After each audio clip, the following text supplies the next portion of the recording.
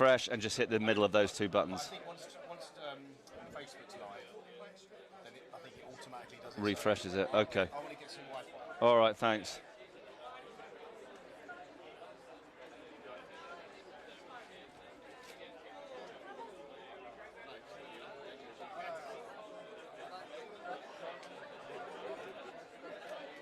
Yeah.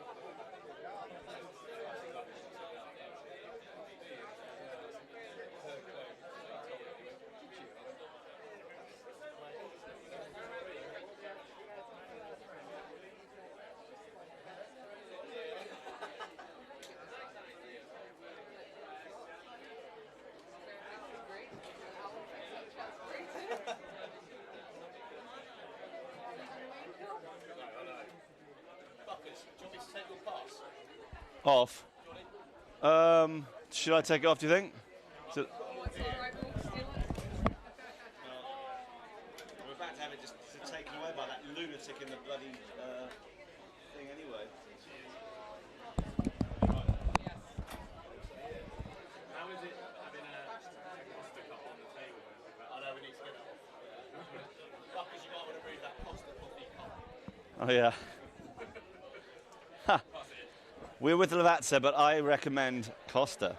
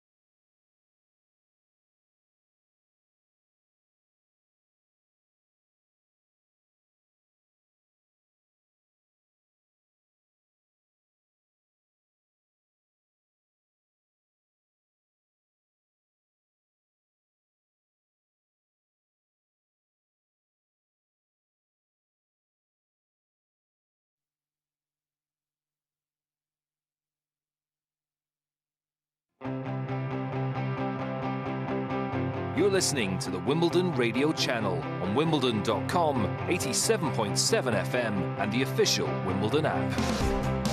Wimbledon 2018 is here, and the Centre Court programme opens with a man whose legendary status has been assured for some time. It's an ace from Roger Federer, arms aloft. A record 8th Wimbledon title. The oldest man in the Open era to win the Wimbledon title, and surely the greatest champion here at Wimbledon. Roger Federer, simply magnificent. Dusan Lajovic is Federer's first test this year.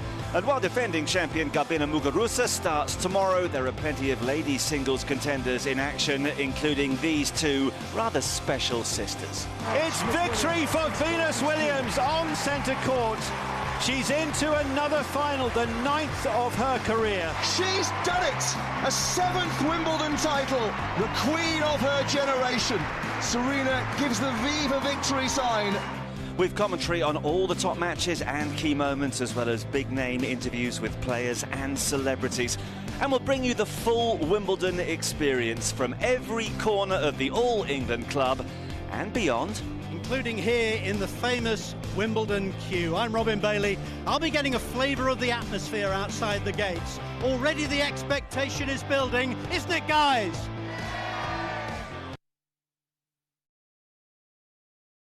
Last year, that was quite incredible.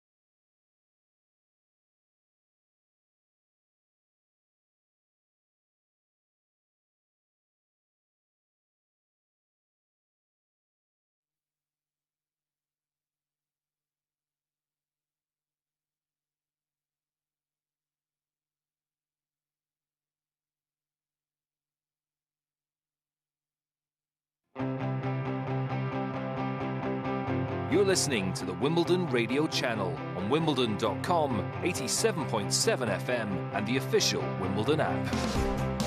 Wimbledon 2018 is here, and the Centre Court programme opens with a man whose legendary status has been assured for some time. It's an ace from Roger Federer, arms aloft. A record 8th Wimbledon title. The oldest man in the Open era to win the Wimbledon title, and surely the greatest champion here at Wimbledon. Roger Federer, simply magnificent. Dusan Lajovic is Federer's first test this year. And while defending champion Gabina Muguruza starts tomorrow, there are plenty of ladies singles contenders in action, including these two rather special sisters. It's victory for Venus Williams on centre court.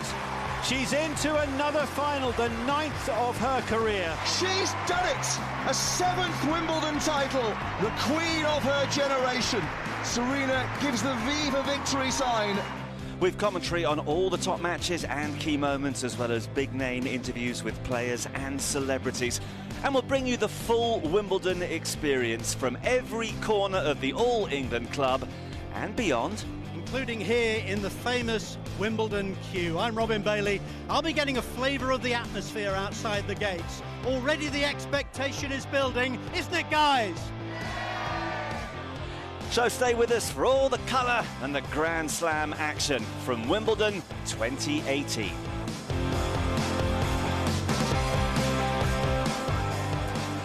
So here we go again. A very good morning, afternoon or evening to you wherever you are in the world. I'm Marcus Buckland, positioned in our Lavazza stand in the queue on the golf course just across the road from the All England Club, where the anticipation, as you'd imagine, is palpable. The weather could not be any better.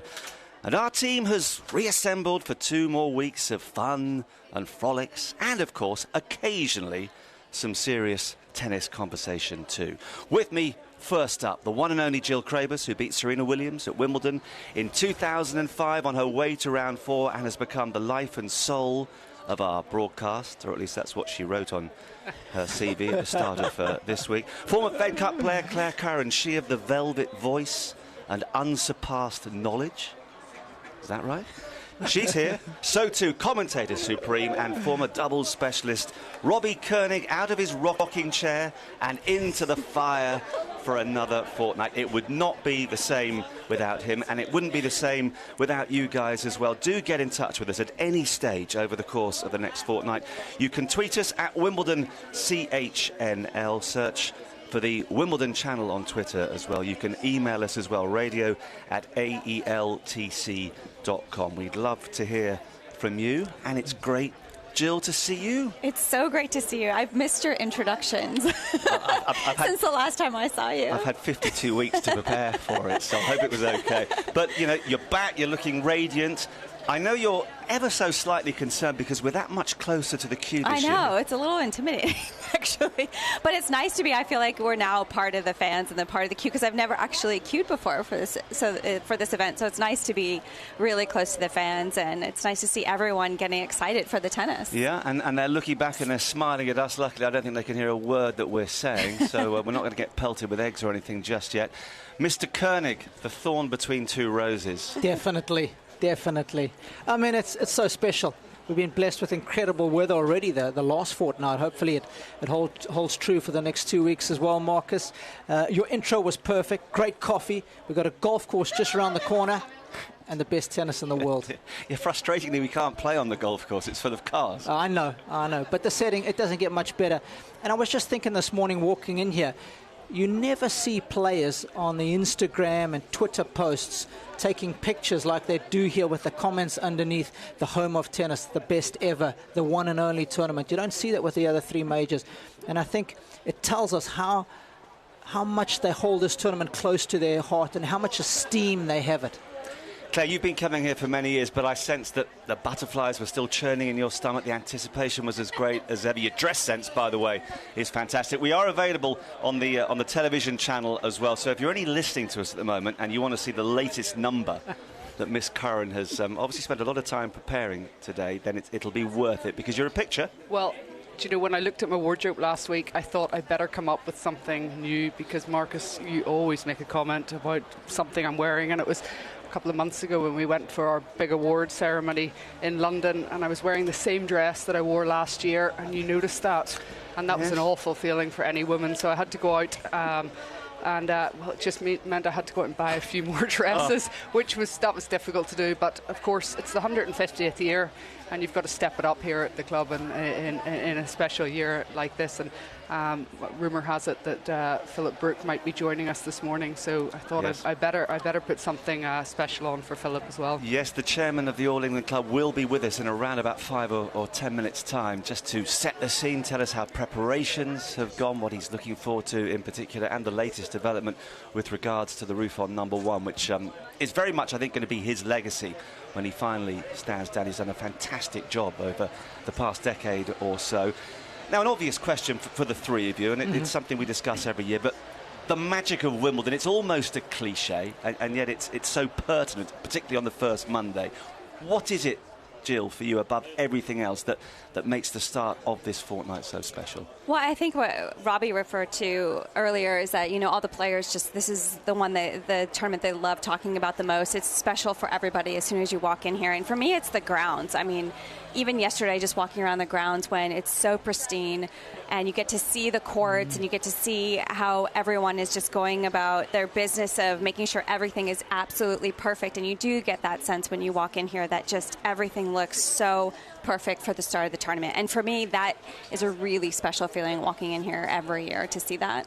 Yeah, that's a good. Actually, this time last week, we were here for some of the qualifying matches, and I went up onto the roof, Robbie, and looked down onto court 18. We had that wonderful view, and it looked as though nobody had trodden on the turf for the best part of 6 months. It was unbelievable, and I certainly felt if I was in charge of that court, I'd suddenly be saying, can we not have any tennis, because it won't look ever as good as that again. I mean, these guys do such an unbelievable job.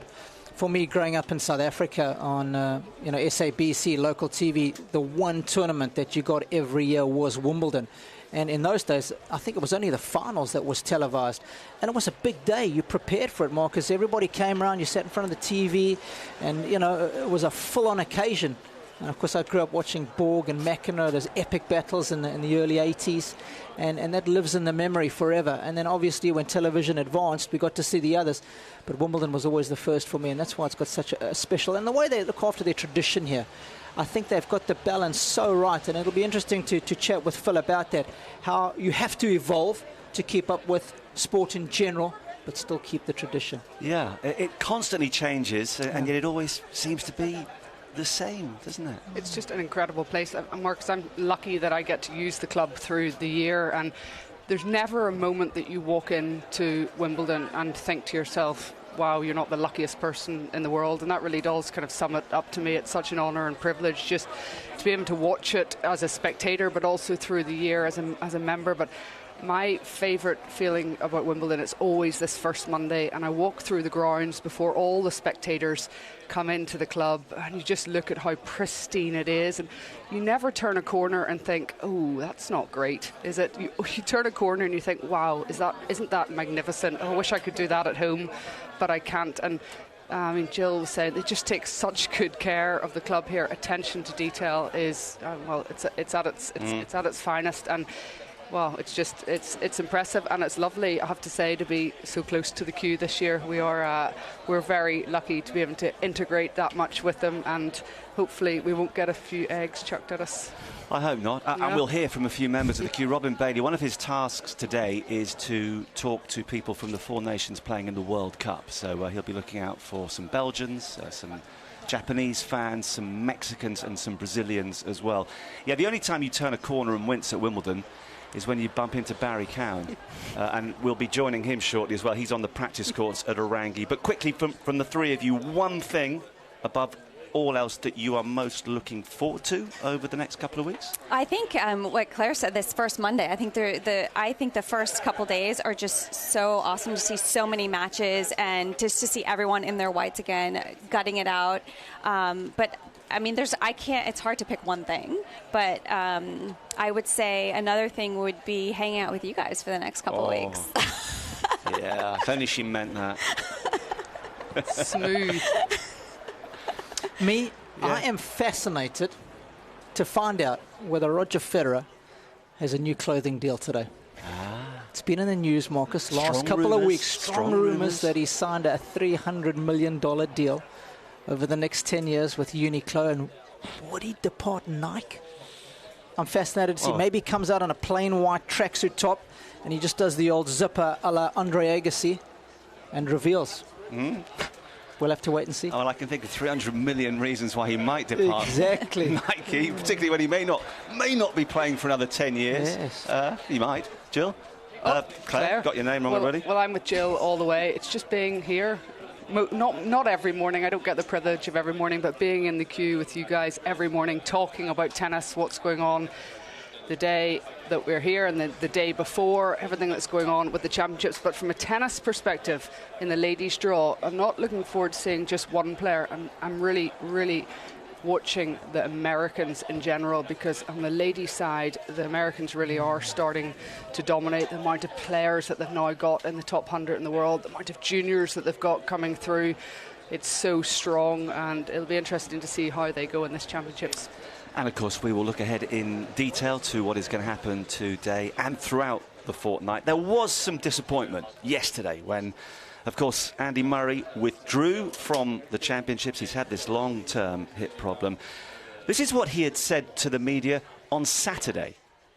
You know, through all of this, like, you know, I have to view it like very much day by day just now, and as, you know, a process. I'm practicing like at a high level and high intensity every day with some of the best players in the world, and that's really positive for me as part of getting back to competing again, you know. So at that stage, we were all not expecting a great deal from the former world and British number one, but we were looking forward to his first round match with Benoit Paire. And then yesterday afternoon on Facebook, he wrote the following: "Hey everyone, it is with a heavy heart that I'm announcing that I'll be withdrawing from Wimbledon this year. I've made significant progress in practice and matches over the last 10 days, but after lengthy discussions with my team, we've decided that playing best of 5-set matches might be a bit too soon in the recovery process. We did everything we could to try to be ready in time. I will start practicing on the hard courts from tomorrow and continuing with my rehab and recovery, and I'm looking forward to the US hard court season. Thanks for all the messages of support, and I'm excited to finally be back playing after so long out." So, Robbie, of course, that's hugely disappointing for everybody, particularly the British fans who've had to wait almost exactly a year to see him in competitive action again. Of course, he performed, you know, in very encouraging fashion against Nick Kyrgios at Queen's. He then went down to Eastbourne, lost to Kyle Edmund, of course. But, you know, do you think he's made the right decision, as frustrating as it is for everybody this morning? I think he has. You know, I commentated on both of those matches, Marcus, and Nick, in all fairness, almost looked like he wanted to lose to Andy. He felt like he was shooting Bambi, didn't want to beat him. Down in Eastbourne, when he played against Kyle, someone who's got some serious firepower, he couldn't get out of the corners quick enough, and it was glaringly obvious. So I just think, rather than, he's probably thinking, at best I can win 2 or 3 matches here. Is 2 or 3 matches worth it, when I'd rather be 100% sure, wait another month, maybe 6 weeks, and then come in 100% prepared. Don't think short term. And he's very good at, you know, assessing his body and thinking long term. And it's not worth the risk for 2 or 3 matches here at Wimbledon. As much as he'd love to play, as much as we'd love to see him play, I think he's made the right decision. And he knows his body better than anybody else. And especially when you've been out for a long time, you know, if 2 or 3 weeks can make the difference for you, why jump in too soon? Yeah, he went on to say last night, Claire, that, you know, he's looking to get back to the top of the game for at least the next couple of years. So basing that the next couple of weeks, it has to make sense, doesn't it? Well, he has to think about the long term. But I went out actually on Saturday and I watched his practice against Diego Schwartzman. It was played at such a high level, but Robbie, what you were saying about Andy not being able to get out of the corners, that was glaringly obvious in that practice. And actually, I myself had a hip surgery a long time ago, and every time I see him limping or getting out of a corner and having that, it's that slight split second where he just doesn't have the strength. I can really identify with it because it was a problem that I dealt with at the start of my career and really made me go into only being a doubles player. And we saw it last year at Wimbledon. Whenever on the court, there was one particular point when he was just sitting at the change of ends and he was shaking his legs, and I identified with that, and I think that he's made the right choice. But how difficult that must have been for him, because everything, his heart would have said he wants to play. And he would have had a lot of help with that choice. On the court was Jamie Delgado, Shane Anoon, his physio, and also Matt Little, his long-time physical trainer. So I'm sure they would have helped make that decision for him. And ultimately, it's got to be looking at the long-term future for Andy Murray. And we wish him the very best and hope that we're going to see him here again in 12 months. Temporarily, you're going to be ejected, Claire, and not because you've said anything you shouldn't at this stage, which is a bit of a surprise actually, but because the chairman of the All England Club, Mr. Brooke, has arrived, and we're not going to keep him waiting for long, just while they swap chairs. Jill, I mean, the one thing, grass is considered to be softer on the body, so in that regard it's frustrating for Andy, and those North American hard courts and the searing temperatures, it's not an easy time of the year to come back, is it? No, it's not. I think also the last couple of weeks when he played in Queens and Eastbourne was a little bit of a test for him too, to see how the hip was feeling. And I think, just knowing Claire would have more experience with this, but just knowing other players that have had hip surgery, it's one of the toughest to come back from. And I think the test that he had the last couple of weeks, it was just a huge indication that he wasn't 100%, and why push it just to maybe play for the next couple of weeks? So you maybe feel okay, but then it could be detrimental for maybe the next year, especially since he said he wants to play for a couple of years. It's not what Robbie said, it's not worth it to risk it just for 2 weeks, and then you might be out for even longer afterwards. So it's one of the most difficult decisions to make, but I think obviously he made the right one. His team supported the decision, so it's tough. I think I really wanted to see how he was going to play here, but we'll miss him, but hopefully the hard courts he'll be 100%.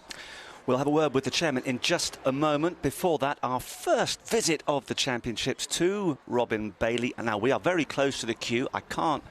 Oh, yeah, I can see him. He's about 5 yards away to my left. Over to you, Robin. Thank you very much. The weather has brought these fans out in great humour, and I tell you what, they've all been camping. They wouldn't be this far ahead in the queue if they hadn't been camping. I haven't got long, guys, so we're going to crack on. First of all, got a couple of guys here from near Munich, well, south of Munich. I've got Christoph and Stefan. Stefan, looking forward to the championships? Yeah, of course. I hope we will perform great. Zverev is your great chance, of course. Yes, of course. I hope he will win. Other side, I think Roger will do it. Oh, right. OK, well, everyone loves Roger, don't they? And Christoph, what about you? You're here for 4 days, I think? For 4 days, I am here. And I think that Zverev win for sure the tournament. Well, I really hope you're right. Listen, you get your place back in the queue. I've got a couple of other people to speak to. First of all, lady with the hat. I've queued in the sun at Wimbledon 2018, it says. We've got Kathy and Joyce. They've come together because you're from Newcastle. That's right.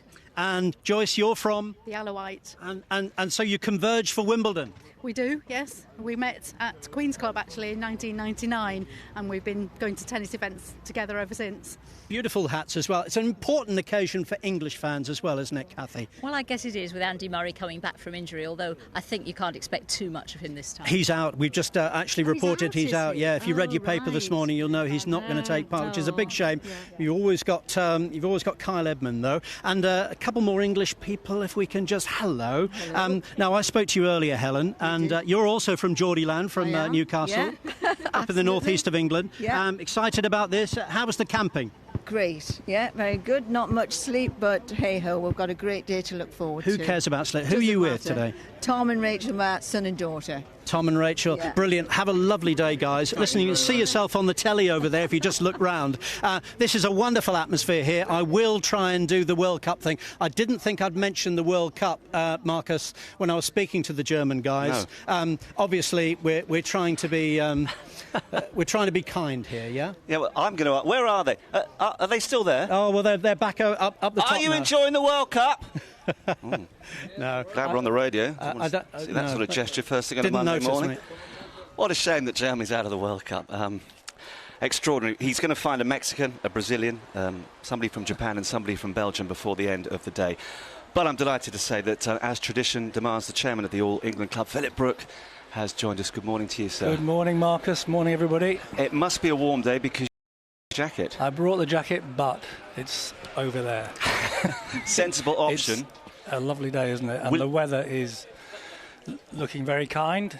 Certainly the first week, you never know in Britain with our weather what might change, but fingers crossed, looks very good for the first 7 days or so, and even into next week as well. Yeah, so that's going to be a huge relief for the Absolutely. scheduling committee, etc., Absolutely. etc. Will you have to wear your jacket in the Royal Box? Yes. Is there a rule? Yes, but the good news is that when we built the roof on Centre Court, people thought it was to protect play in the event of rain. Actually, it has proved to be a very valuable source of shade in hot weather, not just for the people in the Royal Box, but actually for spectators both at the north and the south end of the ground. Just pull the roof over a little bit, obviously keep the court in the sunshine, but it does make quite a bit of difference if you're watching in high temperature. I'm sure, and I say this to you every year, but I'm so impressed that both you and your wife are there to see, I think, every ball of every match struck. Pretty much. We think it's very important. You know, the players are here, they're on a world stage, and we think we should be there to watch them play. And so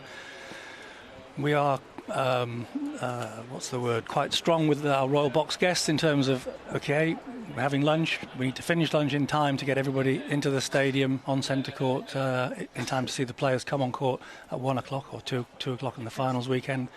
And then the rest of the day, people obviously do come and go a little bit, but we try and ensure that there's a good showing from our guests right throughout the day. And can you give us any exclusives as to some big name guests that we can look forward to seeing this year?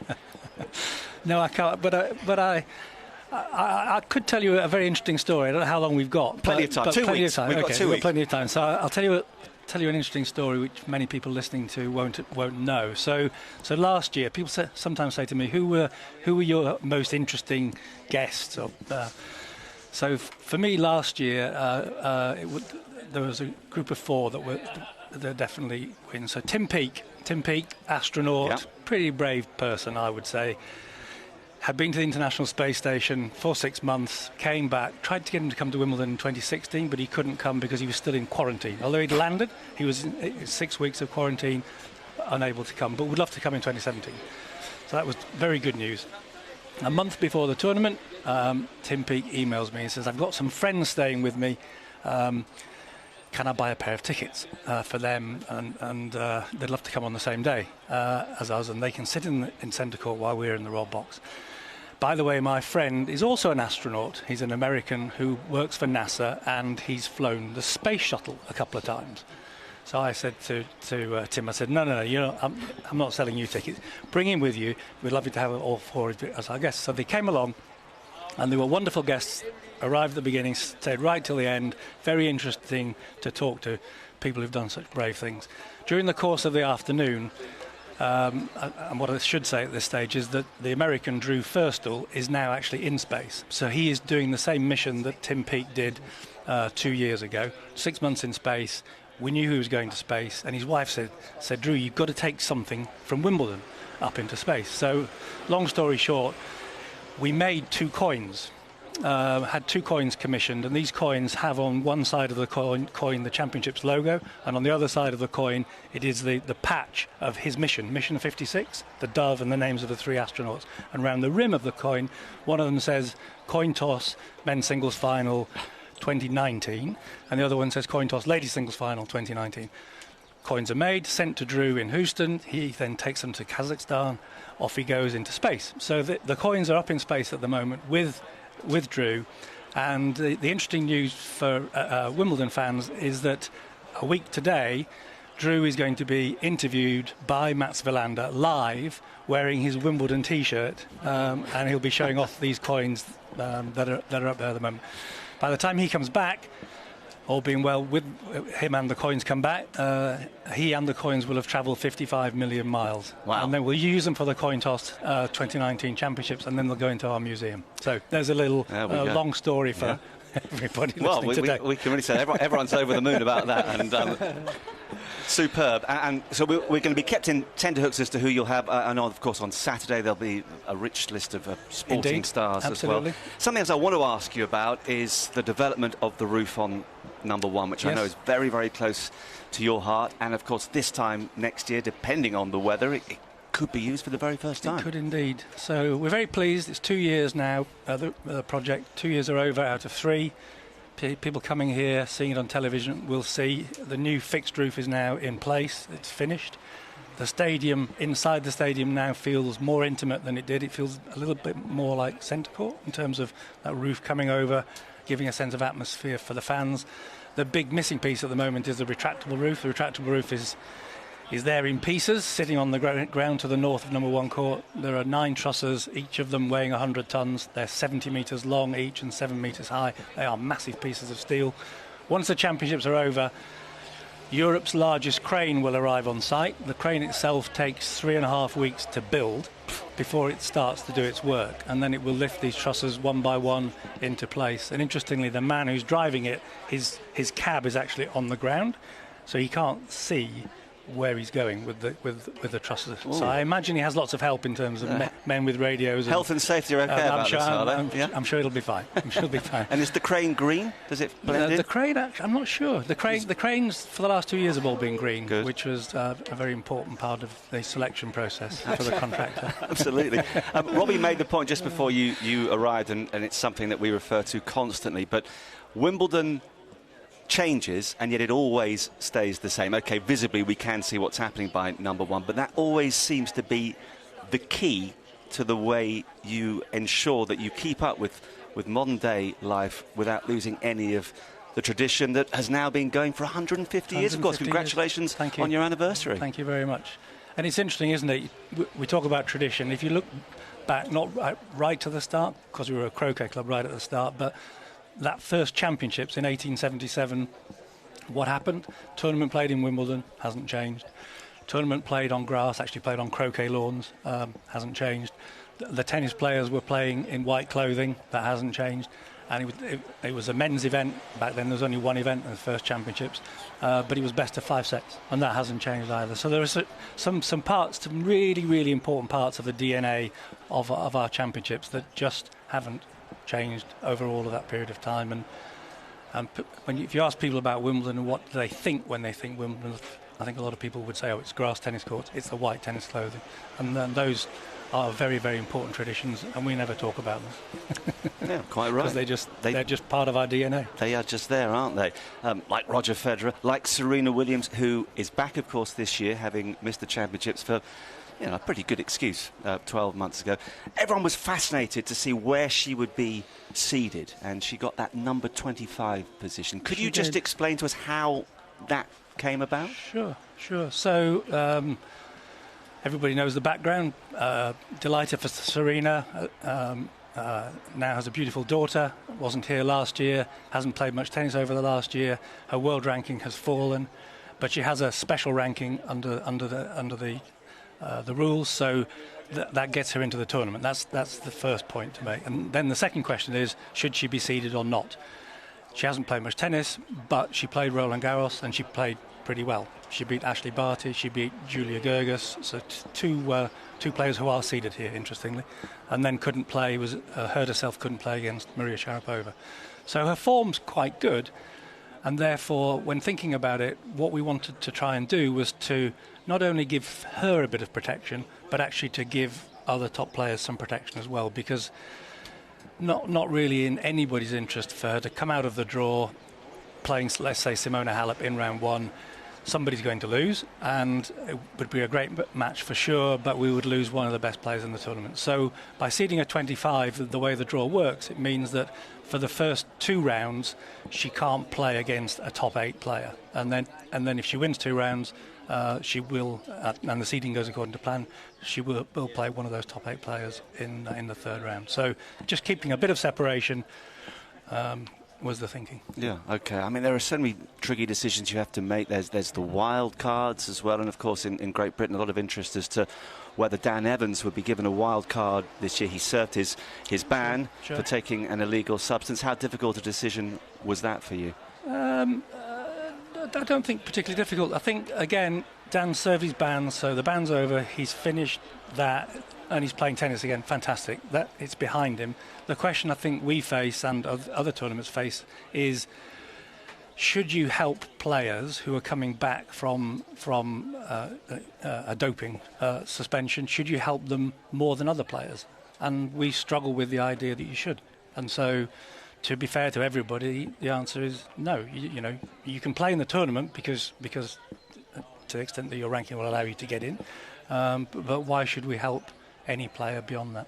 Yeah, that's a very fair summary. Of course, one other British player who sadly isn't here, and we touched on it at the start of the programme, no Andy Murray. At what stage yesterday did you discover that he wasn't going to play? Probably not much. I wasn't really deeply in the conversation, so it wasn't really...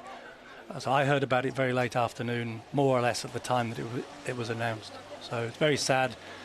I'm sure for him it's the right thing to do. He needs to think not just about Wimbledon, he needs to think about the rest of his career, and the last thing he wants to do is to put his career back by coming here, and if he didn't feel he could compete as well as he would want to over 5 sets every other day potentially, then why risk it? So it's a great shame for everybody, and sorry for all the fans who want to come and see him play, but we wish him all the best with his continued recovery. Yes, and I'm sure that those fans will see the bigger picture as well, and hope that sooner rather than later he gets back to the top of the game, which is what he is talking about. And for you, I mean, every hour of every day is filled with something. What do you most look forward to over the course of the fortnight, Philip? You've got to have the tennis high on your list, haven't you? So my 2 weeks, the things I spend a lot of time on centre court with our Royal Box guests, watching tennis, which is an amazing privilege.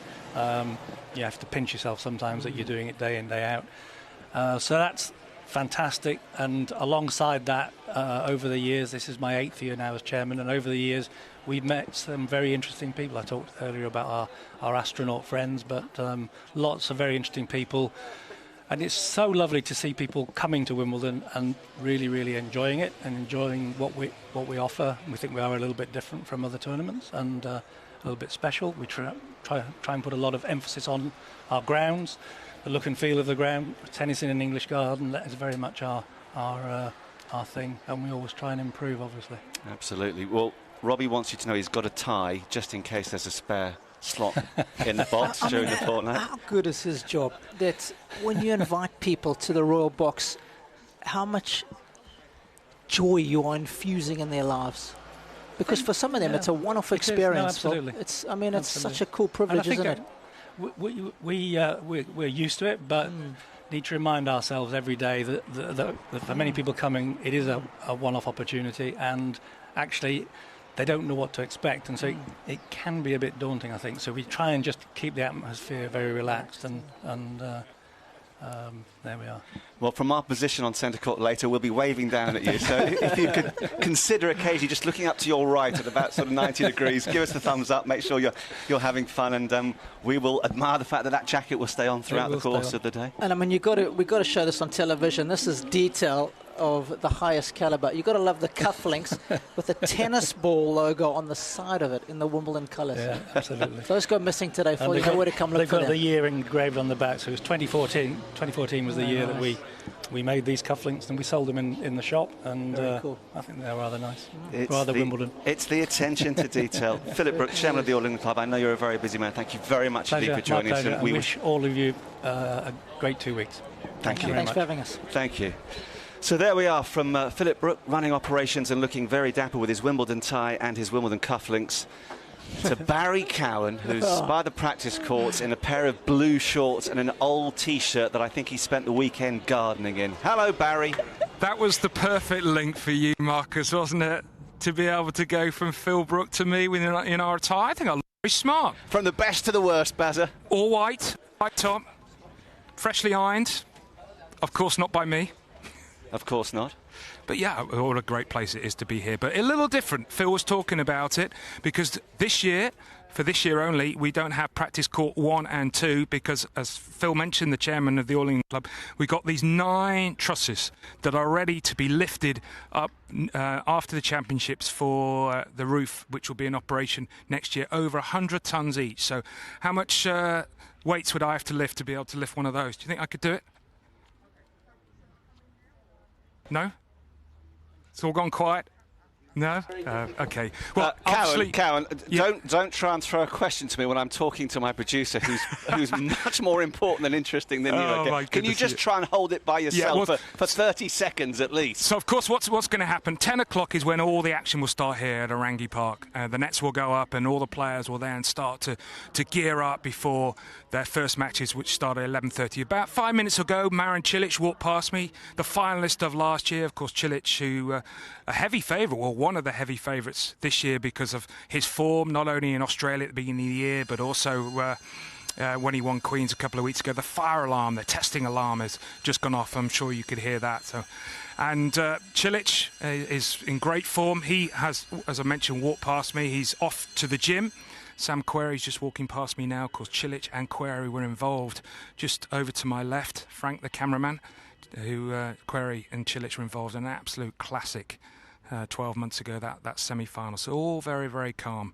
Quite a few of the players and coaches and parents and family there just sitting on the benches, just enjoying the sunshine, which is rather nice. So the forecast for the whole of the week, I think, is around 28, 29 degrees Celsius. So all very tranquil, which is in keeping with the All England Club. Of course, first matches today: Cilic, court 2, Sam Querrey, court 3, Caroline Pliskova, court 12. Certainly interested to see how she fares against Harriet Dart, the British wildcard. Pliskova last year, who was really a strong favourite, a surprise loss to Rybarikova in the early rounds of the championships. The women's draw absolutely wide open.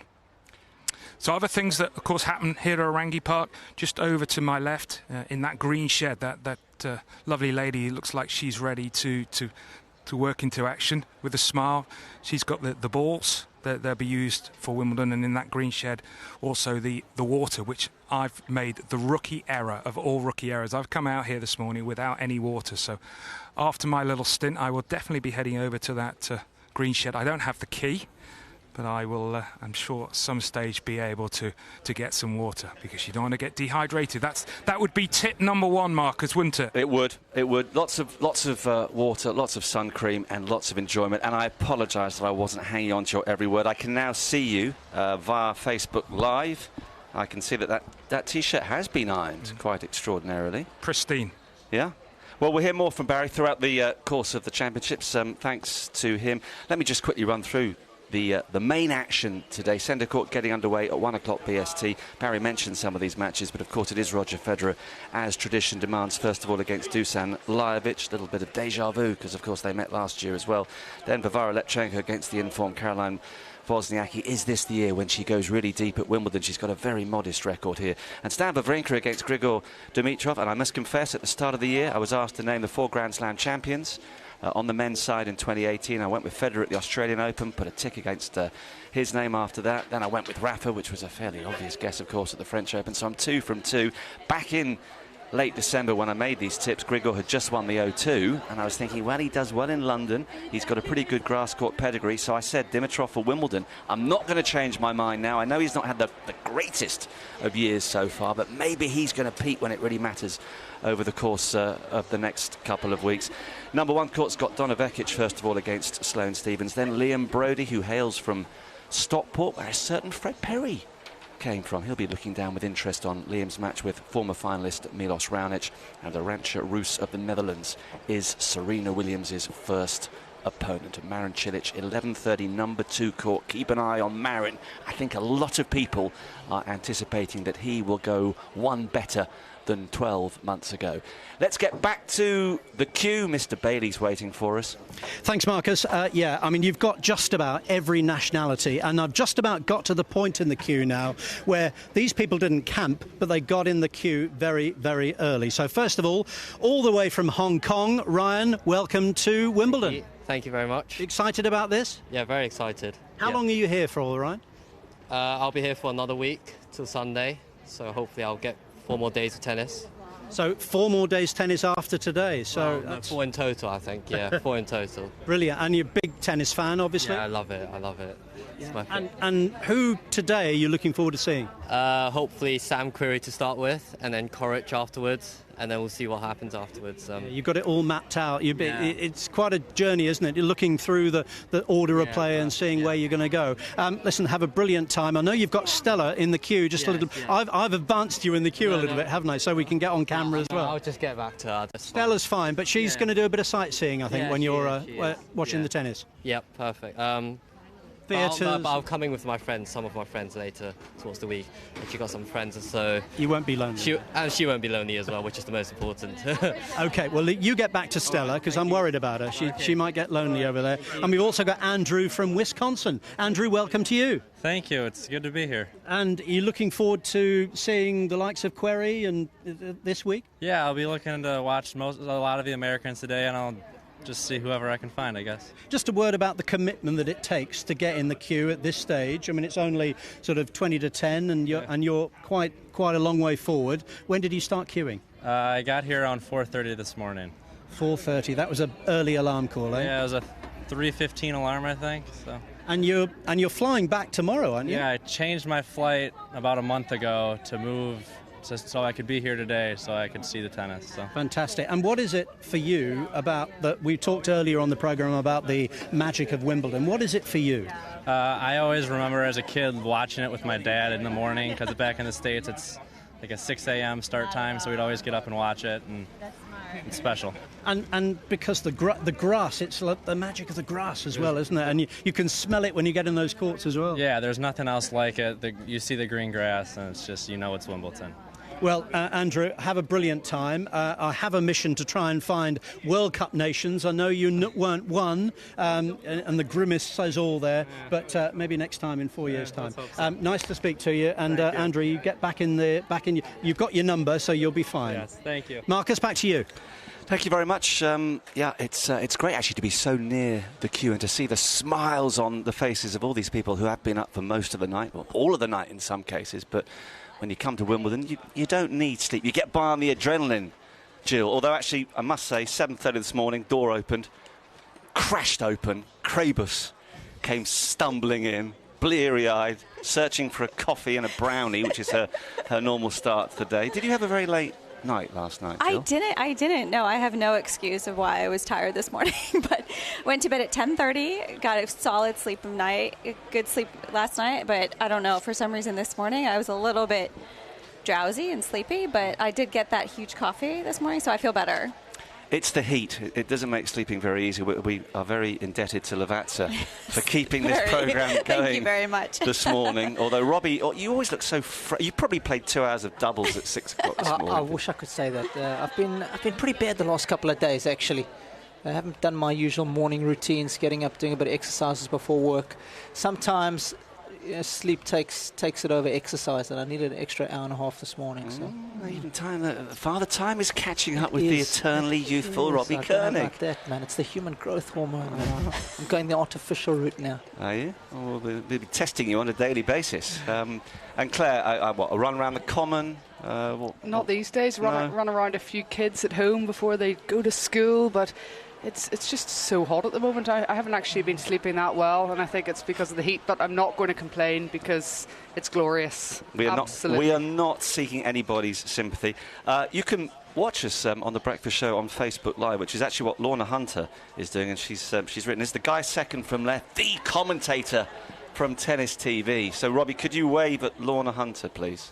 It is the aforementioned Robbie Koenig. Thanks for tuning in. He's here. So, you can watch on Facebook Live. You can listen on Wimbledon.com. Download the official Wimbledon app on iOS, Android or Apple TV. If you're local to the All England Club, 87.7 FM is the place to go. If you're in the United States, we're on Sirius XM satellite radio presented by ESPN. And do please get in touch with us. You can tweet us at Wimbledon CHNL. Search for the Wimbledon channel on Twitter. You can email us as well, radio@aeltc.com. And our social media topic today. First day, well, simply we want your predictions for the men's and the ladies' singles, and we want your reasoning behind it. So who is going to win Wimbledon, both on the men's side and the ladies' side, and why? So get in touch with us at any stage over the course of the next fortnight. We are live on air from 9 o'clock BST until after the close of play. The Centre Court programme will, of course, begin, as tradition also demands, with the defending men's singles champion. It's an ace! It's an ace from Roger Federer, arms aloft. A record 8th Wimbledon title. The oldest man in the Open era to win the Wimbledon title, and surely the greatest champion here at Wimbledon. Roger Federer, simply magnificent. 6-3, 6-1, 6-4. In an hour and 41 minutes, he has demolished the dangerous Marin Cilic. The crowd on their feet, Federer saluting them with his arms aloft.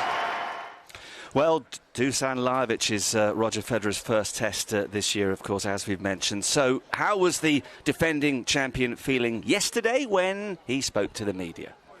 You know, I'm feeling really good. I was tired at the beginning of the week because of the 9 matches I played in 12 days in Stuttgart and Halle. But I think the 3 months did me, again, a world of good, you know, that I didn't play during the clay court season. We had a great time. Vacation, family time, practice, fitness, tennis, everything worked very well. And then this week was very much for me just to recover and come in fresh for tomorrow. So I think tomorrow is a very important match for me. I'm happy that in practice everything's going well. You know, I'm hitting the ball well, so I'm hopeful for tomorrow. As you can hear in the background, Barry Cairns being taken away. One hit from him on the practice courts was enough. Will Roger Federer be here for the fortnight? Claire Curran is back. She's replaced Mr. Brook.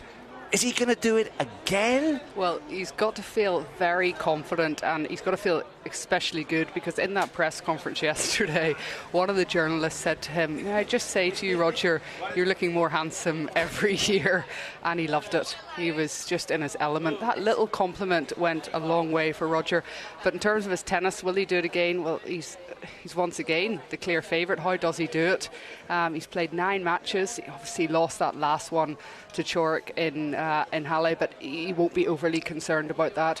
Preparation has just been perfect for him, and he's so used to it now. It's almost like every single year, I'm sure his routine is pretty similar, and that's actually not a bad thing to do, especially with a man who's got 4 children. But I mean, he's moving better than he's ever moved. He's obviously got that experience from all the years behind him, and I think the draw looks pretty favourable for him as well. So he's definitely the one to beat for me. Thousands of messages on Facebook this morning, all basically saying either love you, Roger, go, Roger, hello to Sultan, hello to Shota, hello to Matali Joshi. They're all massive Federer fans. Do you think the defeat against Coric, Robbie, in that final, I mean, Claire mentioned it, said it shouldn't make much difference, but he had set points in the first set. We've become so accustomed to him winning Halle before going on to win here. Might that have any significance at all? I think for us looking into it, we might overanalyze it, but I think for Roger, no. I think the fact that he's got so many matches in under his belt, who knows how he was feeling in that final. I was surprised how well Coric played, so I think you've got to give him a lot of credit as well, Marcus. But I was just looking through Federer's playing history. I don't think he's ever come into Wimbledon with this many matches under his belt.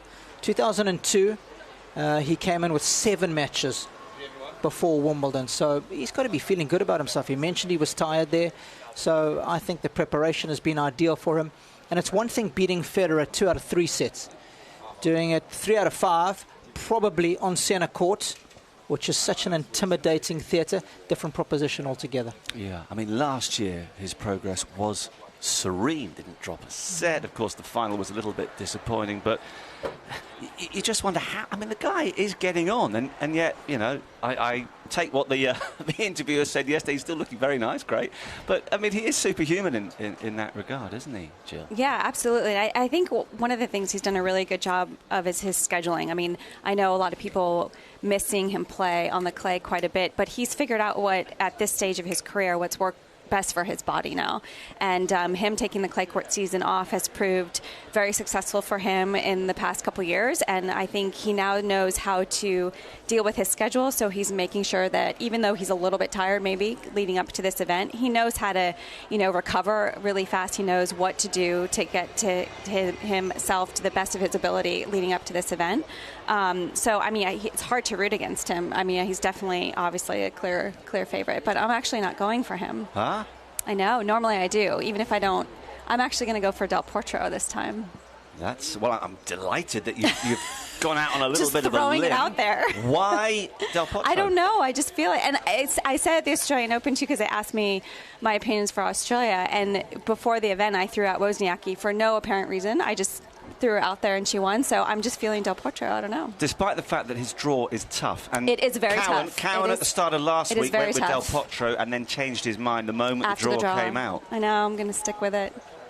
I'm sticking with it. I know. I was looking at the draw. It's very difficult.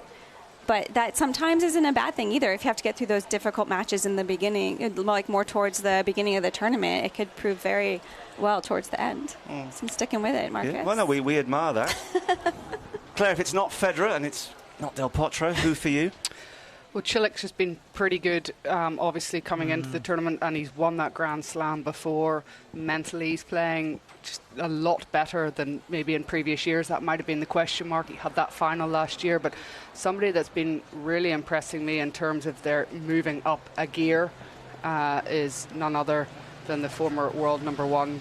And can you tell me his name, because I'm absolutely blanking? Novak Djokovic, I'm assuming you're talking about, or Rafael Nadal. No, Djokovic is. I watched him practice as well on Saturday, and he is hitting the ball so well. Hang on, let me just get this right. Forget Novak let me just Djokovic. get this right. Jill Krabus is backing somebody she has no idea why, and Claire Curran's backing someone but can't even remember his name.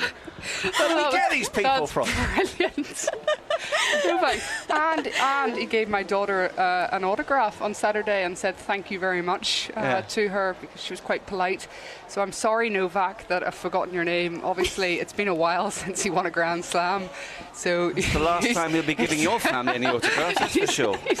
He's going to have to win a Grand Slam so I can remember his name in the future. Terrible, but he's playing well. One to watch. Yeah, okay, and then we'll try and remember his name for the next few days if you could. Hello to Mark Forster, who I know is a regular listener. Lovely to hear from you. And he is going, interestingly, for a man who he says has got huge power, all the shots, the arrogance, talent, childish and immature. Who are we talking about? NK Rising. NK Rising. Nick Kyrgios. I mean, listen, he has definitely got the game, but has he got the mind to get through 7 matches in 2 weeks, Robbie? Oh, man, I'm such a big fan of his. I know he polarizes opinion, but I don't think he has. I think the body as well, it's shown last couple of years as well that it's breaking down. So if it's breaking down 2 out of 3 sets, how's he going to do it for 2 weeks, 3 out of 5 sets? That's my biggest concern, but I would certainly pay money to watch that guy play every day of the week. Something's going to happen. Yeah. Might be the tennis that's great, or it might be something else, but he's box office for me. He certainly is. So Mark Forster going for Kyrgios, and he's going for Serena Williams, as ladies champion says. Obviously, just got too much power for the grass and the killer instinct. Well, as we know, Serena is the 25th seed here. Gave birth to her first child on September the 1st last year, an event which she says has definitely not affected her will to win.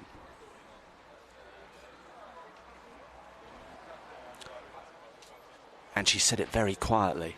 It was hilarious. I was in the hospital and I said something about Olympia playing, and I was like, not if I'm still playing, I'm going to win. It was totally ridiculous. I was still on medication, but I don't think I ever actually lost that competitive side. And in fact, I feel like it's stronger because I've been through so much, and I put so much on the back burner. I feel like even more so, I'm even more competitive.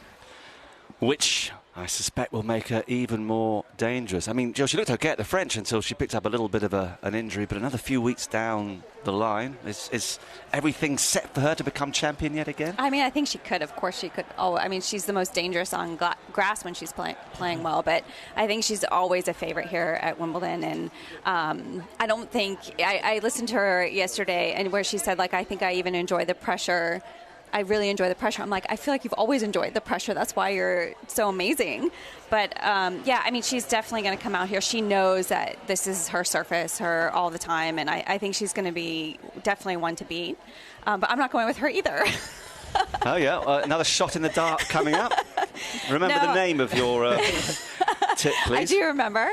I've got a sneaky feeling it's the same person I'm thinking of. I don't know why, but well, I just have. I don't just have one either. That's the problem. I know you're going to make me choose one. But I think the indication for me is going to be the first few days. I have to see some of these players play their first rounds. But yes. Kvitova would be one. That's mine. That's yours. Okay. Mm-hmm. And then I also think if the type of games that they play, if they're playing well and mentally, if they can sustain it, is either Sloane or Madison Keys. Sloane Stevens or Madison. Well, the Americans are definitely coming, aren't they? Yep. Yeah. I'm worried to ask Claire, but I was just thinking the good news is that Serena hasn't won a slam for a couple of years. Remember her name. Well done. That's great. So I've put it into 3 columns this year. Pretty simple. This time last year, I had a list of about 20 players, and it was all a little bit discombobulated. So this year, I put it into 3 columns. Okay. So my top 3 who are my top 3 players? They are Halep. I thought she'd forgotten again. Yeah. No, Kvitova. Definitely Kvitova is in there. Halep and Kvitova, my top 3. And then I've got a couple of outsiders. We don't need to talk about them. And then I've got this column, the Americans. Okay, because as Jill has said, the Americans are coming, and they're all in the bottom half of the draw. And it's very difficult to say who's going to come through that bottom half of the draw. Will it be Venus? Will it be Serena? Will it be Madison? Will it be Sloane? And there's also Coco in there as well. They're all in the bottom half, and I just think one of those 5 is going to come through and play Kvitova in the final.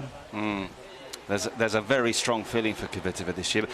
Am I right in thinking if it's very hot, though, she's not quite as comfortable, and it looks like we could have a record-breaking temperature, certainly this week, which might not play to her advantage. Yeah, I mean, I think that might be a factor. I just know at the U.S. Open, watching her, when it's that really hot, humid heat, she can sometimes struggle quite a bit. And so right now it feels a little bit drier, but it's still really, really hot, and that does affect her a little bit. The good thing is she's very good on the grass with keeping the points relatively short. So if she can do that, and if she gets that first strike on the ball, then I think she'll be okay. But she doesn't like being favoured. And even in the press conferences, she's been talking it down a lot, and just she doesn't like the pressure going in of that. And obviously, because she's won it twice, everybody's going to be saying that Kvitova's definitely one of the favourites, and she won Birmingham. So it's going to be a question as well as how she deals with that tag on her back. Yeah, well, I hope she's not listening to us. Actually, I hope she is listening to us right now. Petra, if you are, delighted to have your company. Stay cool. Stay calm. Just because you're the red-hot favourite doesn't mean you should be feeling any extra pressure. Another player we have to mention is Caroline Wozniacki, who comes here off the back, of course, of that tournament success in Eastbourne. I think I got some great matches in. I got a lot of tough competition, and it was a fun week, and I played a lot of different types of players, which was great. Hopefully can get me top tune for this week. Justine Van Dam, who is watching the show on Facebook Live, is going with Caroline. I mean, she's got a very modest record here, and obviously she had to play a lot of tennis last week to become champion in Eastbourne, but then again, her confidence is going to be sky high, isn't it? Well, it is sky high, and last week, that's one of the difficulties with Eastbourne just before, that she comes here playing a final on Saturday, and she talked about playing a variety of different oppositions, game styles, but in today's match against Lipchenko, that is one of the most unorthodox game styles that you'll see. She's a lefty, she plays a lot of chip. You really don't know what's coming next for her, but she hasn't ever got past the 4th round. She was answered a question yesterday as, why do you think you haven't got past the 4th round here at Wimbledon? And she simply said, well, the person that I played on that particular day just played better than me, and she'll just take match by match, but she's definitely got to feel confident. That Australian Open off her back will feel amazing. She looks so relaxed. She's been here in London for quite a few weeks preparing, so she'll definitely go in and believe that she can beat anybody. I think her nerves are going to be a bit frazzled, though. Apparently she was tweeting massively last night. Denmark, her beloved Denmark, playing against Croatia in the World Cup and losing on penalties in the end, despite the heroics of Schmeichel in goal. So she'd have stayed up quite late watching that. She's got to put that disappointment to one side. And actually, I asked you this morning when you barged into the room, pushing everybody out of the way, saying, "Coffee now." I said, Lepchenko, what chance? And I don't think you think she's going to win, but as Claire hinted, it's not going to be an easy start for Caroline, it's not going to be easy. I mean, I think Wozniacki will come through there, but as Claire mentioned, Lepchenko is a very tricky opponent. She's got lefty, but that does tend to go into Wozniacki's backhand side, which is her favorite side, so I don't think she'll struggle with that too much. But with Lepchenko, she has just very unorthodox strokes, and it always is difficult to tell where she's going to hit the ball, and she moves pretty well. But I still think Wozniacki will come through. But something Claire mentioned about having those matches before, winning Eastbourne, I actually think Wozniacki likes that, because she's the type of player that just thrives on match after match after match, and she's one of the fittest out there, so that's not going to bother her at all. And previously at the U.S. Open, when she's done well at the U.S. Open, where she got to the finals, she won New Haven the week before, and she's done that a couple times at the U.S. Open. I think that's going to help her a little bit here. OK, let's nip back quickly to the practice courts at Orangi. Barry Cowan has a guest alongside him. Yeah, thank you, Mark. A very, very happy but busy guest. I am alongside me Boris Sobkin, who is coach of Yevgeny Donskoy and Mikhail Yuzny, who both played today. But Boris, we've got to start with the big news from yesterday. That smile on your face says it all. Russia, quarterfinals of the World Cup, first time since 1970. Yes, first of all, Russia is first time, because in 1970 it was Soviet Union still. So, of course, we are very happy. Everybody is happy. I think we were lucky yesterday, let's be honest, but they did everything to be lucky, honestly. So, I think they deserve it. What's happened? Because we heard in the English media before the tournament that this was the worst Russian team that there's ever been. This was the worst host nation that there's ever been. And now you may be thinking this could be the impossible. I tell you, everybody in Russia, Russian media, everybody said that is the worst team forever, the worst coach forever. But they did, honestly, right job. They gave a lot of intensive practice before, and they were not fresh when they played friendly matches. And now they are in good shape, they are running, so that means that coach were smart. You know the coach? Yes, I know. We are good friends of him, since a long time when he was in Spartak coach. So I'm happy for him also, Well, we must focus on the tennis, because that's what we're all here for. And you've been working with Mikhail Yuzny now for 25 years. Incredible. But also Yevgeny Donskoy. Both your charges play today. So what are their chances? Donskoy plays Kohlschreiber and Mikhail plays Karlovic. I tell you, they both have tough draw. Donskoy play against Philip Kohlschreiber. Philip plays really good on grass. I watched him a little bit in Stuttgart. I saw him in Halle, so it will be not easy match for Yevgeny. Misha plays against Karlovic. Last year he beat him on grass in Halle, but it's against Karlovic is always lottery, Nobody likes to play against him, but what we have to do, we have to play. And Misha beat him many times, Misha lost to him many times, so we'll see. Well, Misha's got a great grass court history. He's also got a good record here at Wimbledon, a former quarterfinalist. You say it was a lottery. Penalty shootout's a lottery. So maybe it's like the Russian goalkeeper facing me, and Karlovic's serve will be for Mikhail Yuzny. So maybe he can give you tips. Maybe. Actually, Misha knows him, because Misha is fan of CSKA club where he's playing, so maybe. But honestly, I don't see too much connection between this. Boris, I won't keep you any longer, because I know your guys are practicing. Really appreciate talking to you. It's good to see you again. Keep that smile, and long may Russia keep winning. I'm trying to keep smile, but it won't be easy. Thank you. Top man. Yeah, not easy smiling when you're talking to Cowan, is it? But amazing what the Russians are doing, and quite extraordinary that Boris Sobkin has been with Mikhail Yuzny for 25 years. That just doesn't happen, but clearly it's a relationship that has worked and continues to work. Let's head back out to the queue and Robin Bailey. Thank you, Marcus. Yeah, it's a lovely atmosphere out here. The sun is shining. Everyone's worried about sunscreen and the fact they haven't got their hat, and it's something that I'm going to have to think about very, very soon. If you are watching on telly, you can see that the queue is moving really, really quickly now. So I pulled these people out. We're going to have a bit of an American love-in. We'll do that with Jill Crabass, obviously, every year, but not with you two, Erica and Matt. Welcome to Wimbledon. Welcome to London. Oh, thank you very much. Thank you. And you are aficionados of Grand Slams, it seems. You live very near the US Open. Yeah, we've actually gone for the last 21 years, so we figured it's time 21 years? 21 years. I know I'm a little bit older than that. But we figured it's time to try out Wimbledon. Last year was Roland Garros, and we knew this would be even better. And Matt, this is your first time, isn't it? It is my first time. It's also my first time in London, so really, I was really excited to kind of use that opportunity to come to Wimbledon. You got time to do some sightseeing as well, do you reckon? Yeah, a little bit. Yesterday not yesterday, 2 days ago we went and saw, we were at Westminster, but, and then yesterday we were out in Oxford, so we just got to see the beautiful nature out there. Yeah, and you've had lovely weather for it as well. Now, you were saying earlier, Erica, that this is, you've grown up with this, with tennis Grand Slams, really. You say you've been to 3. How does this compare to the US Open? Everybody here is beautifully dressed, so that's the first. All in white is really cool to see.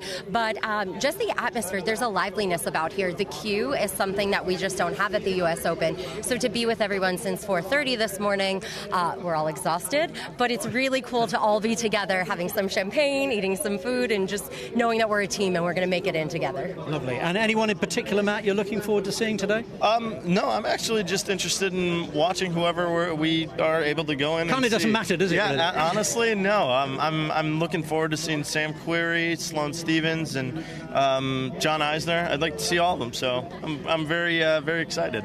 Well, look, you two, I've held you back. You go ahead, and I just want to talk to this my friend here. Thank you very much, Erica and Matt. They are from New York and from Washington D.C. We have Rob. Yes. Welcome, Rob. And you were pointed out to me as someone who has played against some of the top players as a junior. Yeah, despite my fiance, despite telling her not to do that, she blurted out, yeah, I played some of these guys back probably 10, 15 years ago. And what was it like? What is the system like in America, when you're growing up? Is it very intense? Very intense. USTA tournaments, traveling every weekend. Played some of them down in Texas, out in California. So you're 27 now. 27. What happened, Rob?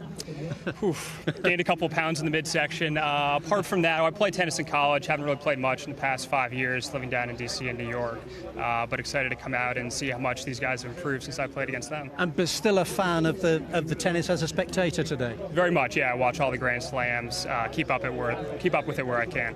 And anyone for you? You want to go and see, catch up with some old mates? Yeah, Dennis Kudla, Court 18. I'll probably go and see Ryan Harrison a little bit later today.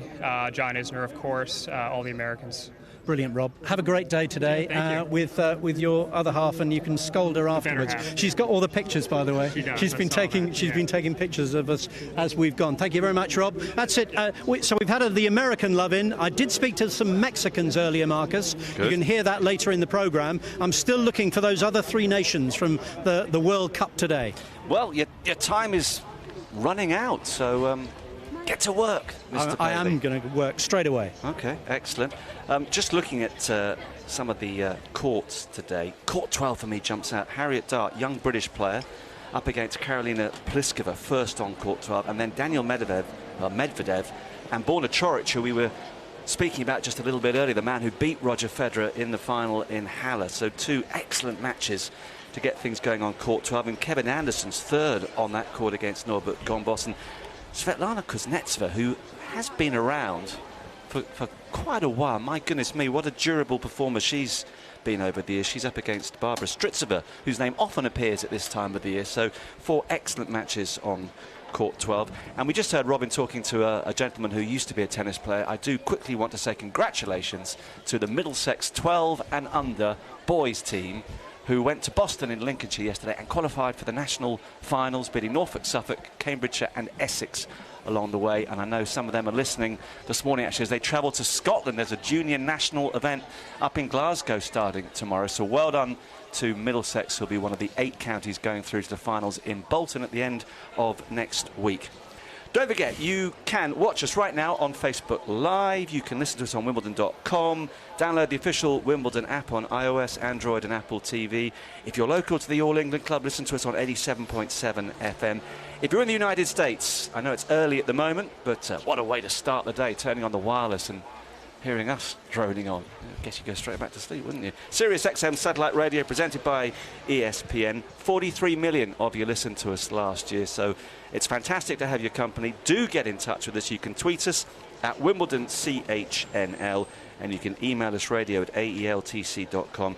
And our simple question today, our social media topic, who are you predicting to become the men's and ladies singles champion at the end of next week? And your reasoning for that as well, please.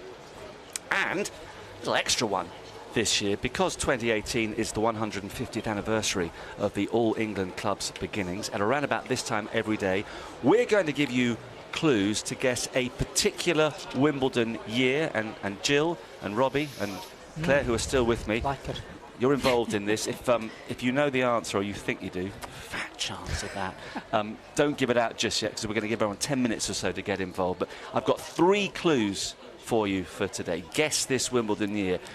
Clue number 1, Sergei Stakhovsky starred in round 2. Clue 2, Kyle Edmund competed at Wimbledon for the first time. And clue 3, neither of the ladies' singles finalists had previously been a Grand Slam champion. So, panel, put your thinking caps on. I reckon clue 1 is perhaps the easiest of those 3. Tweet us your answer, please, at Wimbledon CHNL, and we will reveal the answer in about 10 minutes or so. If I didn't have the answer in front of me, I would be torn between 2 years, but we'll see. No looking, by the way. Robbie, can't go back onto your friend Mr. Google. Why would you? It's just an insult to your intelligence by doing that, isn't it? Anybody who does that. But they do. I would never cheat. It's just, how do you live with yourself, your conscience? Quite easily if you look clever afterwards. Rafael Nadal is the world number 1 once again, but the second seed here, and the Spaniard is very much looking forward to playing on these grass courts, irrespective of his ranking. Yeah, I'm feeling good. I, of course, excited to be here in Wimbledon again. It's a very special event, of course. I always love it to be around here. For me, have been always a special thing. And yeah, it was not positive for me, of course, to not play Queens. I was sad to don't have the chance to be there, but on the other hand, I didn't go there because I played a lot on clay, so I was very happy. That's how it works. I am not 20 anymore. Yeah, Father Time, well, not exactly catching up with Rafa, because he looked as awesome as ever on the clay courts in Paris to win his 11th French Open title. But there's always a question mark alongside his name at this time of the year. How fit will he be? That said, 12 months ago, I thought up until the moment he lost that epic match to Gilles Muller, he was looking as sharp as anybody at these championships. Robbie, would you agree with that? Not as sharp as he's looking this year. Last year, perhaps. But I think, and Marcus, you'll be well aware of this, the fact that he didn't play Indian Wells in Miami this year, post-Australian Open, I think that's done him a huge favour. Struggling with a couple of injuries, and I think that sabbatical that he took, I've never seen him come into the clay court season looking as fresh and as full of running as he did this year. He's cruised through the clay court season, and I think he's got a lot of energy left in the tank for a good assault. I tell you what, he's very much in the mix for me. He's in the second or third bracket of guys. Cilic is probably my pick. Federer's right up there. And then Djokovic, Nadal, very much in the mix this year. Del Potro. Yeah. Dimitrov. No, I don't think so. Ernest Gulbis.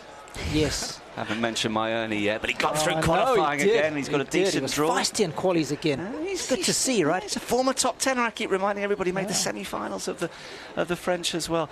I mean, Rafa, the subplot, of course, because he's picked up another French Open title, he's still hot on the heels of Roger Federer in terms of most Grand Slams ever. That's the thing that keeps both of them going in many ways, Claire, isn't it? Do you think it actually is the thing that keeps both of them going? I kind of think it must be. It has to be. Somewhere deep down, one of them, they just can't just relax and enjoy all their success and all their money and just sit in their yachts and just relax. They can't do that.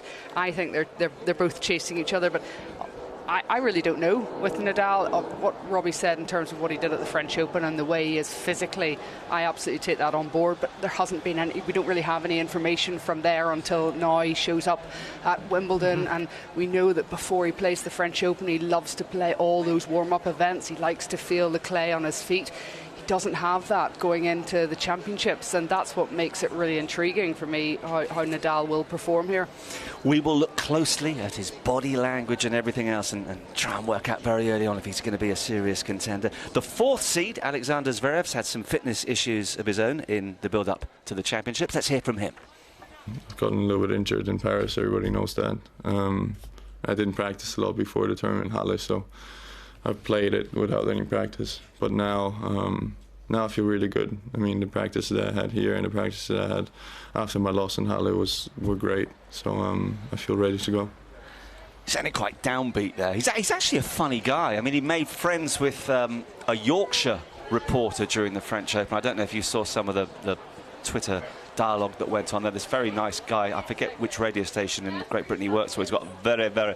I'm not even going to... I'll try and do a Yorkshire accent. He speaks a bit like this. It's a fantastic dialect, and Zverev, who normally sounds downbeat, loved it and tried to impersonate it, and always insisted that the first question after his latest victory would come from this guy from Yorkshire. And he's actually got a very dry sense of humour, but you wouldn't necessarily gauge it from the 15 seconds or so we heard from him just then, Jill, No, not right there. But yeah, I spoke to him a couple of times in Indian Wells too, and he was actually pretty funny. But when it comes to there talking about his tennis, he was pretty serious, because I think he looks pretty focused here leading into this event, and he's definitely got the game to win a Grand Slam. I think there's no doubt in my mind that he'll eventually win a Grand Slam at some point, even though he probably hasn't performed as well as he would have liked to perform up to this stage in the Slams, but I think he can definitely do it, and I think this surface would be awesome for him.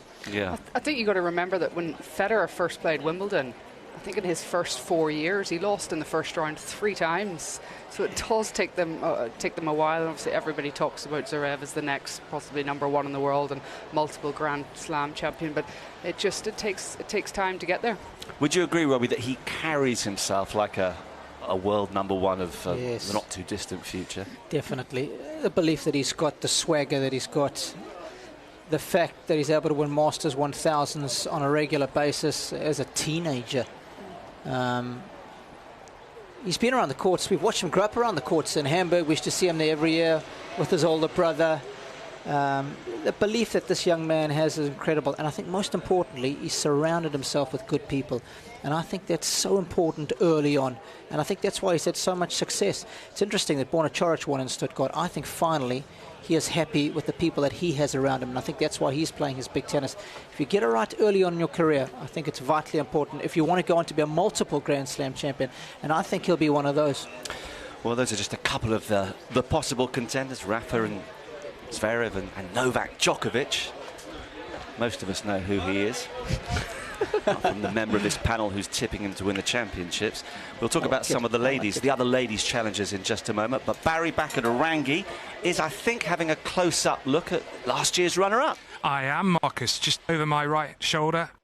Practice court 6 and 7. Yes, Marin Cilic warming up with one of his coaching team, who's a left-hander, which is absolutely right, given the fact he's playing the Japanese player Nishioka, who's a lefty. But Cilic looks a man who means business. As he walked past me about 20 minutes ago, the game face was already on. It's a very serious practice, of course. He comes here with very high expectations, rightly so, given his run last year that was halted by Federer in the final, the brilliant run in the Australian Open, where he reached the final again, losing to Federer, and then Queens, where he was magnificent, being able to win that match, having saving those points against Djokovic. Just interesting to hear, actually, from your panel, Marcus, about Zverev, and we talked about it last week in the podcast. And is it maybe similar lines to Agassi of '92, where everyone was expecting Agassi to storm through, win the US Open or win the French Open, and actually he won his first Grand Slam on his least favourite surface when the pressure was. That could be for Zverev.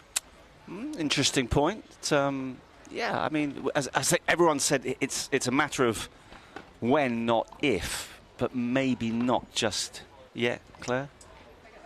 Agassi had already played a final, hadn't he? Lost to Andres Gomez, if I recall, in the final of the French Open, he was clear favourite for that just a couple of kind of years beforehand. But no, I'm not going to agree with Barry in the slightest. Yeah, Zverev's just made his first quarter-final, hasn't he? So he's always struggled at the majors, and I think, Bazza, the only thing that concerns me is his fitness.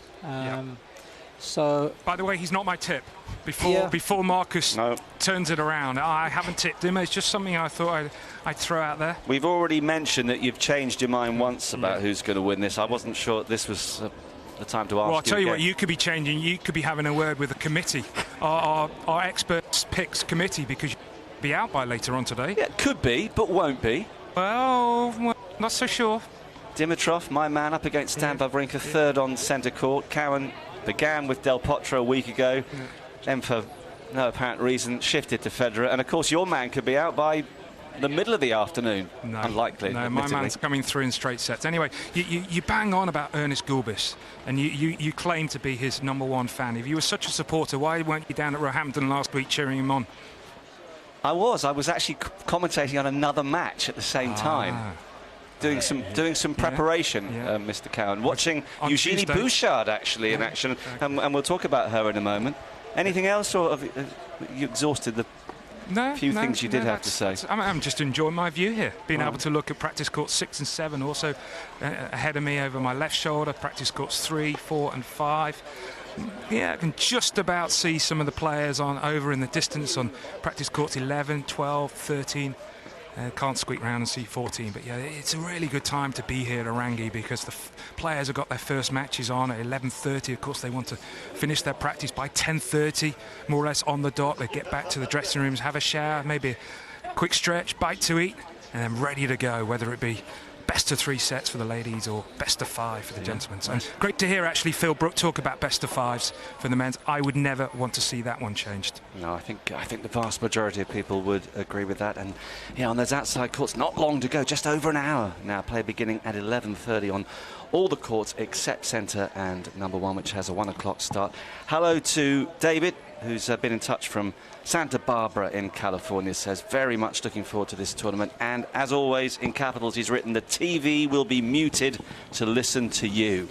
That's what we like to hear, David. So hope we keep you entertained. Do get in touch with us, and thanks to all of you who've been involved in our first 10 o'clock trivia teaser to celebrate the fact that 2018 is the 150th anniversary of the All England Club. So every day I'm going to give you a few clues to guess a particular Wimbledon year. The clues today: #1, Sergei Stakhovsky starred in round 2. Kyle Edmund competed at Wimbledon for the first time, and neither of the ladies' singles finalists had previously been a Grand Slam champion. So Jill Krabus, Robbie Kernick, Claire Curran, are you confident that you've all got the right answer here? Just a quick question first. Kyle Edmund competed in the juniors or the seniors? Be specific, Marcus.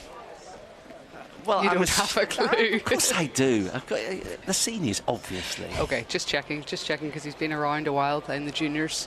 That's a fair question, but I think we'll assume that we're talking about the seniors here. So you obviously haven't got an answer then. I'm going to go with 2014. Mr. K? I'm going to go 1 year earlier. Miss C? I was going to go with 2013 as well. Okay. Well, one's a correct answer, one's an incorrect answer. As far as Stakhovsky is concerned, well, he beat defending champion Roger Federer. He was ranked 116 at the time. He won sets 2 and 3 and 4 to create a seismic shock. Kyle Edmund, well, he went out in the first round against Jerzy Janowicz. So, yeah, definitely it was the seniors we're talking about. And as far as the ladies singles finalists are concerned, Sabina Lisicki was in her first Grand Slam final. She was beaten by Marion Bartley in straight sets. And just an extra clue for those of you out there who still aren't sure, tell you it was either 2013 or 2014. Well, Manchester United have not won the English Premier League since this year, and Blurred Lines was the year's biggest selling single in the UK. Must be 2014 then. It's 2013. 13. So, no, you're wrong. I'm wrong, aren't I? Just question number 3 there. Neither of those ladies had made the final before? Was that the... Bertoli didn't make the final before? I thought she had played in one Wimbledon final. Had been Grand Slam champions before. Right. But I don't think she was in a final before either. I think she was in the final of Wimbledon. Yes, she was. Oh, She was, because that's when she professed right. her love for Pierce Brosnan, the former James Bond, who was there. Wow. That's right. I don't know. That's why I remember that in particular. And they met afterwards, I think. Did they? Yeah, and she admitted to being shaken and stirred after Yes. Nice. that meeting and the fact that she lost the final. Well, thank you everybody for taking part. That will become a regular occurrence, and I shall just, with my unofficial scorecard, give 1 point to Robbie Koenig, 1 point to Jill Krabus, and funnily enough, no points to Claire Curran. Right, here's Garbina Muguruza talking about her mentality arriving at Wimbledon 2018 as the defending champion. Of course, it's a special situation coming back to a Grand Slam that you won last year. You know, you're very emotional and happy. I think I give it less importance right now. I think it's just, it doesn't really matter what happened in 2017. It's just about this year, and I think that's what I had to learn in French Open, and this year it's a different mentality. Yeah, she's got the experience now. She's got a second under her belt, so she knows what to expect as defending champion, which presumably is going to help her quite a lot. Yeah, definitely. In my opinion, I think getting that second one was crucial for her, because the way after she won her first one at the French Open, I think there was all this expectation on her shoulders to perform, and to, you know, everyone's all of a sudden talking about, can she do it again? Is she going to do it at Wimbledon that year? And then she didn't perform very well that year. But the fact that she was able to come back on the grass last year and just play unbelievable tennis, and just knowing that, being able to overcome that after not performing well after her first slam, the way she overcame that emotionally, I think she's obviously had that experience now to know how to deal with that, and to know how to carry herself, and to know that it's a brand new year. I mean, every year is different. Her draw is going to be totally different. That's a big impact as well. But I think it just, the way she sounds too, she sounds like she's able to handle that a lot better. Hello to Indy, by the way, who's tweeted us. Do get in touch throughout the afternoon, particularly when Mary Rose takes over. Plenty of time for all your tweets, etc. Indy actually looking forward to the juicy competition, and she's not just talking about the strawberries. I was asked yesterday, and I just can't remember how many kilos of strawberries are consumed during the fortnight. Actually, if I'd remembered that stat, I'd be a bit worried. But I don't suppose any of you can amaze us by remembering. We did have that as a trivia question last year. Come on, Robbie, you know everything connected with tennis. I saw a tweet about that just the other day. I want to say it was 53,000. Would that be right? It's somewhere in that region. We'll have to double check that. 53,000 seems to ring a bell. Okay, well, let's see how close you are. 53,000 kilos, you reckon? Yeah. Okay, well, hopefully somebody can tell us before we go off air. I know Mr. Garlick, our producer, knows everything, so he'll come back to me with that one. In the meantime, Simona Halep, top seed, French Open winner, of course. How different does she feel coming into Wimbledon as a Grand Slam champion? I didn't expect a big change. Of course, inside of myself, it's a change, because I'm really happy that I was able to break that barrier. So life is the same. Everybody is the same. I'm the same. I have to start again to play tournaments.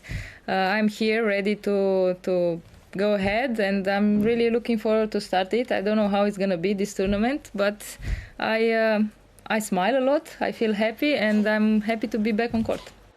I bet she smiles a lot, because she was knocking on that door for such a long time. She is finally a Grand Slam champion. Whether she can kick on straight away now after all the emotion she's been through over the last few weeks, only time will tell. But what a relief that must have been for her. Absolutely. I think, and she went through so many tough moments. I mean, she was so close so many times, and then to finally get it, I'm sure it was just an unbelievable amount of emotion that she was feeling. And but I think she'll recover really well. I think the fact that she had so many tough moments before she got to that first one, I think is going to help her be able to perform just as well leading into this event. And she's playing unbelievable tennis. I think the conditions are going to suit her. The fact that it's a little bit hotter, I think the ball is going to bounce a little bit higher. And I actually think she's going to like that. She's going to be able to run down a lot of balls. And I think, I mean, of course, it's open for her too, but I don't think she'll struggle from winning that first Grand Slam at all.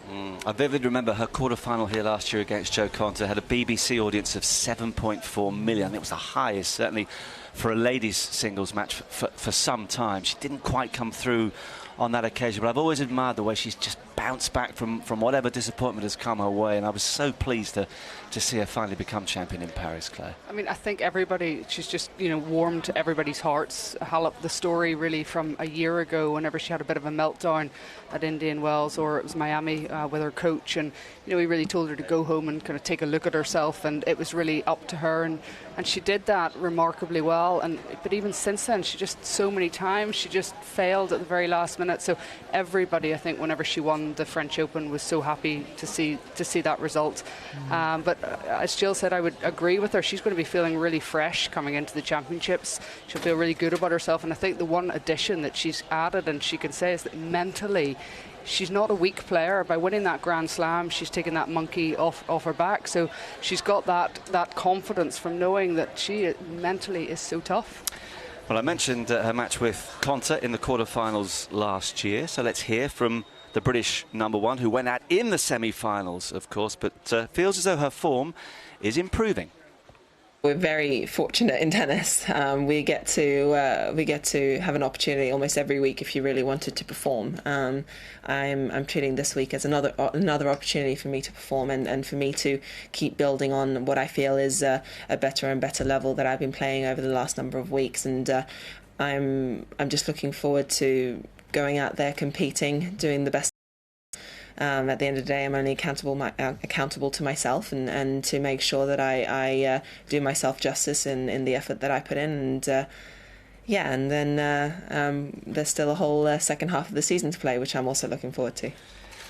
A lot of pressure, of course, on Konta's shoulders over the next couple of weeks. It's been a difficult 12 months for her, Claire, and she's talking herself up, but are you quietly confident? Or, I mean, not an easy first round match for her, to be honest. Well, no, it's not, and last year's first round matches were so tough as well. But one thing I would say with Konta, we started getting a little bit of the negativity really around the French Open and the clay court season, people questioning her ability on clay. I actually think every single year that I've seen her play in the clay court season, she's been improving, and that's what Johanna looks for. She looks to see, can her game improve? She's very process orientated, and I think coming into the championships this year, having made the semi-finals last year, I don't think she'll feel the pressure of that. She did it before at the Australian Open a couple of years ago, where she then went on to play the quarter-finals. So she'll just look at match by match, and she's got a tough draw, but she'll welcome the challenge of what's ahead, and she'll look at it as positively as she can. Robbie, just before we hear from Petra Kvitova, were you talking balls a moment ago? Did I mishear you? Or when I was asking about strawberries? Because I've now got a couple of figures, and It could have been the balls. They mentioned 3 things in the tweet, and that number seemed to stick out, and I wasn't sure if it was strawberries related or the number of tennis balls used throughout the course of the fortnight related. You were very, very close. Was it? Because, let me get this the right way around. Last year, 34,000 kilos of strawberries were consumed, or at least that's the figure they're expecting for this year, so I'm assuming it's very close. Unless we've got very greedy or we're on diets, it's going to be around about the same again at 34,000. Okay. And it's just right, 53,000 balls were used. 54,250 to be precise. At one moment, Danny, my producer, said it was 290 million, but he did quickly correct himself. But yeah, 50. So it's a lot of balls. That's a lot of balls. Tell you what, I mean, I think that includes qualifying as well. You've got to remember how many courts are out there being used, practices as well. So, of course, one of our long-time sponsors, right? One of only 4 that we have at the championships. Supply the balls for us. Yeah, it's another enduring tradition. It's a good trivia question. Who are those 4 sponsors that we've had at Wimbledon over the years? I think it would be a good one. I shall put that to the committee, and we may use it as a question. Okay. Of course, there are other good sponsors out there. We should yes. we should stress that quickly.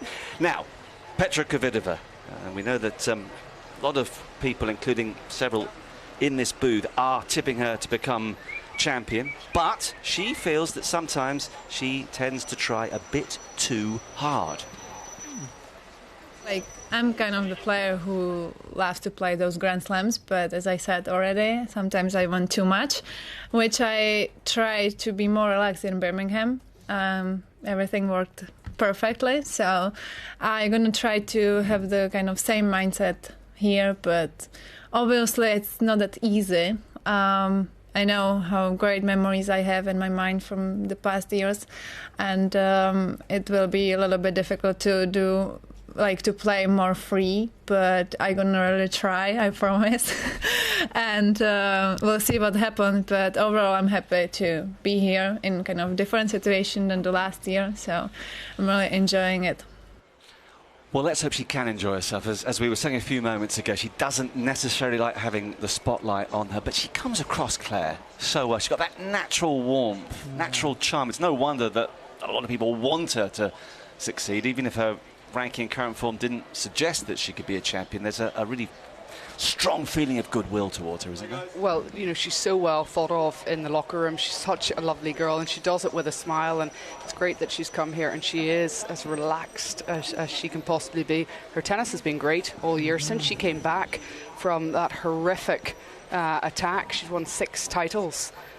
She's been playing exceptionally well throughout the course of the year, even through the clay court season as well. So you can see her game has been, all aspects of her game she'll be feeling confident with. But I've enjoyed actually the fact that I also think she's been evolving a little bit. She's come to the net more often. She's finishing points at the net, and definitely she's going to be one of the big players to beat. But she's got a very, very tricky section of the draw.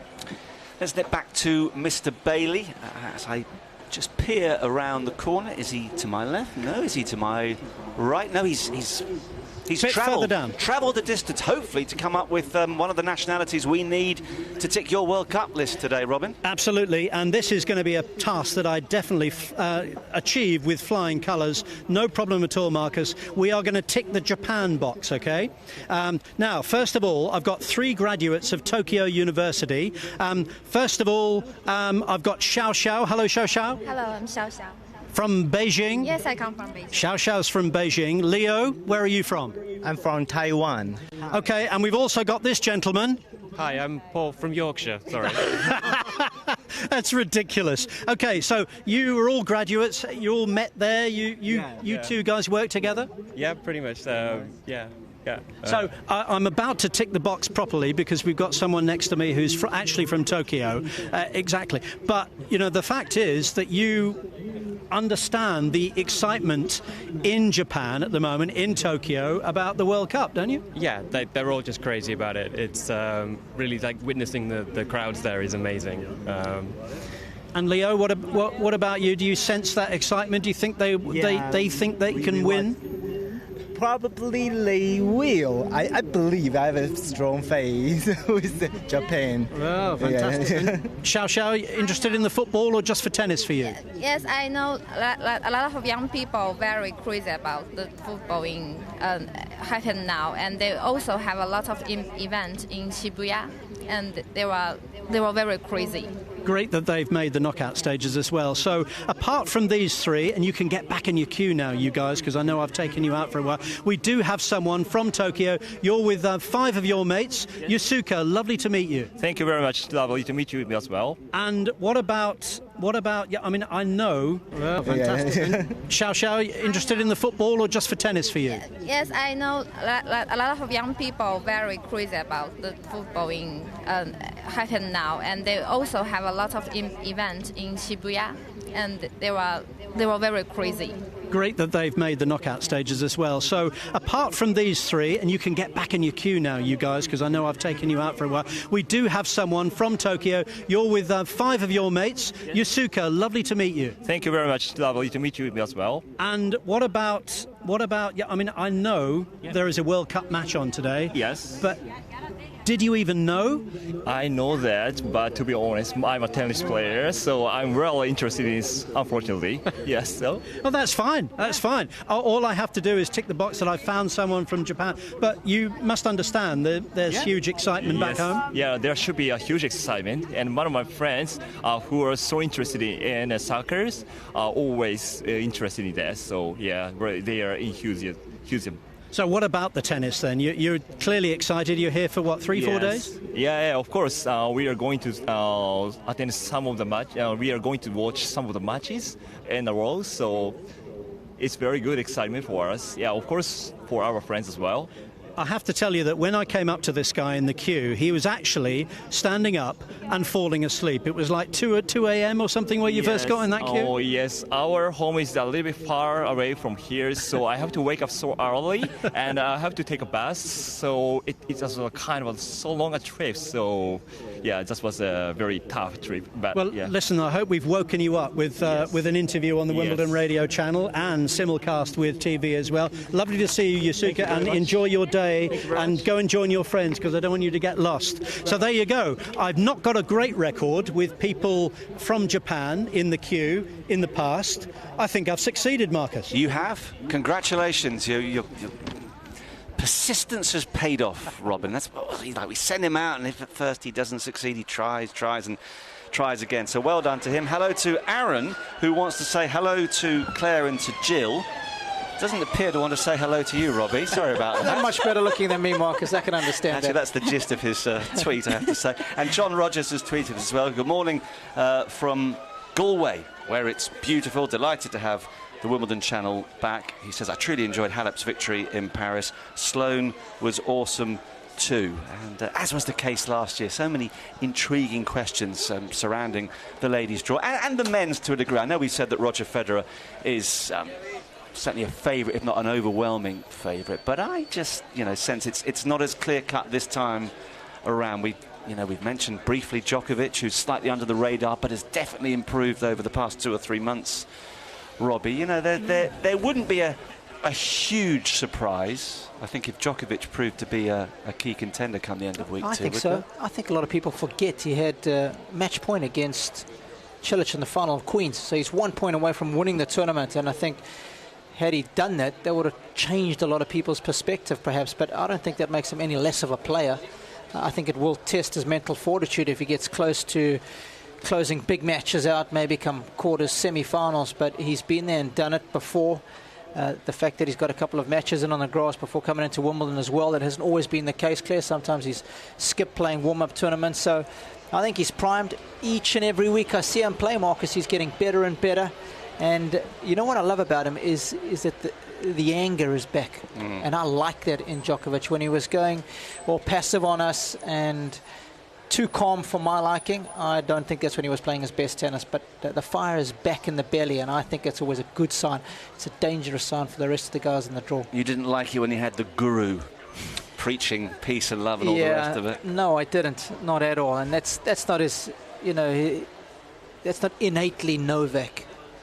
He is a warrior, I think it was 2 years ago now when he was coming into Wimbledon. Remember, he had held all 4 majors at the same time. A lot of people forget that, Jill. That had only been done since 1969. I thought he was going to go on to win another 3 majors in the next 2 years and challenge Federer at the top of the pile for the most number of majors, and obviously that hasn't happened, but that's how well he was playing. Guys were struggling to beat him. Didn't matter what the surface was. Beating Nadal on a clay court regularly, being able to beat Roger regularly on hard and on grass. He was dominating the sport. Well, do keep your tweets, sorry Jill, just to keep your tweets coming, because our question today is who you think will become the men's and the ladies champion and why. Meldy's actually tweeted and just said Roger Federer. Hasn't given a reason. I guess with Roger Federer, something just right, Roger Federer, that is reason enough. Susie's just said, hi, have a great day. She can't wait to get things going. Hasn't tipped who she thinks is going to win just yet. I apologise. I cut in on you there. No, that's okay. I just like the word Robbie used, like warrior, and I think that definitely describes Novak. But when he was coming, he came in at a time when he started dominating when the other two were dominating, Federer and Nadal. And at that point in time, you just felt like they were completely unbeatable. And then here came Novak charging in, and he just found a way to wear these guys down, and he actually got into their heads a little bit. So I think for sure you can never rule them out. But I feel like the men's draw is starting to become what we've been talking about with the women's draw the last 5 or 6 years. I mean, we've talked about how open it is, and obviously on the men's side you can't rule out Federer and Nadal. They're always going to be up there. But the fact that we're talking about all these other players too, like Zverev, Del Potro, Kyrgios, and then Cilic, massive grass court players like Kevin Anderson and Raonic, they're always dangerous on the surface too. So I think it's starting to become a little bit more open on the men's side. Could I throw one more name in? The man who beat Andy Murray. Well, he's there. It's actually written in the stars. Pick. Sam Querrey, saw what he could do. Okay, Murray wasn't 100% fit. He's had some good wins again this year? Could we put him as a dark horse, Robbie? No, I struggle to win it, no, but he could definitely go deep. He showed us that last year.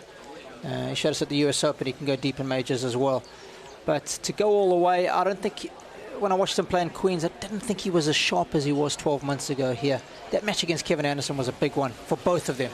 Round of 16 match on court 18 last year. And Sam managed to squeak that one out. And I thought it was a pretty good draw to play Andy in the next round, knowing Andy was injured.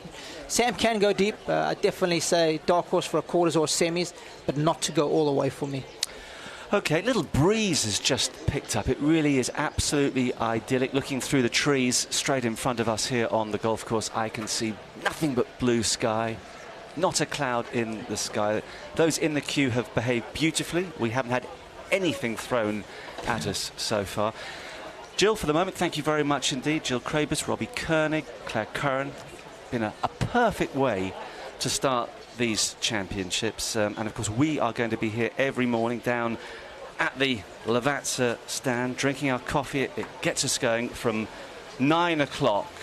But there's an awful lot more to look forward to as Wimbledon 2018 really kicks off.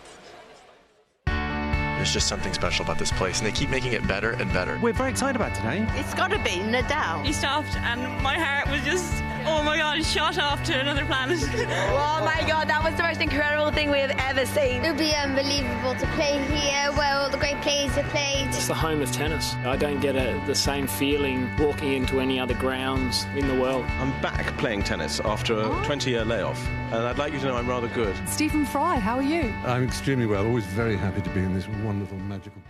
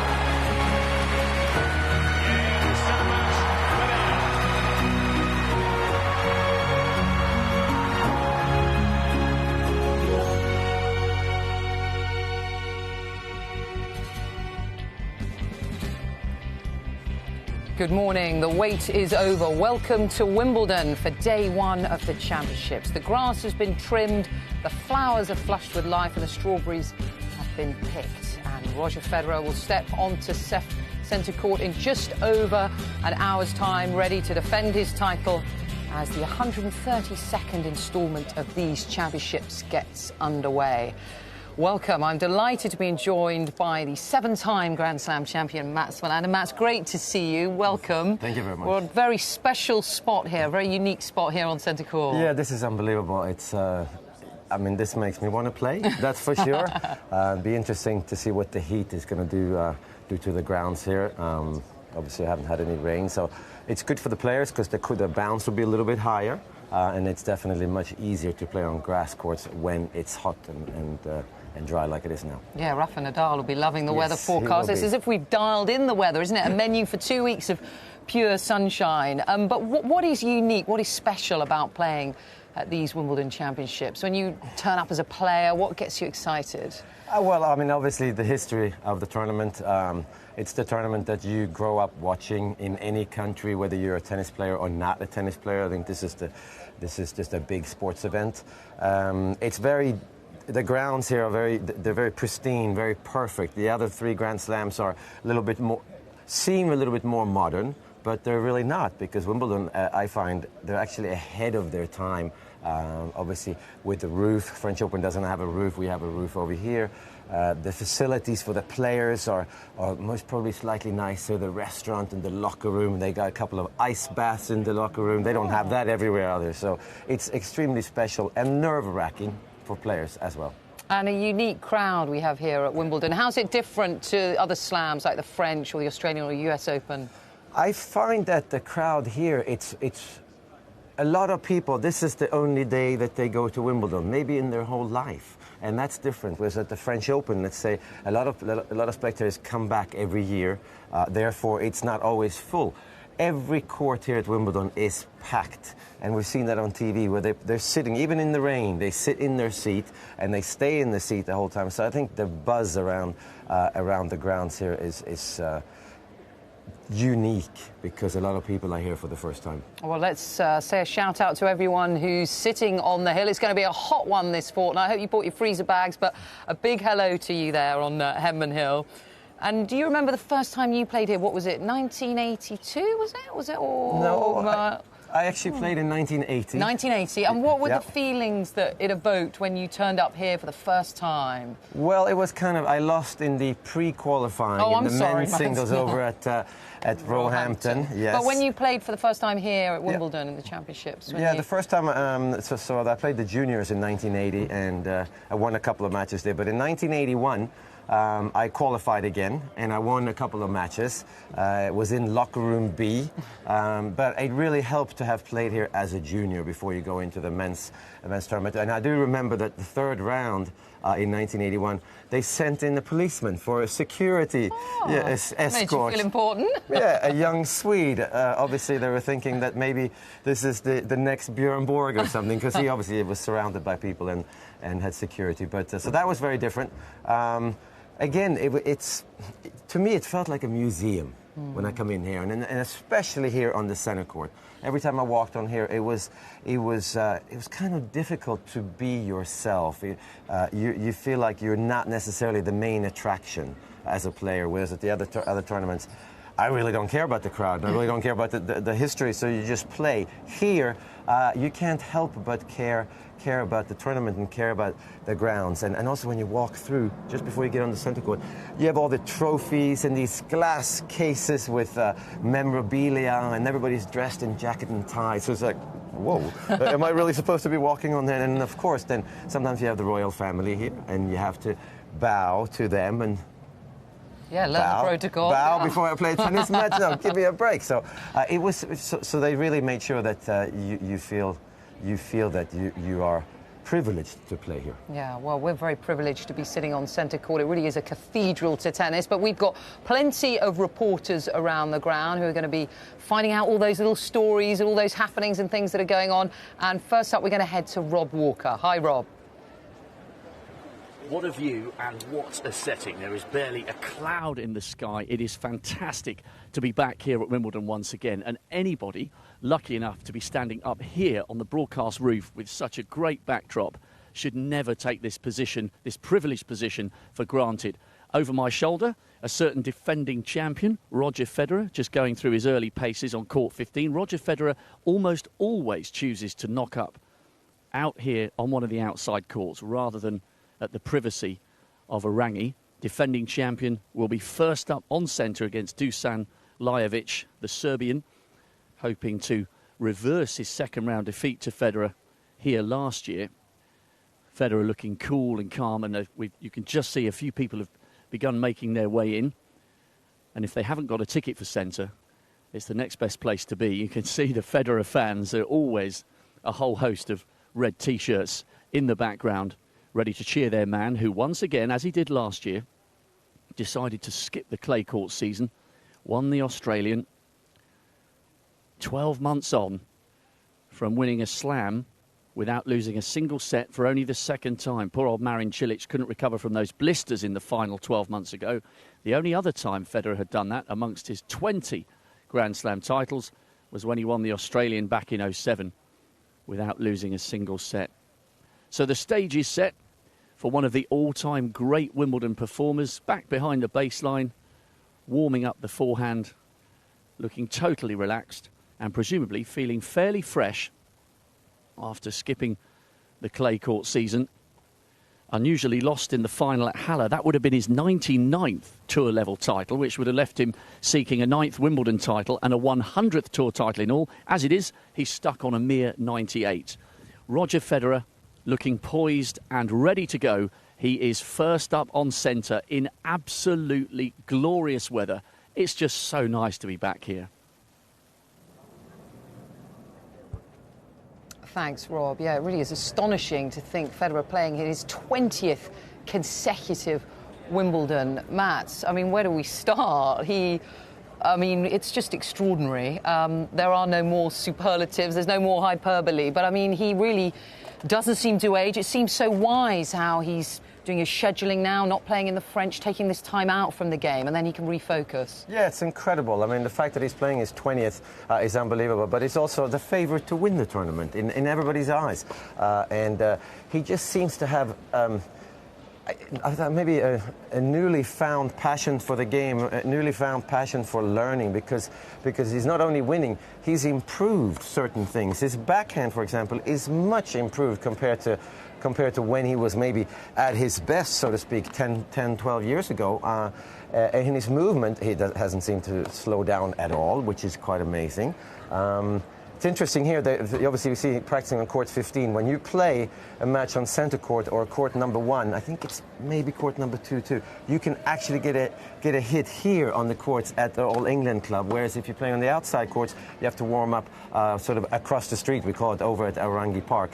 Obviously that's inside the grounds too, but it makes a big difference because the courts here are a little bit greener, play way more like the centre court. Where over at Arangi Park, they're going to be a little bit drier and worn out because players have been practicing there. So Federer always does that, which is really cool because obviously the people can come up and be right next to him and watch him warm up, which is an unbelievable sight because he's so relaxed. Yeah, absolutely, and that's such a treat for the fans, isn't it, when you see the players practicing and you get up close and personal and you get to see that backhand on the practice court. Perhaps you can't get a ticket for in here, but you still get to see it. But what do you think of the fact that he didn't play in the French? You think that's just such a smart move with now coming into Wimbledon? I mean, that's what he's done the last few years. He knows perhaps on clay he's not, with Nadal, it's not going to be open for him. So he's just focusing on here. Yeah, I actually did a short interview with him yesterday, and I asked him about that because obviously last year he didn't play the French Open, but last year he was gonna maybe play the French Open, so he was kind of waiting and decided at the very end that he wasn't going to do that.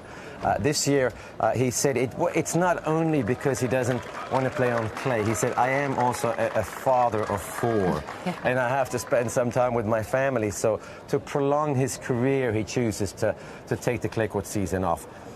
I think maybe it would be nice to see him just go over and play the French Open. I think it'll be great for the tournament, be great for tennis. I mean, I don't meet one single person at the French Open who's not missing Roger Federer. Yeah. And I understand that the whole clay court season, that's way too much, but maybe we would have loved to see him maybe practice for a week, go and play the French Open, maybe not even win a match, maybe win a couple.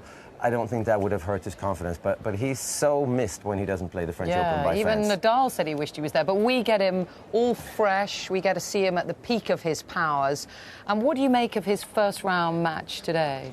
Well, obviously they played last year in the second round. Federer got through in 7-6, 6-3, 6-2. Lajovic, I think, is Dusan Lajovic. Serbian is a better player this year. He's had some big wins. He beat Juan Martín del Potro in Madrid at a Masters Series, got to the quarterfinals there. Although that's on clay, I think on a grass court here against Roger Federer, I don't see that there's going to be a big problem. But again, it's tricky when you're out there for the first time. It's going to be a little bit slippery. The ball doesn't bounce as high as maybe you're used to on the practice courts, and there are bound to be some nerves, even for Roger Federer, I would think. Of course, both got beautiful backhands, so a lot for us to drool over. But let's appreciate what Roger Federer has achieved at these championships over the years. 8 titles.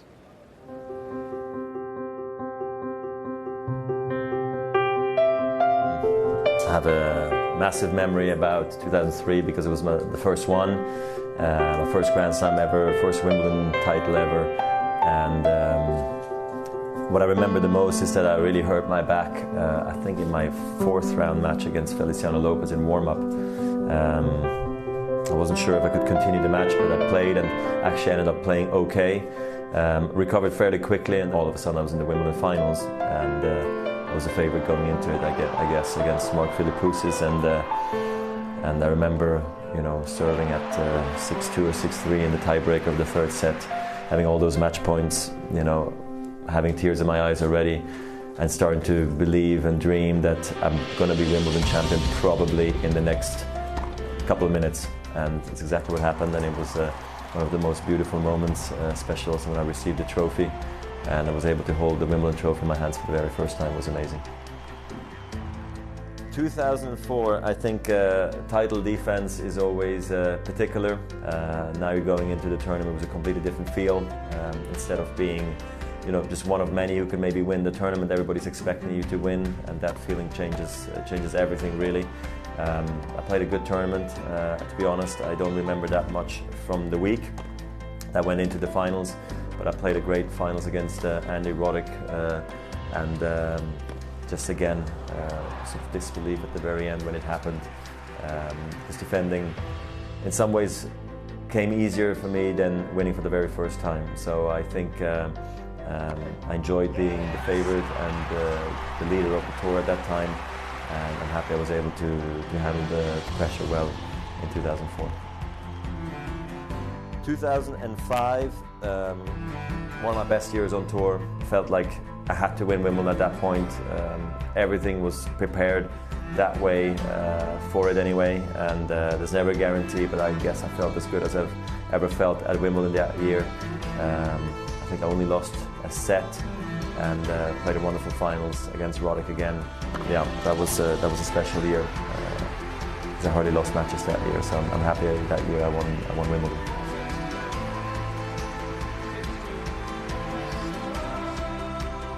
I remember going into the finals feeling wonderful about my game because I had a great semi-finals against Jonas Björkman, so I came in with all the energy and the confidence I was looking for.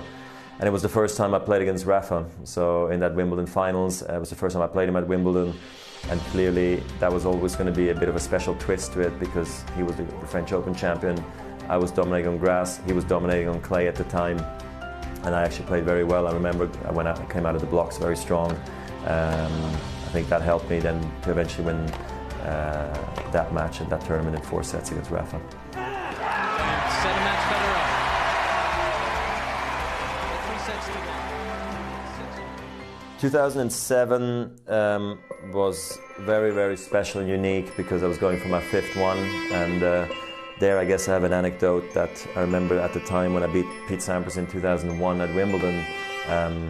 I stopped him from winning 5 in a row, and I remember Bjorn Borg had made that before, and I remember having spoken to Bjorn about that, and in a way how happy he was that he was the only player to only have had 5 in a row, Wimbledons in a row, and how ironic it was that I was on the verge of doing it myself. Bjorn Borg was sitting in the stadium watching me do it. And I also remember in 2007, it was the year where I think the roof was off. And I think it made the tournament, the vibe of Center Court a bit different. More wind would come into the stadium. And I had the epic 5-set battle against Rafa, one of the first ones we had against each other then. And, almost lost, but found a way in the 5th set to win. And equaling Bjorn Borg's 5 in a row was really a dream come true because Bjorn Borg is one of my all-time favorite players. For me to do that and sort of be together with Bjorn in Wimbledon and tennis history was something that was very important to me. So there was a very funny moment right after the match was over when I walked over to the trophy ceremony, and I remember I put the jacket on, and with the jacket, part of the outfit was also the long pants. So I wanted to put on the entire outfit because I thought it would look very iconic. Once when I would look back at the trophy ceremonies of Wimbledon, I think it would look very stylish, if you held up the trophy and you looked actually very smart. So I put the pants on, I put the jacket on, I walk over, and as I'm walking over, I try to put my hands in my pockets because I'm nervous, about the handshake and about receiving the trophy and being able to lift it up. It's obviously a massive moment. And then I realize as I put my hands in the pocket, it's not possible, they're going backwards, and I'm realizing, oh my God, I put the pants on the wrong way. And it's too late to change because now, I'm shaking hands, with the Duke of Kent, and Anyway, I get the trophy, I lift it up, I go like, oh my God, this is gonna look so bad on the pictures, but I don't care and nobody knows, and this will stay in Wimbledon memory and with mine, and maybe one day I will share it, and here I am sharing it, and I've told the story a couple of times before, but maybe never really in detail like this, and you can actually then see it. But anyway, it was a classic, funny, most embarrassing moment maybe of my tennis career, but it ends up being a very funny one, which is good. Yeah, 2009 was a very special year because my wife was pregnant, and I had just won the French Open a month earlier, and I tied Pete's record of winning 14 Grand Slams. Pete being my favorite player, you know, just before I came onto the tour. That was obviously very special. And he showed up for the 2009 Wimbledon finals, and there were so many legends in the stadium. I remember that time, and Pete being one of them, and everybody expecting me to break the all-time Grand Slam record of going for 15 and going for my sixth Wimbledon at the time. Yeah, it was very hard because the match, you know, I thought was extremely difficult for me. Roddick, I think he was playing wonderful. I couldn't break his serve for the entire match except for the last service game, and I feel like I got very lucky in that match, and I think it was one of the most epic matches I ever played. So here I am for the third straight year in a 5-set battle, this time with Roddick, and looking at you know, writing tennis history of winning most Grand Slams. So you can see it by the emotions I had at the end of the game. I was like so relieved, I was so excited, I was so happy. But I felt very, very disappointed for Andy, who had tried so long, so hard to win Wimbledon, and just didn't feel right that match really had to have a winner. Yeah, 2012 was a big year for me, winning Wimbledon for the first time, having children, you know, that was a big deal for me. The girls were there, the girls were almost 3 years old, Myla and Charlene. Also had a very difficult beginning of the tournament. I would have lost maybe against Julian Benneteau in the very beginning. I remember it was played under the roof. Also playing Andy Murray, I think, in the finals for the very first time at Wimbledon. Seeing how the crowd was going to react. It was a difficult situation because we played outdoors, rain, roof closed, finishing indoors, you know, and it was, yeah, always was rain delays in Wimbledon finals. It always rocks your world a bit. You try to stay calm, yet you're very excited that you're in a Wimbledon finals, and it was amazing that I could actually experience that. Being a father for the first time winning Wimbledon is very special for me and my wife. Yeah, so 2017 maybe goes down as my best Wimbledon, I'm not sure, because I didn't drop a set.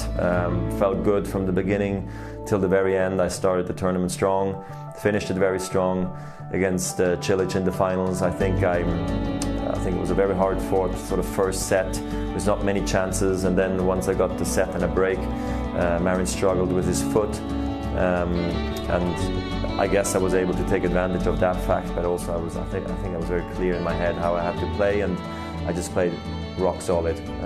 First time I won Wimbledon having had 4 children, and not dropping a set was clearly very unique, and you know, also that helped me later than to 2018, this year in February, when I got back to world #1 again. So also 2017 is one of my absolute favorite Wimbledon memories of all time, even though I didn't have the epic 5-set battles like I've had in the past. But it was nice to win Wimbledon that way for a change, because I went through the pain on many occasions trying to win Wimbledon in the past, so that was very, very sweet for me.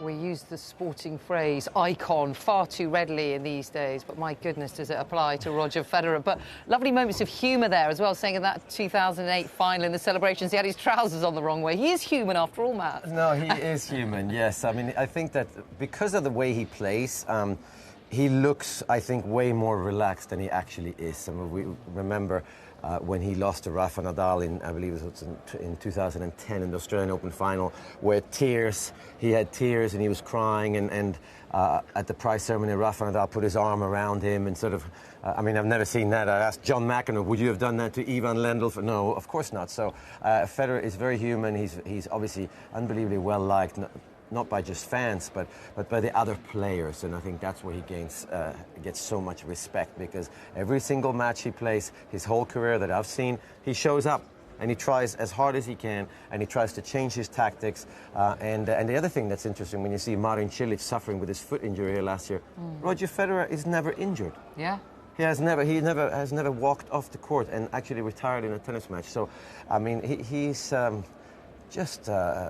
he's so fluid on the court. And if there's one player I would like to be for a day, it would be Roger Federer. Oh, wow. Imagine waking up and just being Roger. Yeah, well, also 2 sets of twins. You're going to have to deal with that these days. Starts. Yeah. But no, his movement, you say, is cat-like, isn't it? I mean, was he born with that? How much of it is what he learned as a youngster? I think that he, obviously, there's a lot of natural talent, but there's a lot of natural talent for any athlete that is a professional athlete, and especially one that's best in their sport. I don't think it matters what sport it is. I think Roger Federer could have most probably been the best athlete maybe in a lot of different sports, because he is so athletic. But the other thing that we don't ever hear about Roger Federer is how hard he works in the gym, because he's always just talking about tennis, and he's tennis fit, he calls it, but I promise you that it doesn't look like he is in the gym that much, but he would be a very hard worker, and everybody has to go to the gym, and so does Roger Federer. He is human. He can't get away with that. Yeah, you're right. Well, listen, someone who won't be here this year is Andy Murray. We all thought he was going to play, obviously featured at Queen's and Eastbourne, but he's pulled out. He doesn't feel he's ready to play 5 sets, best of 5, and what that requires on this surface. Mats, were you surprised when you heard that news? I was very surprised. I mean, I was already surprised that he showed up and played at Queen's. I did not hear before Queen's that he was ready to play. It seemed like he played pretty well there, lost to Nick Kyrgios, of course, in 3 sets, and then he went to Eastbourne and played there. So I thought for sure that he was going to play, but you don't know really how bad an injury is until the nerves set in. In practice, it's easy, you're much more relaxed, and things don't hurt as much, and then suddenly you get a bit of nerves, and you tense up in your muscles and your movement, and I think that was probably what he found out in Queen's and Eastbourne, that he's not able to play pretty close to 100% level before he wants to play Wimbledon, I would think but promising that he says he's not ready to play, meaning he is coming back at some point, I'm sure. Because it's a hip, obviously he's had hip surgery, so that on this grass is going to be very punishing, isn't it? Yes, it is. Grass court, even though it's obviously softer than other surfaces, it does, and it's bad for your hips, it's bad for your glutes, it's bad for your lower back, because you bend over a little bit more because the bounce is a little bit lower. And also, even though it is soft when you put your feet in, there's no help from the surface. It doesn't propel you back out of the court. So it's a dangerous surface for players, that's for sure. And how do you see him coming back in terms of where the tennis world is at the moment and challenging for Grand Slams in the future? I would think that he, just like Novak Djokovic, I think they've seen what Roger Federer did at the end of 2016 when he took about 6 months off.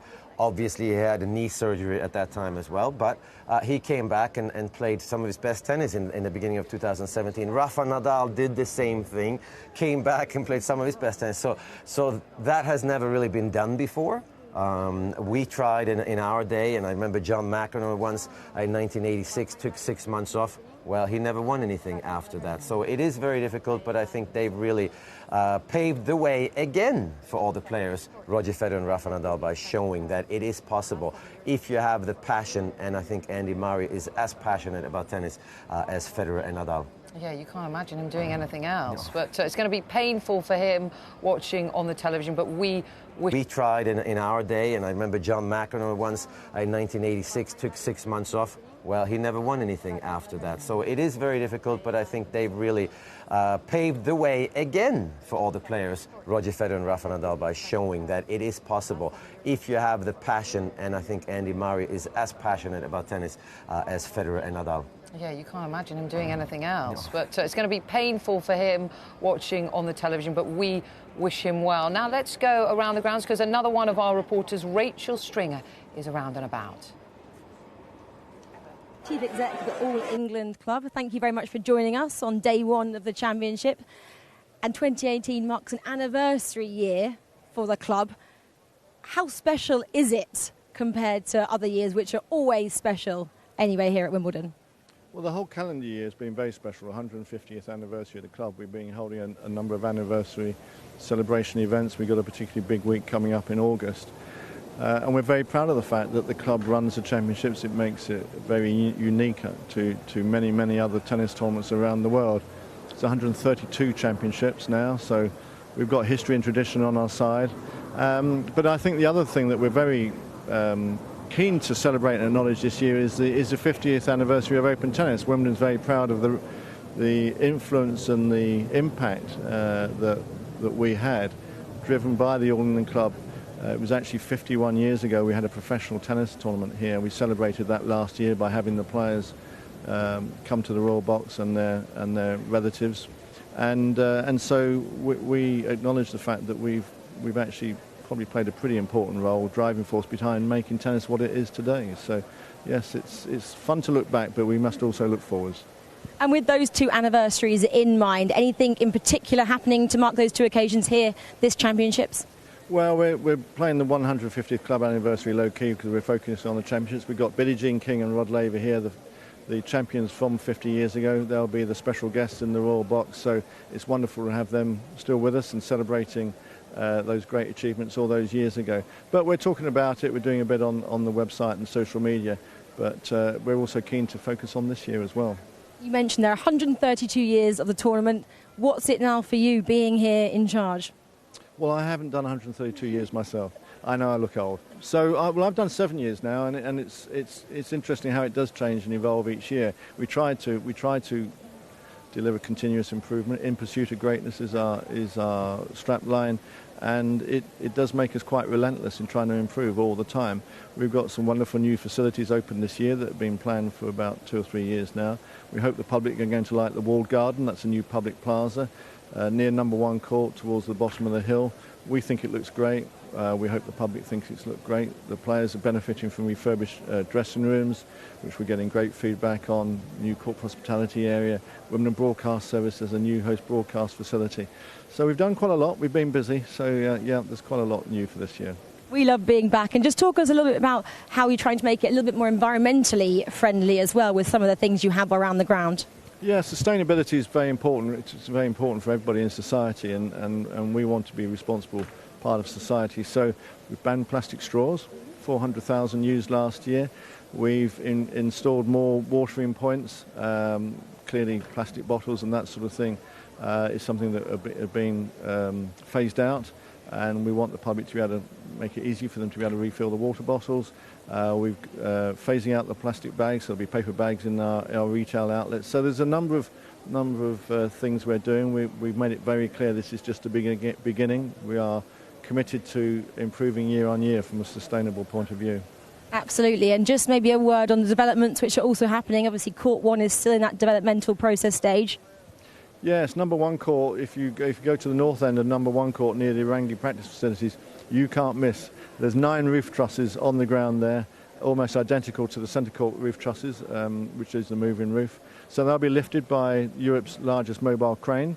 After the championships, there's 2 more to be built on site, and they'll be lifted on, and that will be the moving roof, the roof for number 1 court from next year. But if you want a close-up, you can see it. You can actually see it very clearly from Church Road as well.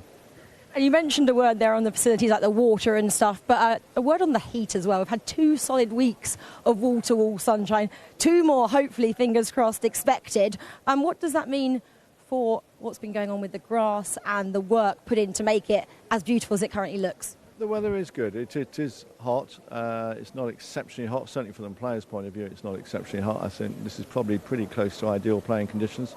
From the groundsman's point of view, he can, because the forecast is so stable and predicting warm weather every single day, he can water the courts more intensely in the evening. So that's great for the grass because he knows the grass will dry the next day. So we're not too concerned it's going to have any great impact. We are encouraging the public to take sensible precautions with sun cream and hydration. But basically this is pretty close to ideal weather, so I for one am refusing to complain about it. Well, I'm sure the spectators will absolutely love it. One possible negative, especially from a British perspective, is obviously Andy Murray's withdrawal on the eve of the championship. What does that do, if anything, to the championship, especially for the British perspective? Well, it is a negative. It'd be silly not to say otherwise. You always want the best players in the world to be playing, and Andy was so close. He clearly was competitive in the last couple of weeks. He was clearly very close to playing. It was a difficult decision for him, and I just feel for him personally. He'd be the first to say there's loads and loads of great players here. There's 256 players in the ladies' singles and men's singles draw. He'd be the first to admit that the championship is better than or greater than any one player. But from a personal point of view, it's clearly a setback for Andy, and I feel for him and just wish him a speedy recovery to full fitness, and hope that we're all here talking next year in 2019 that he made a great decision to be patient in 2018 and he's back fully fit towards the top of the rankings, and we're all looking forward to him playing. Absolutely, we wish him the best as well. But I guess on the other end of the spectrum, Roger Federer, and what you've done with having 1,888 unique towels made for him to celebrate obviously his 8th title last year. What was the thought behind that? Because it's an excellent idea. It is a great idea. I wish it was mine. Or as my colleague, the head of retail, David Hewitt. We want to celebrate, one of the greatest players of all time. Come up with something interesting, unique.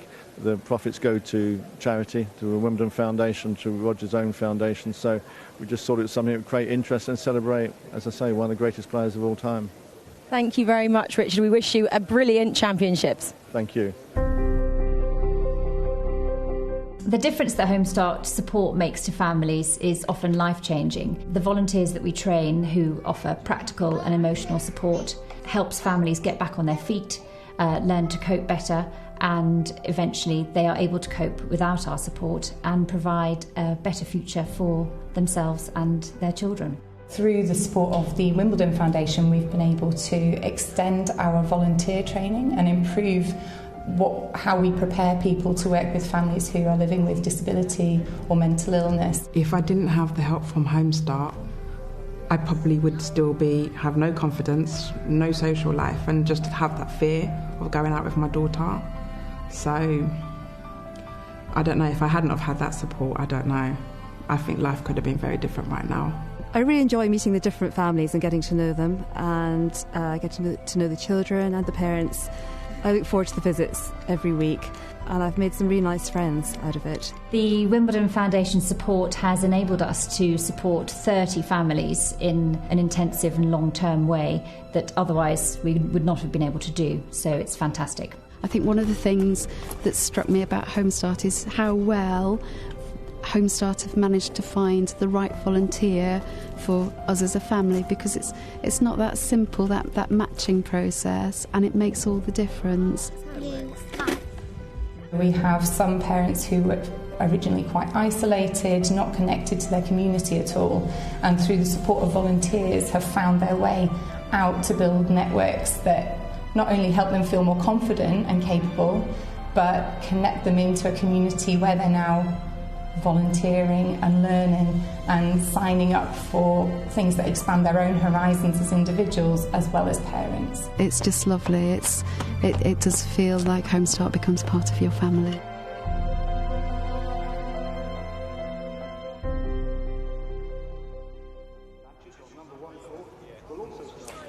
Well, a very warm welcome once again to all of you. Day one at the championships. This is the best day of the tennis year, and let's go ahead and check out what is going on around the grounds here at the All England Club. We're going to start inside center court, and of course, it's Roger Federer himself, the 8-time champion, coming back as defending champion. He's going to open our play on center court. Roger saying himself yesterday, suited up in a suit and his member's badge, that he's got a little bit of butterflies about this first match against Dusan Lajovic. We wouldn't imagine Lajovic will give him much of a challenge. They met here last year, Roger winning that in straight sets. That's to be followed by Caroline Wozniacki, the Eastbourne champion, the number 2 seed, the Australian Open winner, finally getting that major title to her name. She takes on an American, Varvara Lepchenko. That's the second match to follow on center court. After that, it's Stan Wawrinka as a challenger. He's taking on Grigor Dimitrov. Of course, Wawrinka, a Grand Slam champion himself 3 times.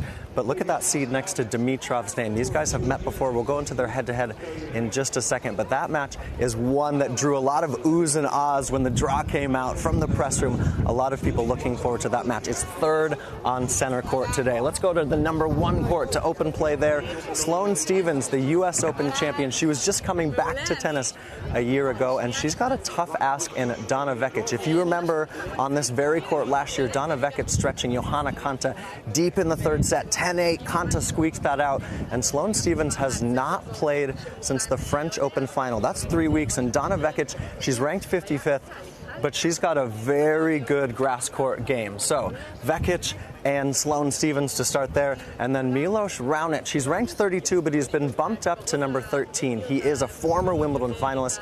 He's had injuries, he's had a lot of issues with his body, but he was a finalist just a couple weeks ago in Stuttgart, losing to Federer, and he's got a challenger in Liam Brody. Brody looking for his 2nd career win here at Wimbledon, his 5th win on tour. That is on number 1 court. Serena Williams, then the number 25 seed. She, of course, is a 7-time champion here. She's ranked number 181. She, of course, has fallen out in the rankings a little bit because of her pregnancy, but she was seeded by the committee here at number 25. She's got Arantxa Rus to start in that court on number 1 court.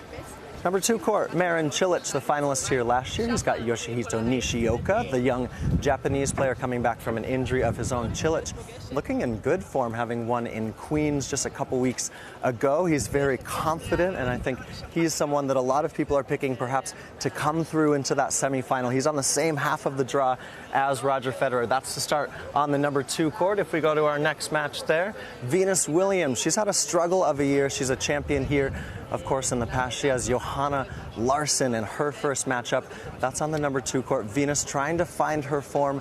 Will she play well at Wimbledon? We certainly all hope so. Let's go to the next match here. Gaël Monfils taking on Richard Gasquet. They've met 16 times before. These Frenchmen very familiar with one another. That's a head-to-head that Monfils leads 9-7 against Gasquet. And then lastly on the number 2 court, Alina Svitolina and Tatiana Maria, the number 5 seed next to Alina Svitolina's name. But Tatiana Maria just gets her first title a couple weeks ago on the grass at Mallorca, so she could be a good challenger. Go to Wimbledon.com and you can see the whole order of play. If you have the app, you need the app, get that as well. Let's go ahead and dip into some social media. I'm looking, everyone getting ready for Wimbledon. It's day 1. It feels like your birthday, your Christmas rolled into one on day 1 at Wimbledon. And of course, we're ready. There was a lot of people out in the queue. The queue even started on Friday. You can see this picture from the queue just early this morning. Nice sunrise over those tents. And people queuing up Friday. I guess that ticket to see Roger Federer on center court. That's a pretty good one. Serena Williams, she won this title a couple years ago, 22. That was number 22 for her. She won number 23 last year at the Australian Open. She's going for number 24. That would tie the all-time record with Margaret Court.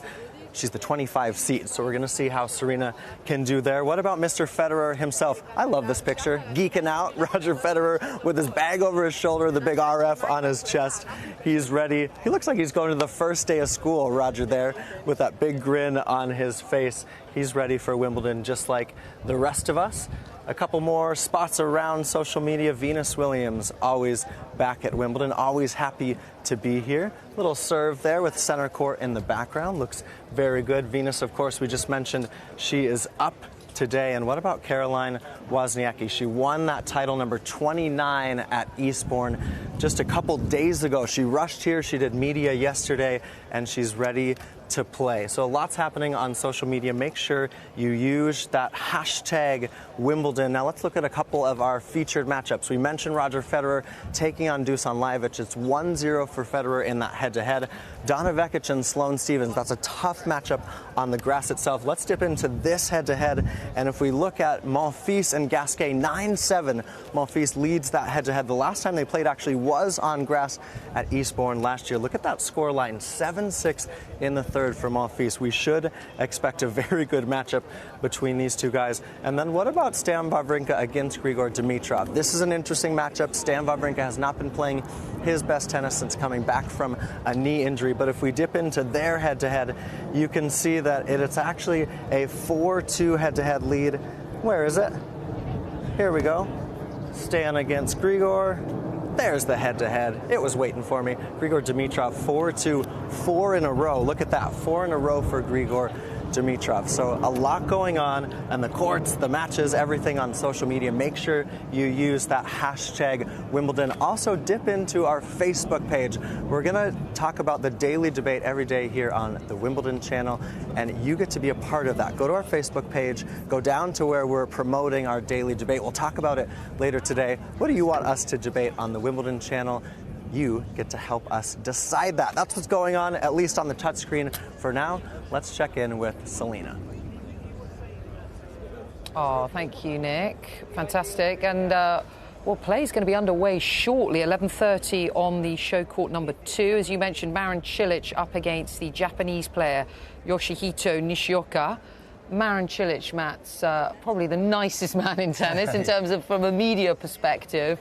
How dangerous can he be in these championships? I think he's extremely dangerous. I mean, obviously he's one of the few who's managed to win a Grand Slam title at the US Open 2014, apart from the big four, Juan Martín del Potro as well, of course. And I think that he has the complete game. He serves huge when he serves well, and one of the best serves in the game. Great second serve as well, and for some reason grass court seems to really suit the way he moves. Even though he's a tall man, he somehow gets down low for the ball, especially on the backhand side. But he's improving slowly, and I know that he's talked about wanting to be number 1 in the world. And we don't hear a lot of players talking about that publicly, but that's his goal these days. Just got married, and that seems to have helped him too, because at Queen's he played an excellent tournament when he beat Novak Djokovic in the finals there. So yeah, I think having gotten to the finals here last year is going to give him so much confidence, and it's going to give him that fear in the locker room. I don't want to play against Marin Cilic.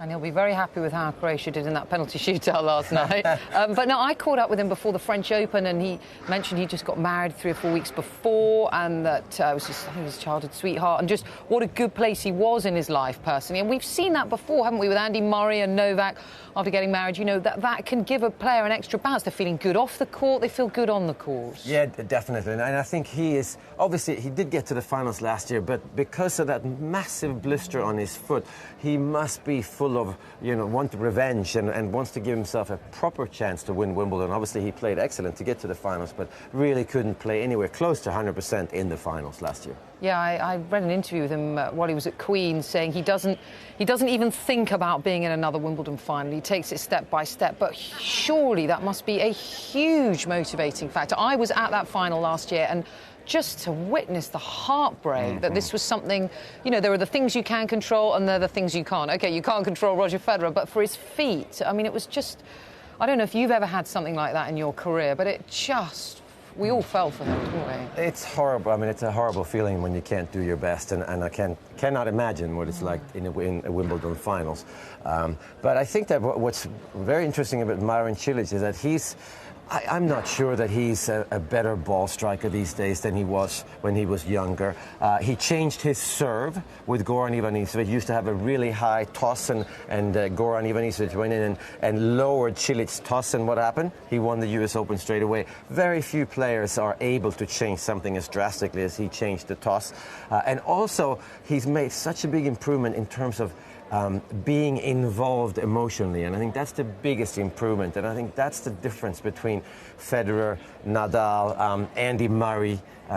You can tell that they're always involved in the matches. Sometimes Andy Murray might be too involved, but Marin Cilic is showing that he really, really, really cares about winning the tennis match that he's involved in, and that has propelled him, I think, into a way more dangerous player. Absolutely. There's a real intensity there, isn't there, which you see with those sort of top 6 players that perhaps you don't see in a player like Nick Kyrgios, who's got all the talent in the world, but you just see them drift in, drift out. Yeah, no, absolutely. I think that's... And you can always improve what you can control.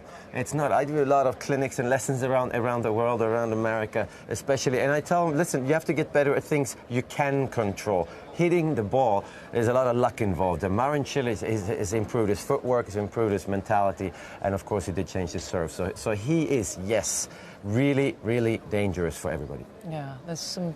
Not quite sure what they're doing behind us here, Matt. It's like some sort of experiment. Are they looking at the bounce levels, or what do you think's going on here? Well, I think it's Hawkeye. They're trying to okay. figure out to make sure that Hawkeye properly works. Yep. Of course, French Open, we don't have Hawkeye. It's the only Grand Slam that you don't have Hawkeye, and a lot of controversy there. But I think that's what they're doing here. And how much do the players take note of Hawkeye and some of the stats? And I mean, are they ever involved? I know a lot of people who work in the media before we go into a match will be knocking on their door in Hawkeye and getting our stats from them and stuff. Are the players... Do you find there are more players who are much more interested in statistics and then ones that just, you know, don't give it a second thought? I think that everybody is interested in statistics these days. I think everybody gets the DVD or the disc of the match that they've played if there is a camera on the court, and especially the coaches these days. They really look at statistics, and they look at statistics from their player's opponent, because on grass, because the points are quite short, it's really important to know where the tendencies are for your opponent, where he serves, for example. Because the serve is so important on grass. So yeah, we didn't use it in our day, definitely not as much. We didn't have the same kind of statistics, and I would say certain players are, no, they don't want to make it too complicated by knowing all these things, and I think it's a bit of a guessing game, tennis, and the best players in the world seem to make the correct guess very often. Oh, well, it adds a theatricality, doesn't it, when you're waiting to see if that shot's in or out. We've seen what VAR has done for the World Cup. That's certainly made things exciting. But a big wave to everyone there on the hill. Look, there's some Swiss flags there. Lots of Roger Federer fans in. They're so passionate, aren't they, the Federer fans. I wanted to ask you, Matt, about Serena, because a lot's been made about her seeding. It was the decision the All England club made, 25. Do you think they got that right? What was your thinking?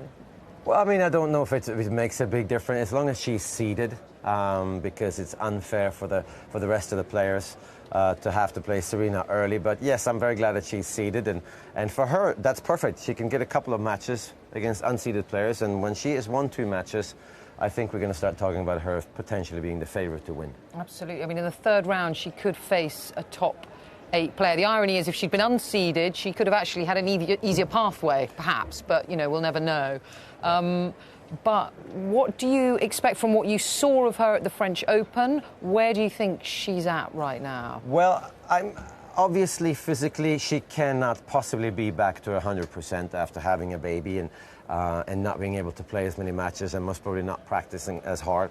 But I think by going to the French Open, also by wearing what she was wearing, I think that she was making a statement. Hey, I am back. I hate to lose tennis matches. And she showed that too at the French Open. And you don't really know that when you take a big break. So I think she found out a lot about what she wants still in the game, and that is to win more titles and never lose a tennis match. It is extraordinary. She's trying to be one of only 3 women who've ever come back from having a baby and then won a Grand Slam.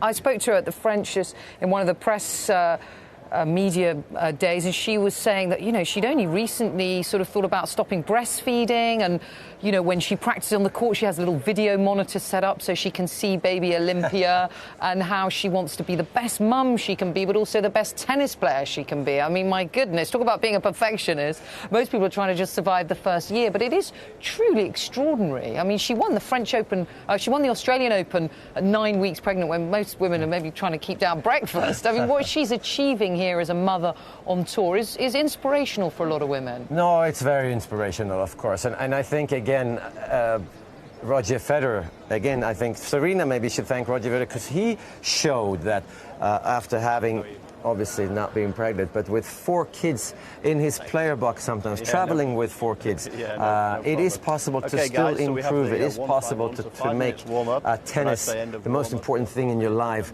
when you're on the court, when you're practicing, when you're playing matches. And I think that's really important for Serena to see that it has been done before, but obviously by Kim Clijsters is the last mother to win a Grand Slam. But yeah, Serena Williams is going to be very dangerous. This is her surface, and this is the tournament where she has the best chance as well. Yeah, and this is where her serve can be so dangerous. Well, I want to say a big thank you to everyone on the hill who's been tuning in. And now these are live pictures of Court 2, where, as we mentioned, Marin Cilic, the 3rd seed from Croatia, is up against the Japanese player Yoshihito Nishioka, and we'll leave you to watch this match. Thank you for watching the Wimbledon channel.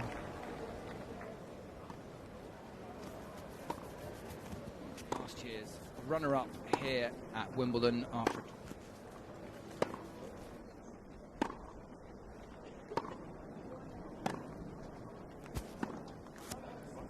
So Cilic, we mentioned, obviously in fine form after everything he achieved at Queen's. And how much has his backhand improved, Mads? Well, everything has improved. Everything has improved. He moves better. He's just so solid on all the different surfaces, and he can play on clay. He can play on hard courts. He's a great grass court player. He's very consistent these days, and he does have that Grand Slam victory, and I think that makes a huge difference obviously for him, but also for the other players. And you see in the first set, he gets you in a position where you're down. It's like he's got his foot on your throat and he doesn't let go. When he goes to set up, I mean, that is very tough for an opponent to come back from. You were talking about his intensity, but the way he starts matches and just that competitive spirit. Yeah, no, he's... And like you said, he's such a nice guy. Oh, isn't he? He's just brilliant. So he'll be loved in the locker room. I think he's being loved by fans all around the world because you always get the best Marin Cilic possible. And we have to remember that during 12 months, last 12 months, he is in 2 Grand Slam finals. Wimbledon here last year, of course, and then the Australian Open. We lost in 5 sets to Roger Federer. So. No, I think it's true. You know, we forget how much media the players do after a match, what their contractual obligations are. You know, they can sit in a press conference for 45 minutes and then go and chat to, you know, Federer after his Wimbledon match had 22 one-on-one interviews. You know, we forget that. So, of course, players get impatient. But Marin Cilic will always give you so much time and a smile, remember your name. And, you know, that's rare in professional sport. No, it really is. He's very grounded. Now, he obviously just got married, but he's one of those players where his wife has her job and she doesn't travel with him all the time. There's a lot of players that have that. So he's trying and is as normal a human being as you possibly can be when you're a professional athlete and travel 9 months a year from home.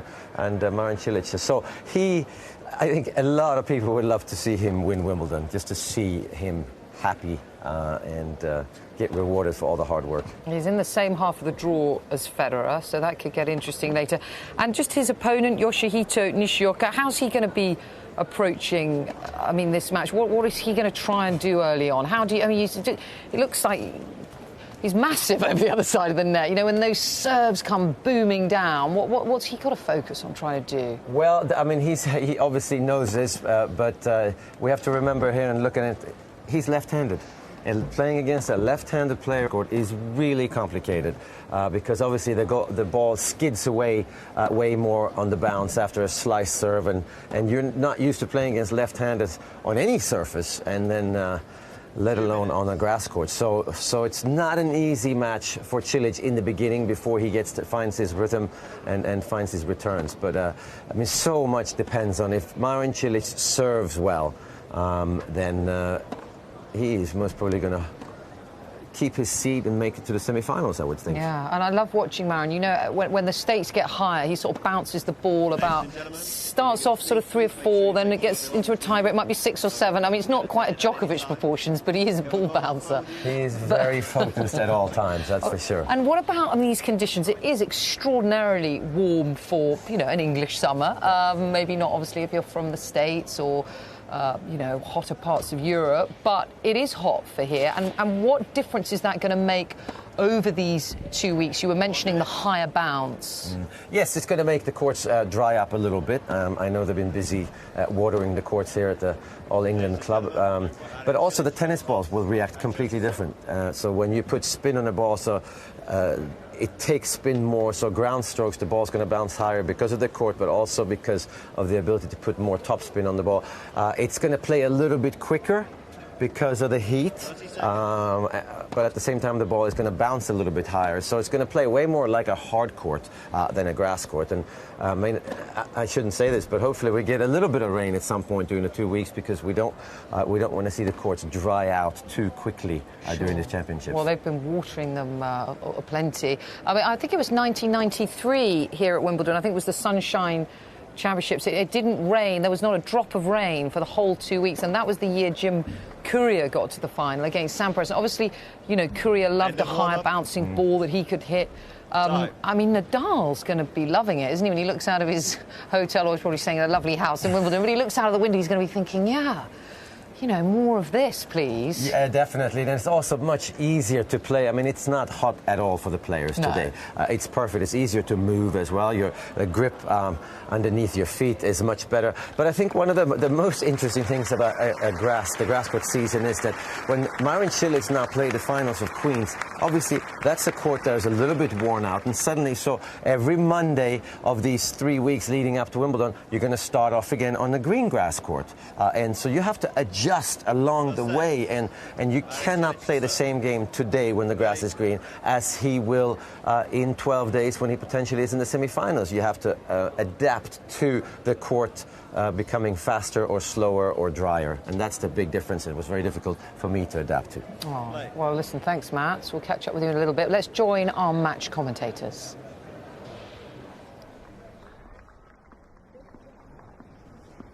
One day.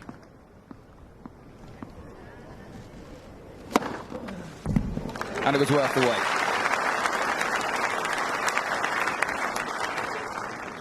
124 miles an hour. Not a bad start.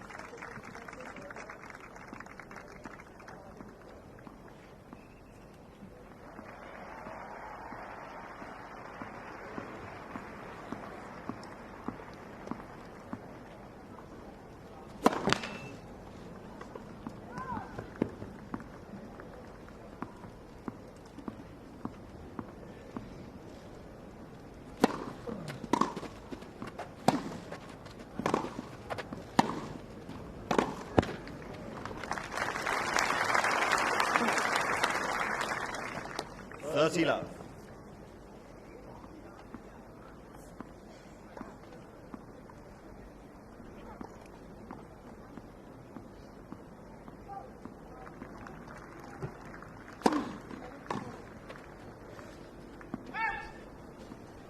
Love.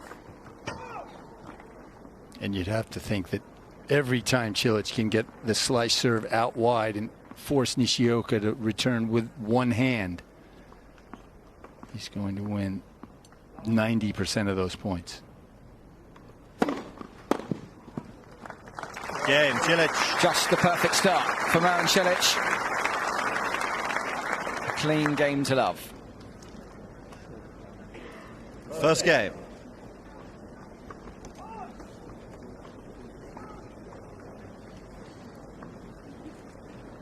The Wimbledon Foundation supports many local organisations and charities in the local area surrounding the Wimbledon, the All Tennis Club. And one of those organisations is Home Start Wandsworth. And I'm joined by Jenny, who works for Home Start Wandsworth, and Emma, who's a volunteer down for the organisation. Firstly, Jenny, just tell us a little bit about what Home Start Wandsworth does, please. So Home Start supports local families who are struggling with the challenges of everyday parenting. They may find it hard to cope with challenges like mental health issues, isolation, and physical illness, disability, and those types of challenges. So families really struggling, and you obviously employ volunteers to help. What kind of training do you give to the volunteers? And Emma is obviously one of those. We have a really comprehensive training course that's available to volunteers. It's over about a 10-week period, and we cover a lot of different areas, including safeguarding, working with families in their own homes, and providing that emotional and practical support that we require. So it's a very comprehensive course that we do. Sure, Emma, I'll come over to you because you are one of those volunteers. Why did you sign up in the first place?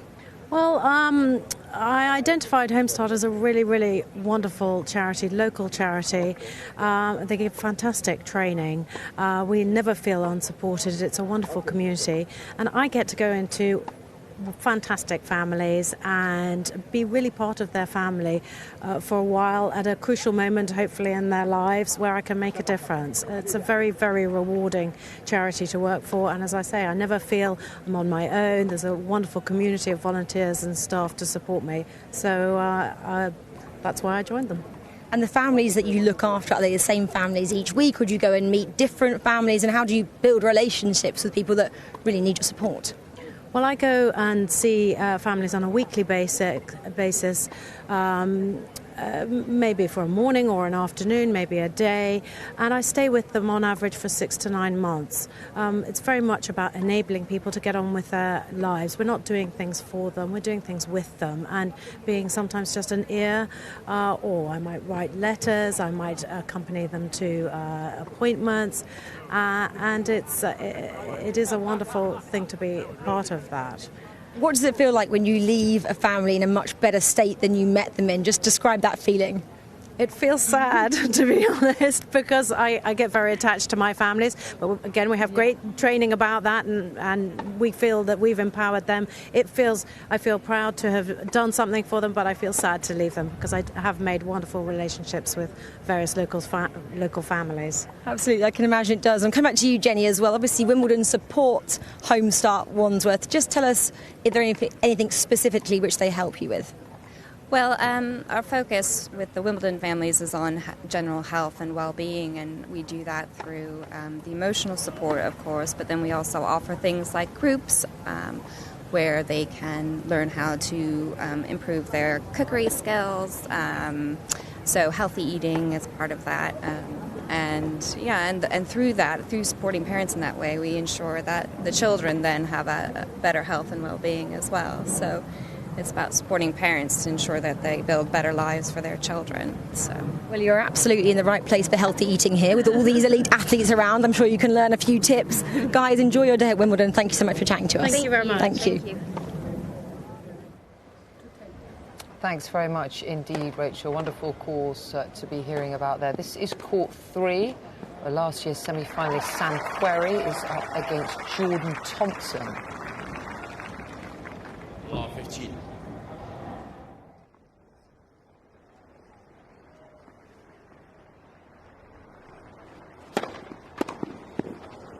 If I was to choose between the two that are out on court today, Sam Querrey has a lovely natural serve. It just flows. Interesting to see how he serves here. Watched him quite a lot over the years. He's not a big fan of the body serve at all. He's somebody that loves to serve wide or tee, both sides. So it almost takes that out of your mindset when you're returning if you're Jordan Thompson, who did a great job at Queen's when they met previously on the second serve, but really was dominated by Sam's first serve.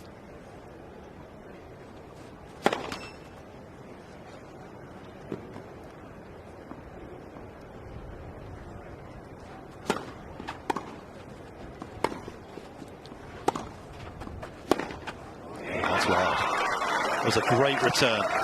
Up the middle of the court off a second serve like that against a big guy like Sam Querrey. He's got to adjust his footwork. What an opportunity this for the Australian. A couple of break points.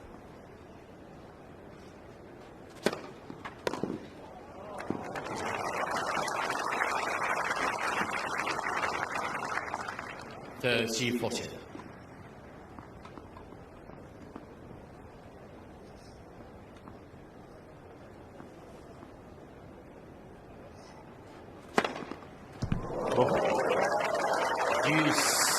Well, we can see that the courts are firm already because that was big, that the ball was rising into the backdrop.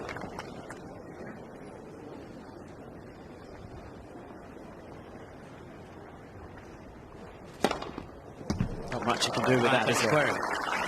That's a 129 pace on the second break point that lifted off the turf a little bit higher than Thompson expected. That one absolutely plumb on the line there from Curry at 128.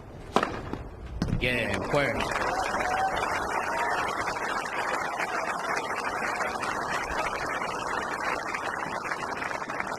One game all, first sets.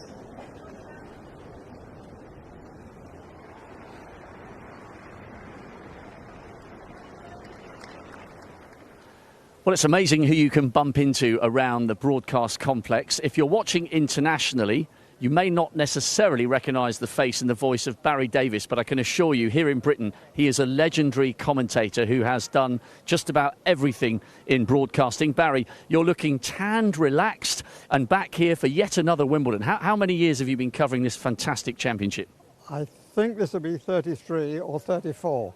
I'm not 100% sure because I've come back from World Cups to do the second week in Wimbledon 2 or 3 times, or European Championships, whatever. So I'm not actually sure. They're supposed to be checking that for me.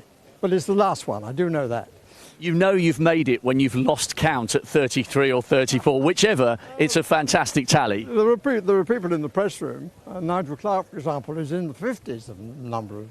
That's just showing off. And I guess before we get into some of your all-time memories, what are your reflections on the fact that we were so looking forward to seeing Andy Murray? The well-documented recovery from the hip injury has hit yet another blip, although he has said that he hasn't developed another problem. He just feels for his long-term strategy, missing this year's Wimbledon was important to do to give himself a better chance of coming right back to the top. A tinge of disappointment, but there's still a lot to look forward to here, and he's probably made a sensible decision. I have no doubt that he's made a sensible decision. I mean, he had to decide, am I prepared to lose in the second round or even in the first round to somebody that I would normally beat? I think for the long-term future, he's made the right decision. And maybe this time next year, people will be saying, good to see him back and in the sort of form that he's now in. What did you make of the form he produced against Kyrgios at Queen's and the outing he had at Eastbourne? It was an amazing start, but in a way, a lot of the compliments that were paid to him, justifiably, you didn't want to hear those because you wanted him to be further down the road. People were saying it's amazing how quickly he can do this. But looking in terms of Wimbledon, you knew he had to do it a little bit better than that and over 5 sets. Such a big difference between best of 3 and best of 5. So, again, just from a British point of view for a moment, although we've got people watching from all around the world, do you think this, in a way, adds a little bit of pressure for Kyle Edmund? Because from a domestic audience point of view, we had Tim Henman making semi-finals from the late 90s, might even have been 98, 99. For 20 years, British crowds have got used to seeing, almost every year, a British male player getting right down towards the business end, and Edmund has yet to prove himself really on grass. And he's got a difficult route. If he can beat Djokovic, if he gets that far, then all power to him. But I think we shouldn't expect too much from Kyle Edmund this time round. It's all a developing process. You can't automatically slot in when the country loses an undoubtedly great player. And Edmund is a very good player, but there are a few world-class competitors here, and particularly on the grass, although he seems to be getting better at that. I wish him well, but I think it would be amazing if he gets as far as the last 4, as you were suggesting. On a global level, how incredible is it that 10 years on from what John McEnroe described as the greatest final of all time, including his own against Borg, how amazing that Federer and Nadal are still world number 1 and world number 2. I mean, they've had some journeys to get back up there, but the longevity for both of them is incredible. It is absolutely amazing. And apart from being the 2 best players in the world, they're the 2 best tacticians on the tennis court. I worry a little bit that there's a huge gap from there. One who could close it for me is the man who was beaten in the final last year. And I must say I would like to see Marin Cilic come through. I mean, no disrespect to Nadal or Federer, both of whom will fancy their chances, and indeed the bookies will have them at very short odds. But I'm not sure that it's that good for the men's game, that there should still be the gap between them and the up-and-comers. It's an interesting point you make about Cilic, because I think last year, myself included, just on a personal level, I felt sorry for Cilic because he seems to be a very warm, likeable character, and he had the blisters, and he wasn't able to do himself justice in the final last year. And it's never nice to see a guy in tears during a match on the court. So I think from a neutral point of view, you might not be the only one who wants to see Cilic have an opportunity to do his great talent justice, because after all, he is a Grand Slam winner. Yes, indeed, in the United States. And he was a very good winner at Queen's Club last week. He's got all that's needed, as far as I can see, provided he's got a cure for the blisters. And I don't know whether he must have done something about that, because it was very sad to see. And he seems a very decent guy, and you know, I just think there needs to be a change. Much as I adore watching Federer and I'm fascinated by Nadal, there is a little difference there in my view. I find Federer has always been easier on the eye than Nadal. Oh, he's majestic to watch, but then again, there's a tenacity with Nadal that you could find equally captivating. Well, I guess everyone's got their favourites, and Federer is a darling of Wimbledon. Oh, absolutely. I mean, people watching today, well, you know, that's obviously it's a day when you can guarantee if you've got a centre court ticket, you're going to see Roger Federer. Later on in the tournament, you're not certain. But I know that my wife is trying to work out whether she should come this day or this day in order to be sure that she's going to see Federer. Well, I think a man of your vintage, with the status and standing you've got round here, a couple of tickets will be poked in your direction for Mrs. Davis, I'm certain. Talking about the Women's Championship, there were a few people raising an eyebrow or two about Serena Williams having been given a seeding. You know, she hasn't played that much. She's coming back from maternity leave, as it were. What was your view on that? Was that a little bit of a song and a dance? I mean, surely someone who's given the sport so much deserves to have a seeding, perhaps, because of how long she's been around before having a baby. Yes, I would certainly have given her a seeding, and I'm not sure where. They seem to have done the best they can. Not to be too unfair to the other competitors, and to be fair to Serena. But wonderful player though she is, I come back to the same point that I was making about Federer and Nadal. I think it will be a shame if somebody doesn't step up and take the opportunity. And it's very difficult. I mean, you could pick a dozen players who could win. I mean, I'm going to go and watch Madison Keys. She's seeded number 10, and she's an outsider. In a way, in the same way that I want Cilic to win, I would quite like Wozniacki to win, because she's been knocking on the door for some time, and she's a tougher opponent than she was, and she's at her best at the moment, so it seems. So maybe that's going to be her title. And what about Simona Halep? You know, we saw her not throw away the French Open last year, but that was twice she'd lost in the final. Now she's got over the line and she knows what it takes to be a Grand Slam winner. She's seeded number 1 here. Maybe she could get on a roll. Possible, of course. She has to prove herself here. It's very difficult. I mean, there are quite a few players down the years who should have won Wimbledon and didn't win Wimbledon. I mean, I would be very pleased if she won it.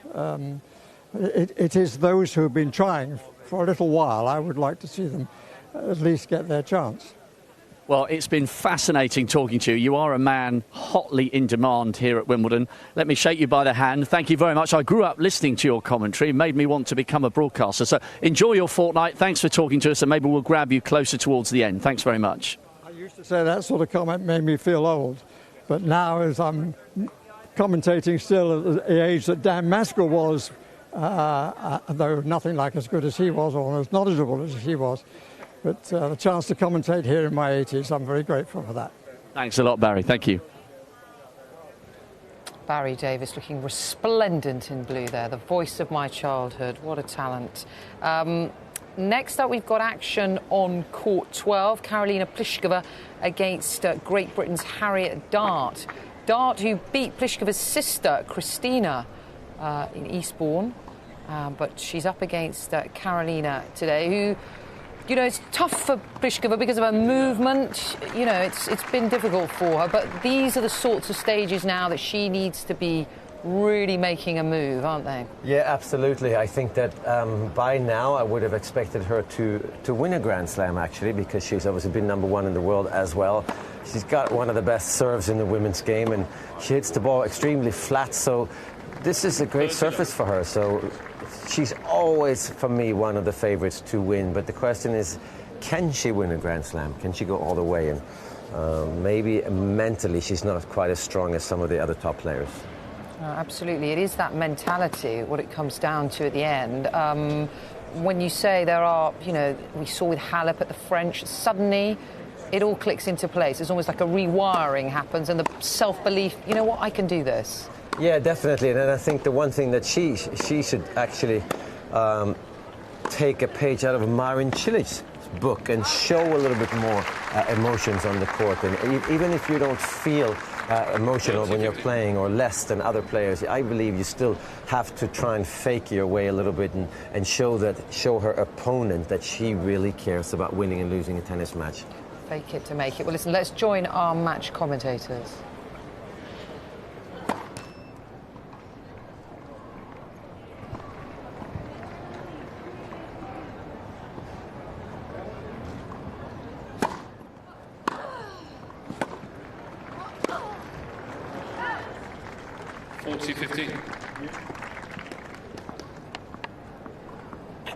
She's doing all right out here. When you play these top players, you always give a little extra 1% bottom right. It's Thomas Krupke, the coach of Karolina. They started working together at the back end of last season.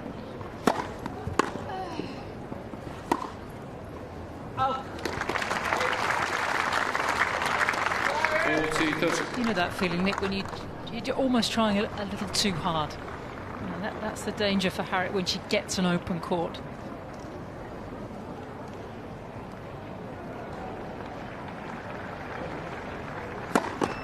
Let's for some.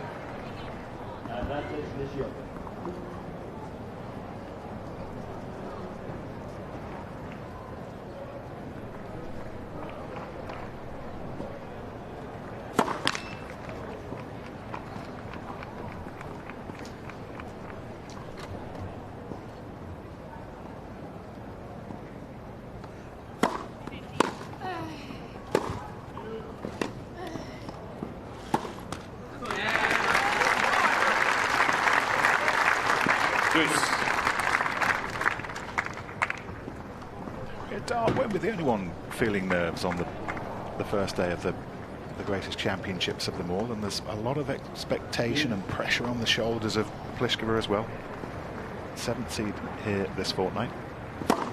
Let's for some. Certainly one of those who will be in the conversation when you're talking about who might be winning it a week on Saturday. Let's for some. World #1, 8 in the rankings this morning. The new rankings just been overtaken by Petra Kvitova, her compatriot. Pliskova is challenging the ball on the left near sideline. The ball was called fault.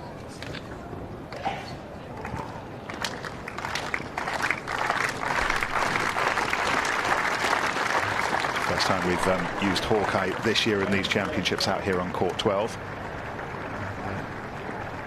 Forward in the Britain's favour. Let's seconds. Can we take that ball, please? Thank you.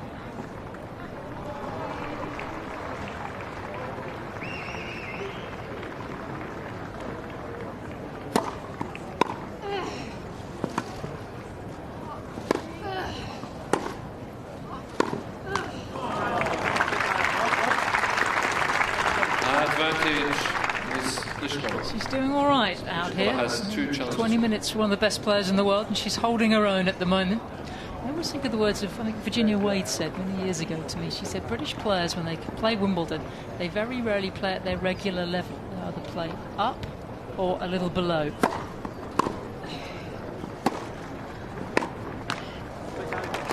Game is Pliskova. Pliskova leads 4-2 first sets. And that's just the atmosphere of this place. Well, for someone like Harriet, she's talked about, but she played the doubles and the mixed doubles here last year, but she talked about, being in the main locker room, and just the difference between the lower circuits and Wimbledon. New balls for every practice. There's a nail bar, so there's a lot going on. If you didn't know, Wimbledon has its official Wimbledon charity, which is the Wimbledon Foundation, and they support lots of organisations in the local community, such as Wandsworth and Merton. And one of those charities is the International Magic Bus, and I'm joined by its founder, Matthew Spacey, right here. So, International Magic Bus, tell us about your charity. So we basically started Magic Bus in Bombay about 20 years ago, and it was started because in India, obviously, we have a huge poverty problem, and there are lots of great organisations doing very traditional work around education, around health, around livelihood. But a lot of children don't relate necessarily to that traditional mechanism of engagement. So we started using sport to get these young people engaged through a very relevant mechanism. So we started with rugby. We grew the programme from 30 people now to just under 500,000 children in the country, and they join a programme which is called Childhood Through to Livelihood. So we start at 12, they stay with Magic Bus all the way through to 18, where we deliver them in a livelihood at the end of the programme. How much do you see these children benefiting from what you provide them with? You see, it's obviously we see it qualitatively, but we also measure it as well, which is crucial. So, our impact is very well recorded, and we have 98% of our children now, adolescent girls, going into school. That's compared to 43% as a national average. We're placing about 85% of all the graduates of Magic Bus through into jobs and tracking them for 12 months after they have left the system, so that we know they're staying in jobs and critically moving out of poverty. Can you maybe give us some examples of what actually you do as well for some of these children? What experiences do you give to them? Yeah, so if you could close your eyes and imagine the poorest village in India, and you throw a tennis ball or football up in the air, every child in that village will gravitate to that ball, that because children essentially love playing. It doesn't matter if you're Hindu, Muslim, boy, girl, whatever caste you're in. Using play as a mechanism to excite young people is wonderful, and it works. The critical piece is you then put a mentor into that model, and you use that game as an opportunity to change the behaviour. So you use, so it's not a traditional game of football or tennis. You're using, the game, the piece of play as a message, if you like. And so at the end of that activity, they're then decoding, or if they're then facilitating a programme which is getting the children to understand why going to school is critical, for example. Absolutely. And just tell us a little bit about what the Wimbledon Foundation does specifically as well for your charity.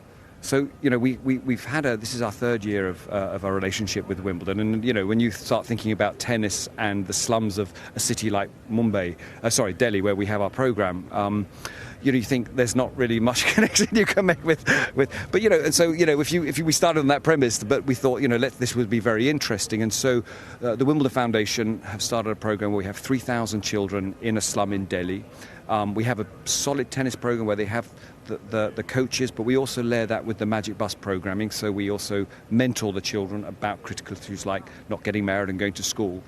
And we see in the programme, to be honest with you, what's been wonderful about this, it's been a tremendously successful programme, but secondly, what we started seeing is that villages and slums around the funded programme have started building their own tennis courts. As you can imagine, these are literally rubbish tips that they've sort of flattened out into clay, and we play our own version of Wimbledon tennis in the slums of Delhi. It's a phenomenal programme, and the children are so engaged in this. So it's not, of course, about finding the next champion, but it's about using something as fun and relevant for them as tennis and engaging them through that. So it's been an amazing experience. I'd love to see a visual of that. And I mean, it sounds like the tennis is booming in Delhi. And also, Matthew, just tell us a bit about that you're here on a holiday because you live over there and you've come to see the championships and see what's going on back at home.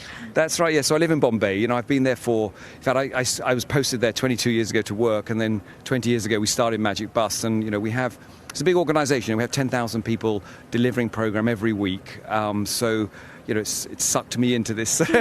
it's certainly I'm certainly working harder than I ever worked before, but I'm enjoying it. It's a very fulfilling life I lead. And getting to experience days like this as well must be an incredible part of what you do. Thank you so much for chatting to us, and good luck going forward. Thank you very much. Thank you. Thank you. Well, thankfully, still not a cloud in the sky, and what a position here. We're down at practice court 6 at Orangi, and look who's knocking up with that giant left arm. You never get tired of watching Rafael Nadal, the world number 1. He's back on top after Roger Federer lost in the final of Halle, and he will still be world number 1 as long as he gets to the round of 16 of this year's Wimbledon. And who could forget the round of 16 match that he had last year against Gilles Muller? It turned out to be one of the matches of the championship for men or women. Muller, the unfancied player from Luxembourg, beating him 15-13 in the 5th set. It was an incredible match, but Nadal hoping to edge towards a 3rd Wimbledon title, coming here off the back of yet another French Open victory. He's up to 11 French Open titles. Last year he celebrated La Decima, now on to 11. Looks in supreme form, that left arm absolutely huge. He was on the front page of one of the national newspapers in Britain this morning. Cameras were in over the weekend watching him practice. The Mallorcan looks in fine form. He made 3 of the 4 Grand Slam finals last year. It was only that defeat to Muller that stopped him perhaps going on to face Federer, who of course beat Cilic in the final 12 months ago. He was doing high fives as he arrived down here at Orangi. Doesn't bother stripping off any clothes. He was already just wearing the vest when he walked through, looking tanned and looking relaxed.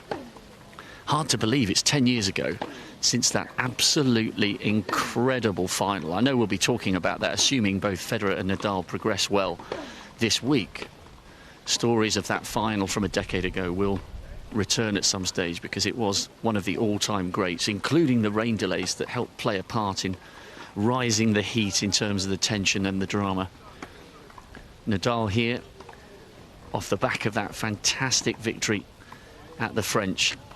It is quite incredible that they're world number 1 and 2 once again, Federer and Nadal. Nadal world number 1, but the number 1 seed is Federer as a result of the fact that he's won 8 Wimbledon titles on a surface that he's made his own. But it's great to see Nadal down here. Usually members of the public are allowed down on 6 and 7, but it's only just a collection of staff members who are here to see Rafael Nadal knocking up. And I wonder, because we've lost practice courts 1, 2 and 3, I wonder whether 6 and 7 will become the most sought after courts, because they've got the roof that will go on court 1 occupying 1, 2 and 3 at the moment, these huge steel girders. We will get a shot of those as we get further into the championship. We can't get too close because apparently we get interference, because each one weighs 100 tons. So courts 1, 2 and 3 are out. This is 6 and 7. We've had Marin Cilic knocking up down here earlier, and the players can request a specific court here at Orangi. And I think we may see 1 or 2 more big names coming down here to 6. But what a treat to see Rafael Nadal always going for it in practice, covered in sweat. There's nothing light-hearted about anything Nadal does. He'll be ready to go against Dudi Sela tomorrow.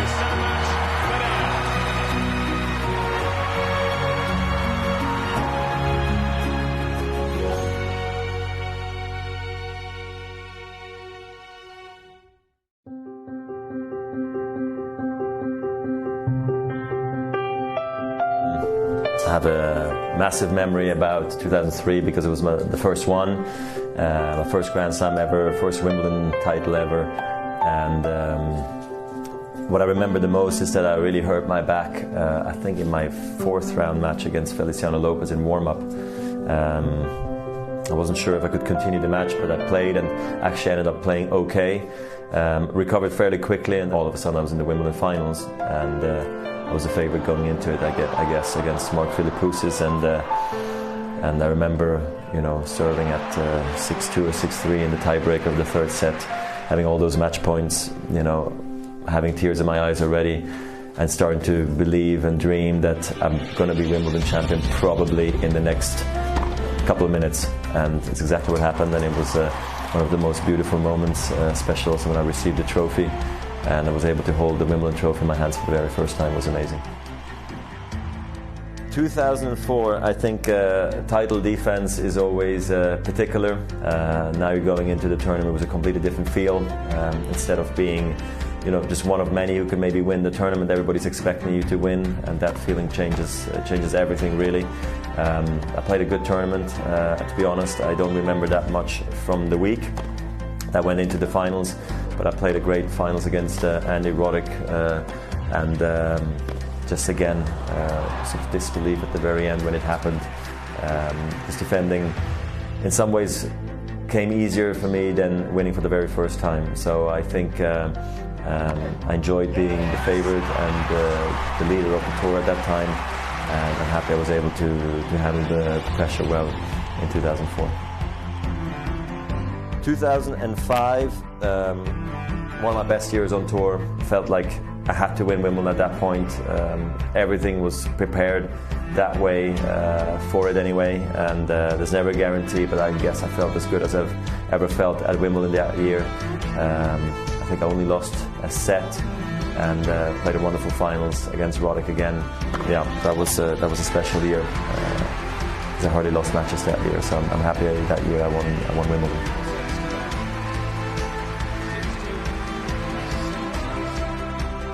I remember going into the finals feeling wonderful about my game because I had a great semi-finals against Jonas Björkman, so I came in with all the energy and the confidence I was looking for. And it was the first time I played against Rafa, so in that Wimbledon finals, it was the first time I played him at Wimbledon, and clearly that was always going to be a bit of a special twist to it because he was the French Open champion, I was dominating on grass, he was dominating on clay at the time, and I actually played very well. I remember when I came out of the blocks very strong. I think that helped me then to eventually win that match and that tournament in 4 sets against Rafa. Set a match Federer. 3 sets to 1. 2007 was very, very special and unique because I was going for my 5th one, and there I guess I have an anecdote that I remember at the time when I beat Pete Sampras in 2001 at Wimbledon. I stopped him from winning 5 in a row, and I remember Bjorn Borg had made that before, and I remember having spoken to Bjorn about that, and in a way how happy he was that he was the only player to only have had 5 in a row, Wimbledons in a row, and how ironic it was that I was on the verge of doing it myself. Bjorn Borg was sitting in the stadium watching me do it. And I also remember in 2007, it was the year where I think the roof was off, and I think it made the tournament, the vibe of Center Court a bit different. More wind would come into the stadium, and I had the epic 5-set battle against Rafa, one of the first ones we had against each other then, and almost lost, but found the way in the 5th set to win. And equaling Bjorn Borg's 5 in a row was really a dream come true because Bjorn Borg is one of my all-time favorite players. For me to do that and sort of be together with Bjorn in Wimbledon and tennis history was something that was very important to me. So there was a very funny moment right after the match was over when I walked over to the trophy ceremony, and I remember I put the jacket on, and with the jacket, part of the outfit was also the long pants. So I wanted to put on the entire outfit because I thought it would look very iconic, once when I would look back at the trophy ceremonies of Wimbledon, I think it would look very stylish, you know, if you held up the trophy and you looked actually very smart. So I put the pants on, I put the jacket on, I walk over, and as I'm walking over, I try to put my hands in my pockets because I'm nervous, you know, about the handshake and about receiving the trophy and being able to lift it up. It's obviously a massive moment. And then I realize as I put my hands in the pocket, it's not possible, they're going backwards, and I'm realizing, oh my God, I put the pants on the wrong way. And it's too late to change because now, you know, I'm shaking hands, you know, with the Duke of Kent, and anyway, I get the trophy, I lift it up, I go like, oh my God, this is gonna look so bad on the pictures, but I don't care, and nobody knows, and this will stay in Wimbledon memory and with mine, and maybe one day I will share it, and here I am sharing it, and I've told the story a couple of times before, but maybe never really in detail like this, and you can actually then see it. But anyway, it was a classic, funny, most embarrassing moment maybe of my tennis career, but it ends up being a very funny one, which is good. Yeah, 2009 was a very special year because my wife was pregnant, and I had just won the French Open a month earlier, and I tied Pete's record of winning 14 Grand Slams. Pete being my favorite player, you know, just before I came onto the tour. That was obviously very special, and he showed up for the 2009 Wimbledon finals, and there were so many legends in the stadium. I remember that time, and Pete being one of them, and everybody expecting me to break the all-time Grand Slam record of going for 15 and going for my sixth Wimbledon at the time.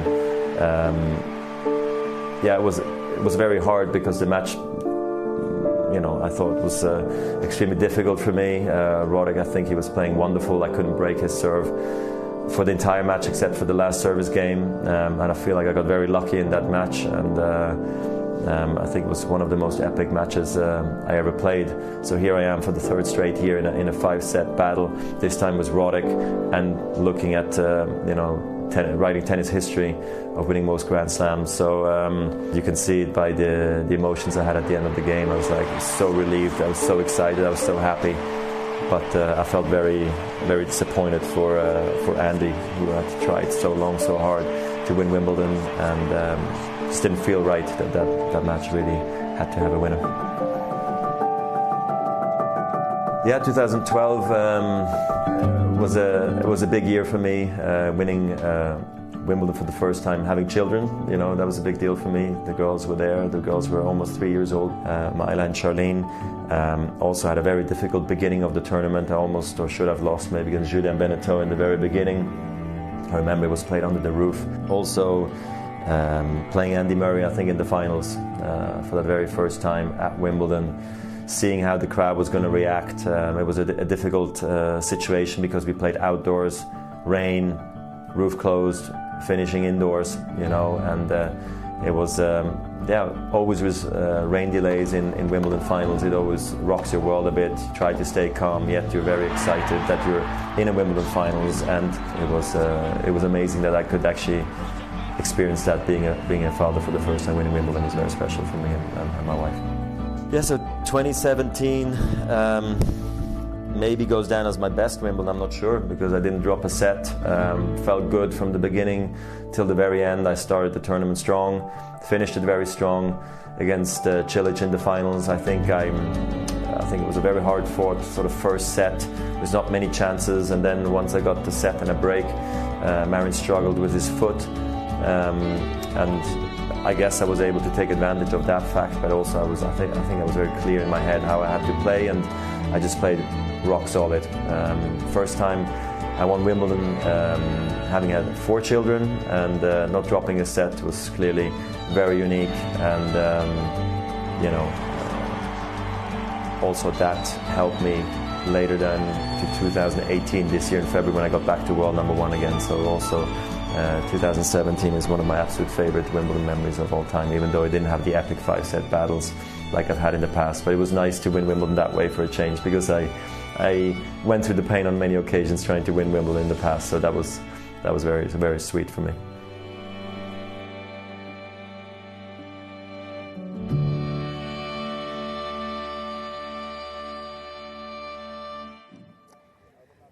I'm joined by Anne-Marie and Aaron from Jigsaw for You, which is a charity supported by the Wimbledon Foundation.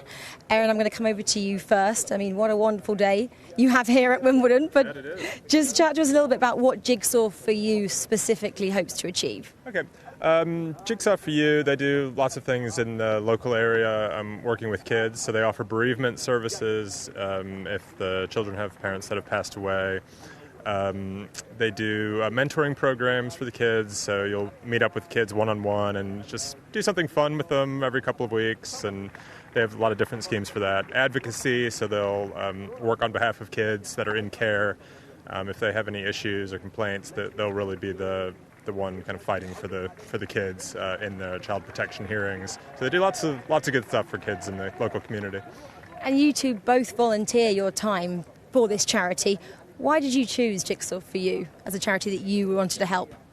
Well, mainly because they focus on children, and I think that's important, that a child has somebody they know they can go to if they have issues, outside of the home, somebody that's there for them.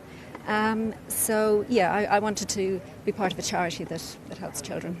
And Anne-Marie, you specifically volunteer on the charity funded by the Wimbledon Foundation, which is a charity that tries to bridge the gap between primary and secondary school and helping kids, I guess, be more prepared yes, for that transition. Just tell me a little bit about what you do there and who you potentially help. Yeah, well, we meet up with the children once a week after school, and there's different, we do either art or craft, or we discuss the move to secondary school, so that it's not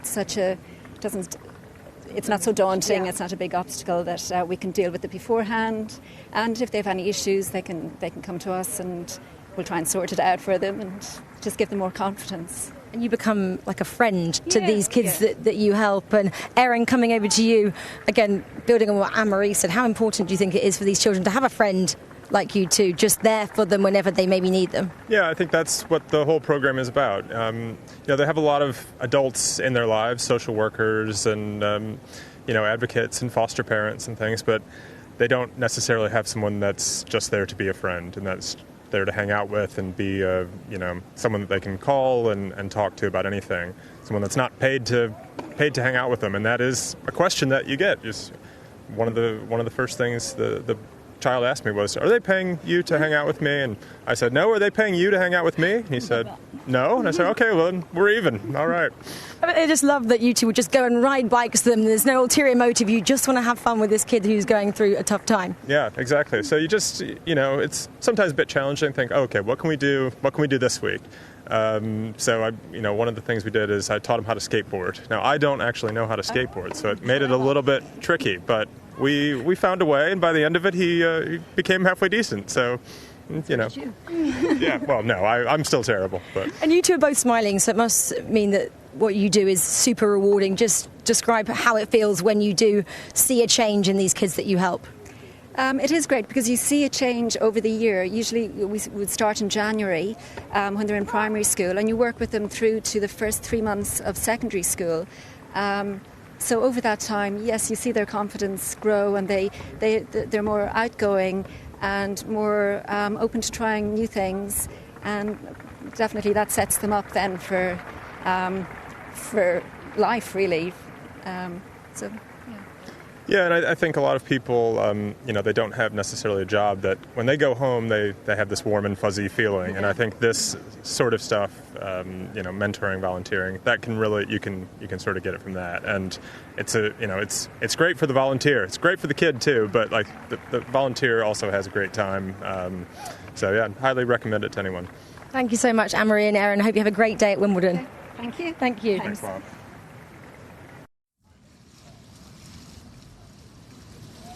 This is the Wimbledon Channel on day one of the championships, and as you can see there, what a beautiful day it is. Bright sunshine, blue skies and very warm temperature above SW19. I've even got my sunglasses on because it's so bright. I'll take them off. Claire Curran's alongside me here, high above court number 18. And Claire, before we get into the daily debate and welcome our viewers from Facebook Live, just a mention of what a perfect day it is for day one of Wimbledon. Oh, it feels like it's just carried on from last year's championships. We were just having that debate, Adam, whether did we see any rain at all last year, and the championships has been blessed over the last couple of years with this fantastic weather, and it's interesting, obviously, with the new roof that will be finished next year, 2019.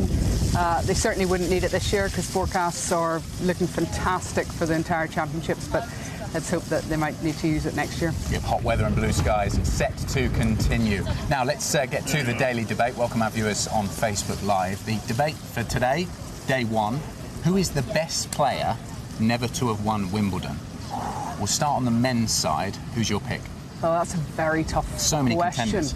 I mean, for me, probably the first memory that I have will have been Ivan Lendl.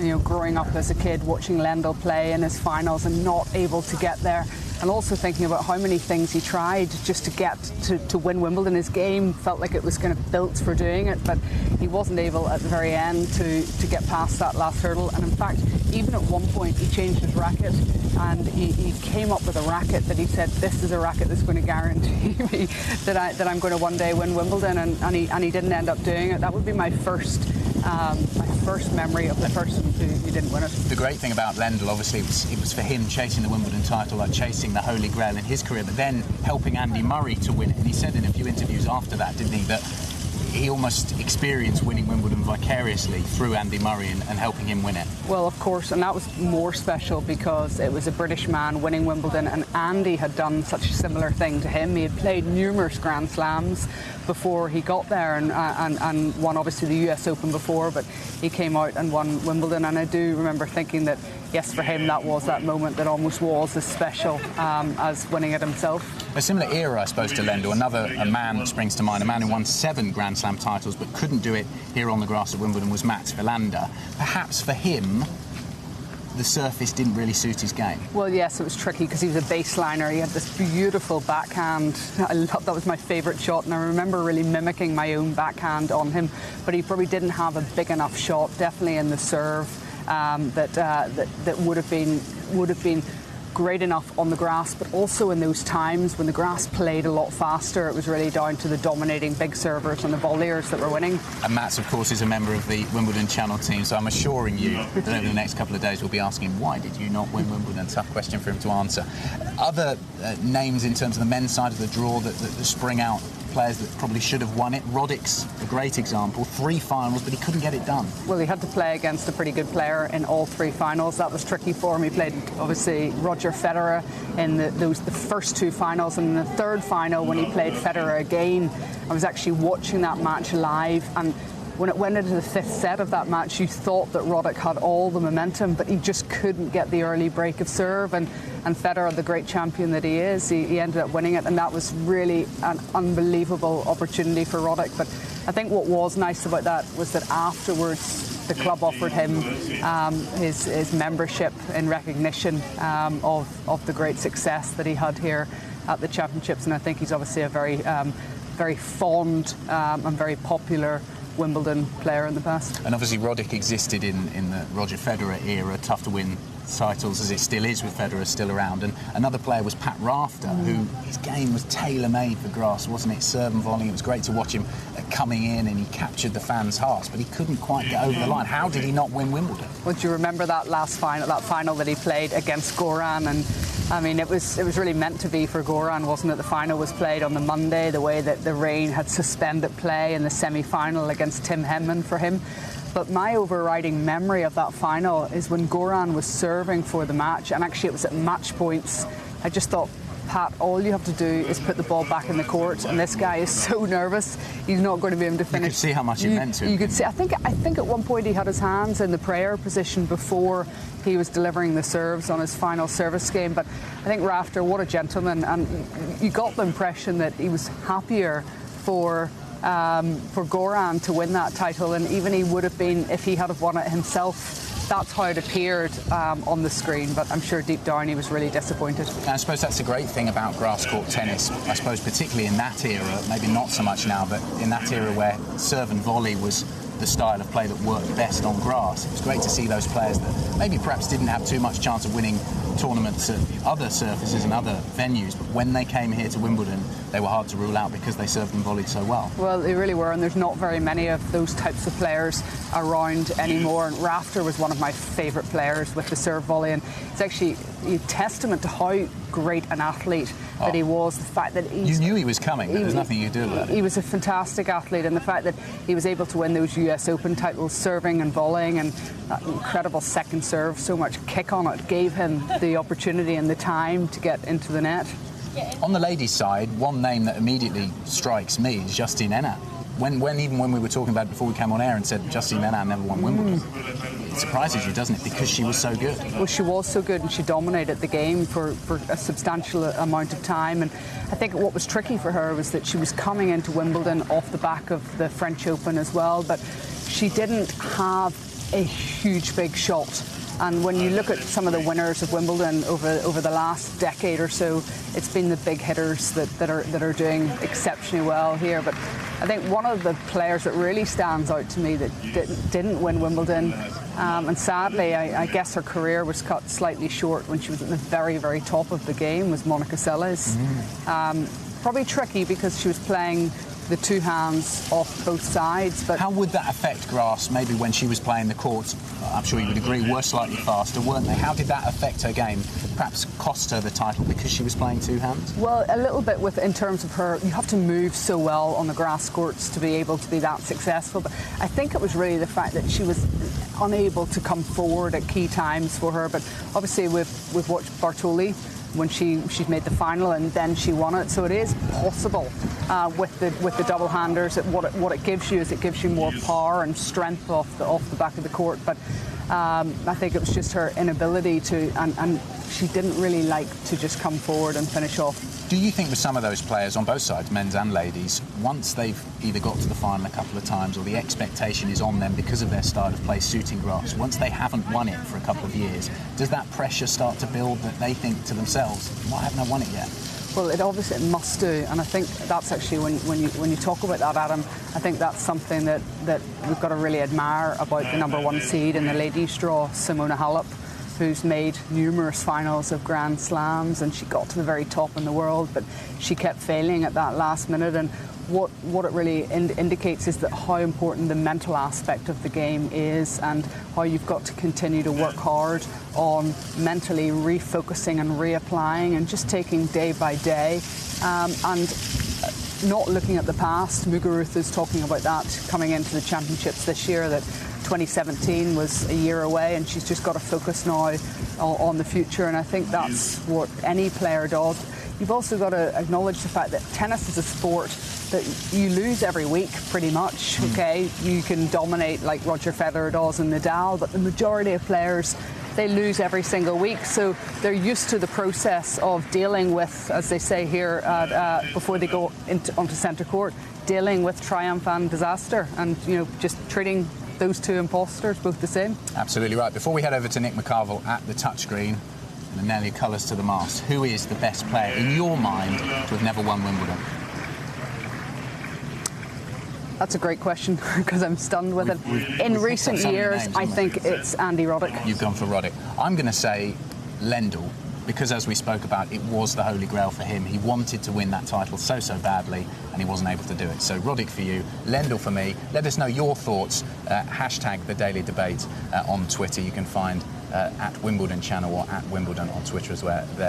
There, let us know who you feel is the best player to have never won Wimbledon. Now, as promised, let's get over to Nick McCarville, who's at the touchscreen. Nick.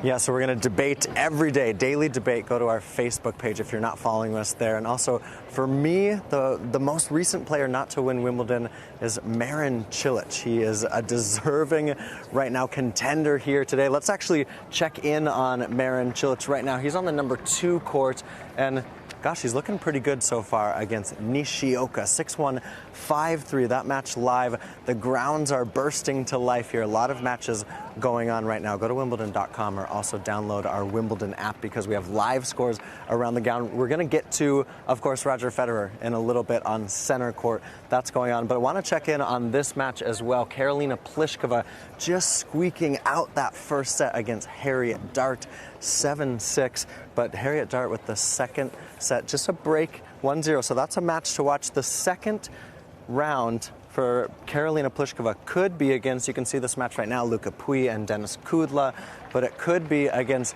Victoria Azarenka. So we'll see if we can have a Azarenka versus Pliskova second round, but we're watching Pliskova right now on court 12, just squeaked out that first set. We will stay up to date on all things tennis, but let's go ahead and dip into our social media. We're seeing a lot of posts from all of you out there using hashtag Wimbledon, a lot of conversation about day one at Wimbledon on Twitter, on Facebook, on Instagram. Donna Vekic is taking on Sloane Stephens. That happens on number one court in just a bit. And Donna, feeling pretty relaxed right there. She's ready, jumping, having a good time as she gets ready to take on Sloane Stephens. Now, this is one of my favorite stories. Ons Jabeur is from Tunisia. She's one of the very few players from that part of the world that plays on the Pro Tour, and she says she's very happy with her main draw wild card. She got a wild card having won the Challenger event at Ilki just a couple weeks ago. So Ons Jabeur into the main draw here. What about Milos Raonic, the former finalist? He's the number 13 seed. He's looking pretty suave there, ready to go for Wimbledon, walking back on court today. He's due on court later today, and really all the motivation any of us need today is that nice, beautiful picture of center court, blue sky over it, little bit of cloud coverage. It's beautiful up here on the broadcast roof, and we promise it's meant to be beautiful all day long. Victoria Azarenka, it's been slow but sure for her in her comeback, having come back to the tour just about a year ago after having her little baby Leo. And she is one step at a time talking about trying to get back to the top of the game. I mentioned it. If she wins her first round match later today on court 18, and also if Karolina Pliskova is to win her match, then she is into that match against each other. Let's just dip in to Instagram. If you were one of the lucky people to get one of the very few Roger Federer, the special Roger Federer towels, I think he's going to be using those on court, embroidered with all 8 of his Wimbledon trophies there. And what about this moment yesterday? This was in the press conference room. Serena Williams being told that 20 years ago is when she made her Wimbledon debut. Watch this face. 20 years. Serena having a nice laugh. She was in very good spirits. Richard Gasquet taking to the court later today, taking on Gael Monfils. That will happen on number 2 court. Sloane Stephens, we were mentioning her match against Donna Vekic. That's to happen on number 1 court. And what about all the fun out in the queue? A lot of fans getting in on the action. Make sure you use hashtag Wimbledon. But look at that, a good time there out in the queue. Now, this guy, a lot of eyes are going to be on Roger Federer. And if we click into Mr. Federer's profile there, I want to take a look at this number right here, 98 titles. 8 of them have come right here at Wimbledon. There's going to be a lot of pressure if Roger won in Halle just about 9 days ago, if he would actually try to go for title number 100 here at Wimbledon. I think he can breathe a little sigh of relief. He's only going for number 99 here as he searches for a 9th Wimbledon. It's also his 20th Wimbledon, 20th for Roger. That's an open era record. We are going to watch for Mr. Federer. That is later this afternoon. He's opening play on center court. And now let's check in at Orangi Park with Rob Walker. Well, it's just a treat to be down here at Orangi, especially on practice courts 6 and 7. Rafael Nadal is on 6, and over my shoulder on 7 is the current British number 1, not Andy Murray. It is, of course, Kyle Edmund, who had a massive breakthrough at the Australian Open, making the semi-finals at the start of the year in blistering heat on the hard courts, losing to Cilic. He's now up into the world's top 20, seeded 21st here. And I wonder whether there's just a little bit more pressure on the shoulders of the 23-year-old who was born in South Africa but has lived in North Yorkshire since the age of 3, as he is Britain's outstanding player in the men's draw, in the absence, of course, of 2-time Wimbledon champion and 2-time Olympic champion Andy Murray. Kyle Edmund beat Andy Murray in the lead up to his preparation here at Wimbledon, but he would be the first to admit he was beating an Andy Murray still somewhat rusty on the way back from the well-documented hip issues. Edmund looks relatively relaxed down the far end of court 7. Reached the final in Marrakesh. That was his first tour-level final earlier this year in April. But he's still really yet to prove himself on grass. His only victory, his only appearance in the second round last year, came at the expense of his compatriot Alex Ward, who was ranked outside the world's top 800. And should he beat the 105th ranked player, Alex Bolt, the Australian, in the first round, and come through his second round match, there is a potential for a Novak Djokovic meeting in the third round. So it's going to be a tough draw for Kyle Edmund if he is to get anywhere close to replicating his run to the semis in Melbourne at the start of this year. Fourth round of the US Open back in 2016. That was his previous best in a slam until he had that great performance down under.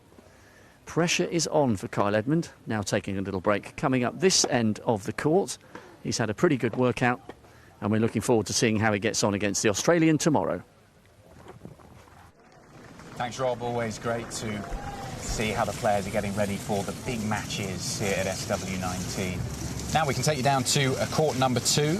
Last year's finalist there, the big server from Croatia, the number 3 seed, Marin Cilic, serving for the second set against Yoshito Nishioka from Japan. He took the first set 6-1, it's 5-4 with a break in the second.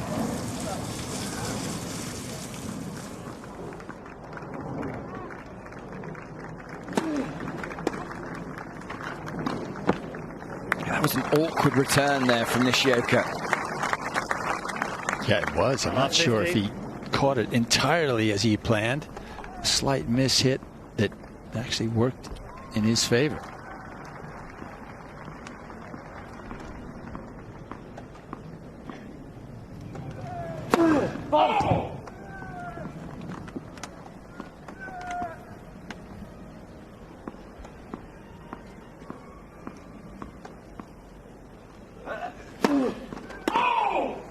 Love 30, Mr. Cilic challenging the call. Well, it's the first challenge here for Cilic. Yeah, I don't think he might find a little joy with this one. Oh, yes. First serve. So first serve here, once again.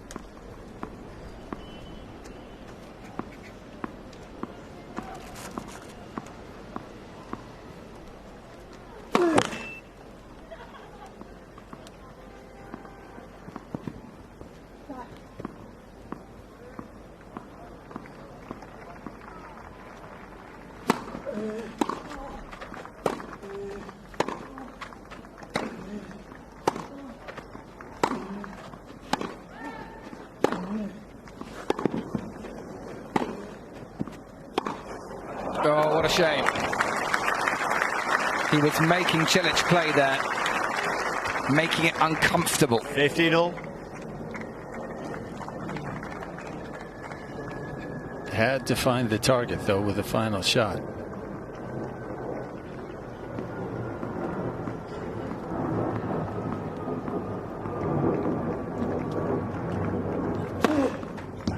Boom. 128 miles an hour. His fastest of the match so far. 15.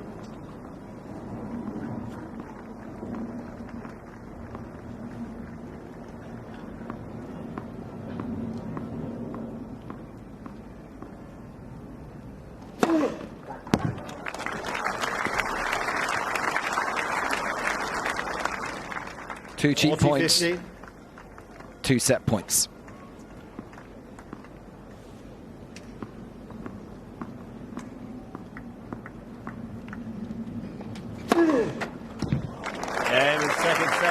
Much more like it from Marin Cilic in that service game.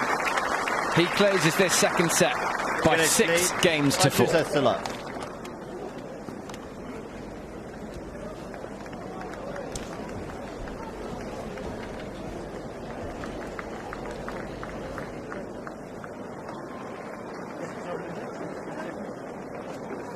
Here's a look at how he did it in that second set.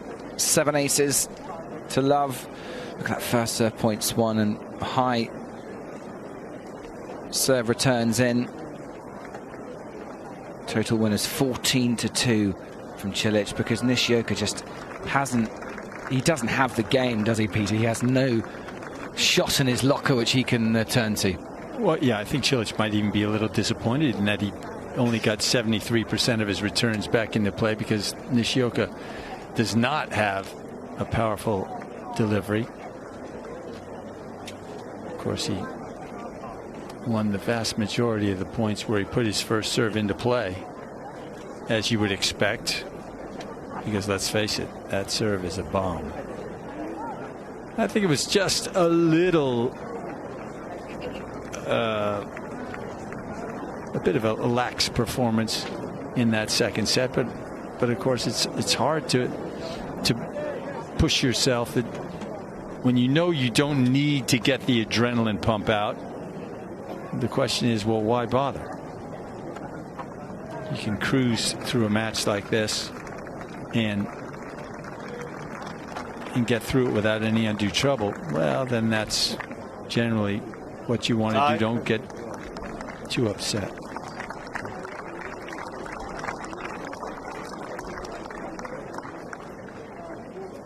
I'm joined by Anastasia Pavlyuchenkova. We're down here at the British Tennis Zone, where you've been meeting and greeting and playing tennis with loads of children this morning. Just how is it to meet so many kids that are so excited to see you? That's amazing. I love kids, and it's a great opportunity, I hope, for them, and also for me. It's so much fun. And honestly, while hitting with them, I was thinking that I'm such a kid inside, so I would love to stay there all day and play with them. Honestly, it's also relaxing, and it's nice to have some fun. And it's nice to see the next generation, maybe, of children coming through as well. And we know how successful you were as a junior. Obviously, you were world #1 there, 2 slam titles. What advice would you give to any youngsters trying to replicate a career in the junior like you had? First of all, of course, discipline, hard work, and also try to enjoy and balance it, because, of course, just the hard work and not enjoying is not enough. So you need to find a passion and, be professional as well. That helps, and be determined as well. Absolutely. And you made your maiden slam back here in 2007 at Wimbledon. How much has it changed since all those years ago? 11 now. Yeah, crazy. Time goes so fast. It's actually my birthday tomorrow, and I can't believe it that it's my first time I played here back in 2006, and 2007 was my first pro Wimbledon. So that's crazy. Time is going fast, but I've got a lot of experience. I'm taking it a little different now, more mature, looking at some things differently, less emotions, and definitely much more enjoying what I'm doing and working hard. Well, happy birthday and good luck for your first round match tomorrow. But I want one question on Russia and the World Cup. Yeah. You must have been watching. They get Croatia in the quarterfinals on Saturday. I mean, how is it to watch the World Cup at your home country? It's so sad to be away right now, because my friends, they're sending me so many pictures and just emotions and everything. So anyway, I was watching the match yesterday. I'm so happy. It was an insane game, apart from winning. Of course, the match itself was unbelievable. So many emotions. I had goosebumps, honestly, still now. And I'm trying to watch every game, and we got Croatia. I think it's a good chance. And I want them to keep going and get into the final. That would be awesome. Don't get distracted by the football too much. Good luck at Wimbledon. Thanks for chatting to us. Yeah, thanks, guys. Bye. Well, we've seen Roger Federer knocking up ahead of his opening match on centre court. We've watched Rafael Nadal down on practice court 6. So what about the third instalment of this triumvirate of excellence? Over my shoulder, Novak Djokovic, the man who's won Wimbledon 3 times. And is a 12-time Grand Slam champion in all, tied 4th on the all-time list. Seeded 12th here. He's going through a few serves on practice court 3. Coming in for a little bit of serve and volley action at the net. He's got his red baseball cap on and a T-shirt with his own Christian name. That must be when you know you've made it, if you're wearing a T-shirt with your own name. Coming back from his well-documented long period of interrupted play. Made the final at Queen's, although he lost to Marin Cilic. It was a welcome return to the big finals for the Serbian. an incredible run of Grand Slam performances came to an end here when he lost to Sam Querrey. The match, I think it started on the Friday night and finished on the Saturday afternoon a couple of years ago, and he arrived here as the man to beat. It looked like he was going to dominate tennis for a few years to come. He held all 4 slams going into that year's Wimbledon. And then since that defeat to Querrey, things have been pretty tough. He hasn't won a Grand Slam title since the French in 16, which was the tournament immediately prior to the Wimbledon where he went out in the 3rd round. His first round opponent is Tennis Sangren, the American, and Djokovic will be hoping that that decent run at Queen's will have played him into some good form. A possible 3rd round clash with Kyle Edmund awaits, but Djokovic will be taking it one match at a time, and there'll be many neutrals who will be delighted to see him coming back to form and fitness, and maybe 12th in the seedings here. Maybe he's in a position where he's coming here a little bit quiet, ready to do some damage, ready to play himself back into form. So Novak Djokovic just taking a break now in the shade. It is absolutely baking down here at Orangi. Djokovic keeping cool and keeping calm ahead of his match tomorrow against the American. He hopes he'll take one step closer to a 4th Wimbledon title. One match at a time, though, after the difficult few years he's had since he was dominating tennis a few seasons ago. So Djokovic getting ready for his match tomorrow, but there on centre court, everyone getting ready for the first big match of the day. Starting in a few minutes' time, the players will be heading out onto court. It's Roger Federer looking for his 9th title here at Wimbledon, up against Dusan Lajovic of Serbia. And let's hear from the top seed in his pre-tournament press conference.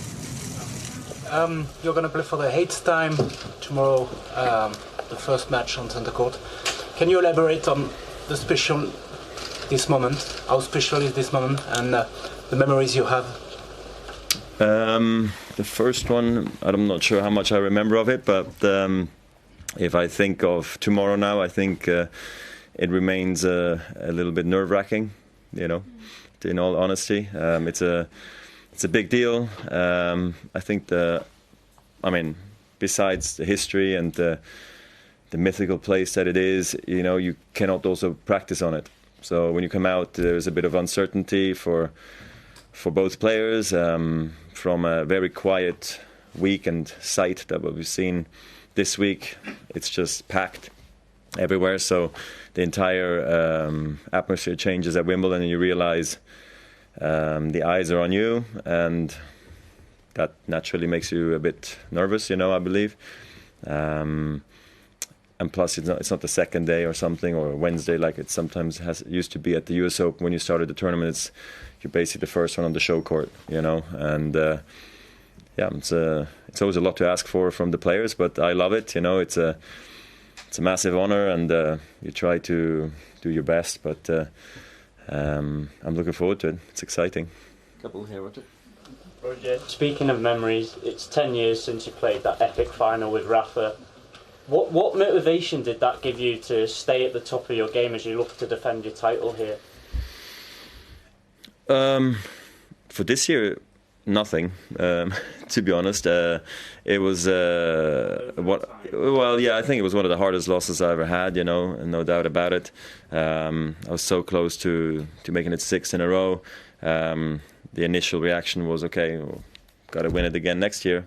In 2009, and I did in an epic one against Roddick, so that was beautiful, especially after the heartbreak in 2008. But I think it was a great match for many reasons. It made me also maybe more human potentially, you know, the loss under the circumstances. But it was a great match to be part of. We go back in time with Rafa, and you know, I'm sure that we'll talk about it when we're older in the rocking chair. You know, we'll talk about how it all was, and I'm sure I took something away from it, but mostly positive. You know, even though the moment was pretty hard. You know, naturally. Roger, you're playing on a completely virgin court tomorrow, a court that hasn't been played on. Arthur Ashe said that you can use the swinging wide serve because it's very juicy and slick. Okay. Do you think you have an advantage having played there 8 times before on that court, and your opponent obviously won't have that advantage. Yeah, I'm not sure, you know. I think experience helps me, that I've played a lot of matches, a lot of big matches, because that goes, it feels like walking out for a finals, you know, it really does. It's maybe more nerve-wracking because you're not acclimatized to the court yet. So I think that might help me, the big-time match play that I've had over the course of my career, but I don't remember how it played exactly last year. I mean, I'm sure that after, or the year or whenever I was defending champion last time, that it maybe after 6 games or something, you'll all of a sudden get the feel for it, like how it used to be, you know, and that might then calm the nerves down. But I remember I've had matches where, you know, nerves never really went down, and I played nervous the entire match. So I think the beginning of the match will be quite crucial, you know, to settle the nerves for my opponent and myself as well. Roger, Serena was in here early. Roger Federer as cool, calm, dapper as ever in his pre-tournament press conference, and there are some of the famous Fed fans inside centre court, ready for him to step out onto that famous arena to take on Dusan Lajovic of Serbia. The interesting thing about this match is it's actually a repeat of a match from last year. They played in the second round, Federer winning that one 7-6, 6-3, 6-2. So it's quite close actually in the first set, he winning it on a tie-break, and there he is getting ready to just make that famous walk out onto the hallowed turf of centre court. And how do you think, Claire, Federer's feeling? Do you think he still gets nervous ahead of a Wimbledon? Well, he said in his press conference yesterday that there always are those nerves, and that's probably part of the territory. He likes to feel those nerves, but, you know, this is the 9th time that he's walking on to centre court as the defending champion. So obviously he's won it 8 times. He's going out there again. And just watching him, he really does look as relaxed as ever. He should feel very confident going into this year's championships, because he's played 9 matches in the warm-up events, probably more matches than he's ever played on grass before coming to Wimbledon. Obviously that extra week off that the players have between the French Open and Wimbledon, it's given him an opportunity to play that extra warm-up tournament, which I think it's really helped him an awful lot. So he'll be feeling relaxed, having made the final of Halle and winning in Stuttgart. And what do you think is down to this second wind almost that Federer's had in his career? People thought perhaps a few years ago that his career was on the wane, that he may not win another Grand Slam title, but then he proved everyone wrong, didn't he? He came back and he arguably got back towards some of the best tennis we've ever seen in the last couple of years. What was key to that? Well, the ability was always there. They're obviously undeniable, but the two things to me have been fitness and scheduling. His scheduling has been so astute, perfect. The fact that he doesn't play in that clay court season, it's given him 2 months to rest.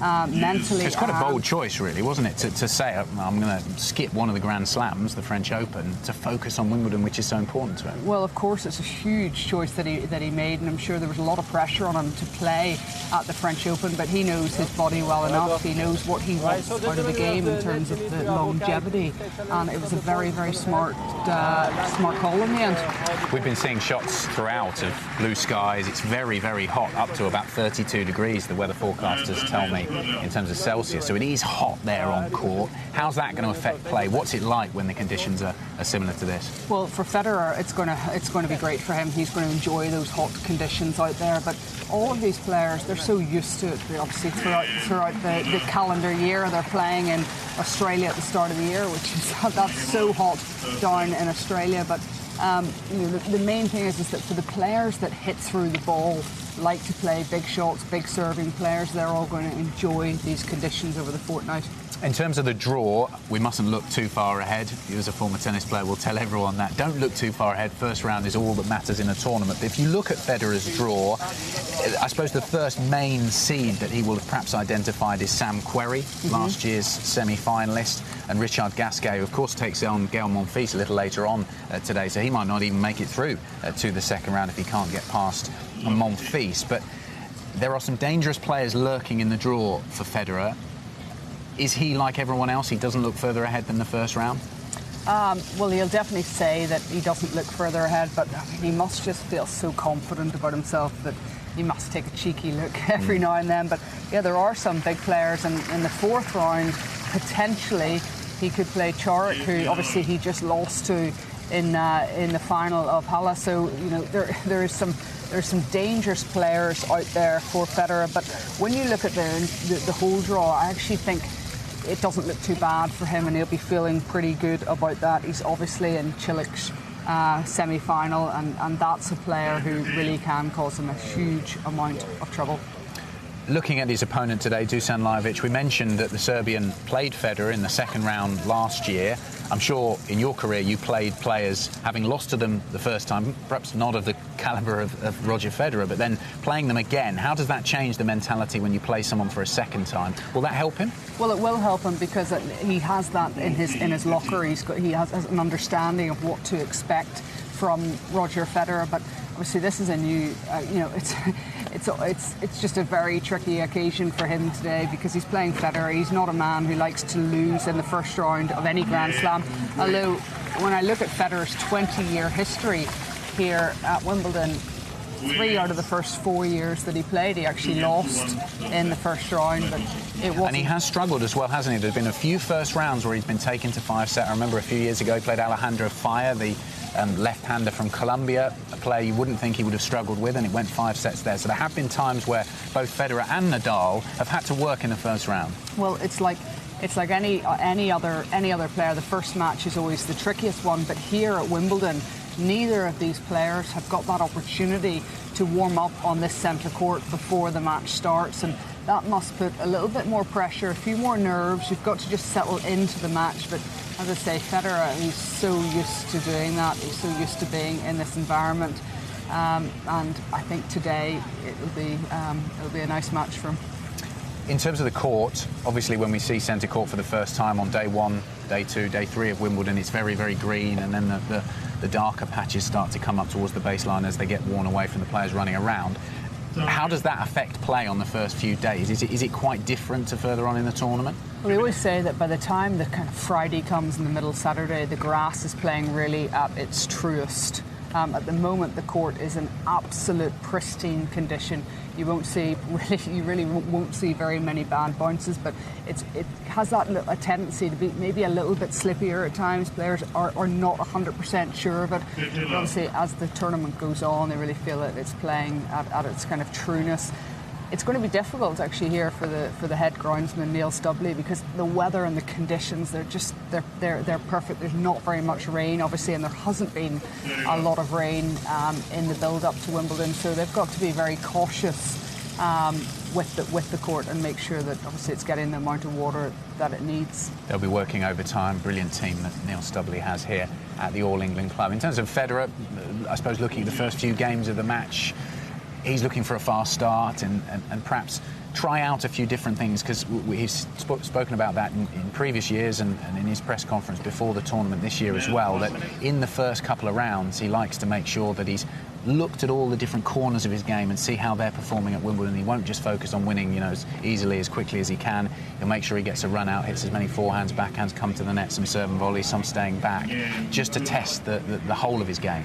Well, yes, because ultimately he is thinking about the last couple of matches, and he's here to win the tournament, so he wants to know when it comes down to it, and he's playing Cilic in the semi-final, that he's covered his bases there, that he knows that he's got things in his locker, and the only way to be able to deliver that is to put it into practice. And for him, he has that confidence in his own ability, his confidence in knowing that this is a match that really he should come through, that he can try out different things, and not many players have that luxury. I suppose a more general question, day 1 of Wimbledon is something that all sports fans look forward to, particularly on a perfect day like this. When you were back playing in your playing career and you had a chance to play on the first couple of days at Wimbledon, what was it that you looked forward to the most? Oh, I think I always look forward to the first Monday of Wimbledon. I love as a player, and I still do now, but I love walking through the grounds, and nobody has arrived. The crowds are all outside. They're waiting in the queues. You can feel the anticipation. You feel the anticipation, and you really do take stock of just how beautiful these grounds are. They're things that you've seen your entire life on TV, and suddenly you're living in it. But there's so much anticipation right now in the locker room, because all the players talking about who's playing who, and just getting through your first round matches. Yeah, we're looking forward to this. The first one up on centre court is the defending champion Roger Federer up against Dusan Lajovic. We can join the match commentators.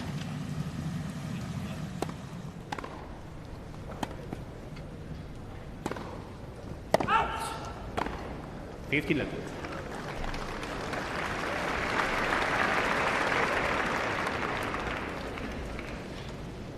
First pen of the match.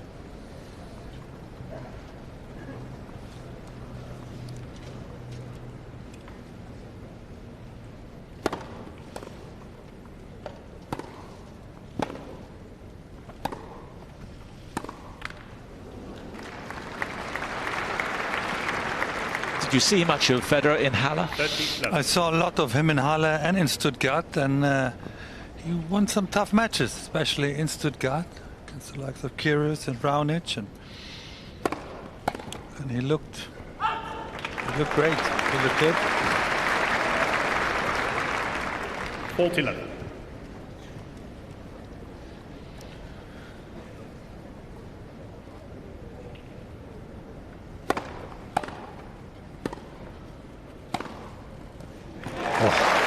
That's what we've come to see.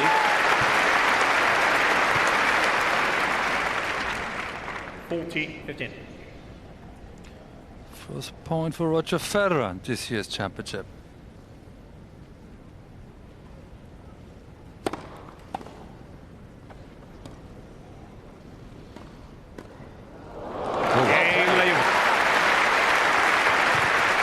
Great stretch, super control.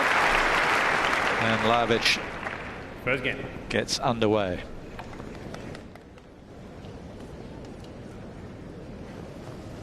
So a solid start from Roger Federer, losing just 1 point in his opening service game to take a 1-love lead in this match at Wimbledon on centre court. And you can watch continuing action of this one. Head to Wimbledon's major broadcasters around the world. And we can head out to find Rachel Stringer. Rachel. So we're in the British tennis area where the kids come down to have a little bit of fun. And so we kind of wanted to put Matthew Ebson through his paces here in a bit more of a fun way, because obviously he's taking on Wimbledon, which is pretty tough and it does require a lot of concentration. So we wanted to get him to do this buzzwire challenge here, which the kids have been doing all morning. Current top score, I think that says Charlie, is 5.4 to complete this challenge. Matt, how are you feeling about this? Pretty excited. Takes me back to being a kid like these guys around here. I first came to Wimbledon when I was a kid, so that definitely inspired me. And this game's going to inspire me too. I hope it's going to give me good focus. I hope so. And the reason I've got my notepad here is because it's not just going to be a usual buzzwire challenge. We're going to ask you some random Wimbledon questions. Hopefully you've done your homework as well. I'm getting balls flung at me as well. So, right, Matt, we'll have a warm-up first, then we'll see if you can beat his record. So, after 3, go. So, the All England Club are celebrating an anniversary this year. How many years are they celebrating? 120 years. 150. Anyway, how many titles has Roger Federer won? At Wimbledon, 8. Correct, and obviously he just defeated you in the quarterfinals recently. The first 4 digits of the postcode we are currently at. SW19. Yeah! Last Australian to win a singles title here at Wimbledon. And year? Leighton Hewitt. And me? And year? Oh, year 2002. You know your Aussies, okay. And last question, when was the last time we had play on Middle Sunday here at Wimbledon? Ooh, 2012? 2016. Okay. You got 3 out of 5. You are okay. Right, now you have 5.4 to beat because you also have a queue of autograph hunters. 3, you tell me when. 2, 1, go! Oh, he's mucked it up already. Mucked it up already. We're going again.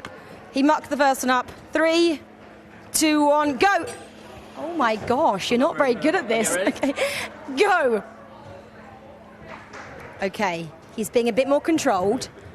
He's picking up the pace slightly up and down. This is pretty difficult. I'm going to ask him at the end what skills it's properly using. Done. 12 seconds. I'll go really quick. So quickly, what kind of skills is this using? What does it kind of mimic in tennis, if anything? Definitely balance, focus, and the eyes. I think you really got to keep good track with the eyes and the balance. Okay, now you had 3 warm-ups. Try and beat 12. Come on, Matt. Okay. Go! And he's off. Try and beat 12 seconds. 5.4 is so fast to beat. Here we go. And down. 7. 7 will do. That'll do. Guys, I'm going to let you have your champ here. Matt, thanks so much. Good luck for tomorrow's match. There we go. What a good superstar he was. And look at the kids now, just enjoying having some autographs from him. Who are they all for? That's me. Get ready. They're all for my friend. That's good. There you go.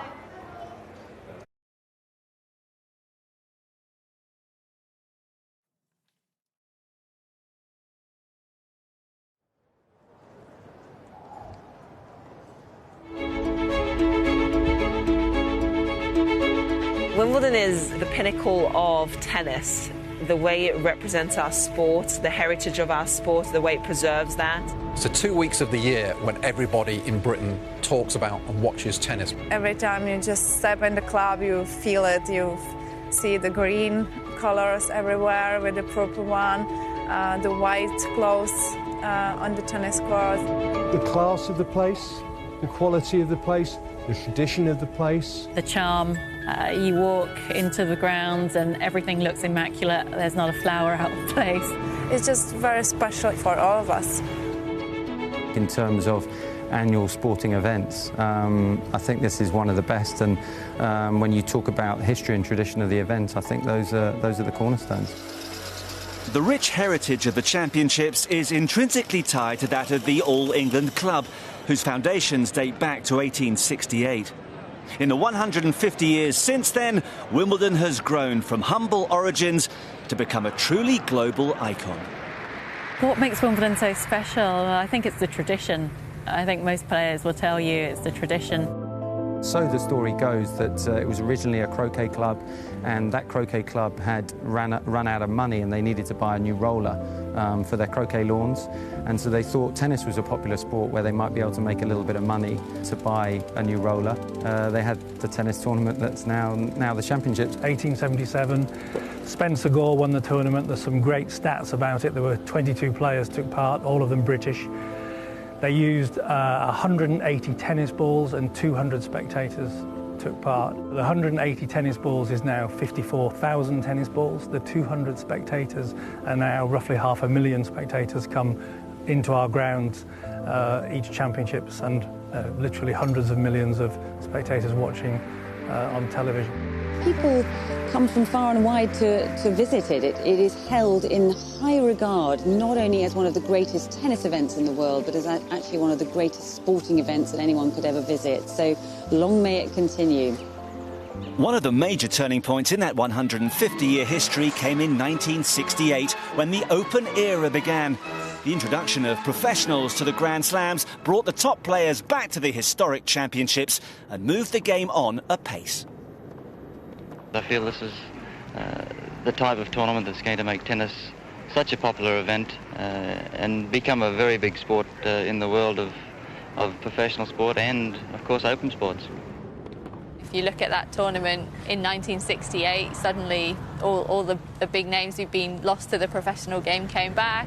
It changed everything. The fact that the amateurs could start playing with the professionals, people could earn money legitimately, the very best players in the world competing week in, week out. And I think the rest is quite literally history. Open era starting in tennis is sort of like the BC and AD of tennis history in terms of that's the defining marker, and it really added a lot of credibility and consistency to the majors. This year, the club welcomes back the two singles champions of 1968, Rod Laver and Billie Jean King, two greats of the game whose influence is still very much felt today. Billie Jean King has just been an amazing icon in women's tennis. She is a role model because she stands for everything that's important in tennis. She has been a leader and she's taught every player to have values and to stand up for themselves.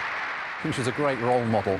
And Rod Laver is just... there's a lot of debate about who is the greatest player of all time. It's a debate that never can be answered, and everyone's got an opinion on it. I think there's a strong case for Laver to say he won all 4 Grand Slams twice. And you could make a strong case that he's the best player ever. Rod Laver, the prizes and the praise.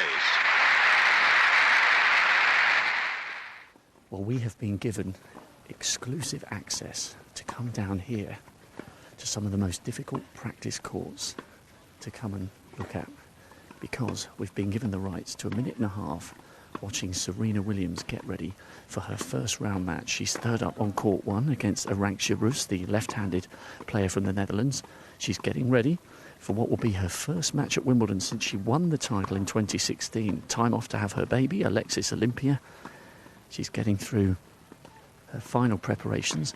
Must be a very relaxed Williams camp, because we ask the question and more often than not we're told no, and understandably so, on the day of a match. Patrick Mouratoglou, who's just walking behind Serena Williams there, told us we could have 2 minutes.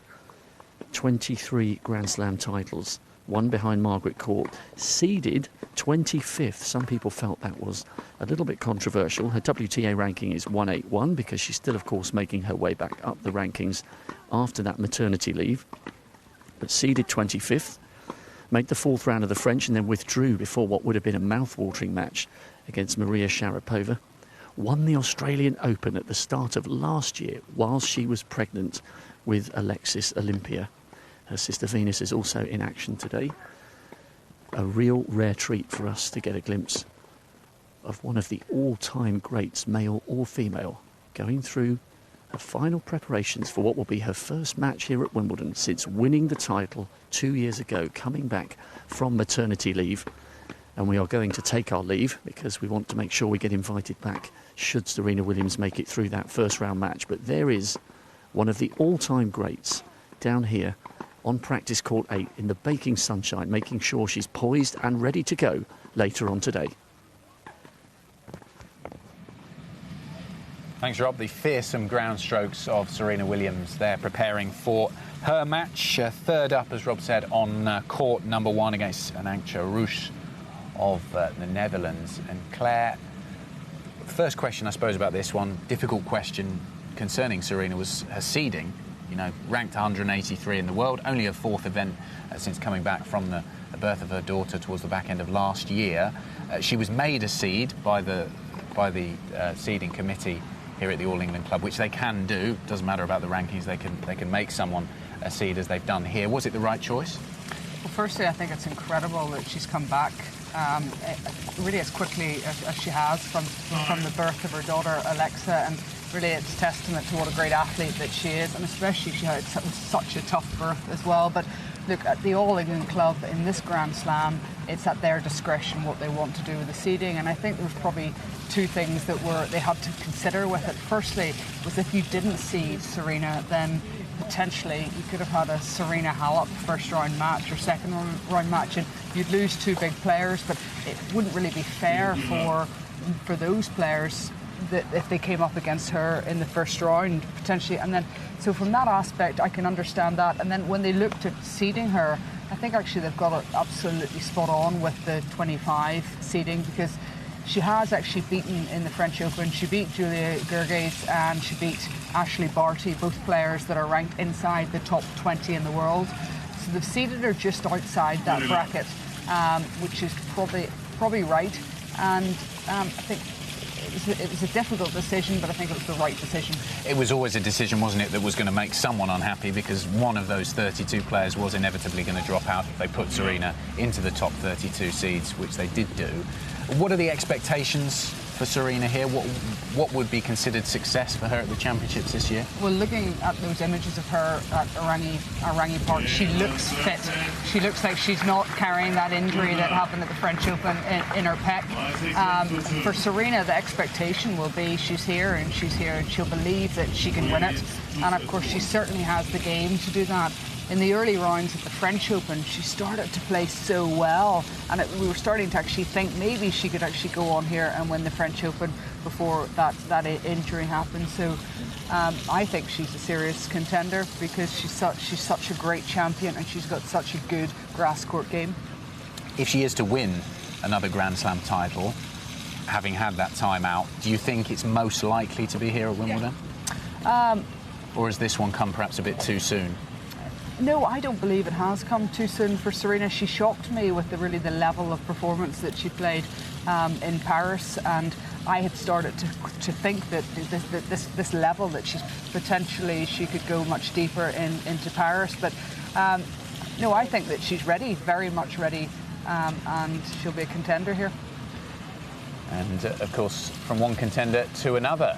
Last year's champion in the ladies singles, Garbina Muguruza. She's not in action today, so she'll be playing tomorrow, opening up on centre court. First match on tomorrow there. We think, again, in the sunshine, just getting the practice in at Arangi. Muguruza, she's only won 7 titles on the WTA Tour, but 2 of them are Grand Slam titles. She brings her best game to the slams, doesn't she? Well, she does, and her game is so suited to grass. You can see just in terms of her setup, she's so low behind the ball. She hits the ball so flat, but also she likes to come to the net, and that makes her so threatening to play against on the grass court.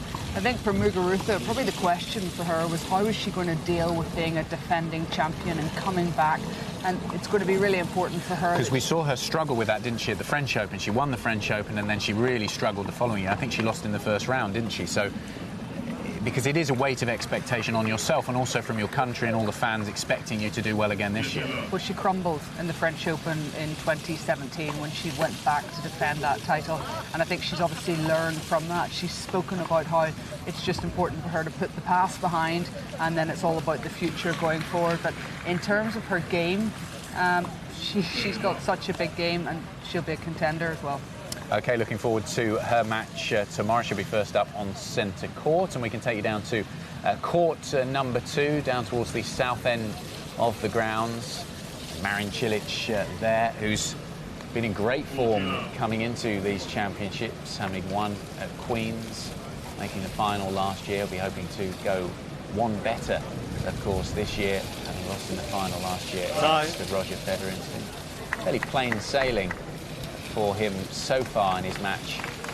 We're seeing now if he can serve out the match in straight sets down there on court 2. We can join the commentators.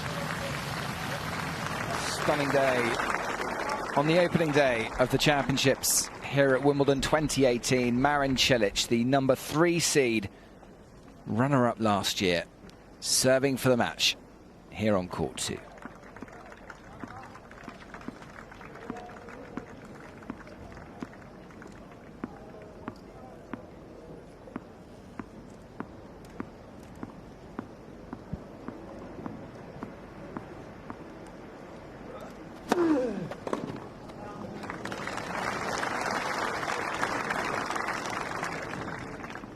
Love.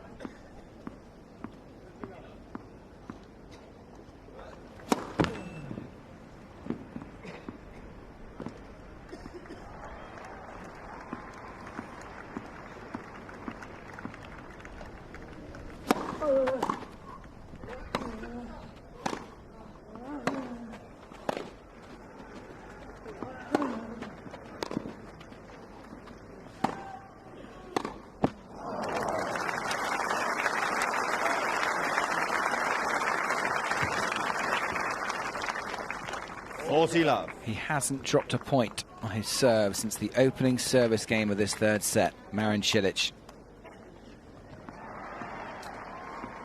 He has 3 match points after an hour and 46 minutes.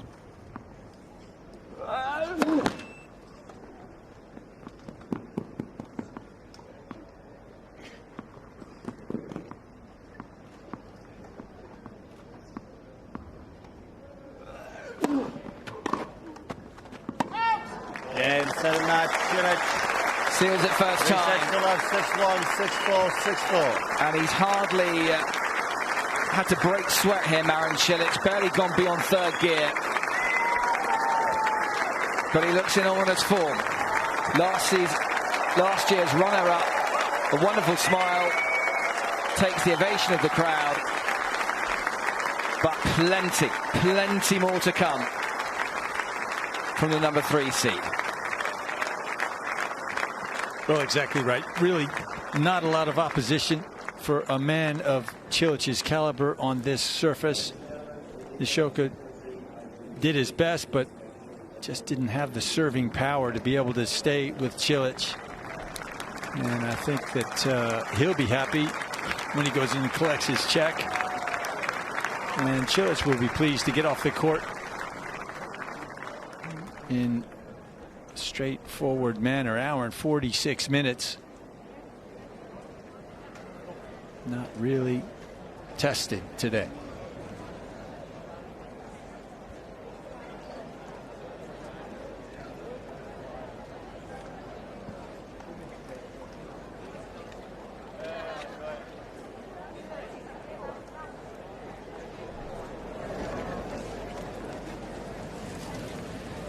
So fairly comfortable for last year's finalist, the Croatian Marin Cilic, through to the second round safely. 6-1, 6-4, 6-4 against Nishioka of Japan, and a pretty strong, almost ominous start for the rest of the players in the men's singles draw.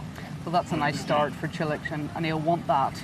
The early stages of a Grand Slam now, he'll want to be able to get through and conserve as much energy as possible, but obviously winning Queens, he's coming in here as one of the major favourites, making the final last year and the final of the Australian Open just a couple of months ago. He's playing very, very well, but I think what he did so well in that final of Queens against Novak Djokovic was mentally he was very, very tough throughout the match, and actually really throughout the entire tournament.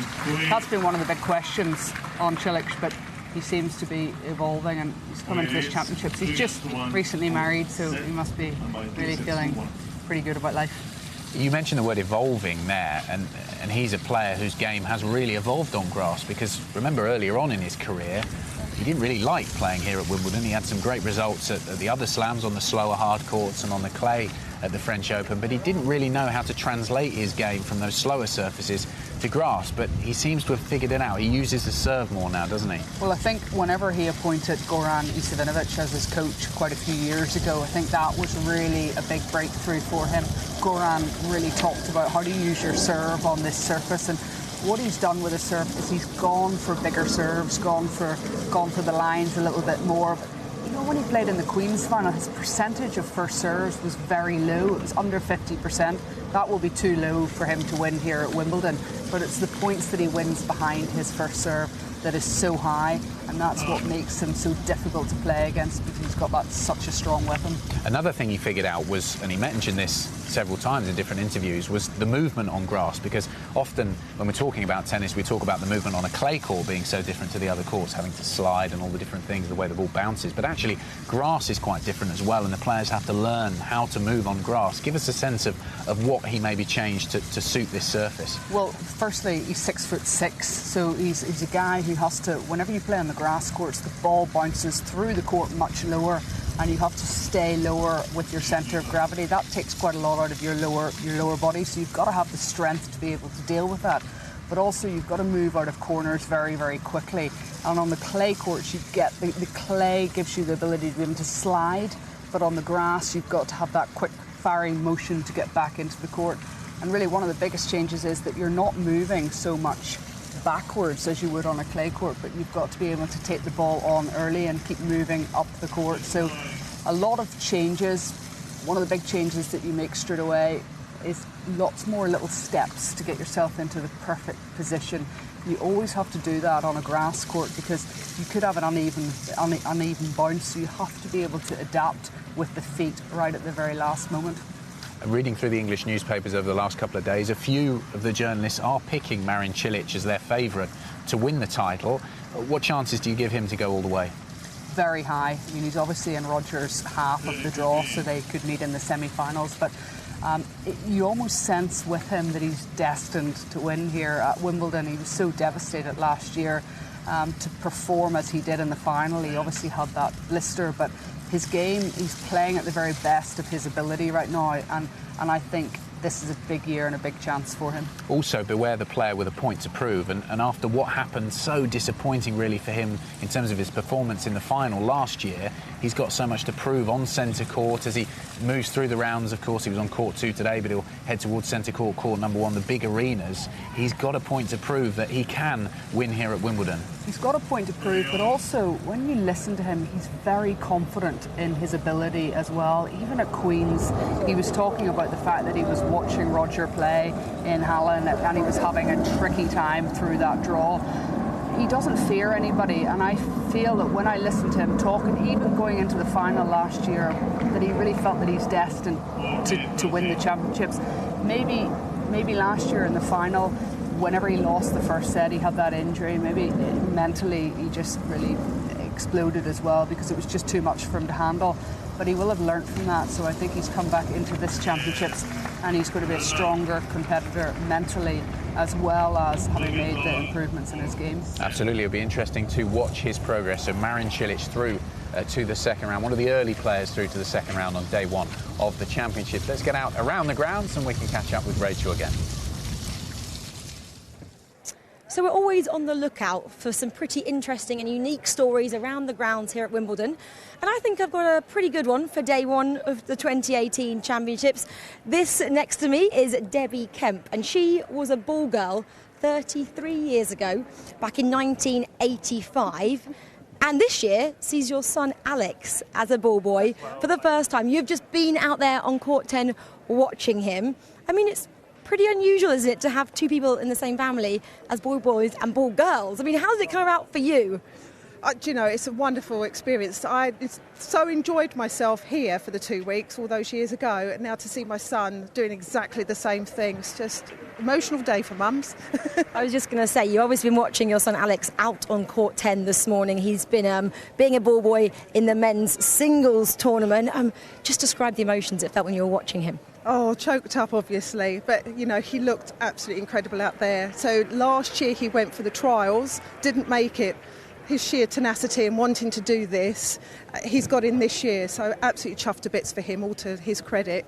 And just maybe explain the differences between when you tried to get to become a ball girl so compared to what he's gone through to get this job this summer, because it's quite different, isn't it? Definitely, all changed. So when I was there, so we had 3 days worth of trials, and then we just came to Wimbledon and trained every week, just solidly going through matches, etc. But this time, there's a lot of modules that they do online, aside from all the heavy training and the lead up to the tournament. So it's very different, very intensive. So you have to be the top of the top, the cream of the cream, to get in to be a ball boy or ball girl at Wimbledon. Absolutely, and right up until almost the start of the championships, they're still not sure that they're going to definitely be in. And just want to talk back about your experiences all those years ago, 33, I keep bringing it up, sorry about that. But you also was the ball girl at the men's final that year, Boris Becker taking on Kevin Curran. I mean, just describe that experience. Oh, the enormity of the occasion just takes you away. You're really nervous, but, you know, when you're into the thick of the championships and everyone's looking at you, it's just, well, it's undescribable, really is.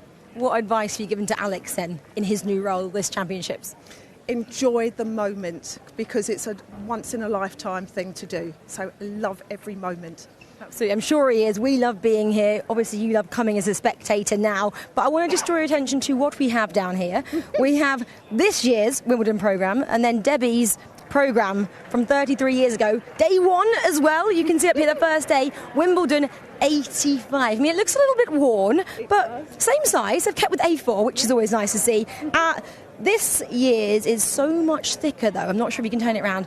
So I haven't actually had a chance to have a peek in this yet, but Hopefully it's full of great stuff. I know it will be. It's Wimbledon. They're very good at what they put in their content. But also, Debbie, show us this. This was your uniform, and you can see just how it's changed now. Look at that. I mean, did you like wearing it, though? Surely you must have felt so proud. Yes, I did. But, you know, looking at the standard of the uniform they have now, it's really something else. I mean, Ralph Lauren, goodness. They look really smart, really smart. And you said you lacked a hat. And I mean, you would have needed one if the weather was like this all those years ago. Yeah, so 33 years ago, it was torrential downpour in the first week. The causeway here was like a river. So to have this glorious weather, I mean, it's very hot out there, so I'm not surprised that they're having regular changes. But, yeah, the weather is such a contrast now. Did you get a middle Sunday then?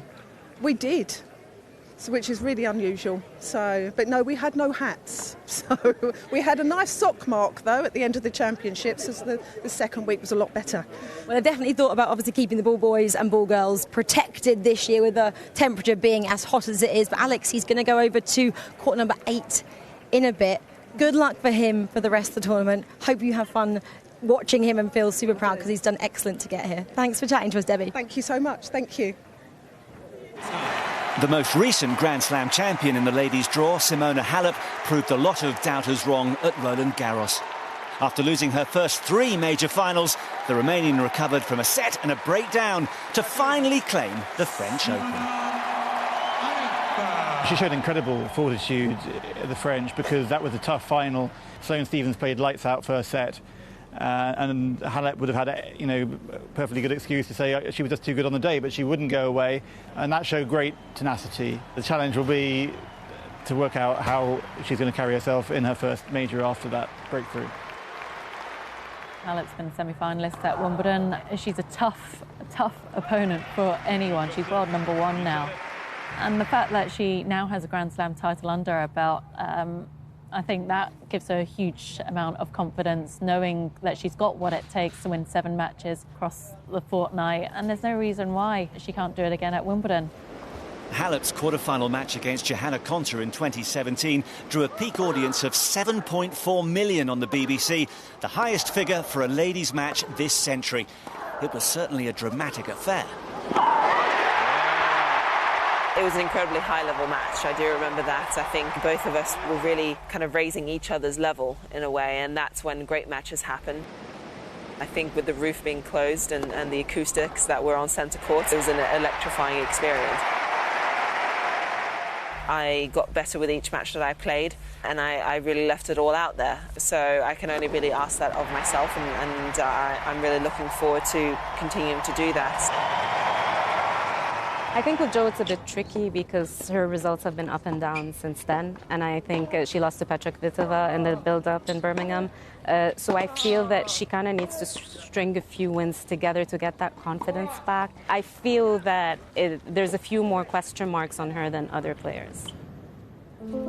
Serena Williams has done as much as any player to elevate the women's game. After taking time out to have her first child, she returned to Grand Slam action at the French Open, winning 3 rounds before being forced to pull out through injury. Serena loves the big occasion, though, and this is, of course, a landmark here at Wimbledon. Well, the 125th anniversary of the ladies' singles, the one big thing that everyone's looking to is Serena Williams. Now, she's won 7 times. She came back to the Grand Slams in France. If she's fit and firing, she'll be the player to beat. Regardless of how little she's played this year and how few matches she's won compared to others, you've still got to look at her and think she has a chance of going really deep into the tournament. It's Serena, the most incredible tennis player of our generation, really. And to see her out there, she loves the place. 7 championships. She knows what has to be done. She's looking fit, she's eager, she's relaxed, she's composed. As you walk onto that center court, the game face comes on, and that's incredible to watch. And what she does on a grass court is quite phenomenal. I think Serena could go all the way. Serena's big sister Venus proves she's still hungry for more success by reaching the final at the age of 37 last year. A 6th Wimbledon crown is not beyond the realms of possibility. I would never ever write off Venus Williams because she's been proving for the last few years that age is no barrier, and and to come so close to winning a slam as she has in the last sort of couple of years. There's no reason necessarily why she couldn't. You know, she's got the game on her day, and she's certainly got the pedigree. Petra Kvitova's had a solid clay court season, which could be ominous given her natural preference for grass. After a tough return last year, the two-time former champion can't wait to get started. Wimbledon is very special for me, for sure. I do remember those memories when I won. It would be great if I can live it another year, but it's just great to play tennis. I'm really enjoying every time I'm back on the court, playing on the special grass, and looking forward to being in Wimbledon again. She's one of the biggest hitters in the game, and obviously grass very much rewards the power play. I think the fact she's a lefty helps. Her serve is fantastic, and she gets a lot of free points with the serve, and then the forehand as well. That serve-forehand combination for her is exceptional on grass. She's such a lovely person, and what happened to her a couple of years ago is just absolutely tragic. But to see her come back from that and put all those concerns to one side, it just shows how strong she can be mentally. She adores the All England club, having won it twice. Petra has to be one of the main contenders on the women's side, no doubt about it. Caroline Wozniacki seized her moment in Australia at the start of the year to finally become a Grand Slam champion. While Sloane Stephens proved her credentials by claiming the US Open title at the back end of 2017. She is part of an emerging generation of American talent.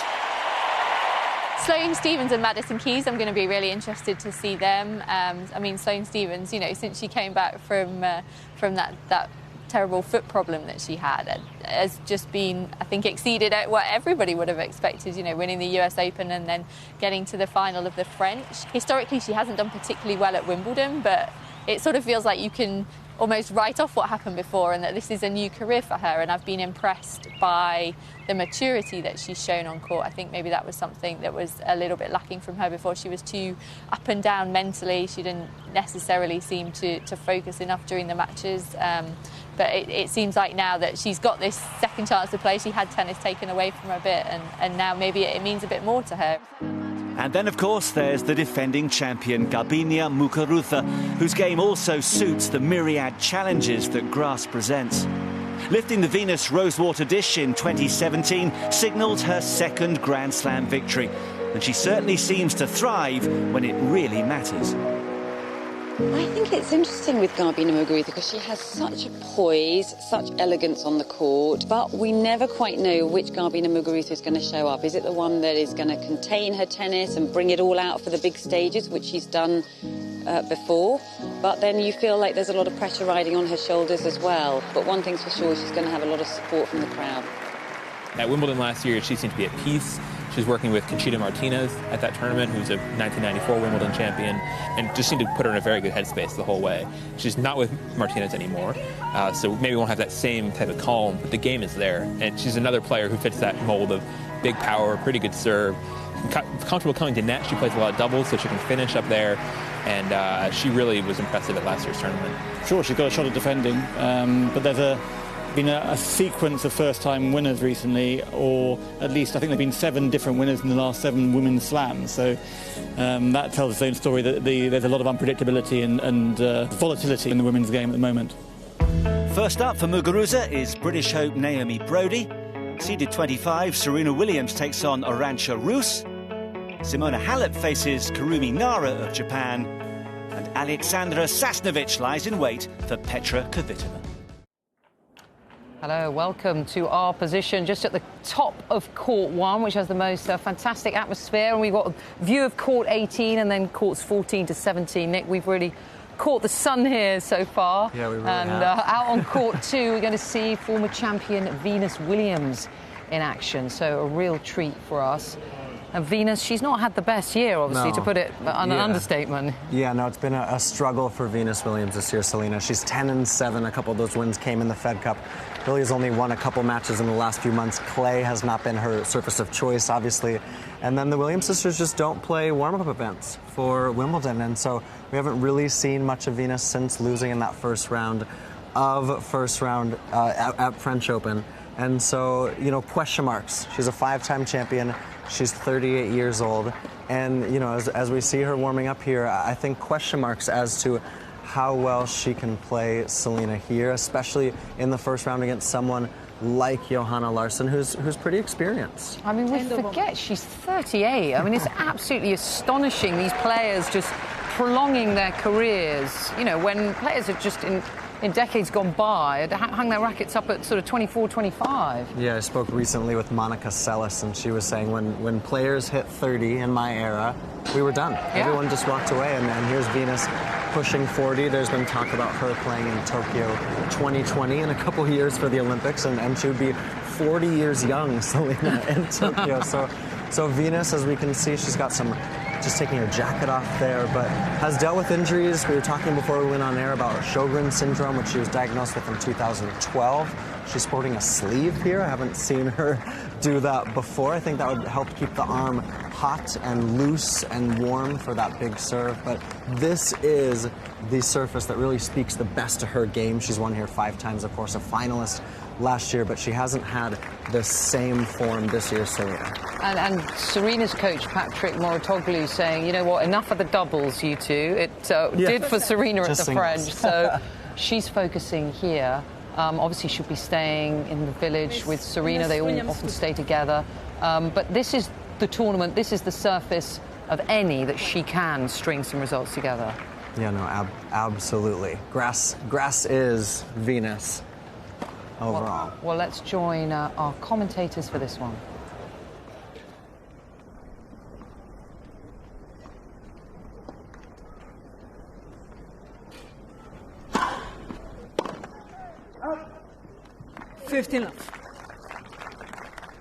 That's just highlighting the forehand there from Larsson. I think we'll see a few miss hit off that side.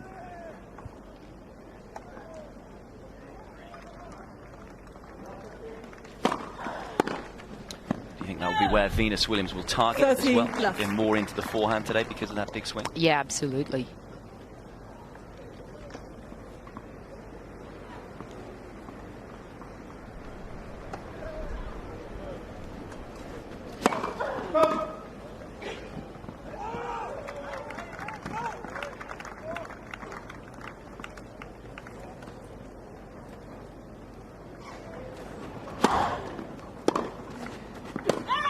Well, that's 3 forehand errors straight off the bat. Venus is pretty good with her numbers as well. She'll be calculating that.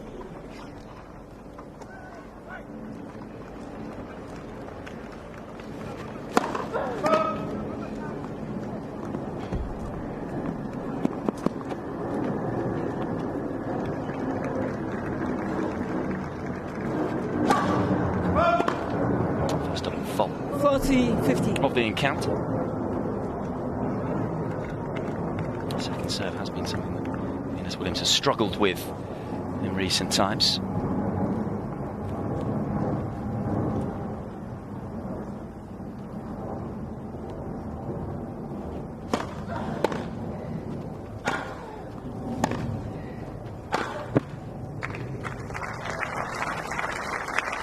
Though the courts are playing pretty hard and fast. The sunshine is certainly speeding up the tempo and the speed at which the balls are going over the net. Very fast.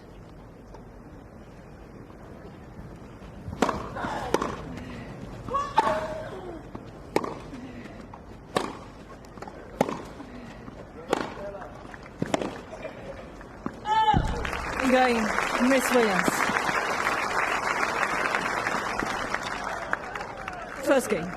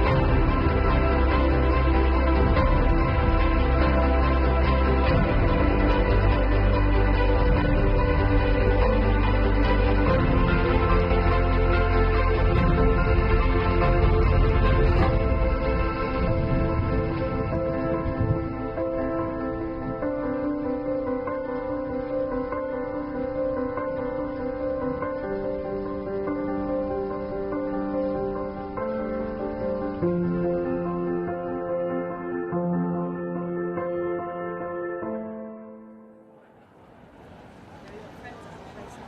next time we're sitting here next year, Nick, we could be under the shade, because probably the shade from the roof. But amazing developments here at Wimbledon. You think Roland Garros still hasn't got a roof on Chatrier, and Wimbledon's about to have two. Yeah, no, it's incredible. This planning that they've done here at Wimbledon, it's part of a grand scheme that's been going on for years now. Actually spoke, Selena, a few days ago with Rob Dietker. He is the estate manager that overlooks all of the All England Club. And number one court, they've put a lot of work in. And just beyond the number one court at the practice courts at Orangi, they've got 9 trusses that weigh lots of tons. I don't know how many tons, but lots. And they're ready to hoist those September. So we're just next to the number one court, just beyond it on the Orangi practice courts. They're going to put those trusses on September, and then next May, they're going to have a test event to be ready for Wimbledon with that roof. Wow, looking forward to seeing that. And this is our court position this year, just on the edge of the upper tier of Court 1, and below us, so many fans mingling and coming through, lots having lunch as well. Yeah. A few punnets of strawberries I can see. Those have been picked in Kent and found their way up here, and people are enjoying them. And just a wonderful atmosphere on the first day, isn't it? With just all the fans inside. Henman Hill is absolutely packed. It's a scorcher, a quintessentially English summer's day, but so many people here. It's wonderful when you get a ground pass and you get to see so many players on this first day, Nick. Yeah, no, it's absolutely beautiful. You can see the hill is crowded, packed, so many people coming in the queue. The queue was full yesterday afternoon, Selena, at 3 p.m. Absolutely full at 3 p.m. I mean, that would be 20 hours of queuing for anyone who's coming into the grounds. Friday night, people were already arriving for their center court tickets to queue up to see Roger today, this afternoon. But it feels like we've had this weather now for, over a week here in Britain, and it just feels as though this is the continuation of last year and what we had for 2017. Hopefully the courts will hold up. I think the court crew is working hard to make sure that we are happy with the playing surface, too. Well, you look at that sky, it's just a picture-perfect blue sky. You couldn't paint it any more pure blue, and just the green against it, it's so beautiful. And really, Wimbledon, the atmosphere is, very different to the other Grand Slams. They call it the sort of English country garden feel, and that's definitely the sort of sensation you get here. But this is Court 1. Donna Vekic up against Sloane Stephens, who, of course, we saw in the French Open final against Simona Halep. And, Donna a set up against Sloane Stephens and a break-up in the second set. So Stephens with it all to do. I mean, we saw her in that first set in Paris in the final, ladies' final against Simona Halep. She was playing lights-out tennis. No one thought that Halep was going to come back from that. How can she go from that to this slump here, Nick? She hasn't played a match. Sure. She hasn't won a set since that set you very mentioned. So Sloane Stephens has her work cut out for her, because Donna Vekic is very good on grass. She hits a big ball. She keeps it low. She's working with Angelique Kerber's former coach, now Torben Beltz, and he's really brought that confidence to Donna's game, because she was a player that broke through as a teenager. She's now into her mid-20s, her early 20s, and she needs that confidence, but grass is the part of the season she likes. We talk about Venus having a great grass court game. So does Donna Vekic. She's coming off a nice run. Sloane played 0 matches since Paris, and this is a surface you can't be caught red-handed on the green grass. And you see that first set scoreline, 6-1 for Donna Vekic. You feel that Kamau Murray obviously has really helped bring confidence to Sloane's game. But right now it's Donna Vekic who's up a set and a break. She's in control. Absolutely. Donna Vekic burst onto the scene as a youngster. There was so much expected of her. I was chatting to her agent the other day. She really wants to recapture that form that excited us all, and we thought, wow, this is a star of the future. Well, she's got a chance here if she can dispatch with the 4th seed. Let's join our commentators. Please take your seats quickly. Thank you.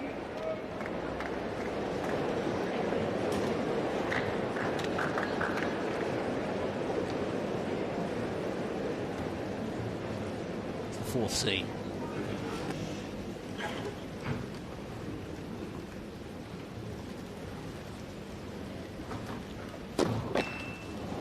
That's the one nemesis for her in this match. It's now a 7th double fault. Torben Beltz coaching Vekic these days, formerly with Angelique Kerber amongst others.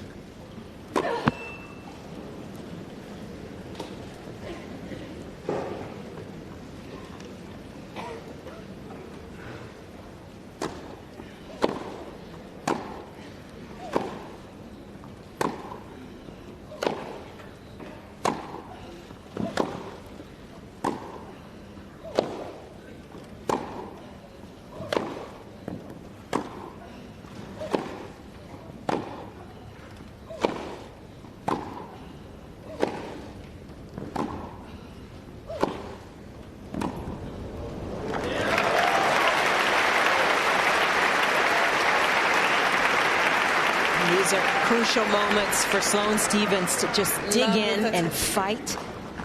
She's only down 1 break of serve. A little bit of an opening here at love 30.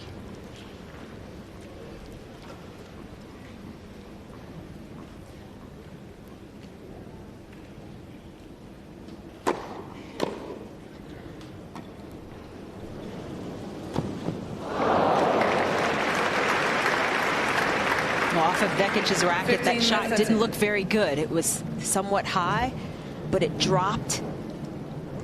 Didn't move into the court, and Stephens just not ready for it.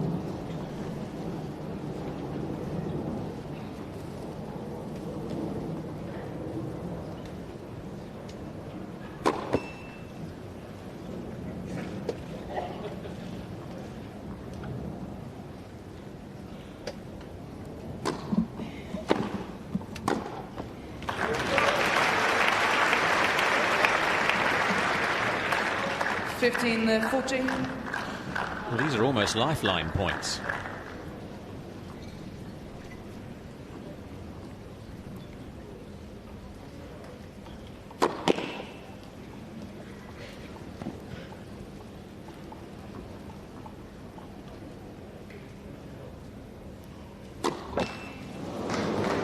Ouch. Game is Stephens. That's got people muttering. 3 games total, second set. You see anything on the second serve that she needs to do? Well, I think, she goes, if you look at the way she produces her serve, she goes straight up and doesn't always get that forwards momentum to get the ball to go out. See, always serving for a set. It's a little bit of added pressure. You see him taking a bit more time now. 15. But not to worry.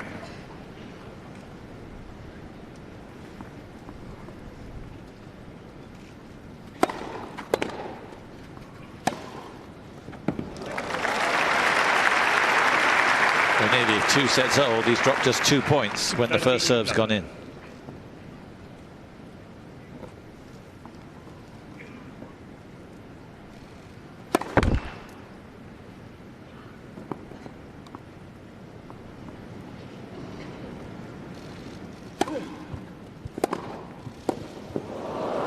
As good a return as he's made.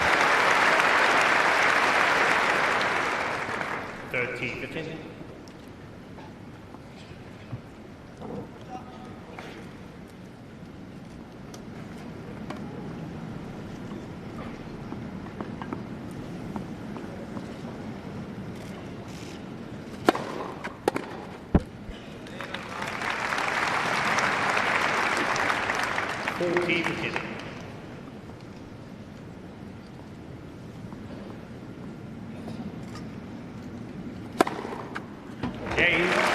Glorious way to finish a wonderful set from Roger Federer. Pushed a little more, but he just turned on the afterburners. He's 2 sets to the good. 2 sets to the new balls, please. So Roger Federer looking at his imperious best, Nick.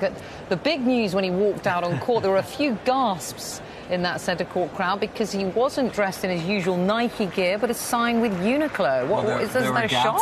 Yeah, gasps all over the tennis world, Selena, because it had been rumored now for weeks, actually since the end of the French Open, that he was going to sign a deal. He had been pushing for a new deal with Nike that was done in March, and that Uniqlo had been the floated new sponsor, and he walks out in a Uniqlo kit, rumored to be worth 300 million over 10 years. That's a lot of money.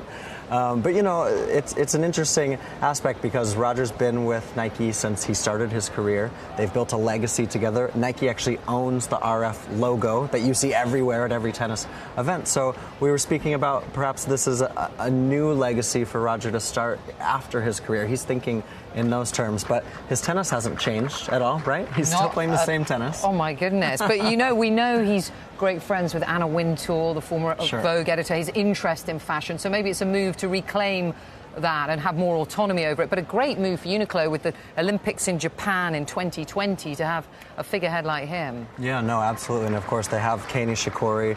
They previously worked with Novak Djokovic, but it's interesting, you know, these players get so rooted with and so partnered up with these sponsors and the companies, and they become synonymous with them. So for Roger to do that now, I'm not quite sure what the reasoning is. We'll find out more. I'm sure the first question in press isn't going to be about this match against Dusan Lajovic, which, by the way, Roger's looked good in his tennis, not just what he's wearing, but about this deal and obviously the global implications, because he really is one of the most famous, the highest grossing, one of the most highest grossing athletes in the world. But Selena's tennis has looked great. He's to net 18 times. He's won 16 of those, 7 aces, hasn't faced a break point today, and winning 93% of his first serve. So if people were talking about before the Uniqlo deal, people were talking about that his tennis maybe had a few holes in it previously in Stuttgart and Halle. I don't see that so far today. Oh, not at all. Looking back to his formidable best, I think too many people read too much into that final result in Halle against Borna Coric, but there's something about Federer when he steps out onto these courts here. I mean, he must feel like this is his own real estate. This is just an extension of his garden. He's so comfortable here. So 2 sets to the good in that first round match. But let's have a little look ahead to the men's championship as a whole. We got a little taster for you, a preview for you. 8-time winner Roger Federer arrives as the defending champion, #1 seed, and still very much the man to beat. Can he do it again? He's incredibly fit. He certainly looks to be moving better than we've ever seen him in the past. And also he's so mentally strong, and he's also been very, very clever with his scheduling. Missed the entire clay court season, but knows how he can be ready, fit, fresh, motivated to come back at Wimbledon. There were some red flags in Halle. He lost the final there to Borna Coric, and even on his way to the final, there were several matches where you didn't necessarily see the best version of Roger, but then that's what these warm-up tournaments are for. So more than likely he will address all these issues coming into Wimbledon, and yeah, I think that Roger it is a very strong favourite. If you'd have said in 2008, 10 years' time, Federer and Nadal are going to be the 2 favourites for Wimbledon, I think a lot of people would say, well, you probably need your head checked or you don't know much about the game. That epic Federer-Nadal final had a little bit of everything and will live long in the memory for those who witnessed it.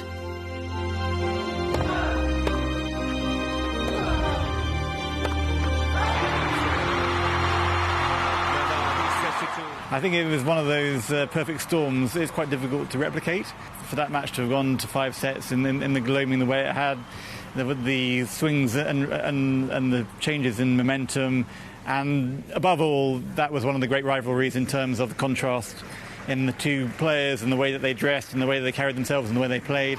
It didn't turn into the complete permanent torch passing that it might have been feeling like at the time, because Federer obviously didn't go away. Federer came back, and they haven't played again since at Wimbledon, which is kind of too bad. Maybe this year, if Nadal can pick up his clay momentum again onto grass, they can have a rematch, which 10 years on would be pretty special. It's phenomenal what they've both continued to do with Federer now up to 20 Grand Slam titles. He's won here 8 times. Nadal just having won his 11th French Open and 17 slams. You know, who knows what more they can achieve, but, you know, Federer would be my favourite coming in and Nadal a close second. Roger and Rafa have shared the last 6 slams between them, with Nadal's dominance on clay showing no sign of coming to an end. But the Spaniard's form hasn't always translated onto grass. His defeat against Gilles Muller last year, the latest in a sequence of early exits at SW19. He was really frustrated that he lost that match to Gilles Muller, because I think he felt like that was a real chance for him to get to the final. And normally we see with Rafa that if he can get past the first few rounds, then there's very little that's stopping him. He's not as invincible on grass, and he certainly had a run of a few shocking losses at Wimbledon, losing to Lucas Rosol, Steve Darcy, and these are not players who would normally beat him, certainly not on clay, but not at major tournaments regardless. But he has been more vulnerable at Wimbledon, but he's still coming in on a lot of great form on clay, and he's still a great player and still not anyone who any opponent would relish getting to play at Wimbledon. In Murray's absence, another Brit has come to the fore in the slams. Kyle Edmund enjoyed notable success during the hard court season. How he would now love to shine on the grass. Carl Edmund is in an unusual situation this year at Wimbledon. It'll be the first time he'll be the British #1 at Wimbledon. So in previous years, Andy Murray's taken all the focus. Probably for the last 10 years or so, it's all been on Murray, and everyone else has been slightly in the shadow. Edmund, on expectation and seeding, will be expected to go further. He had a great breakthrough in Australia, reached the semi-final, and he has got a game that can do damage on grass. He's got a big serve, he's got a big forehand. You know, he's seeded to get to the 4th round, maybe higher. So it'll be very interesting to see how he handles all the expectation. I think that he's done well so far with pressure, and he keeps surprising us. Even on the clay, he did really well, which is not necessarily his best surface. I think he's going to do well. Uncharacteristically quiet in the slams of late, having not reached a final since the US Open in 2016, Novak Djokovic's recent form suggests he could soon be a force once more. The 3-time Wimbledon champion caught the eye with the runner-up finish at Queen's, a timely boost as he seeks a return to the top of the game. He probably feels better about his form because he hadn't made the final in a year. He actually tried to take pressure off himself the other day and said, I'm not the favourite for anything. I shouldn't be considered a favourite for anything. But I think he learned a lot during that week. He has been physically handicapped for most of the last season by his elbow problem, which he now says is cleared up. He's mentally perhaps been lacking that sense of self-belief, but that's beginning to come back as well, I feel. Certainly in the last few months, Djokovic has really been trending in the right direction. He seems like he's playing pain-free, he looks like he's focused, and he's won this tournament before. I wouldn't put him in the same category as Federer and Nadal, but I'd certainly put him in the next group. There are several players in that group, among them last year's runner-up Marin Cilic, who tends to find an extra gear on grass, as demonstrated by his 2nd title at Queen's recently. Cilic has won a slam before. I guess winning Wimbledon would be the peak of his career. He's been very consistent in the last couple of seasons. He's been making a lot of semi-finals, quarter-finals of slams, and the final last year of Wimbledon. He's got a massive game. If he plays to his potential, then he can take anyone down, including somebody like Federer. Sam Querrey's done really well at Wimbledon the last couple of years. He's made a quarter-final and a semi-final. Milos Raonic made the final a couple years ago too, and if his health holds together, big guys with big serves and big games. Those are the kind of players who traditionally have done best at Wimbledon. A lot of people would have thought that other people, younger players, would have come through and won Grand Slams by now. It hasn't happened yet. Alex Zverev, for me, is the guy who's going to be the one. He made a big progress at the French Open. He won matches, he got through the 4th round for the first time. I think he'll create a lot of confidence from that. I think he's the player out of any of the young players with the next one to win a Grand Slam. So to the draw. Roger Federer plays Serbia's Dusan Lajovic, Rafael Nadal faces Dudi Sela, and there's a tasty tussle between number 6 seed Grigor Dimitrov and Stan Wawrinka.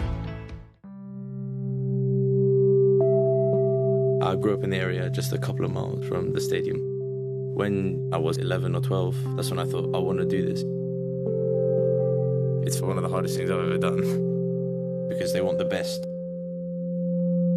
They tell you on the actual day, congratulations guys, you're going to be ball boy in the men's final. It's different to like a regular centre court match. You know it's the final, you know it's like the 2 best in the world. You go to some back entrance and you wait in like a little tunnel, and that's when I would say I got the most nervous. When that door opens, we just sprint onto court, the whole like sort of stadium lights up. In front of 15,000 people here and millions of people watching at home. You get like a rush of adrenaline, and then it just goes like dead silent for the game. Sometimes they hit so hard you can't even really see the ball. Like you just see that light green just flash by you. Echoes every time they hit the ball. It's so intense and so fast. I can't believe I'm a Wimbledon ball boy now. It was a great feeling.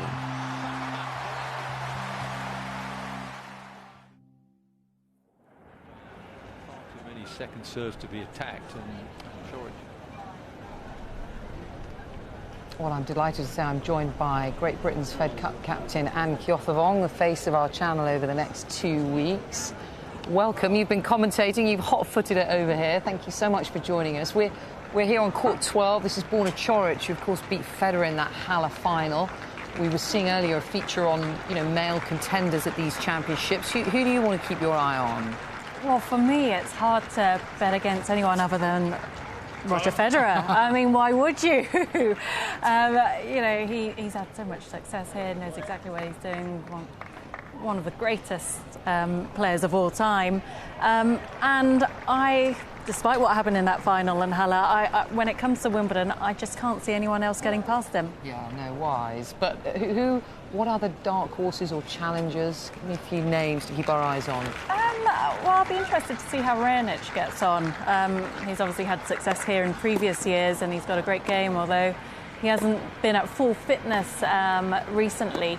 So depending how he gets on in the first few rounds, I'll be interested to see how he grows in confidence throughout the tournament. Cilic, who's already had a good win, last year's finalist, is always dangerous, played really well at Queen's. Yeah, a few people, a few old names, I guess. Yeah, to keep following their progress. Well, let's join our commentators now on court 12.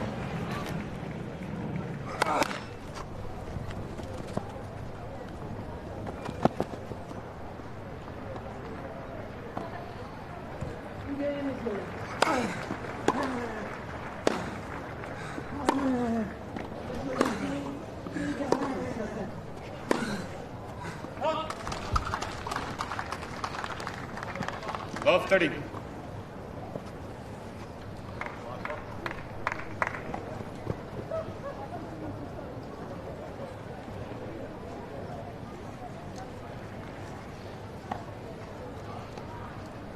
Court coverers probably won't be very busy this week or next week.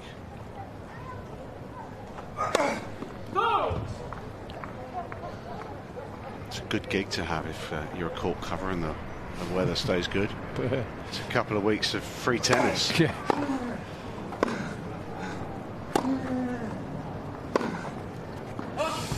Forehands looked shaky. Love 40. This game, sloppy game. 2 forehand errors and 1 backhand error, but the forehands look very loose.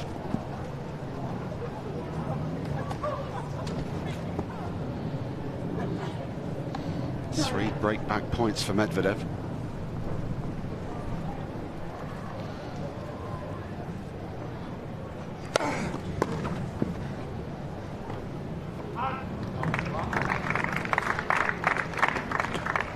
$15.40.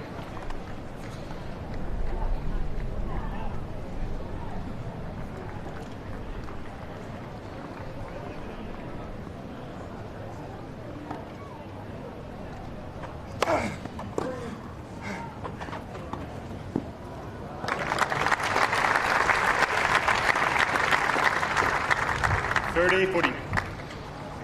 Disguise this one well.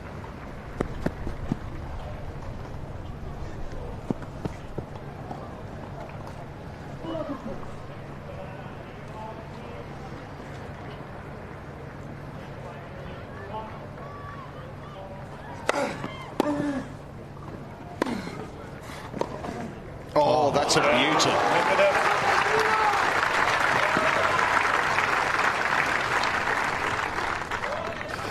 Well, 2 games on, first set.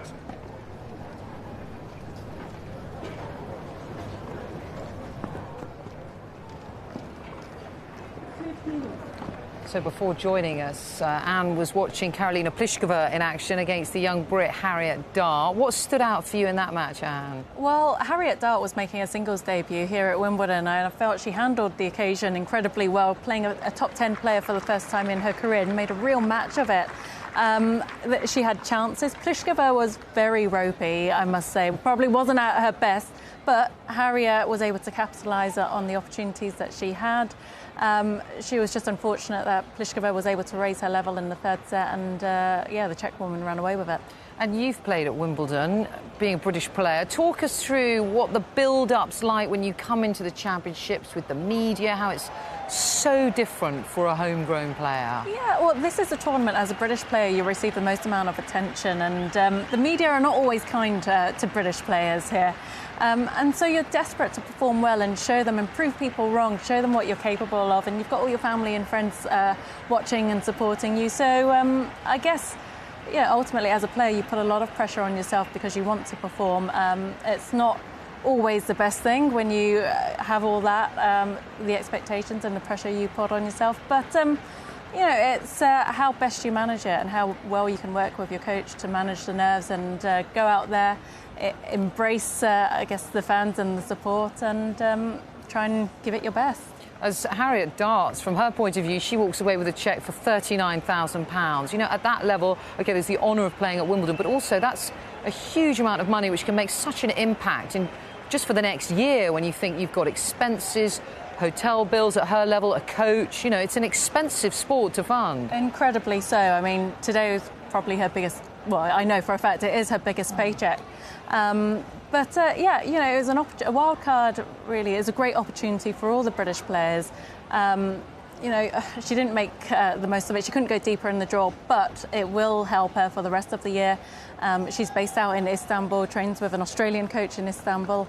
And, you know, it's not the be-all and end-all if you don't perform to your best here at Wimbledon.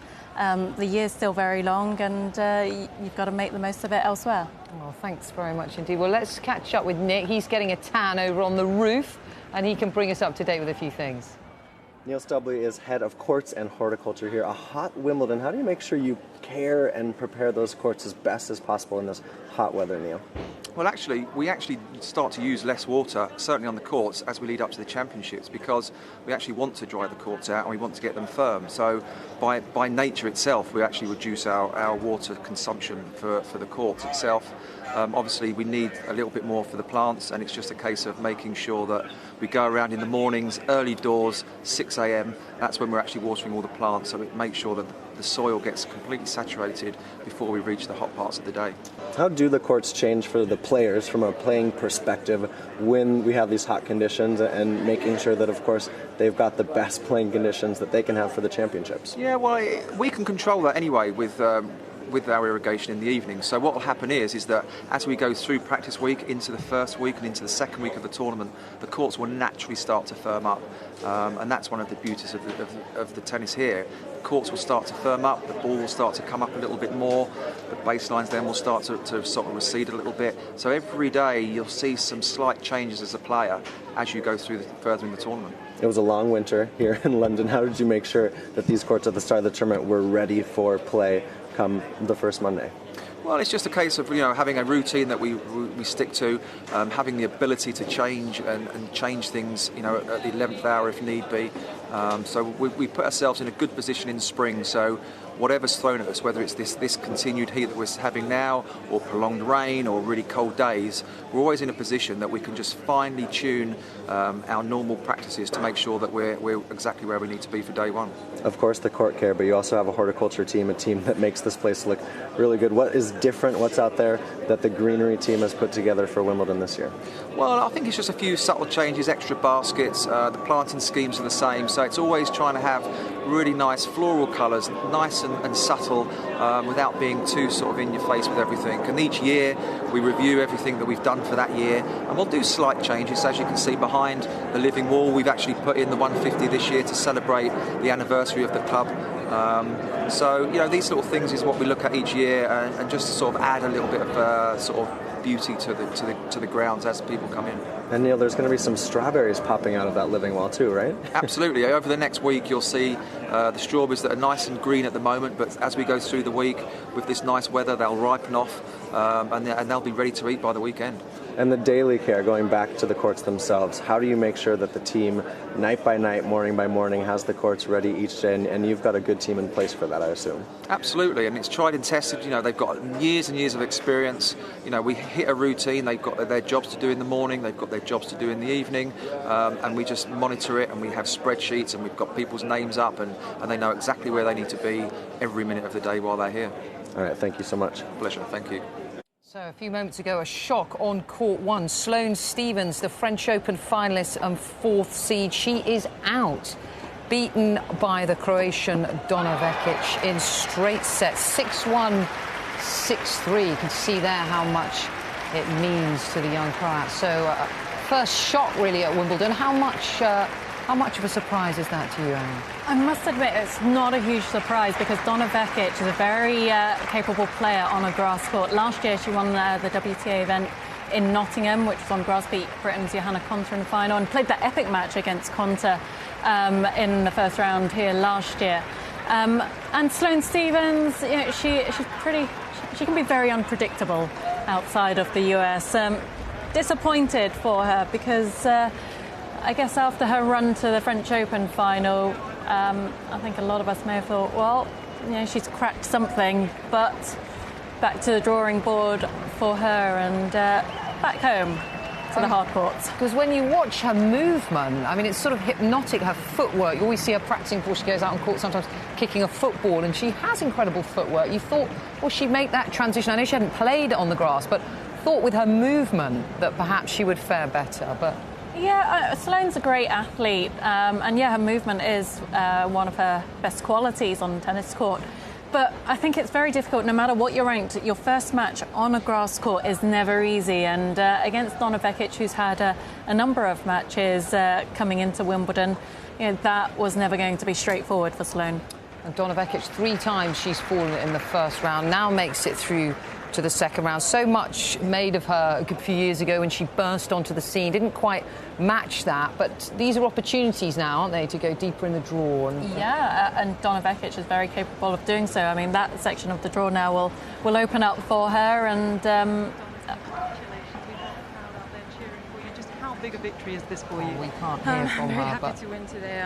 great it's a tough result match, for Donna Vekic. Let's go straight back to centre court and see the #1 men's seed Roger Federer in action. He's serving for the match against Dusan Lajovic of Serbia.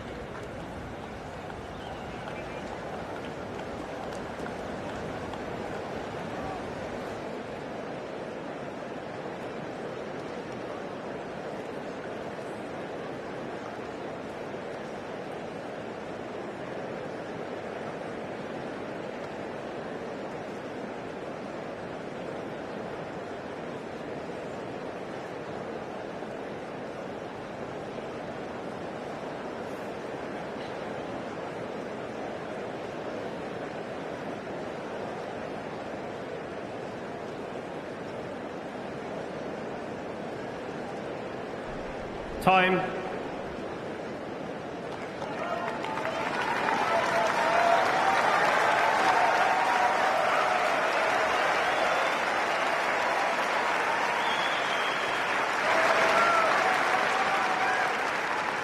crowd want a little more tennis for their tickets.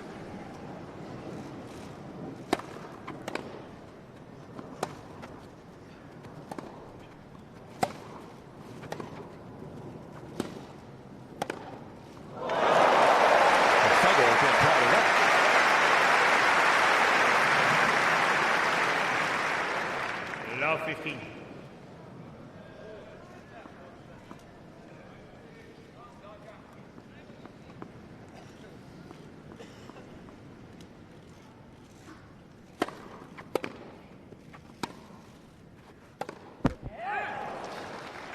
Another small chance for the Serbian here. Love 15, hit the return back, but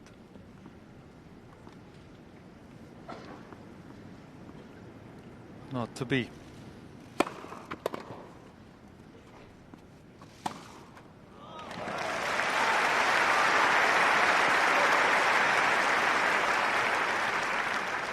$13, 15.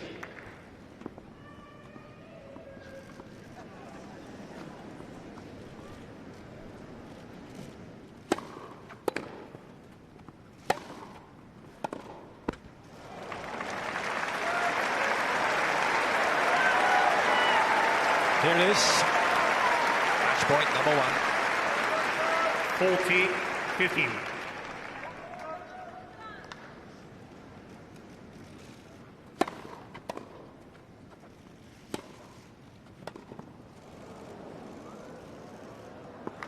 Game, set him up, Federer. 3 sets to love. 6-1. A standing ovation. 6-4. He got it when he came out on court, and he gets it right now. It was only an hour and 19 minutes of Federer, but we saw some purple patches, some majestic tennis. And unless you're a Serb, everyone's happy here. Very much so. The start that he was looking for. The straight set win. Long enough and he has officially entered the championship in 2018.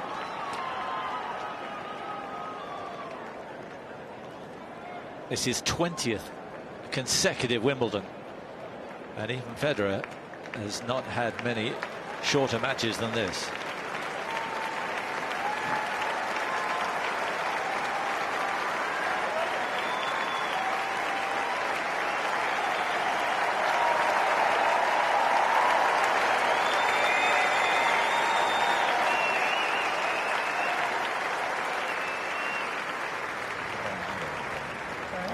Oh, she's wanting his headband. Is he going to throw it? Federer defending his title here, moving so serenely through to the second round as he tries to win a 9th title here in what is his 20th consecutive Wimbledon appearance.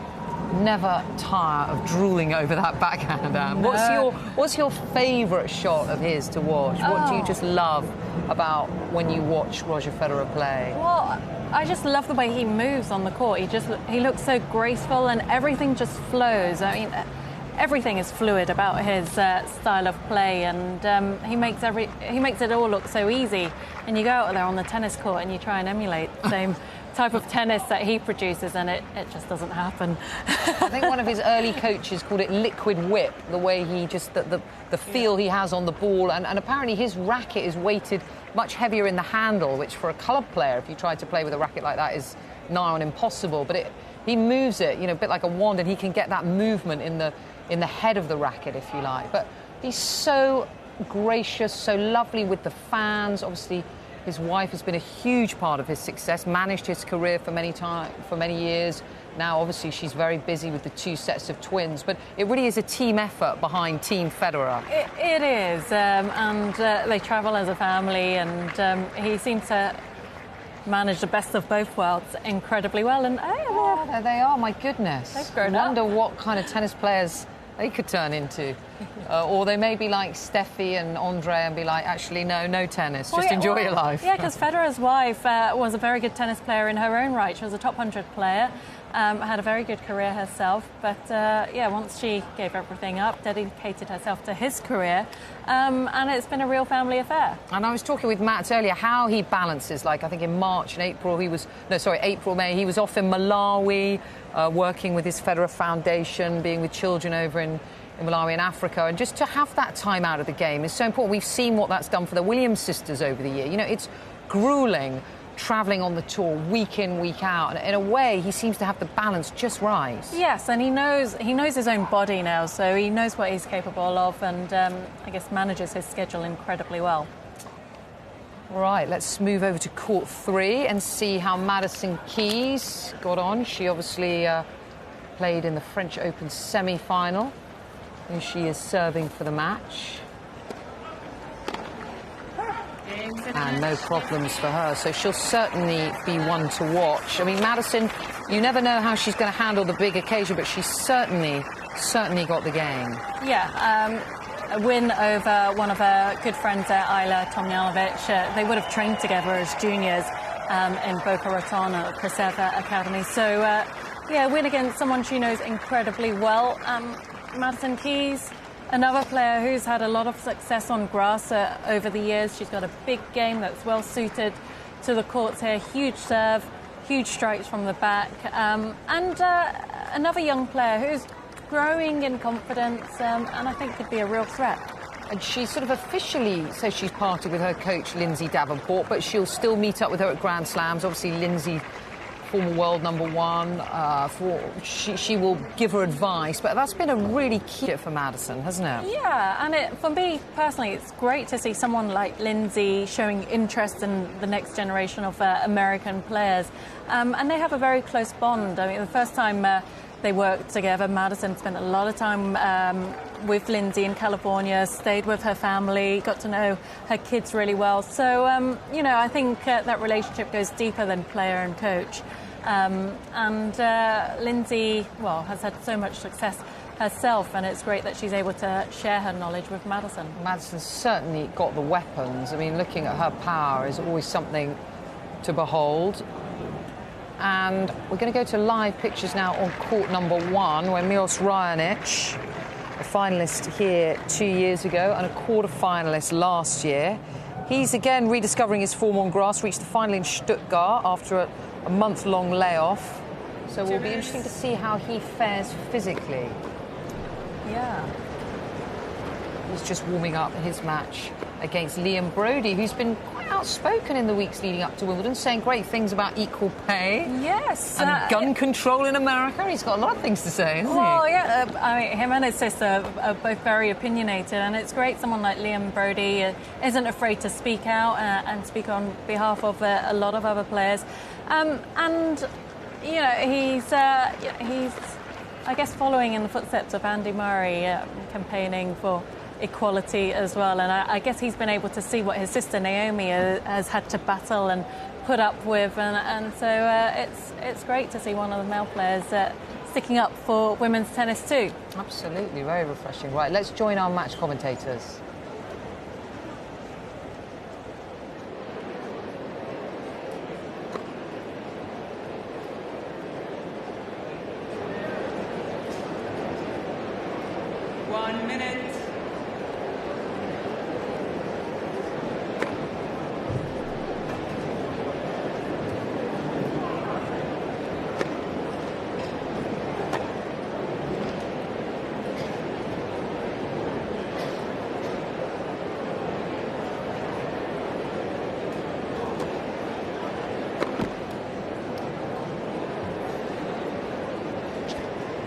Seconds. Ladies and gentlemen, Coach Raonic, the runner of the chair, won a toss and chose to serve.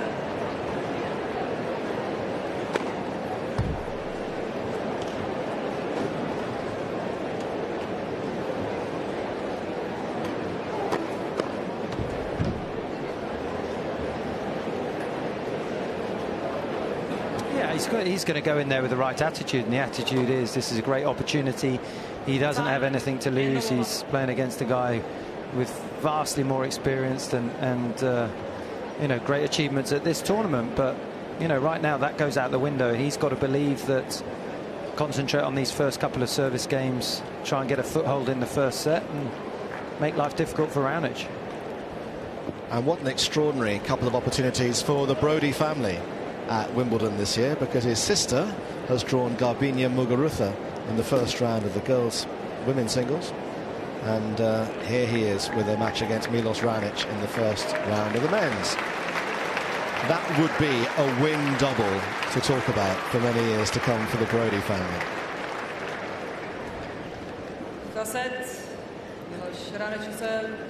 Well, he served at 147 miles an hour against Andy Murray in the final 2 years ago. He's going to start things today.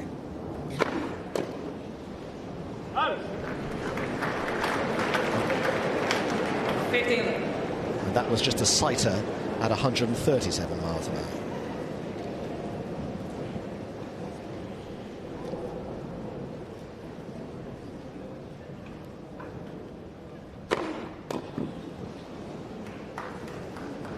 That's it.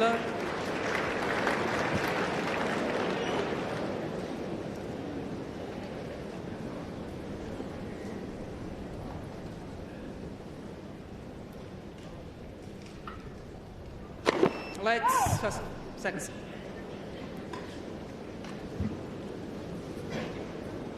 Not that it counted, but that was 142. Goldhiller.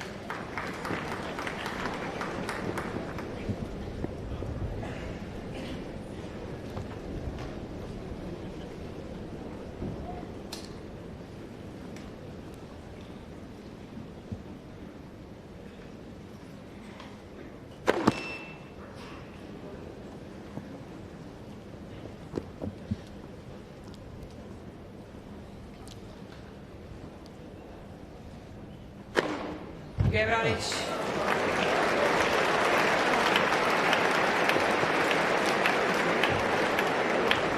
First game.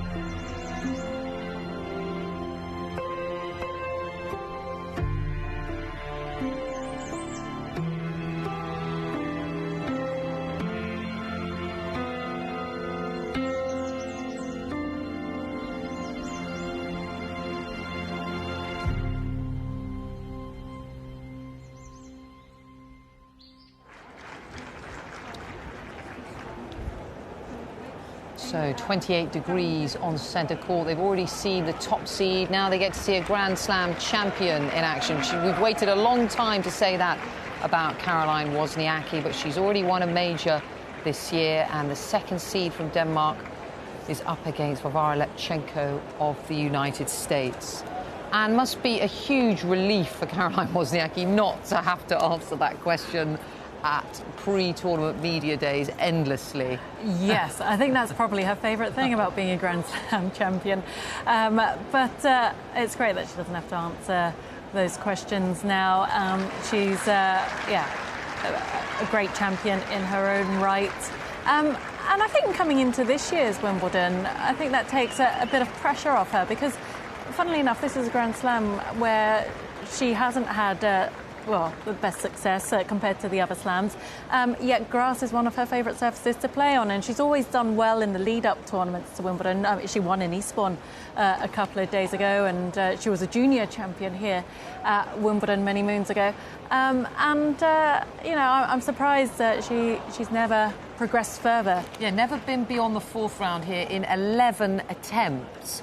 Does that become a bit of a mental block? Was there a tournament that you played at which you just never got on well with, and when you turned up there, what was the feeling? Probably too many of those tournaments for me. But I don't know, for Caroline, maybe it is. I mean, she's come up against players who have been on hot streaks here at Wimbledon. And I don't actually know why she hasn't been past the fourth round, because everything about her game and the fact that she enjoys playing on grass and, she's a great competitor. I find it most bizarre that she's never been past the fourth round. She doesn't have one killer shot, does she? I mean, she's very steady, she gets it back, but if anything, she's lacking, a shot that just gets her out of trouble. Yeah, she doesn't have a huge weapon. I mean, the Wozniacki weapon is her backhand. The forehand, she's improved a lot over the past few years. There is a bit more on it now than there ever used to be, but she's naturally a counter-puncher. And I guess on a hard court, that playing that style of tennis is more effective. And when you think about the grass, I guess during the fortnight it wears down, it gets faster, particularly in conditions like this, and that can be a little tricky for her. Well, Wozniacki, a self-confessed massive football fan, she'll have seen her team Denmark go out on penalties last night, but she'll have had to have rallied herself, but I'm sure she's obviously ready in this moment, of course. A word about her opponent, Anne.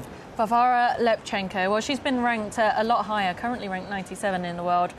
She has had a win against Wozniacki before. That was a number of years ago, though, and that was on a hard court. Lepchenko herself, a natural counter-puncher, not so comfortable on the grass court, needs a fair bit of time to set up that forehand. As you can see, there's a big wind-up to it. With where Wozniacki is, with the confidence she has on the back of winning in Eastbourne a couple of days ago, I can't really see Lepchenko troubling her too much. And aside from Kvitova, who's obviously the bookies' favourite, let's take Serena out of the question just for now. Who else in this women's draw are you looking at? Who you sort of think is really going to challenge? I think you can never write off Venus Williams. I think every year we talk about her being that year older, maybe that step slower, but last year she was able to prove so many people wrong by making yet another final here at Wimbledon. Of course, it didn't go her way, but I still think she's dangerous on a grass court with her big strikes and that serve. So she's certainly someone not to underestimate. She's in a tie-break at the moment on court number 2 against Johanna Larsson, so that'll be interesting how that first set goes. Yeah. And it'll also be interesting to see how Simona Halep gets on, world number 1. She's been a semi-finalist here at Wimbledon before. But again, having won her first Grand Slam last month at the French Open, she'll be on an absolute high. I don't think anyone's been able to wipe the smile off her face since. I think we're all so thrilled. And I saw wonderful footage of her going back to Bucharest in Romania, going to Steaua Bucharest Stadium, and there were 55,000 people that just were there just to see her holding that trophy. And she is an absolute megastar back in Romania. Yeah. And obviously when you win a Grand Slam, we saw that with Ostapenko when she went back to Latvia, and the presence there to meet you, everyone wants a piece of you. that takes a lot of energy, emotional energy out of you. And now she's back here. Of course, the monkey's off her back. She's an albatross is away from her neck. She's now a Grand Slam champion. But she's going to be almost emotionally maybe a bit tired from that whole experience. Maybe, but then again, she took a couple of weeks off, didn't play any tennis, and only had her first hit once she arrived in London. Pulled out of Eastbourne, so she hasn't had any matches. But I don't know. I mean, I can only imagine what it's like to win your first Grand Slam and have the weight of the world lifted off your shoulders. I just think she could come here and just swing away with even more freedom, which could make her really dangerous. And last year, how can we forget that match she played in the quarterfinals against Conte? An absolute epic match that went Conte's way. But the level she was able to produce up to the quarterfinals, I think this year we've got to expect her to be even better. I think now that she's a Grand Slam champion. And a word on Jo Konta, obviously coming into Wimbledon, the huge amount of pressure, especially with everything that she achieved here last year. You must know her well. I mean, we love watching her here, but also it is tricky with the expectation and managing that. It is, because I guess we all expect even more from her now. Jo's a great girl, but she's not coming into Wimbledon in the same type of form as she did last year. So it will be difficult for her, but I guess you can only control what's in your control and try and ignore any negativity and any, I guess, everyone else's opinion other than yourself and your team. She was baking here at Wimbledon last year, and I think she baked some things that Novak Djokovic was quite interested in eating, and she said to me at the French Open she was going to get baking again and make everything gluten-free, I think, for him, and sugar-free, and he's got such a restrictive diet. She was like, I'm not sure what I'm going to make him. That sounds really boring. Put in those muffins. But anyway, let's join our commentators on centre court for Caroline Wozniacki against Varvara Lepchenko.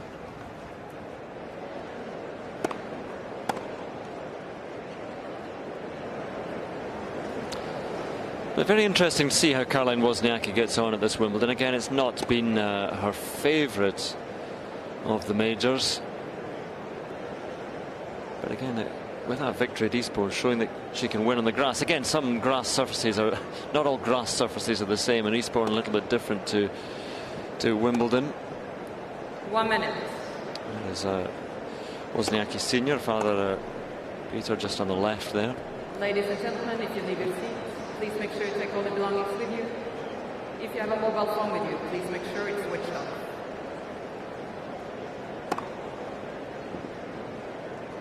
It's Caroline Wozniacki's fiance, David Lee, all 6'9" of him, shoehorned into a seat here. Former New York Knicks, Golden State Warriors, Boston Celtics, San Antonio Spurs for the followers of the NBA.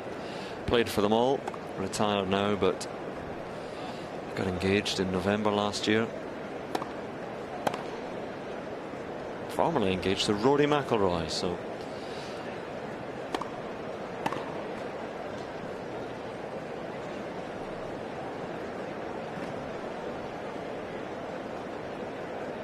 where Lepchenko can trouble Wozniacki today.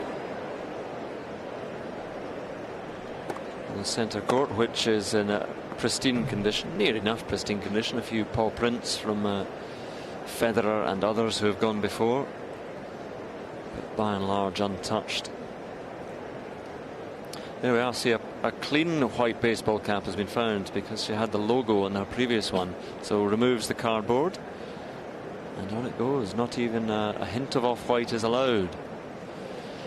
Doesn't look too happy with this new baseball cap. That's far too large.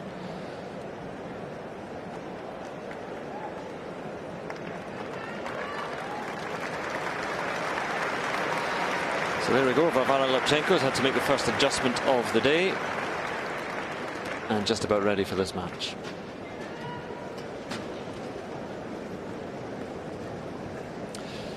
So Varvara Lepchenko against Caroline Wozniacki. And Lepchenko won the toss and elected to receive.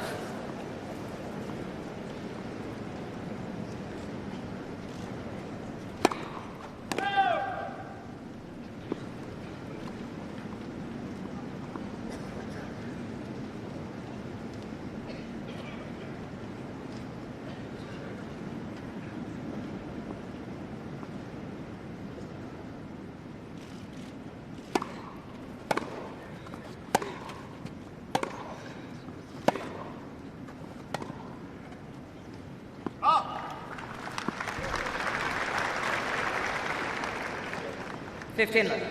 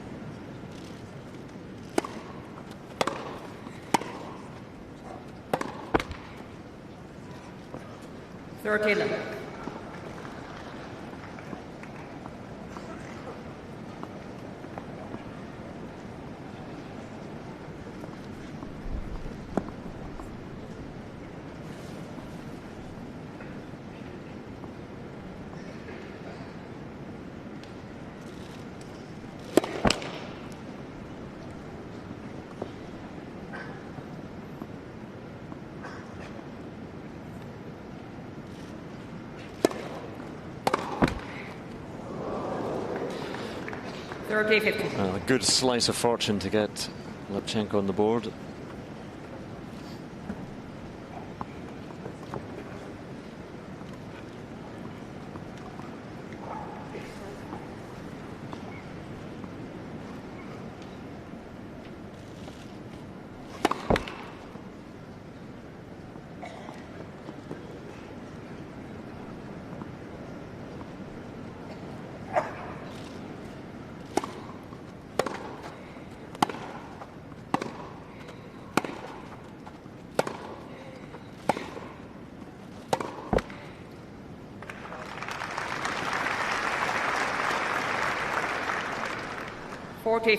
Again, not a match where we expect to see too much play at the net.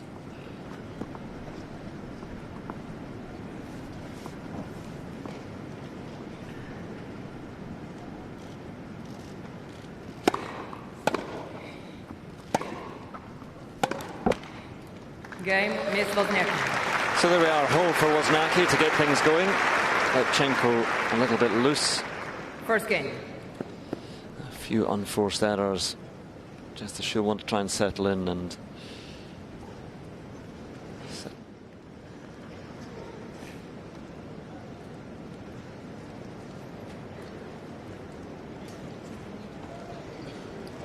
and you can carry on watching that match on our major broadcasters.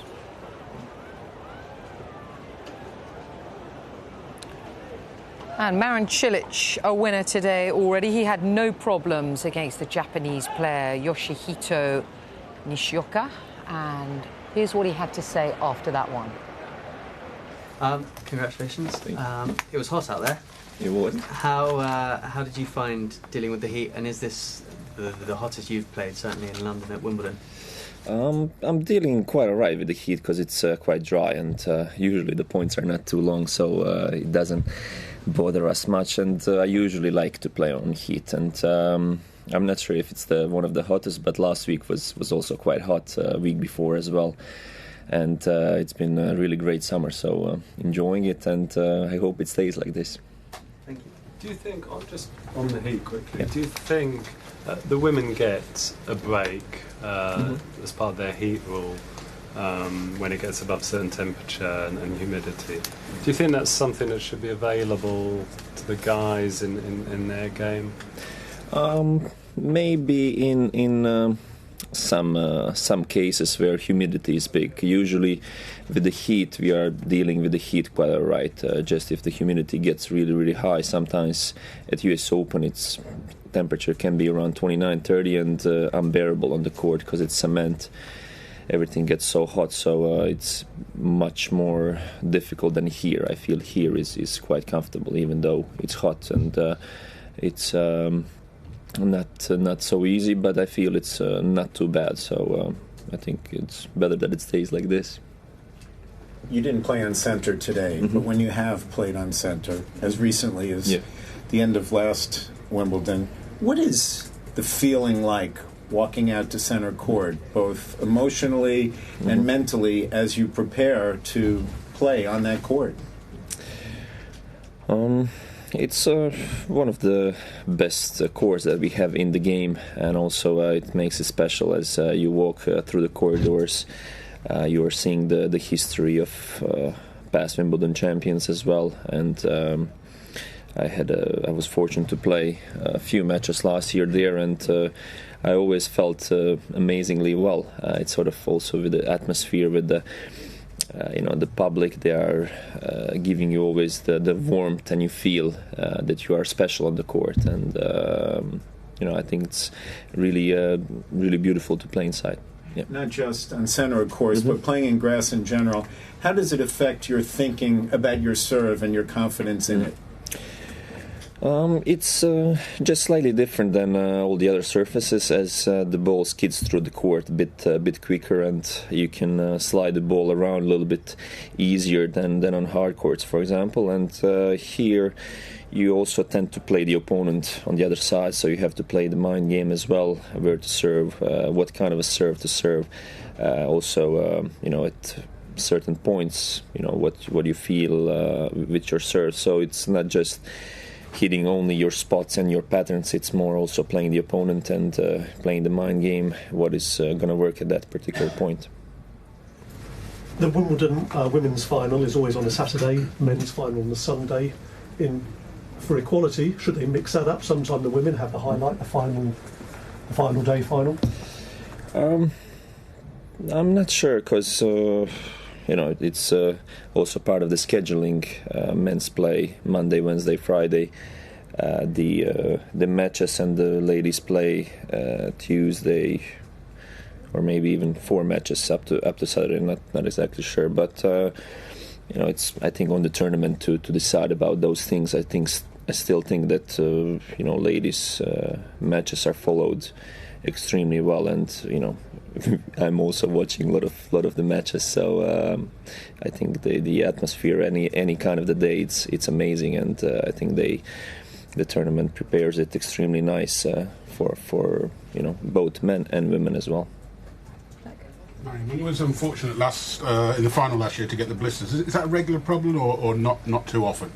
It happened to me just one time, another time in the past, but it was just unfortunate because it happened at that moment. I played throughout the tournament, everything was fine, and just after the semi-finals, felt as though it was very unfortunate, and still some things that you have to also take care of on a great level.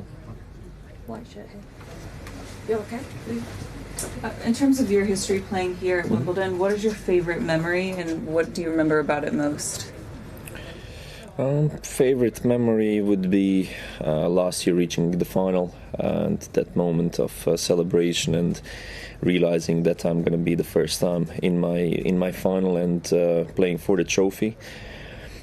Special thing about it is I grew up watching Goran so many times on TV and following him through all his matches and losses, in first couple losses that he had in his final. Then after, when he won it, it was just such a joy to see him lifting the trophy, and then also for the nation as well. So growing up like that, you're always dreaming that you're going to be one day playing at Wimbledon, and now of course playing for the trophy.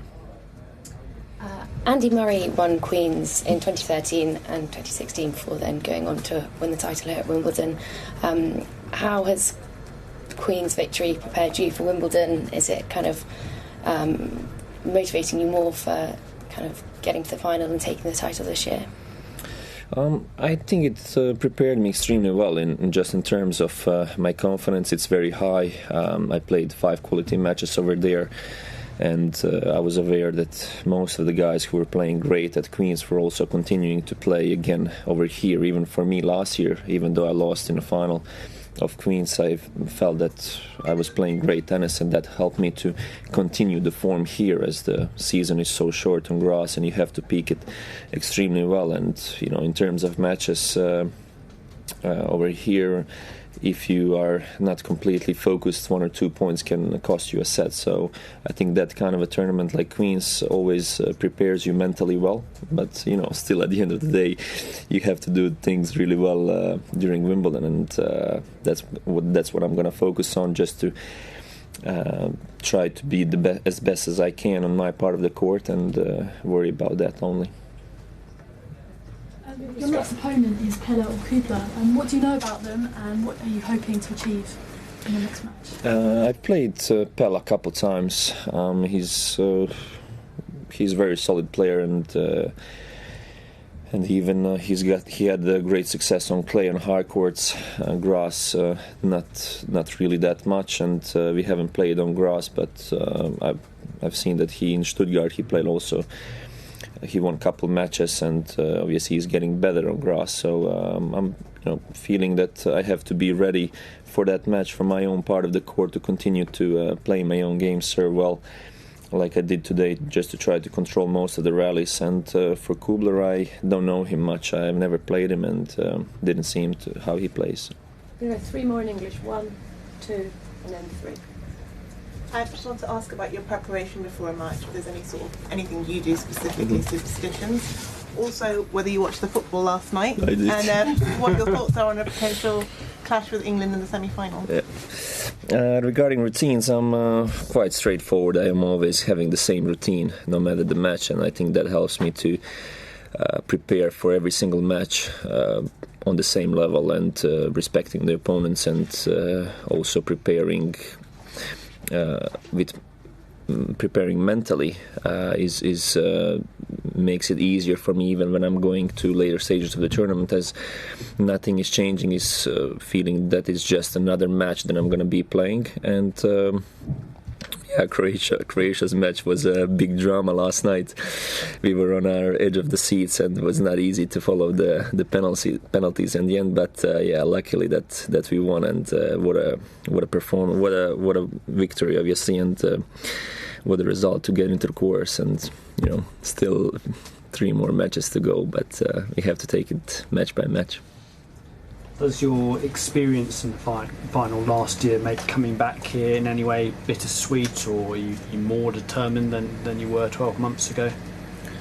I'm looking at last year's experience as a positive one, and the one that I can learn from, especially in my psychological approach to the match. Unfortunately, I was not able to be on 100% level, so I was not able to also test myself how would I play in the match. But psychologically, I felt the atmosphere, I felt the pressure as well.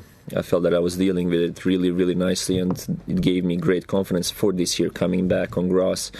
And I feel it can give me a slight edge in experience if I'm going to be coming in later stages of the tournament. And I feel this year it's more looking at it as another opportunity to play well. I'm in great form, playing great tennis, and hopefully I can deliver here again. I'm not looking back at last year as that I would have some kind of revenge. I'm feeling that it's another opportunity, and that I have another chance to go really, really far. Last English question here. I suppose you made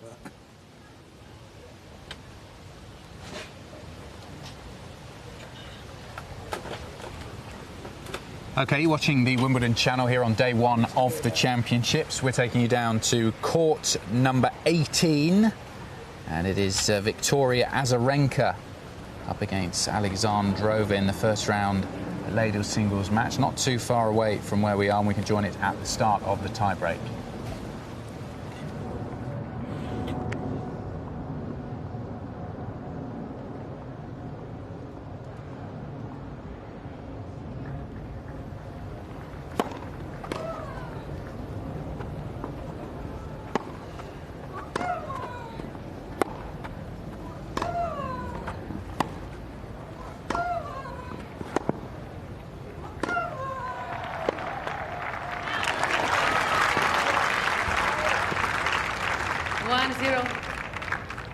Mini break then for Azarenka.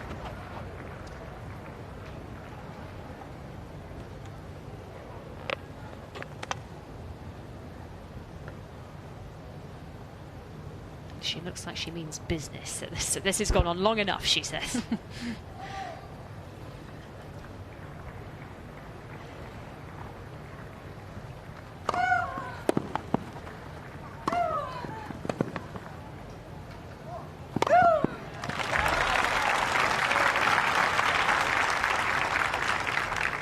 2-0, Ms. Azarenka.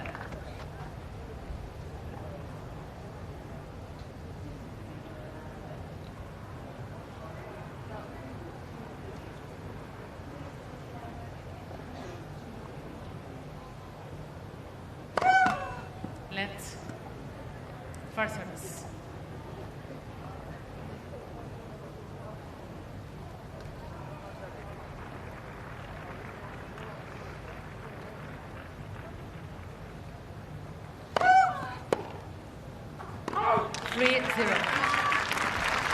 Three in a row then in the tie break for Victoria Azarenka, a handy lead.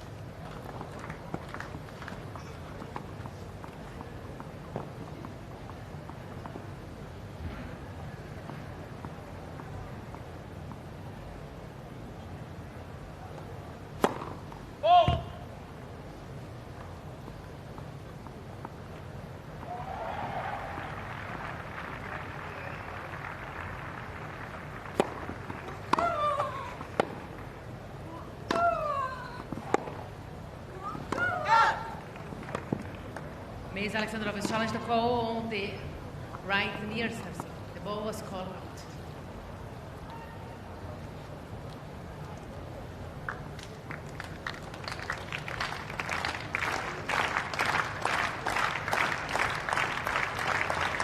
Pause for third. Replay the point. 3-0 Ms. Azarenka.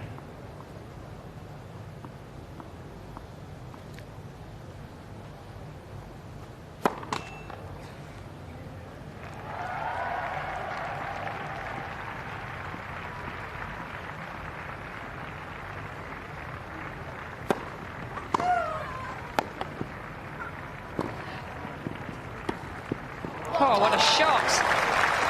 That's a remarkable shot from Alexandrova, to be able to have the presence of mind.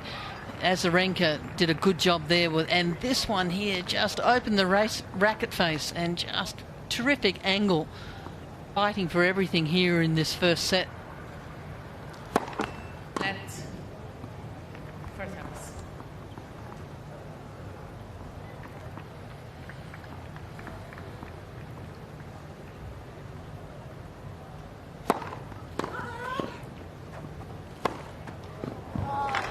Well, she gets the right way, Azarenka, but it didn't matter. It was hit so well that she couldn't get it back into play. Just a really well struck forehand.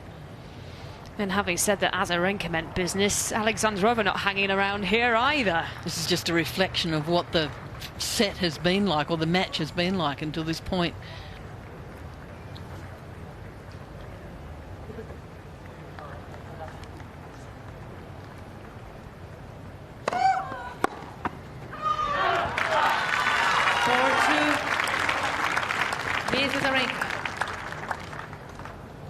So even though the forehand side is a really good weapon for Alexandrova, that is the side that when Victoria Azarenka really wants a point, that's the side she goes to, because she knows that there's more errors coming from there. It can be a risky play.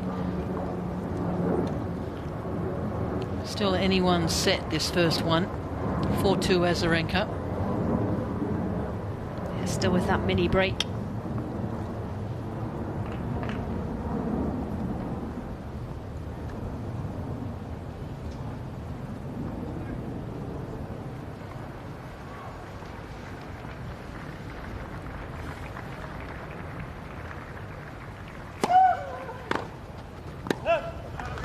That's a bit of experience there, Azarenka. You know, the first toss wasn't very good. She caught it. She knew that it was vital she get the first serve in. Took a little bit of pace off it.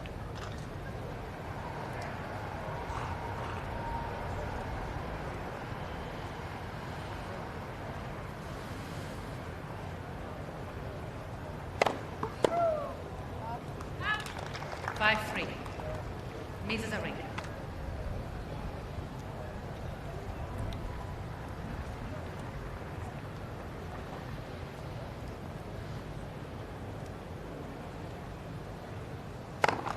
Let's first service.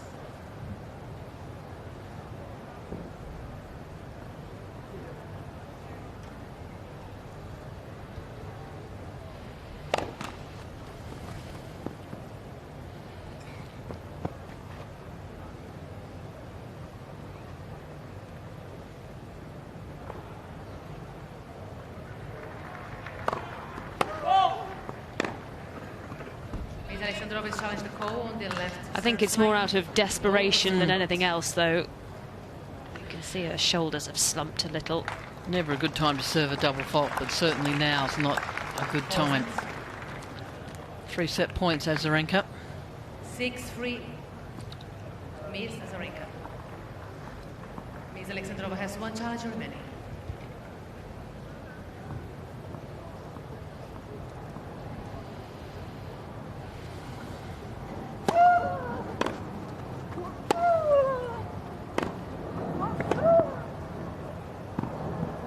Oh, she's fighting all the way.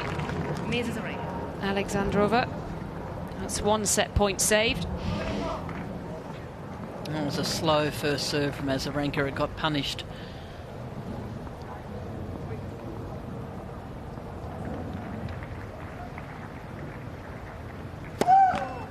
Let's first service.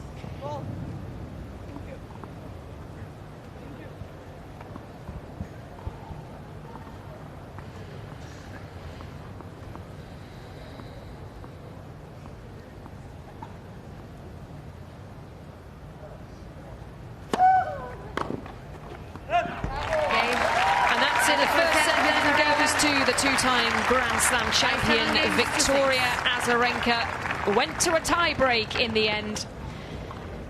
And it's been a real topsy-turvy tussle, this one, so far.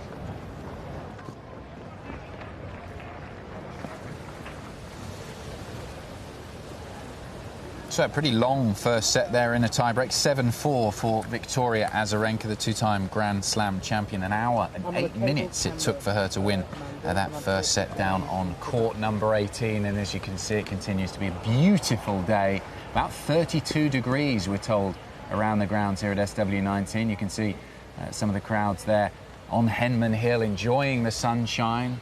Hopefully plenty of sun cream being applied, because it is very, very warm here at the All England Club. Delighted to say we're joined here on the Wimbledon channel by the 2013 ladies singles champion Marion Bartley. Marion, welcome along. It's a scorcher today, isn't it?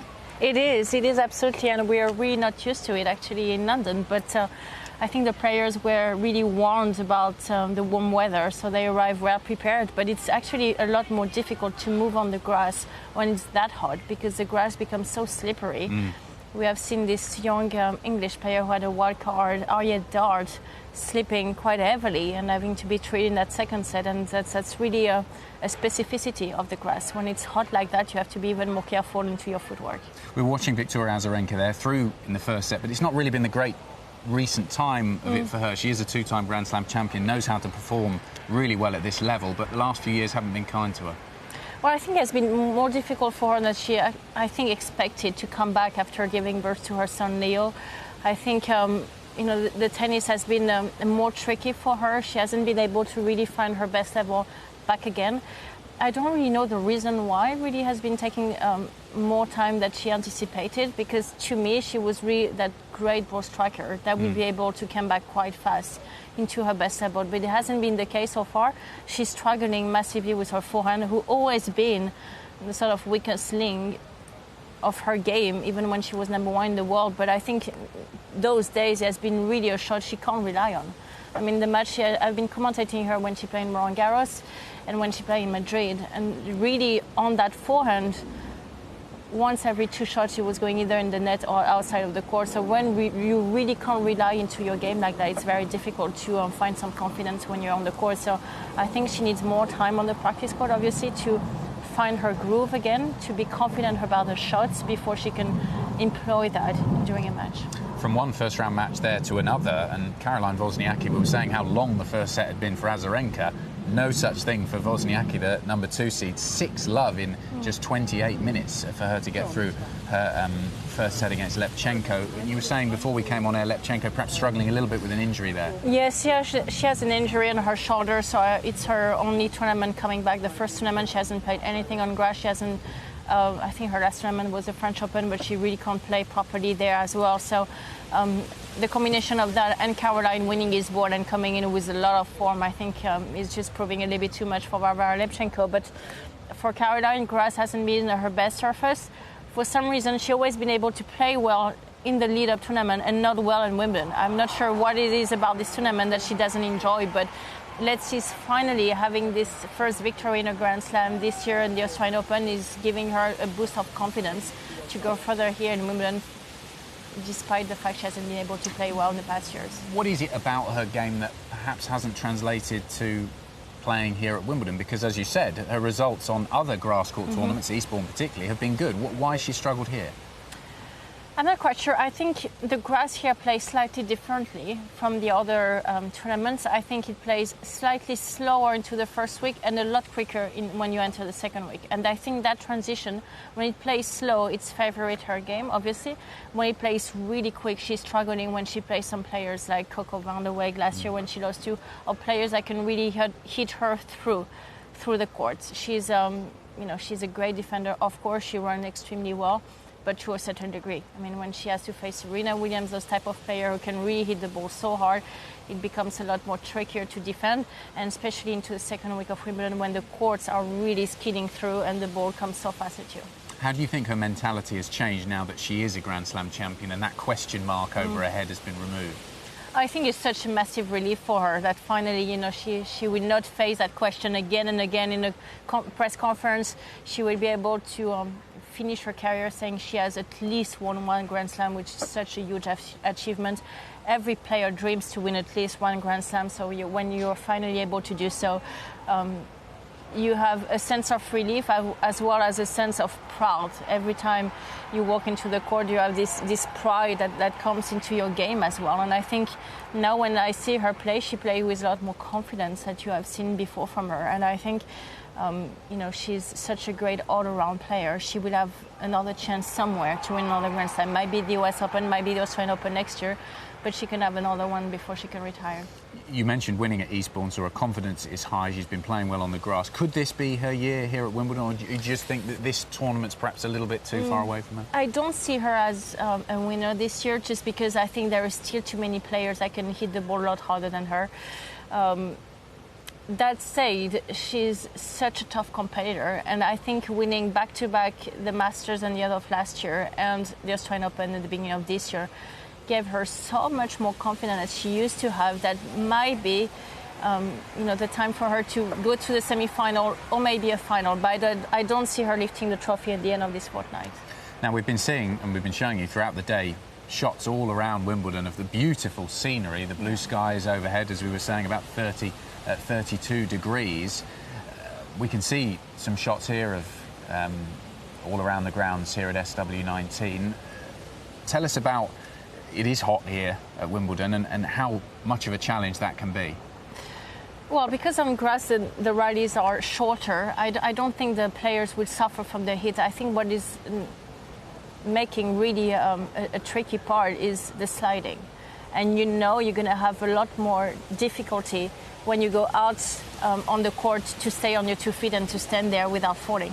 That is, to me, the trickiest part. When I played in 2013, it started to go really hard into that second week. And as well, the grass is, a lot more. You don't have that much grass on the court left, so you have really two difficulties to go through. And that year, when it was really hot, a lot of players slide to that first week. Maria Sharapova, Victoria Azarenka, they just were falling all over the court because it's so difficult to keep your footwork. So I think, to me, that will be really the most difficult part for all the players, is to really stay strong on your legs and be able to move without sliding. And also on the show courts as well, particularly in the arenas like Centre Court and Court number 1 now, I suppose, with the roof being built, it gets really hot. The advertised temperature might be 31, 32, but courtside for the players, it's a lot higher than that. Yes, absolutely. But they're so used to play under extreme conditions. Obviously, in Australia, it gets even hotter than that. So I don't think they will be disturbed much by the heat, especially on grass. Once again, the rallies are a lot shorter. And obviously, what makes a match difficult to play under the heat, it's when you have extending rallies. When the length of each rallies go to 15 or 20 shots, that makes it very tricky for the body to recover.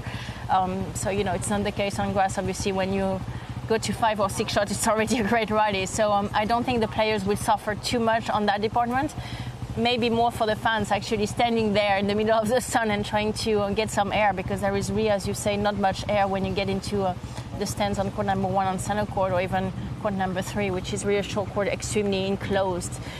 So I think it will be more difficult for the fans, but once again, the most difficult part for an athlete stepping into that grass is to stand on your 2 feet without sliding all over the place and just injure yourself, because it's very dangerous. One thing I love doing on the first day at Wimbledon, before the gates open earlier on in the morning, walking around and just looking at the grass courts. They're so beautiful. It is an absolute thing of beauty, and all the ground staff adding the tiny finishing touches, you know, rolling the courts and putting the lines on as well, and it's absolutely brilliant. So let's take you out to some action. We're going down to court number 2, last year's finalist in the ladies singles, Venus Williams, the number 9 seed for this year.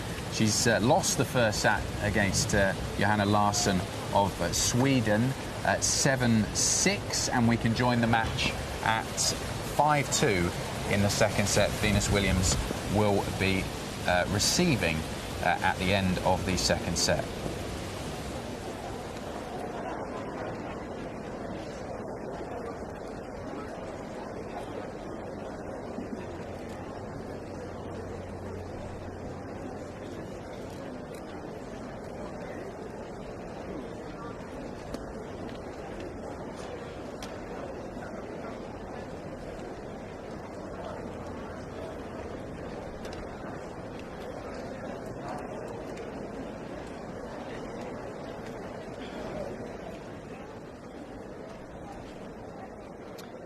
Time. Bird's eye view, so to speak, of the All England club. Magnificent, isn't it? We are bottom right of that picture. Almost said bottom left there. Got a little confused. Yeah. Well, that's us feeling bottom left, if you're thinking from where we're at. Yeah. But looking at us, we're bottom right. If we were that bird.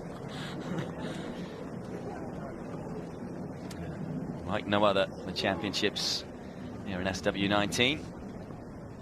And Williams looking to ensure this one goes the distance, serving for the second set at 5-2.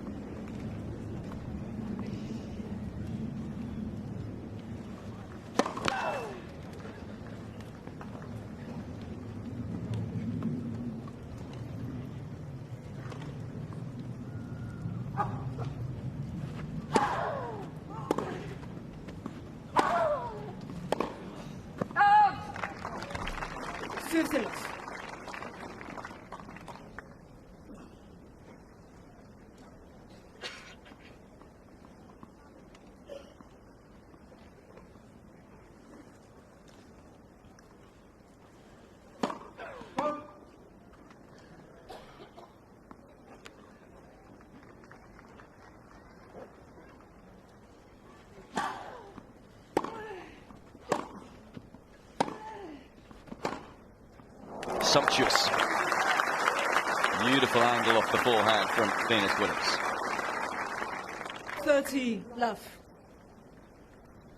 Oh, she's starting to look really confident and comfortable, isn't she?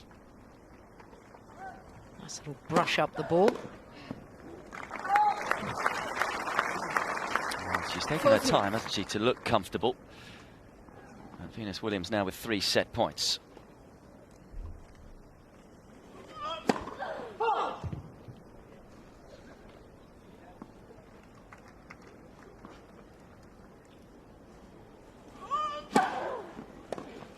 So we're heading to a decider on court 2. Nearly normal service resumed for Venus Williams. A far better set of tennis from the 9th seed. She takes it by 6 games to 2.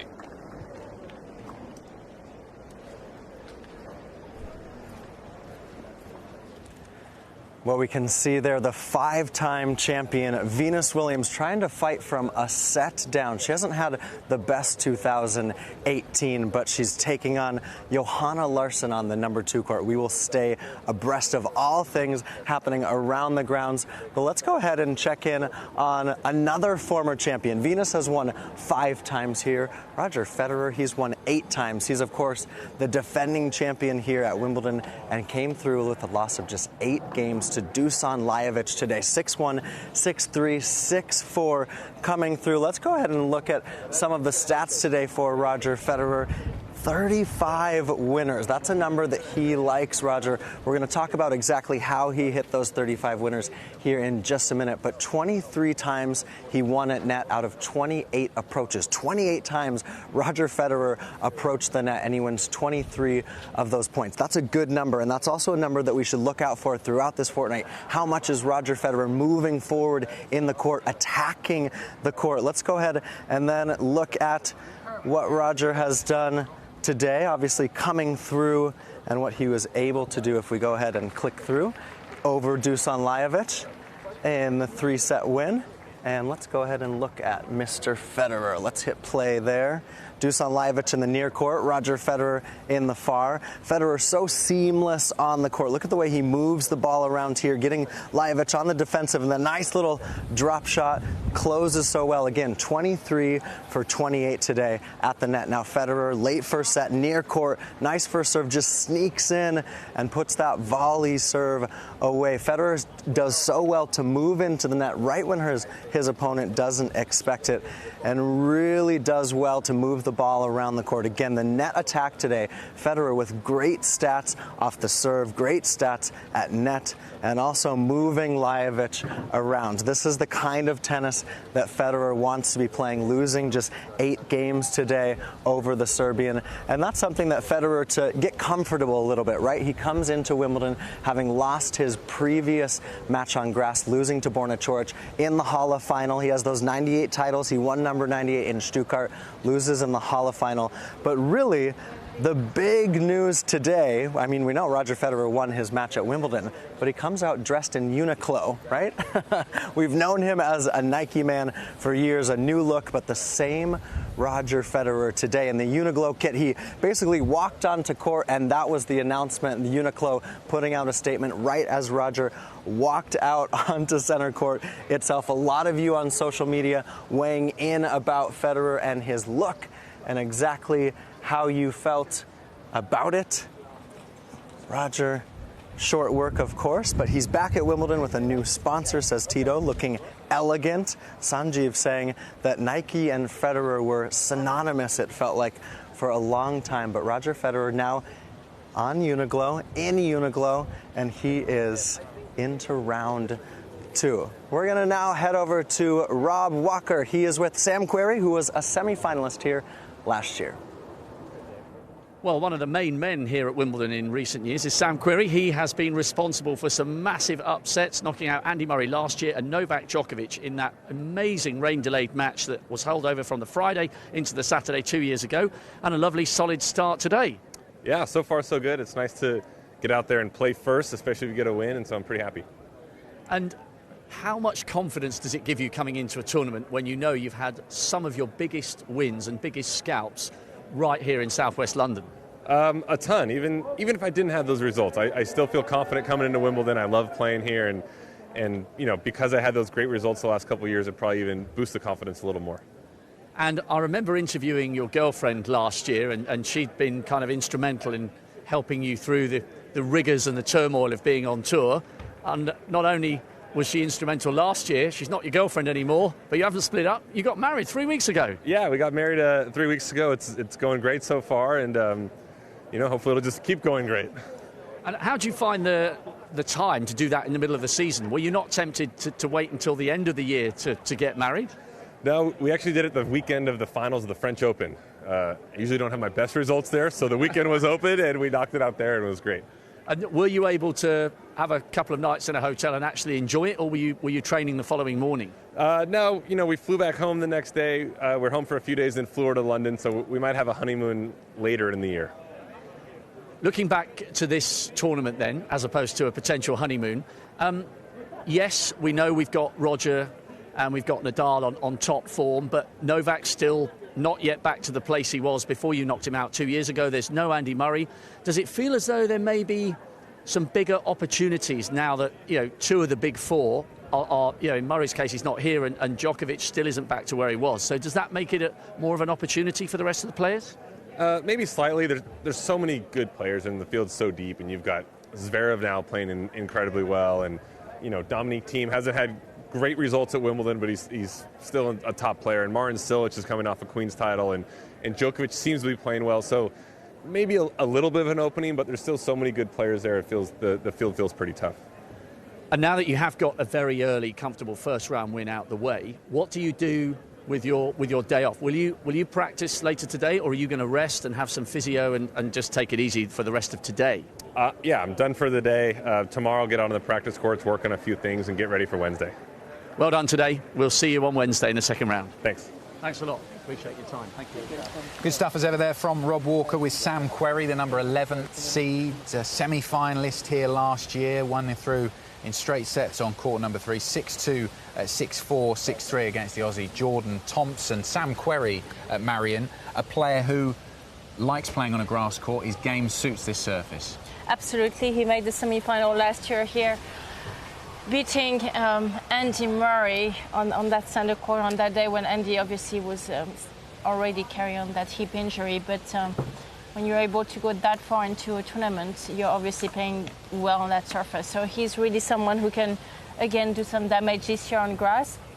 He's on the section of Roger, obviously, so that is always a problem if you want to go into the final. But I think he would have another chance to go into the quarters and maybe a little bit further. But is he the kind of player, perhaps on grass, who, he can cause players problems with his power, his big serve, he hits a big forehand as well, that Federer will look at and say, OK, he's lurking in the distance, this isn't going to be an easy match once I get there? Yes, absolutely. The problem is Roger is rushing you so much, you don't have the time to play. And I think Sam requires a little bit of time to play his huge forehand. He has such a big swing and a big preparation. So I think Roger will not allow him to have this time. But as you perfectly said, I think his game against the rest of the players he's dangerous, isn't he? Because he's the number 11 seed. And obviously he's been bumped up the seeding because of his pedigree on a grass court. But he's, arguably, you could say he's one of the top 10 players in the world on this surface. Absolutely, without any doubt. And I think his serve is helping him a lot, especially on that surface. He's really able to ace his opponent so many times and to win his service game very easily. And then he puts some pressure on you on the return of serve, using his forehand as much as possible. And I think his backhand has been improving as well. So, as you said, he's really a player to look for, outside of the huge guns that everyone knows. He's really someone that can beat some top players. Let's take you inside court number 1, a beautiful arena just behind us here at SW19. Milos Raonic, the number 13 seed, he's dropped down the rankings a little bit because of some patchy form and injuries recently, but he's taken the first set against the British wildcard, the lefty Liam Brodie, 7-5, and he is leading 4-love in the second set.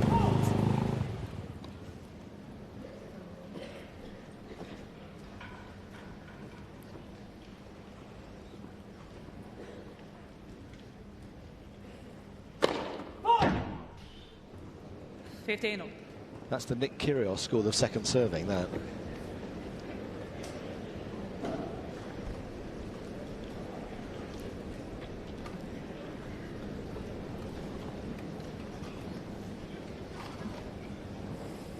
Well, there's his coach,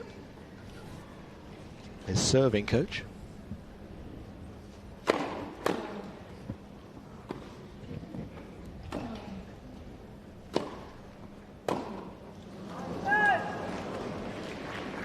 (30-15). Interesting section of the draw this for Raonic, because if he's playing this well, he's got Luca Pouille in his section, but he'd probably fancy that.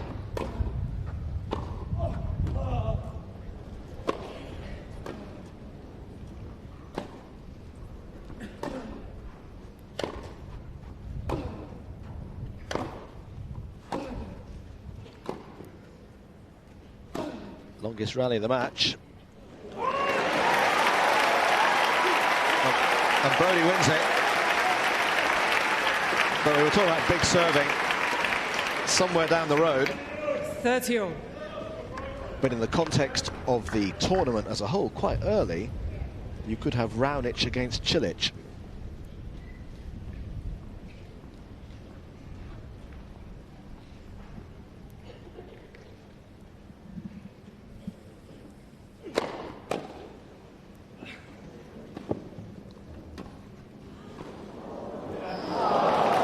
Well, Brodie played well there.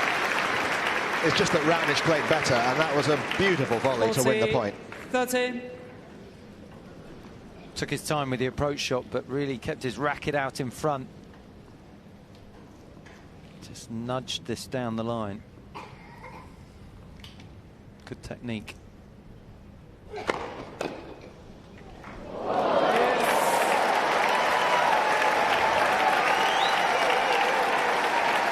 Well, I don't think the camera quite caught that, but Brodie was grinning all over his face there, because that was the fastest serve so far this afternoon at 142 miles an hour, and he hit it with a bit of wood, really, and it won him the point. That was strictly Plan C.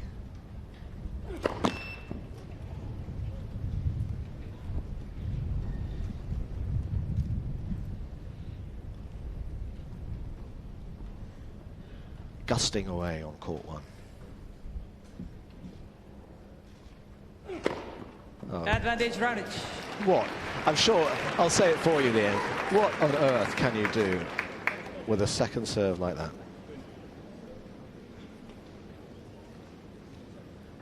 Answer? Not a lot. Thank you. Thank you, coach. Applaud. Point for 5-love.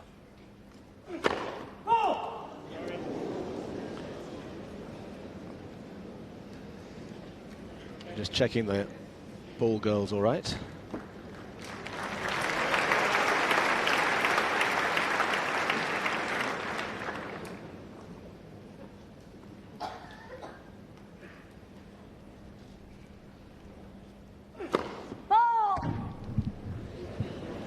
Yes.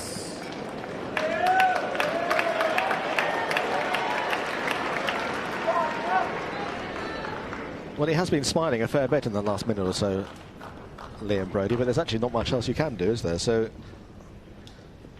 here we go. Next shot in the coconut shy. What's going to happen here?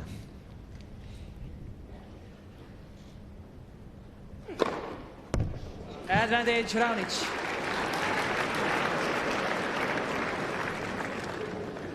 $140 miles an hour, but it's just effortless. You know, it really looks like he could serve like that all day. Give Raonic. Oh. Well, goodness me, 134. It's 5 games to love. Second set and by 1 set to love.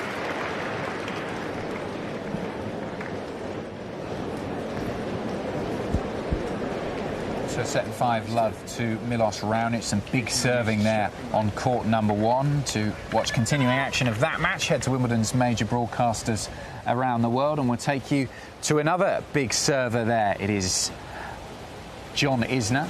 He's actually receiving serve. He's playing a qualifier in this match down on court number 3. The German Yannick Madden, who is serving set down. Isner having won the first set 6-2, but it's 3-2 to Madden in the second.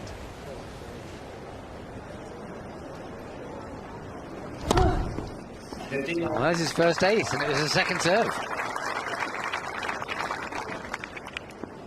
Yeah, and obviously he hit that serve feeling that Isner probably was going to try and run around his backhand, move the other way.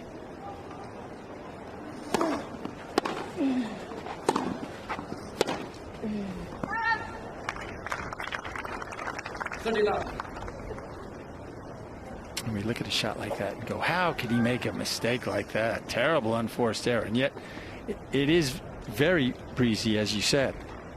Get a slight bad bounce off the grass and anything can happen.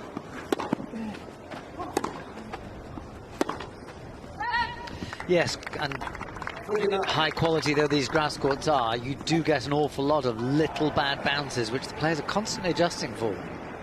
Yes. I mean, they are fantastic grass courts.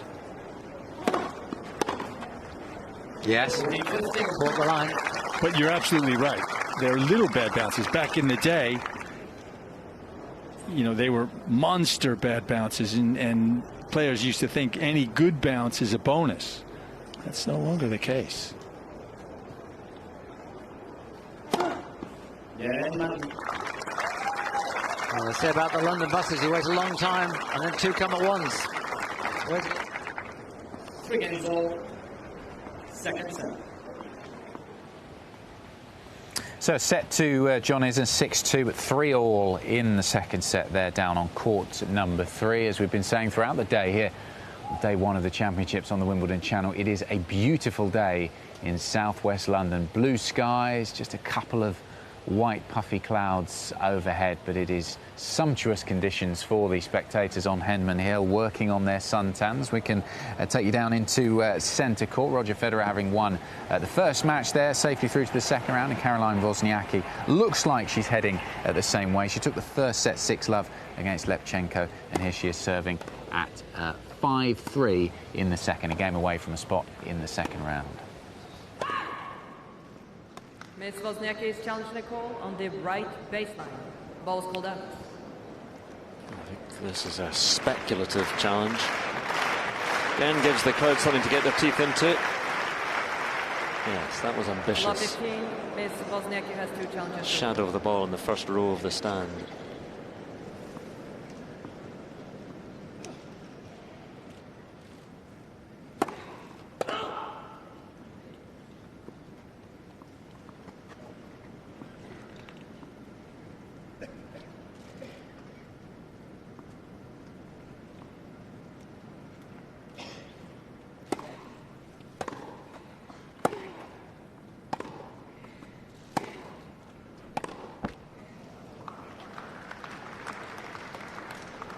$15.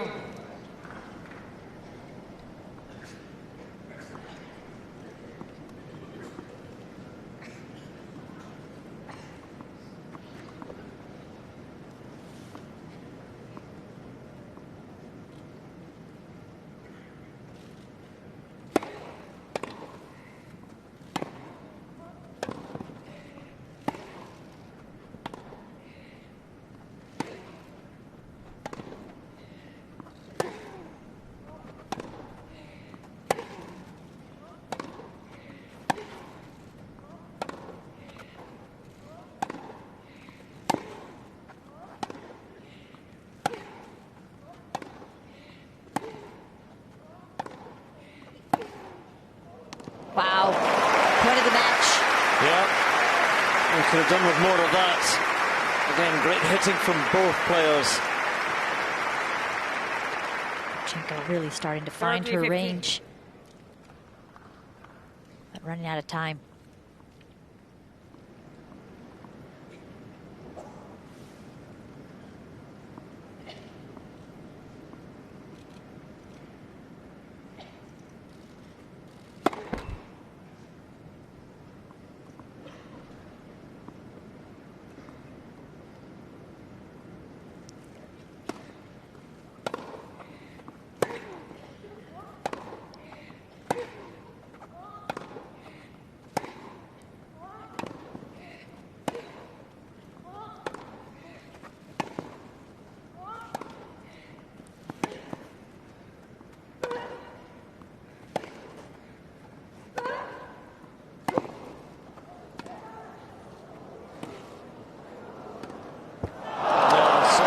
Until the very last for Lepchenko.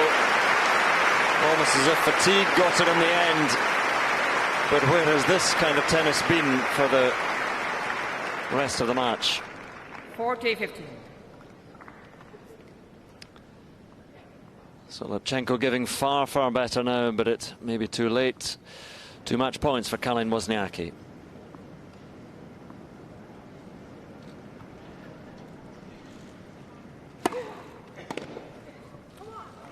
There it is, over in a flash. And Caroline Wozniacki moves through. All too simple, really, for Wozniacki, too short. The stay of Lepchenko in centre court. It is a one-sided victory for the number 2 seed, Caroline Wozniacki.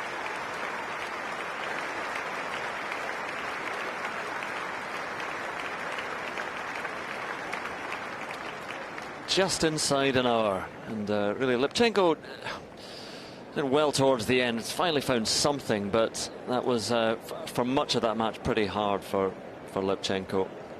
Lipchenko was not comfortable out on this surface against Wozniacki for at least a set and a half. Started to find some type of rhythm the last few games, but Wozniacki with too big of a lead. For Wozniacki, just what the doctor ordered, a straightforward first round win. Plenty of matches, particularly on this surface, match wins under her belt. Well, I mentioned number 2 seed Wozniacki, and it's kind of a false seeding at Wimbledon because she doesn't really enjoy this championship compared to some of the other slams. And it's difficult on the basis of this match to read too much into how far she can go because she's just given no test at all.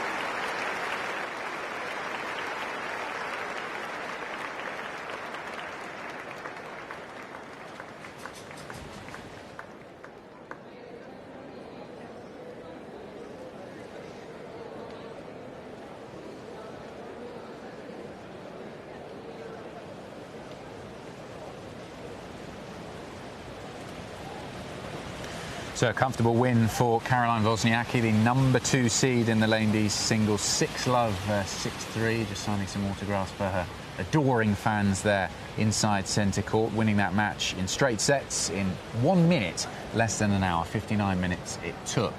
Marion, how important is it to get these first few matches under your belt and quickly? Well, it is very important, and especially for Caroline because she played last week. Heat, well, yes, absolutely. And she played last week and she won her final on Saturday, so she only had 1 day off. So for her to be able to have such an easy win today, it's absolutely helpful in her recovery because she would have 1 full day of recovery tomorrow, and she would be able to sort of make herself through that first week with ease and recover from that tournament when in Eastbourne she had to play a match every single day.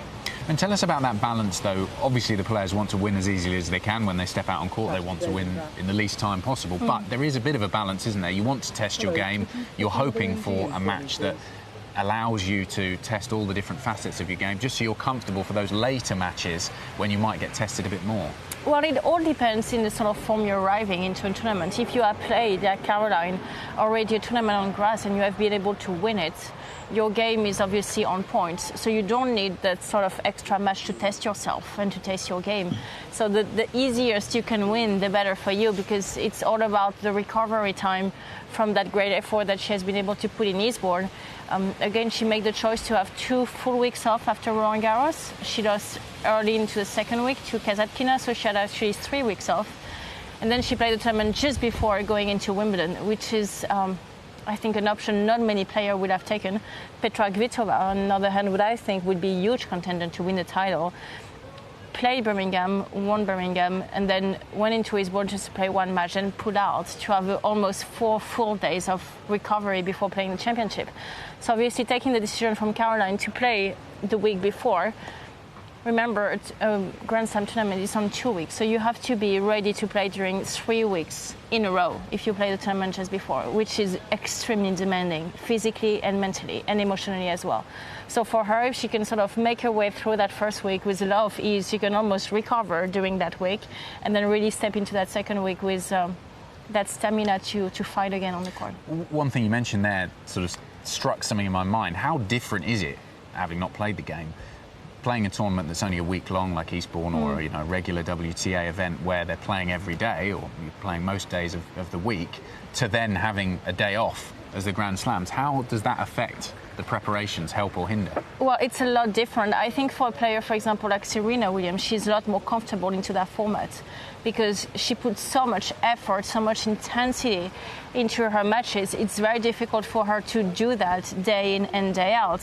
When someone from Caroline, where her game is a lot more on the retrieve and she's so used to run for that long, it's really not a problem for her to do that day in and day out. So I think it depends on the type of player you are. But for Serena, it has really been the case for her. She loved, those sort of 7 matches over a 14 days period. And it's a lot more difficult for her when she has to repeat those efforts during a 1 week period. OK, let's hear from a player who lost earlier on today. I suppose one of the surprises so far on day 1 of the championships, the number 4 seed, the French Open finalist, Sloane Stephens, losing 6-1, 6-3 pretty comfortably to Donna Vekic. Let's hear what Stephens said after that match. Out there today, and do you feel like it affected your game? No, it was a bit windy, but I think that Donna played a good match, and it's just a tough day for me. Anything in particular you felt wasn't working for you out there? No, just a lot of things weren't going as I would have liked them to. Sometimes it happens, but all things that I could have controlled, moved my feet a little bit more, things like that. But yeah, like I said, just a tough day. So you mentioned that the footwork, is that to do with the transition from clay to grass, or is it just something you have to work on in training? Yeah, it's obviously tough. The balls from clay to grass are completely different. The ball stays very low here, and you have to make a little bit more of an adjustment. But everyone's dealing with the same conditions, so it's not just me. What has your training been like since the French Open? When did you first get on grass, and how had you thought your preparation had been going? Yeah, I thought it was good. I had a good training block after French. I did more than I would normally do. So coming in here, I thought not too bad. I thought I'd have not a great tournament, but just I was feeling good about myself and the way I was playing. Obviously a bit of confidence coming off of a French Open final, as any player would. But yeah, just today was unfortunate, unlucky, and I played a good player on grass, so that's tough, and sometimes that happens. Sloane, would you maybe think about going forward playing a lead-up tournament next year coming into Wimbledon, or is this preparation the best for you? Yeah, every player is different, but I think that I did what was best for myself, and every year is different, so maybe next year I'll play a different schedule, maybe not, just kind of depends. Sloane, you're coming in to Wimbledon for the first time as a Grand Slam champ, coming off a big French Open. How much more pressure, be it internal, external, were you feeling here? Not much. I had no points to defend. This is where I started playing last year. Just happy to be back here and not injured. So I think for me it was kind of pretty light and was looking forward to it. Like I said, I'm fortunate to play, Donna. She's a good grass court player, and I didn't play my absolute best. So that's not what you want. But yeah, it's just something you kind of just got to roll over and move on and get ready for the hard court season. You looked pretty frustrated in the first set and the second set. Drew, just talk about it a little bit more. Yeah, it was frustrating. Obviously, I wasn't making the shots that I wanted to make. I wasn't being as consistent as I wanted to. My feet were a little bit slow. Just my adjustment steps weren't there. And like I said, sometimes it happens. There's nothing more, nothing less to it. But yeah, I wish I would have made some more shots. Sloane, Serena was in here yesterday talking about her frustration with the inconsistency in the number of times different people are tested out of competition by USADA. Do you have any thoughts on that? Are you at all cognizant of how many times you're tested via your competition, and any thoughts on that at all? Yeah, no, I don't know how many times people get tested or what the number is each person. I have no idea, but I do think the testing should be fair all the way around, and that's pretty much it. Well, what a big win for the Croatian Donna Vekic, knocking out one of the favourites, Sloane Stephens. Donna, fantastic performance and in straight sets. Yeah, it was a great match today. I'm really happy to win. It was a little bit tricky conditions with the wind, and I'm hoping, I played well, but tomorrow I will go out on the practice courts and hope to improve, to play better even the next match. She's a Grand Slam champion. She was runner-up at the French. This must give you great confidence at the start of your Wimbledon campaign this year. Yeah, she's a great player. She had some great wins in her career, and I knew it was going to be a very tough match today, so I'm really happy to win, because especially the last couple of times I played against the top players, I lost. Well, your first victory against a top 5 opponent. Would you say this is one of the most significant wins of your career so far? Yes, for sure, and I'm happy that it's happened at Wimbledon and Court 1. This is such a special tournament for me, and I'm sure it's as it is for everyone else, and hopefully it's my favorite tournament, so hopefully I can keep going. Well done today. Thank you. Thank you. Thanks. A smiling, happy Donna Vekic, and so she should be. A great match and a great result for her today. 6-1, 6-3 against Sloane Stephens, the number 4 seed. Now back down to Court 18. We were watching some of this a little earlier on today, and it's Victoria Azarenka serving for the match, having taken that first set closely, 7-6 at 5-3 in the second.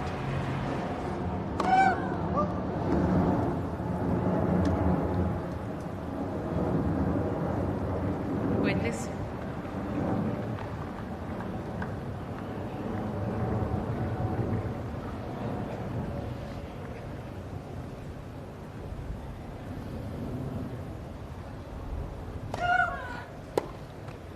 50 love. The ball followed it, didn't it? She tried to do something aggressive off the return of serve, but it was curling into her, and she ended up not having the required space to make the shot.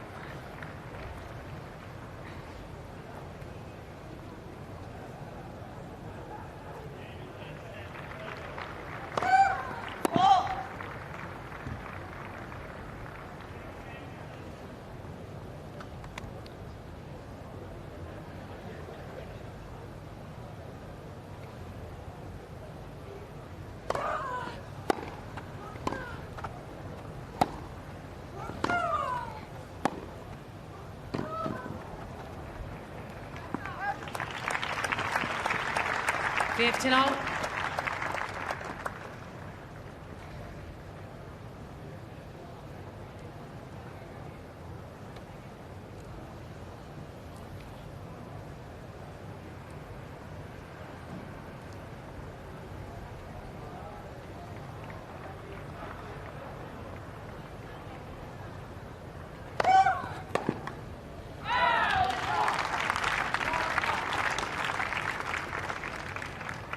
$30-15.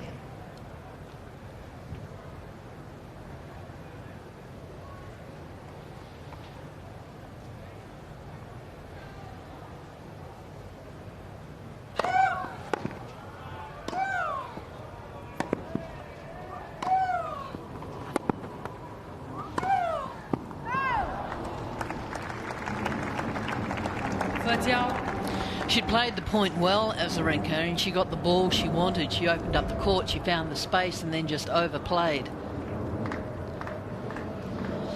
Tight here, 5-3, 30 all.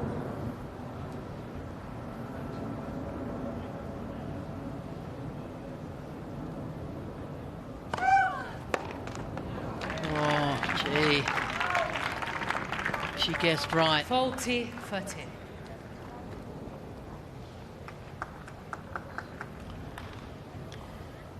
Match point then for Victoria Azarenka.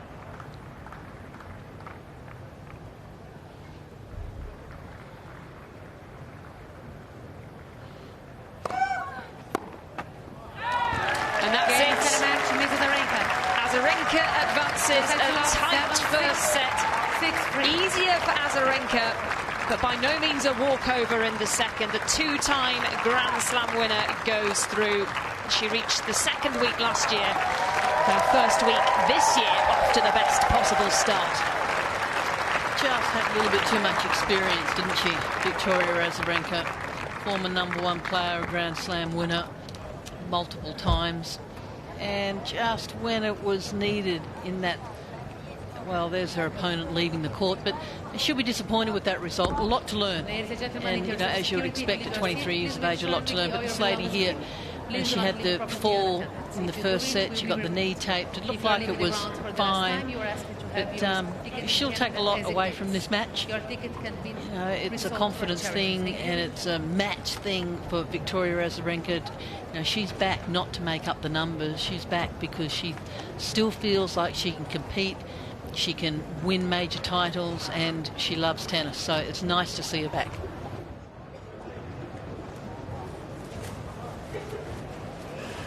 Despite that slip earlier on in the match, Victoria Azarenka straight through to the second round. Straight sets win for the two-time Grand Slam champion. Signing a few autographs there. Again, the sun continues to shine at SW19, and we can hear from one of the first players through to the second round in the men's singles draw. It is the defending champion, top seed Roger Federer, through 6-1, 6-3, 6-4 against Dusan Lajovic, repeat of last year's second round match that he played against the Serbian player. He won it in an hour and 19 minutes. Let's hear from Federer what he thought about his victory today. We've got a packed room, so we may not be able to get to everyone. I'll get to as many as we can.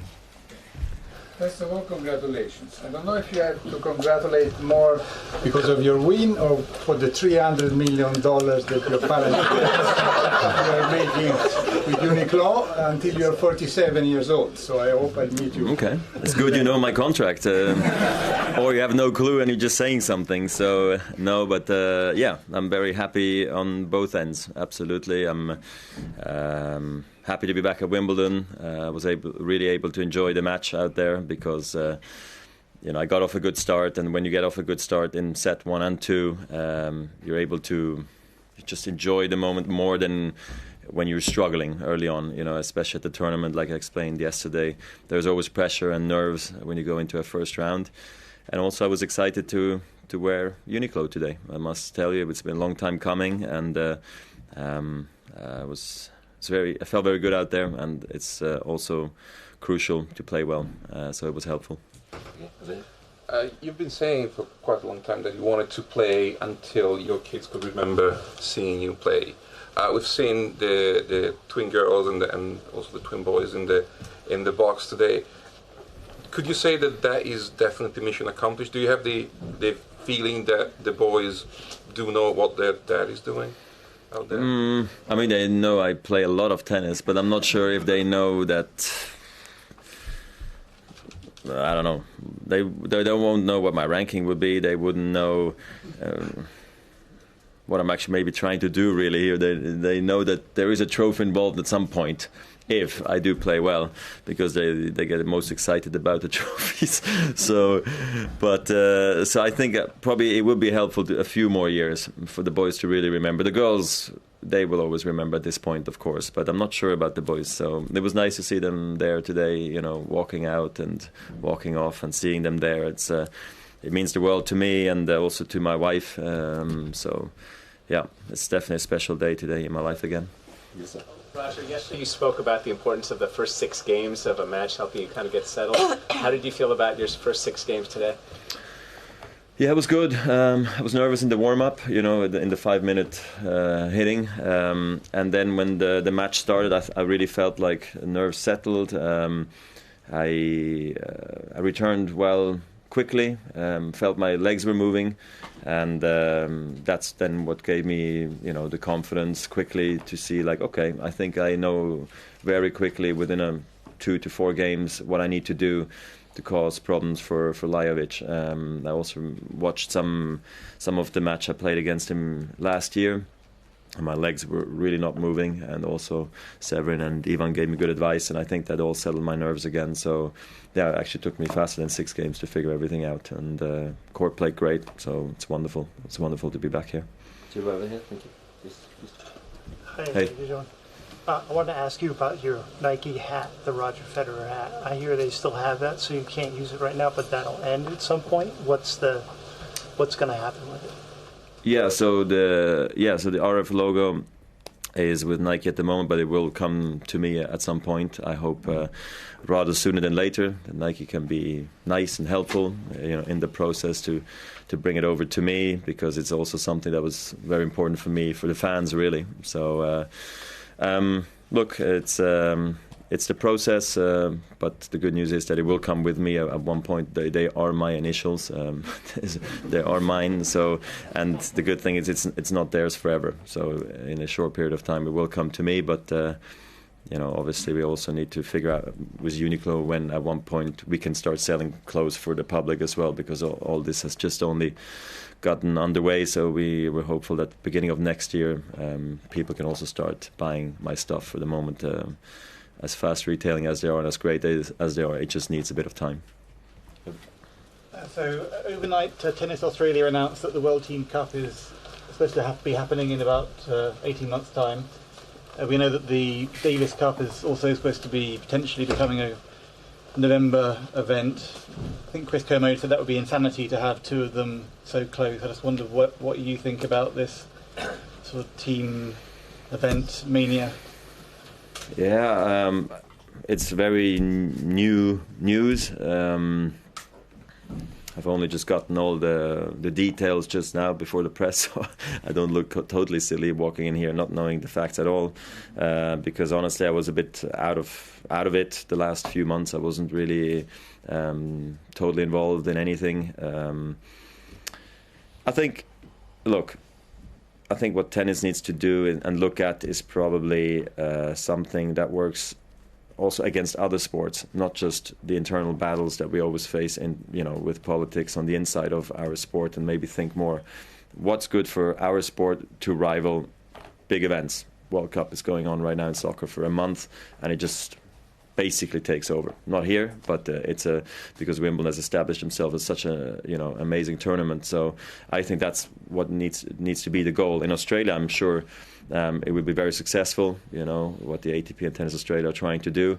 The question is now, like you said, what is going to happen with the Davis Cup and the ITF? How are they going to react to all of this? I'm not sure. In a perfect world, obviously you want to coexist and everybody be successful, but maybe this is going to lead to something extraordinary in the future. I don't know exactly what, maybe not in 5 years, but maybe in 20 years, but there's always a process to everything. So that's how I feel right now. I'm also intrigued to find out how good all these events are going to be and what Davis Cup's going to do now. Still have a question? Yeah. Oh, yeah. So Andy Murray obviously had to withdraw yesterday. What would be your advice to him about sort of scheduling, being able to prolong his career as long as possible?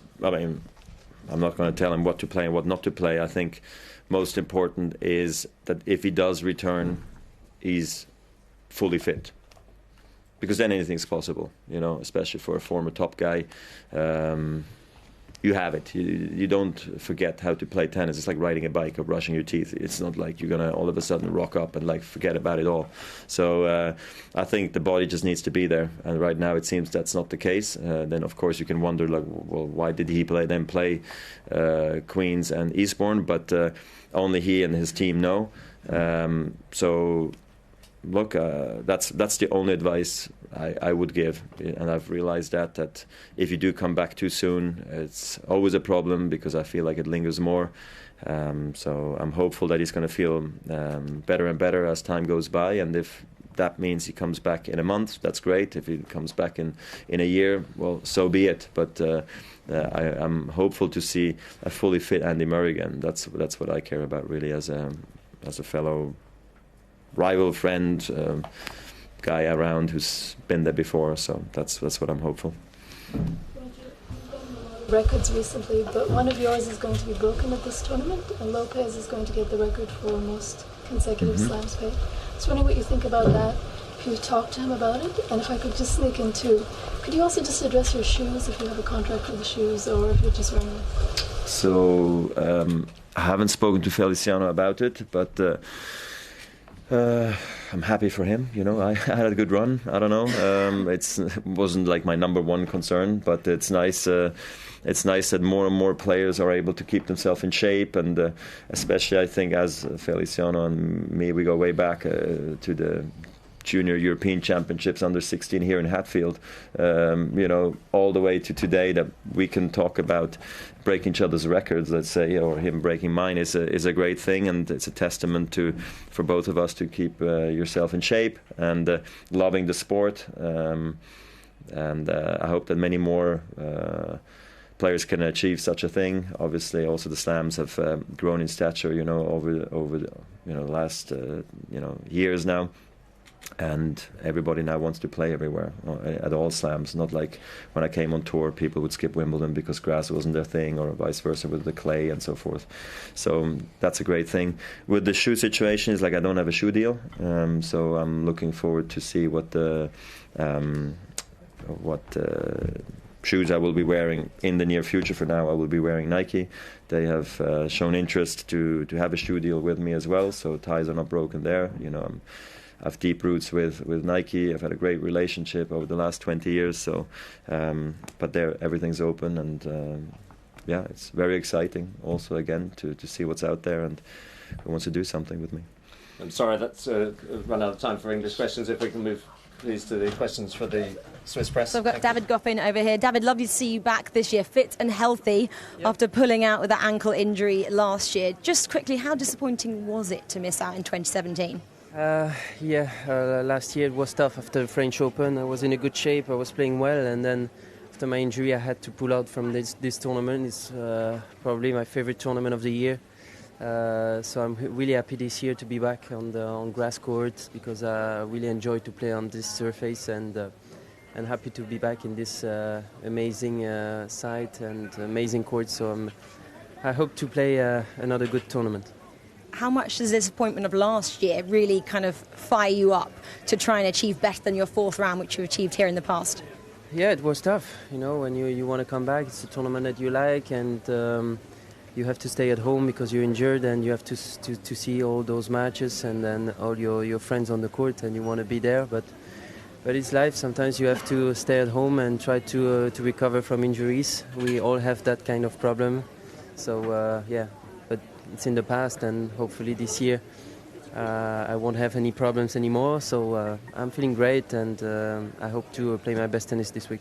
And that injury is very much in the past. Obviously, the end of last year, 2017, you achieved your career ranking high of 7th, reached the ATP World Tour Finals. I mean, what a fitting end to the year.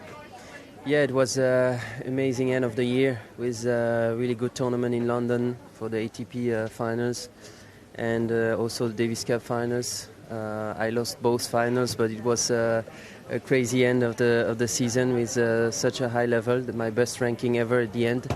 So yeah, it was a great moment for me, and hopefully I can play against that level. So I'm working hard for that, and but now I'm feeling 100% with my eye, with my ankle. So hopefully I can come back really soon.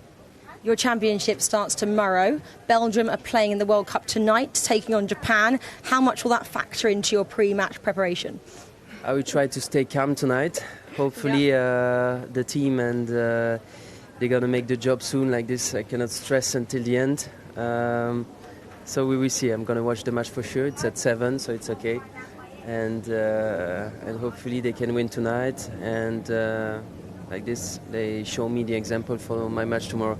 Hopefully you don't get too stressed out and you get a good night's sleep ready for tomorrow. Good luck for the boys and for yourself for tomorrow. Thank you. Thank you. Well, one of the biggest stories in the lead-up to this year's Wimbledon was Andy Murray and whether his hip would allow him to play here. But, of course, we all now know he's taken the sensible decision to pull out, thinking of the future. Jamie Delgado is in the inner sanctum with Andy Murray and has been for many, many years, probably a very close friend as well as on the coaching team. How tough was that decision, not just for Andy, but for all of you? Because I'm sure you'd have all loved to have been down at Orangi on 15, his favourite knock-up court, getting ready for a first-round match, but it wasn't to be. Yeah, it's a huge shame. I mean, Wimbledon is a tournament in tennis that's like no other, isn't it? And I know it's a tournament that Andy's loved all his life. He's obviously had so much success here. So, you know, a huge goal for us was to be, you know, definitely playing Wimbledon and be ready to play and do well in it. So, yeah, hugely disappointing for him. But obviously, you know, for everyone involved with him as well, the team and obviously all his fans. And I think the whole event as well wants Andy Murray playing at Wimbledon. He's you know, he's brought so many great matches over the years, and you know, he's one of the top names in tennis, so you kind of want those names in the draw. Was your gut instinct after Queens and the match against Kyrgios that things might go well, and did you have a discussion after that and think, well, if he wakes up feeling okay tomorrow, we might be in a go position here? Yeah, I mean, it was, look, he hadn't played a match for about a year, so the match with Kyrgios, he did exceptionally well, really, considering how much, because he didn't have much practice either. He'd only started practicing, I think it was 2 weeks before that. So the level of tennis that he performed that day was unbelievable, really, to push someone like that, and I think he was, you know, a couple of points away from winning. And then Eastbourne got another couple of matches in as well, so he's made so much progress in the last 6-7 weeks of where his hip was a couple of months ago. But just didn't quite feel, you know, good enough and strong enough to play again. Obviously 5 sets here and you know, not quite where he wanted to be. Following him on social media, it's kind of left me with the impression that it's reminded him how much he loves playing tennis, because he's been very honest on the odd time that he's made a post. There was that one, I can't remember the exact month it was, but he made a really emotional post being very honest and saying this is a picture of him as a child saying, listen, what I wanted to do was pick up a tennis racket. It wasn't necessarily about winning Wimbledon or loads of prize money. So that's the impression from the outside. Do you think it has reminded him or kind of absolutely amplified how much playing the sport means to him? Yeah, 100%. I mean, he's obviously done exceptionally well in the game and as a professional, but it's, I think it sort of took him back to his roots, if you like, of why he started playing tennis, and he just loved it, loved competing, loved being out there, and again, in these kind of events, you got the atmosphere is incredible, the pressure, he thrives on the pressure. So I think it's not just all about winning and losing. Obviously, winning is what he's known for, and winning the big titles, but it's just that the passion to play and put yourself on the line is what he misses. And look at a few of us in the press room were commenting, he looks really lean at the moment. Like there's not a hint that there's any extra weight come on it. It looks as though physically, other than the hip, he's been working extremely hard. Is he as lean in the flesh as he looks in the pictures? Because he looks pretty cut at the moment. Yeah, no, he's totally in unbelievable shape. I mean, his cardiovascular or his strength in his legs and is the same as it's ever been. He's been very careful. He's eating really well and trying to do everything that gives him the best chance to help the hip, if anything. But yeah, no, he's in super shape. It's just, obviously the hip has brought problems. But in terms of his physical condition, the rest of his body is top notch.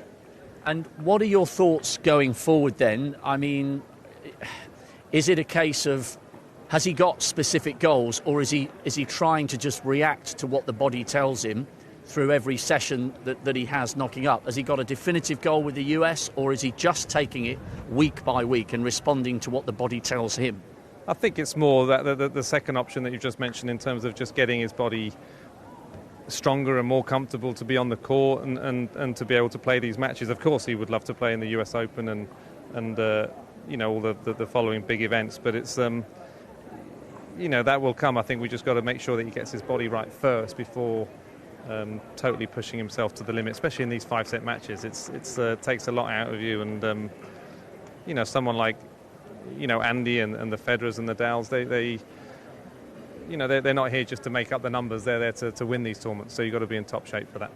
And I know he's a fan of certain sports. I know he loves his boxing, and he does watch a lot of sport. Will he be watching Wimbledon, or because it's so close to home, metaphorically and literally, will it be a bit painful to watch the tournament he wants to be playing in? I think a bit of both, really. I mean, of course he wants to be playing, and he'll be, there's part of him that's just wants to be himself competing. But I think especially the British players, he takes a huge interest in all of those. He'll be looking, at their results, and I'm sure watching on Team Day, wishing them all from the sidelines. I think that will be his biggest kind of interest in the draw. The British, looking for the British players to do well. And just finally, you're playing in the Invitational, so you're dusting down the racket, and apparently the draw has come out, but you don't know who you're facing yet. The draw was actually done, but I think whatever draw it is, it's going to be tough. I'm playing with Johnny Murray, which is great. He won the doubles here a few years ago, which is great. A really good friend of mine, so I'm really looking forward to that. But it's I've played it the last few years and I've loved it. It's been good fun. Well, I'm sure you'll get a great response from the crowd, and keep up the good work. And all of us obviously hope we get to see Andy on a court soon and back here in fine fettle for 2019. Thanks a lot. Cheers, appreciate it. Thank you very much. Cheers. So no Andy Murray in the men's singles draw, of course, this year, but plenty of other big names, including this man, Milos Raonic, who is safely through to the second round. Had to work pretty hard for the first set, 7-5 against the British lefty, the wildcard Liam Brodie, but then won very comfortably the next two sets, 6-love the second and 6-1 the third, to win it in an hour and 31 minutes through to the second round. The big serving Canadian, a dangerous player, the 13th seed. There, we can take you from court number one over to court number one, where Serena Williams is making her way onto court for the match immediately following that one there that just finished, Raonic against Brodie. And it's Serena Williams back at Wimbledon, number 25 seed against Arantxa Rus of the Netherlands.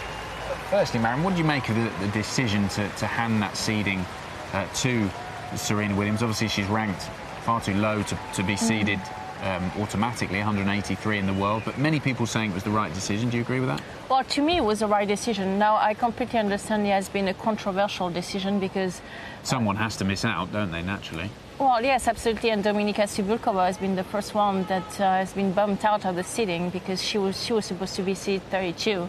and now she's not seeded. But I think when you look at the past results of Serena here at Wimbledon, you have to see. You have to respect that, don't Absolutely. you? And I think Wimbledon has this history of obviously making the decision to seed some player higher because of their grass court abilities, or even lower because of their grass court inabilities. And I think it was a little bit easier for Wimbledon to take that decision to seed her rather than the other Grand Slam, for example, Roland Garros, who really doesn't have the history of changing the seeding, and they just stick to the ranking. And what would be considered success for Serena here? Is she here to win it? Is that realistic for her? Well, I think that's her expectation. I think if she stays healthy, she definitely has a chance to win it. And to me, I've been commentating all her matches in Roland Garros, and she looked so impressive. And definitely, I didn't expect her to play that well, to be honest with you, especially with her performance in Indian Wells and Miami. But she has been putting the hard work. She was looking really fit. Now, that said, obviously, she has this injury that didn't allow her to have that clash with Maria Sharapova that everyone wanted to watch. But for her, it's all about trying to manage her body and staying healthy and fit throughout this fortnight. I don't know if she has took the decision to play the doubles or not here with Venus. I haven't looked at the doubles draw, to be honest with you, but I think it might be a little bit clever to just focus on the single rather than playing a match every single day. And she is just so comfortable here at Wimbledon, isn't it? It's one of those places that has brought the best out of Serena Williams through her whole career, and you would imagine it would continue to do the same. Well, absolutely. I think the grass is obviously suiting her game so well, and also there is one element is because the rally are shorter, she doesn't have to run as much as she has to do it on clay when the rally are just obviously extended. So that's a surface that she really suits her game extremely well. And also under pressure, her serve has been saving her on so many occasions. That's obviously, for me, the best serve in tennis, in women's tennis history. I've been facing Serena many times, and I really couldn't get a hold on her serve. It was almost impossible because you never know where she's going to serve. And she's just so accurate as well. So, what was that the hardest part about facing her? Because absolutely.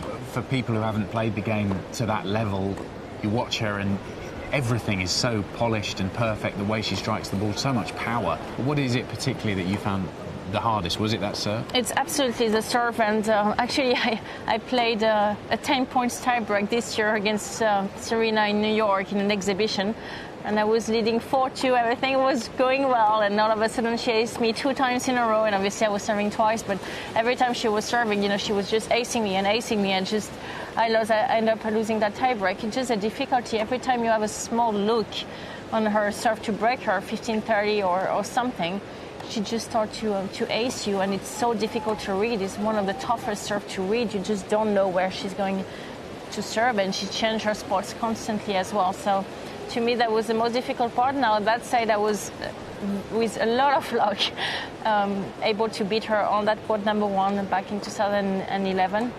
Probably one of the best match of my whole tennis career, but it was still a very, very tight game. 2 questions. Firstly, do you think Serena will win another Grand Slam title?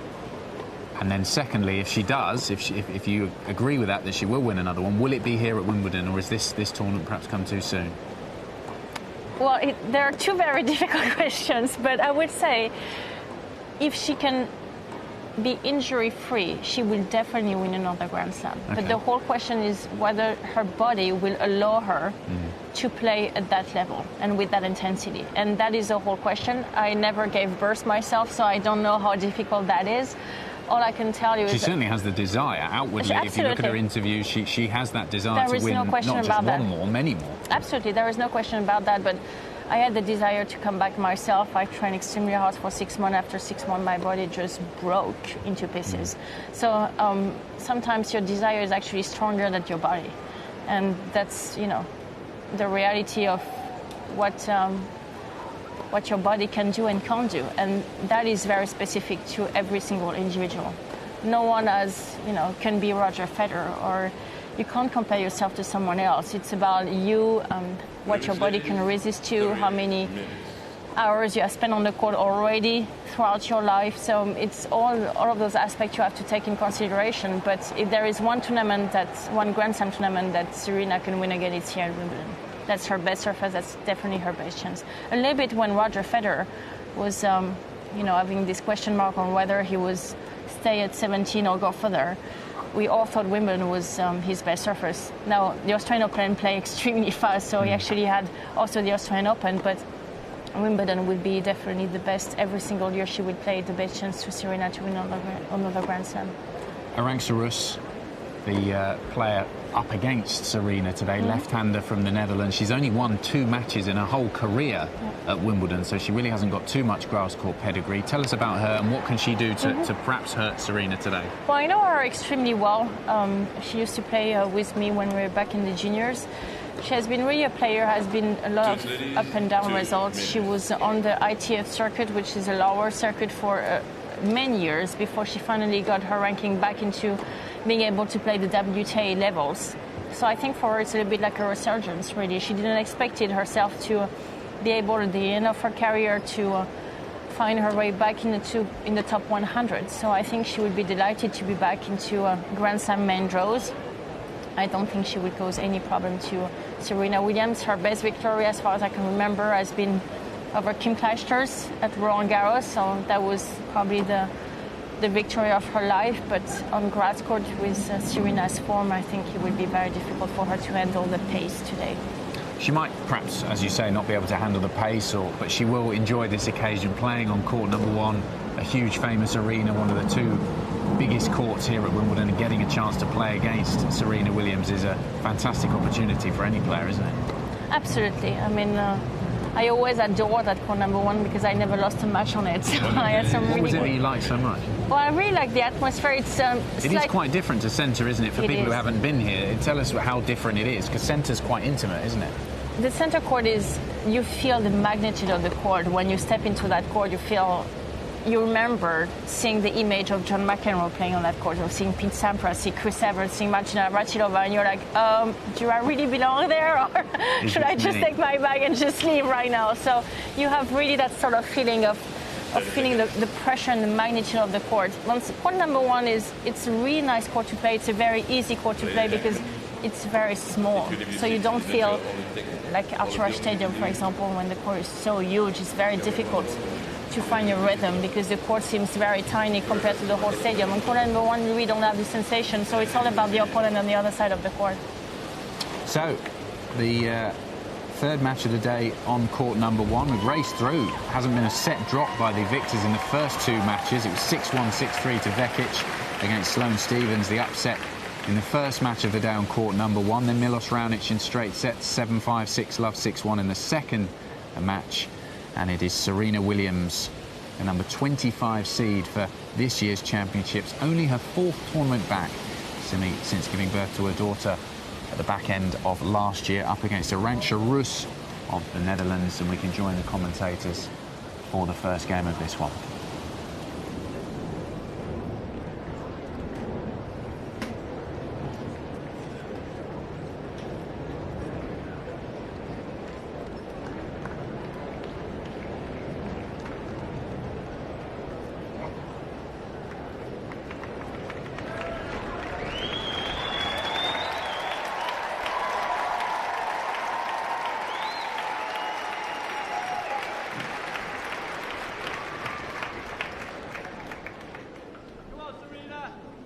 First set, Mrs. Williams.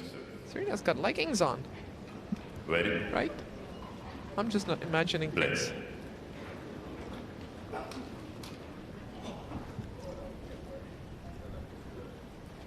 Maybe not. I don't know. I don't think so. Those are stockings. I don't know. I might have just put my foot in it, but I swear they look like stockings to me. It's too funny.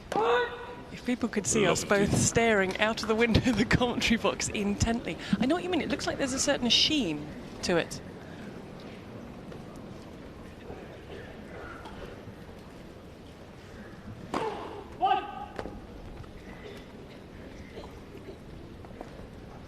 And long sleeves too on top.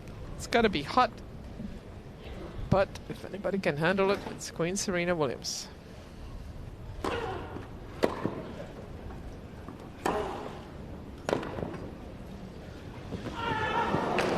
See, the wind just knocked that ball down. I tell you, it's not user-friendly conditions here. Law 30. The wind has been very gusty, and it makes any shot an adventure.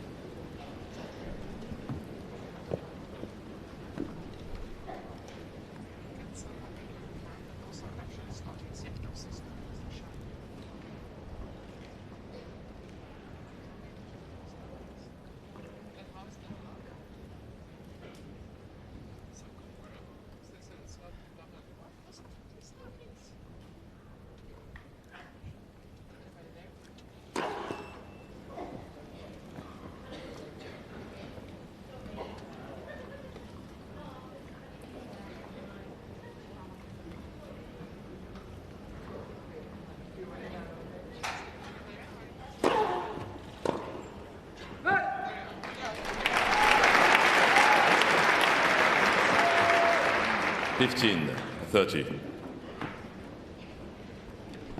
She did wear the black catsuit at Roland Garros. She was top to toe covered up on the clay. Those are stockings, I'm telling you. I'm going out on a limb, so to speak. 2 limbs.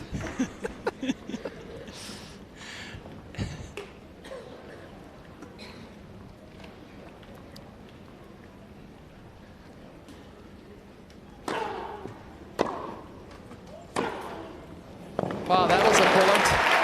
Oh, poor Serena Williams. At 30-0.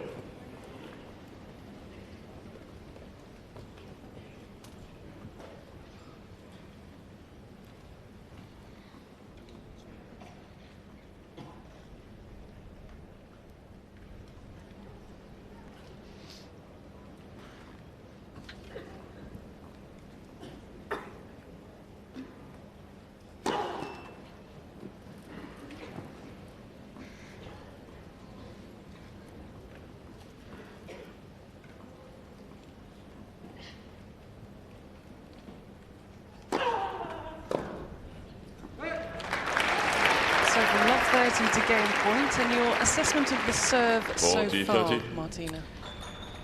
Good enough. She started with a double fault, little nerves there talking, but it's too early to tell. I think she's just struggling with the conditions right now. That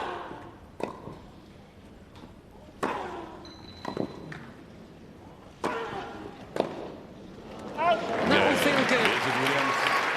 First game played since lifting the title in 2016. I've been keeping an eye on social media, and the general consensus seems to be they are Titans. Yeah, and what?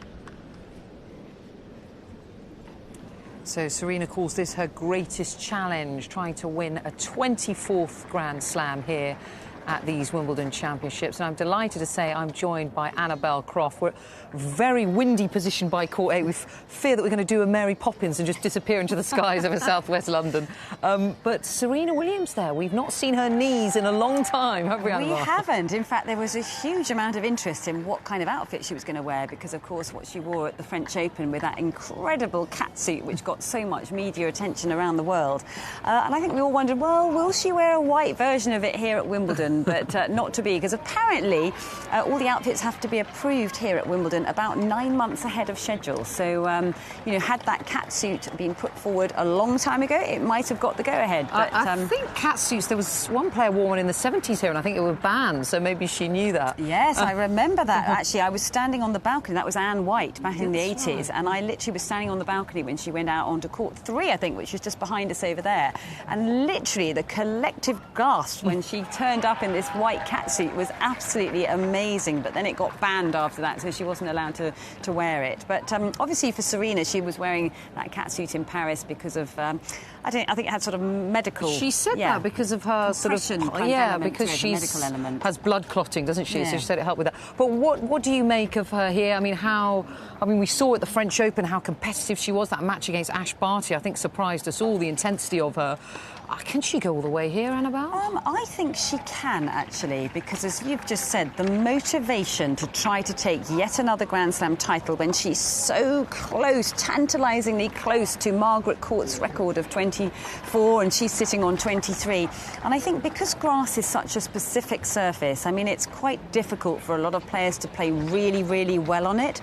And most of the players that you talk about the fact that you have to serve exceptionally well, return well, and be aggressive. If you're the aggressive first striker in a rally, you're pretty much going to win the point. And you think of all of those collective elements, it's what Serena Williams brings out onto a court. And, you know, she has one of the most beautiful serves I've ever seen in the history of the game. In fact, I'm going to have to control my skirt here because the wind is so furious. It really is. It's amazing wind today. Most wind I've ever experienced here at Wimbledon. But anyway, I think that she brings out such a beautiful serve, and it will get her a lot of free points. And despite the fact I think this is only her 4th event of the year, you know, she has that inner Serena that she calls, that sort of competitive element. She has an aura and an intimidation factor, and she loves being out on the big stage, doesn't she? Yeah, absolutely. And she sort of sees herself as a spokesman now for mums on tour. I think she's one of 6 or so mums on tour, but the seeding, there was a huge issue made of that and how far she can go. But she really feels as if, you know, she is representative of the mums out there. She's juggling motherhood and a professional tennis career. I mean, she only gave birth in September. I mean, it's astounding. Stopped breastfeeding recently. I cannot believe that she came out at the French and you know, she actually came back onto the tour back in March, didn't she? Indian Wells and Miami, and you know, that was only a few months after giving birth. I couldn't believe it because well, you've had children, I've had children. You know how difficult it is after you've had a first child, and it's absolutely exhausting. You're up all night, you have no sleep at all, and to try to fit around that schedule, being a new mum with being a professional athlete trying to play at the highest level, is extraordinary what she's already doing by just being out on the tour. You know, but she clearly, as we said, you know, at her age now, she knows there's a limited time relative to whether she can get this overall record, and I think that's enough of a motivating factor for her to want to really put everything into this. So I think there's a lot of people right behind her. Yeah, and she's trying to become one of only 3 mothers who've returned to the tour and won a Grand Slam. Margaret Court, of course, Yvonne Goolagong and Kim Clijsters managed it a few years ago at the US Open. But listen, let's cross over to Nick McCarville, who's got some stats and info for us. Okay, windy all over the grounds today. Windy up here on the broadcast roof, but a beautiful day as we move into the late afternoon. Let's go ahead and check in on some of the scores around the grounds. Obviously, we had checked in on Serena Williams, talking about her chances, already up a break on Arantxa Rus. You don't imagine that this is going to be a matchup that will provide too much of a challenge for Serena, but still, she's got to win through, and we'll see how she does. That's happening now on the number 1 court there as Arantxa Rus breaks back, so I spoke too early. It's 1-2 on serve. That's on the number 1 court. And then Grigor Dimitrov 6-1 that first set, trotted through against Stan Wawrinka. This match really drew some oohs and ahs when it came out in the draw just the other day. On the number 2 court, it's an all-French battle between Gaël Monfils and Richard Gasquet. That one 3-all, and it's early going. The American John Isner, he's playing there, and hello, sir.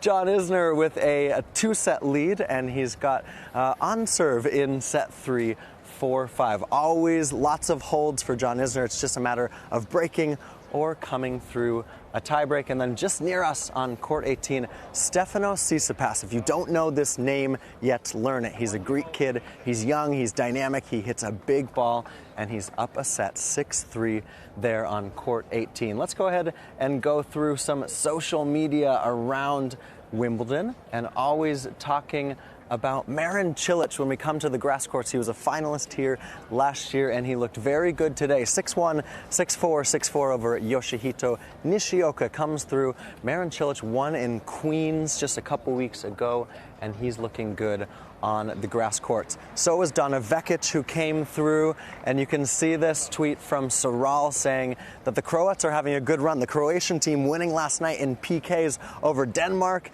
in the World Cup. Donna Vekic and Marin Cilic, they win today here. What about Kyle Edmund? I loved this tweet from Kyle. He's getting interviewed by some young reporters from our friends at Evian, and he said, toughest interview yet. The British media better up your game. So there is Kyle Edmund. Let's go ahead and take a look at one more tweet here. And it is a good day at Wimbledon. Another day for Roger Federer, coming through with number 103. Roger has played more matches here in the men's championship than any other player in history. Roger, a lot of history in his game, but obviously continue it here. Now let's use our little AirPlay here with the iPad on the touch screen. And here's our Wimbledon Instagram account. Venus Williams winning through today, but here's Mr. Federer coming through, winning his match, looking nice. That one-handed backhand always looks good. Caroline Wozniacki, she flew through her match today, dropping just 3 games against Varvara Lepchenko. And just over the weekend, we had a little bit of fun with the players playing some croquet. Here's Serena Williams giving the croquet a little bit of a try, holding that mallet. It was a little heavier than the players thought it would be. There's Roger Federer inspecting the mallet, making sure that it's up to his standards. That's a pretty good form from Roger Federer, right? I have to say he was okay at croquet. He wasn't excellent, he wasn't bad, he was okay, but well dressed. Simona Halep, that's quite the intense look from Simona there. Novak Djokovic, I'm not sure if that's technically good croquet form, but that's what he went with there. You also see Nick Kyrgios playing the game. Rafael Nadal struggled on the croquet course. He did, and also Johanna Konta, you can see there, she's donning her croquet cap. If you're not following us on Instagram, you should be. We're at Wimbledon on Instagram and on all your social media channels. Let's now check in with Rachel Stringer. She's hanging out with some of our fervent Wimbledon fans. If you just pan down, yes, we are sitting under that umbrella there because we're in the food market and it's 28 degrees outside on day one of the 2018 championships. It's super hot. So I'm just kind of milling around and seeing what precautions people are taking to try and stay cool in the heat because it's burning. I've got my cream on. I found Charlotte over here and you look very dressed for the occasion. You've got your Wimbledon white on. All the white colours, you've got your hat on, you've got your nice Pims here. I mean, how are you finding this heat today? It's really strong. We were watching some tennis on court 17 before, and the sun was like just beaming down on us.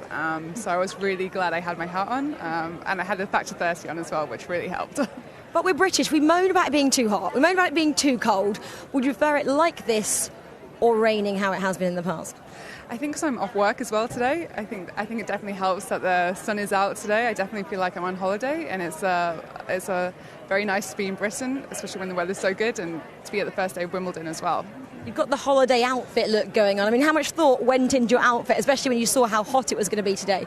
Well, I haven't. I've been working a lot over this summer so far, so I hadn't really had any opportunity to wear the dress. So I thought today's the day. Get the sunglasses out, get the hat out. There we go. The first day of the summer wardrobe coming out at Wimbledon, and just talk us through how much you're enjoying today and what it means to be here in such a British sporting event. It's just a really great atmosphere because we were queuing from 7:30 this morning, but everyone's in such a good spirits. Everyone's in really good, everyone's looking out for each other. It's just a really great atmosphere, and to be down here and part of the first day of Wimbledon is really exciting. Absolutely. Well, I'm going to leave you to enjoy your Pims. I won't take up any more of your time, and your partner's over there filming this occasion as well. So we won't pan man him. He's a bit camera shy, but we'll go and see who else is around here enjoying the sun or the shade with these great big parasols down here at the food market. There's a couple down here who look very well suited for the weather. They're wearing some lovely hats. They look definitely the part. I'm just going to pop down here and talk to you both. Enjoying champagne too. You're making a great day of Wimbledon today, aren't you? Yes, we are. Yes, we're really enjoying it. It's beautiful, lovely day. The weather has made it as well. And we've seen Federer, and he's been absolutely brilliant. I think he's going to win. I think from his performance today, I think he will win Wimbledon. He was brilliant, wasn't he, Hannah? It's my daughter. Well, you heard it here first. Sorry, what was your name? Penny. Penny has said, first up, that Roger Federer is going to win Wimbledon. I mean, what a statement to say on day one. Buddy obviously is the favourite. 8 titles to his name already. Who knows what's going to happen. But I'll just say as well, outfit choices look fab today. Looks like you've really thought about the weather. How much effort and time went into this? Because it really kind of, for the weather. Cool Laura Ashley dress. and it's just dressing for the weather because it's so hot. I think it's probably, about 30, 31, 30? 28 about 2 seconds ago. Right, okay, yeah, so it feels really hot, and obviously the hats and the glasses to protect ourselves, and yeah, we're having a lovely day, aren't we, Hannah? And I think you're the same, aren't you? I'm going to pan round. Cool dress. I'm going to pan round to Hannah now. So this is Hannah, the daughter, over here. Hannah, love your outfit as well. How are you enjoying Wimbledon so far? I love it. Yeah, I love it. I'm so glad I got to see Federer. Last year we got to see Nadal in the long match. So yeah, this year I'm really happy I got to see Federer. And it is really hot. We are talking about the weather. Like, is this something that you prefer, though? You like coming here on a beautiful day? It's a bit like a holiday feel. Yeah, I guess it's always good when it's hot and the sun's out. Apart from we're just really fair, so we have to put loads of sun lotion on and wear our hats. That's fine, just slap on the sun cream. Anyway, guys, thanks for chatting to us. You look great. Obviously had an awesome day. They got to see Roger Federer. Penny there is predicting him to win the championship. I mean, who knows what's going to happen? Very early to say right now. This is the food market. Come down here. There's loads of parasols out. A chance to get away from the sun for just a little bit.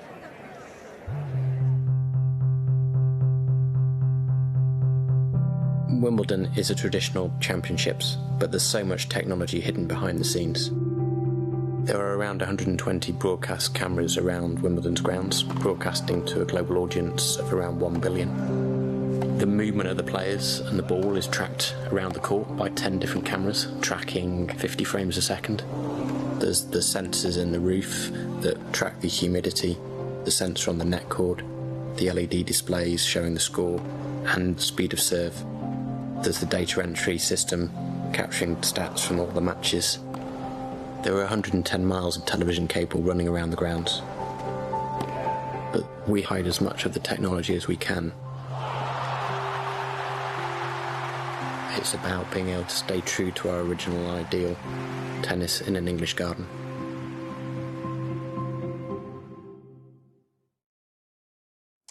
So earlier we were watching Caroline Wozniacki, who's never been beyond the fourth round here, but she's got a good chance this year, doing so well in the build-up. How impressed have you been with Wozniacki, Annabelle? Very, very impressed with her. I think, there's so many people admiring of what she's doing in the sport right now because, she was a former world number one. Obviously, she's number 2 seed here. But for so many years, she had levelled against her the fact that she was world number one but had never won a slam. And yet she had a few injury problems. She came back where her ranking had dropped. And here she is finally a Grand Slam champion at the Australian Open. Just such a hard worker, so professional in every aspect. And, even though grass probably hasn't been her best surface, because as you've just mentioned, she hasn't been beyond the fourth round here, you feel like she can have a good run here. The confidence is there, that monkey's off her back, and I feel like she can really flow with her game this year. And, she gets so many balls back into play. I mean, she's rock solid from the back of the court. Improved in the serving department. She's more aggressive than she was in the past, and she kind of keeps coming forward. She uses her knees very well, so there's a lot that you can admire about what she does on the court. And having won at Eastbourne, I mean, confidence is sky high. She is in form. Well, I think we can join her press conference now because she's been speaking to the world's media after that first round win. Caroline, you've had a good warm-up to Wimbledon. It must feel good getting such a straightforward win today, would you say?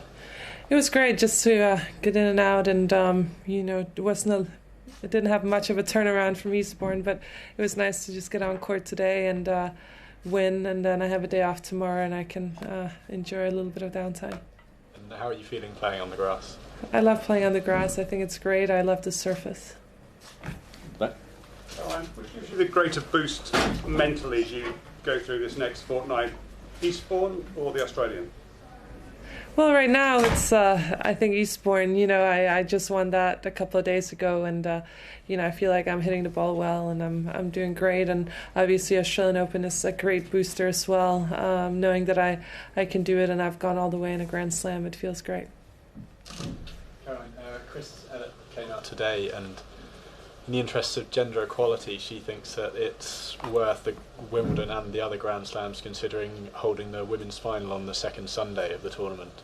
And if that's too much trouble with the scheduling, perhaps having the reigning women's champion first up on centre court rather than the men's champion, and to alternate that year by year.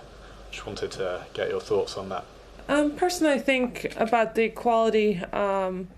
I have no problem. It's always one half of the other playing Monday or Tuesday, and to me, I think it doesn't really make a difference if you play Monday or Tuesday. And in my opinion, for the men to start on Monday, if in case they play on, or the winner play on Monday, and maybe having a bit more time in case they go far and play 5 sets. And in my opinion, playing on a Saturday finals is fine for me. It's good. We have enough time in between. So on this point, I don't really have a strong opinion. Many consider athletes creatures of habit, that they do the same thing going onto the court before the match and all that. How about for you? What are your most unusual pre-match routines, if anything, like the music you listen to and things of that nature? Honestly, I don't really have any, something crazy. I listen to different music today. I didn't listen to any music at all. It really just depends on how I feel, and for me it's just important that I have enough time to kind of, after my warm-up, to be able to eat something and then tape my ankles up and have enough time so that I don't stress. So I'd rather warm up half an hour too early than half an hour too late. What goes through your mind when you hear athletes say they have superstitions, that they have to do everything the same way every time?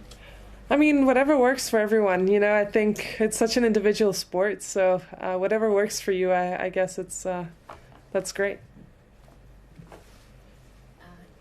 A bit unrelated to tennis, did you watch Denmark play in the World Cup last night? I did. What were your thoughts on that? Well, that was a bit of a roller coaster. We got very excited after 1 minute, and then obviously after 3 or 4 minutes, we were kind of sad. And then the penalty in that extra time, that was nerve-wracking, but I think the defender did the right thing. Obviously, he tried to go for the ball, but at the same time, at least the other guy didn't score, and then our goalkeeper managed to save that and kind of get us into the penalties, and then it was even more nerve-wracking from there. And I think everyone around in our complex where I live, I think they could hear us. So it was nerve-wracking, and it was a tough loss, but they did their best. So that's all I can do. Carry on watching, and if so, who are you going to support? Yeah, I'll still watch just because I'm interested in it. And I think, obviously it's sad when your own team is out, but yeah, I'll keep watching. I think England has done great, and we'll see if they can go all the way. Caroline, this was Serena or Venus or Maria in here, there'd be probably 20 or 30 journalists, and there's only about 9 of us. Does that strike you as curious? Not really. I don't think that's correct either. I really think it depends on the match. It's a first round match. It played in less than an hour, and I think there are other matches. Venus today played 3 sets. I'm sure that there's more to talk about. So plus I just had media yesterday and the day before yesterday, so I'm sure that I had enough questions asked for the next 2 days. One thing that's changed since your last media, LeBron James went to the Lakers. As someone who in recent years has followed basketball a little bit more, what are your thoughts on that? I kind of had a feeling that was what he was going to do. Good for him, I guess. I don't really have any other opinions on that other than it's going to be interesting to see now if and when other players are going to join the Lakers and whether they can, put a fight up against the Warriors. Okay. Thank you. Thank you very much indeed. So, Caroline Wozniacki, after what seemed like quite an arduous press conference for her, she says how much media she's done in the last few days. For us up here, Annabelle, it's incredibly windy. I mean, I've never known when like this, to be honest. I mean, it feels like we're on a boat out in the high seas, and I feel like I'm about to inflate in this dress. But keep that dress down, Annabelle. I can't imagine what it's like to play tennis in this, because I know players are used to windy conditions in certain venues around the world, but we're not used to it that much here at Wimbledon. I mean, it's really, really gusty, and I think the most difficult aspect of playing in the wind is particularly for serving. To try and get that ball toss straight, and it can just affect everything in terms of the tactics, because rather than having the tactics set in your head about how you're going to play somebody, and this is really out of control now, then you suddenly have to alter it. It's about more getting the margins in and having to try and just play with the wind and try and do what you can with the ball rather than what you want to do against the opponent and the weaknesses and strengths that they have on court. Well, it's very sunny on the hill. We'll give a big hello to everyone who's watching on the hill. It doesn't look quite as windy there. But obviously, one person who didn't have an issue with it was Grigor Dimitrov in that first set against Stan Wawrinka, taking it 6-1. When you think Wawrinka, 2 operations wiped out sort of second half of the season, he needs to be patient. But 225 in the world, and yet just 2 years ago, won the US Open. We were all saying, look, it's not a top 4, it's a top 5. It's tough times for him. It is tough times for him because there was a period of time where you felt like he was really a major contender for more Grand Slam titles, and he had such a game with so much, weaponry at his disposal, and one of the most exciting players, actually, in terms of sheer power and firepower through a court. And, he could bring a crowd alight. We always remember him beating Djokovic in that French Open final. He's beaten Nadal at the Australian Open, and he can just blow opponents off the court. So it's a shame that his body has broken down a little bit, and now he's having to work his way back up into matches again. He hasn't got a lot of match wins under his belt, and I think grass for him is a little bit tricky just because of the way he hits the ball. He never feels particularly comfortable on it. Having said that, he has been twice, I think, a quarter-finalist here, hasn't he? So for many players in their career, they'd be very happy with that. But obviously, when you consider he's a 3-time Grand Slam champion, this is the only slam that he hasn't won. And I feel like he's looking up a bit of a mountain at the moment because of, coming back from injuries and trying to get that confidence in his movement back. Every draw needs a player that can just come and set it alight and, as you say, play lights-out tennis. Is there anyone else? Are we going to court 2? I think, actually, there's a tie-break in action. So let me just stop you. This is Richard Gasquet. This is live up against Gay Monfils. You talk about a player that can set a tournament alight, probably a player with the most natural ability that we've seen. Let's hand you over to match commentators for this. 1-0. Gasquet. Last tiebreak these two played at the Grand Slam. Not so long ago, just over a year ago, that match at Roland Garros, won by Monfils. Match didn't last that much longer. Gasquet retiring in the third with a problem with that right thigh.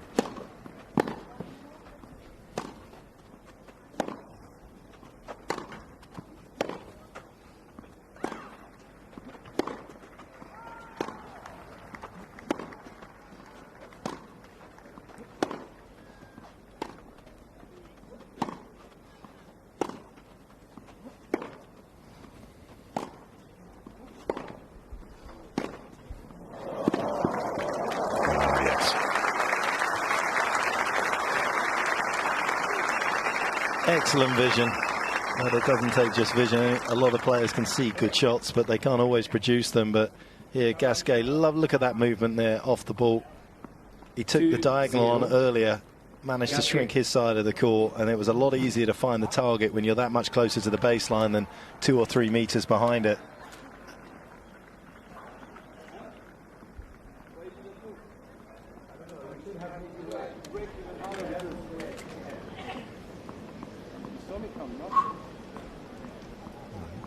Did he have a little altercation accidentally with the linesperson here? Why didn't he move, is what Gail was saying.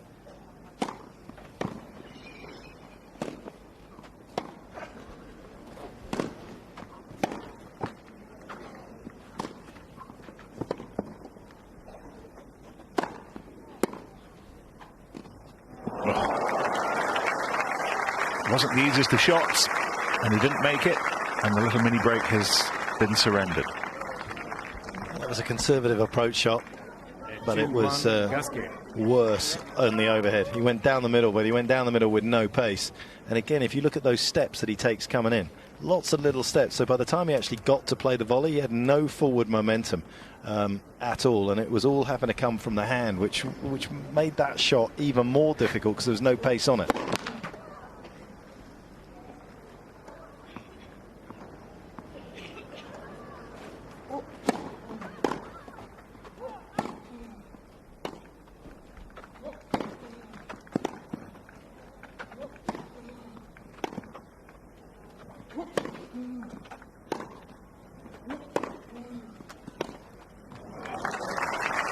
Easy when you look at Monfils running towards the line person to think, well, why didn't they move? Yeah, it looks obvious, doesn't it? But the fact of the matter is, from the lines person's perspective, he's not sure Monfils is going to put one up the line there, and he might need to be in sort of position to possibly call a ball.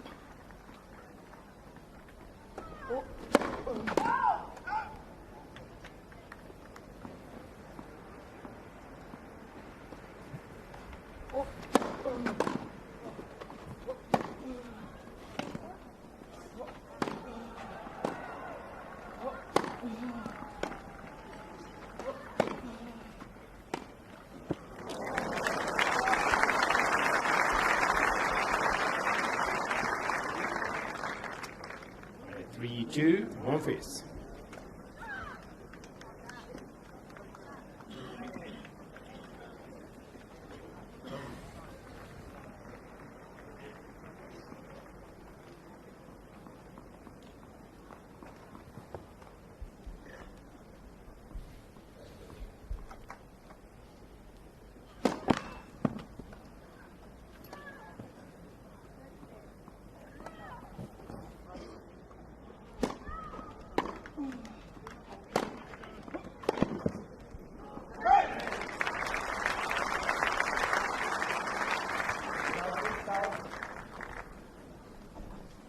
Rio.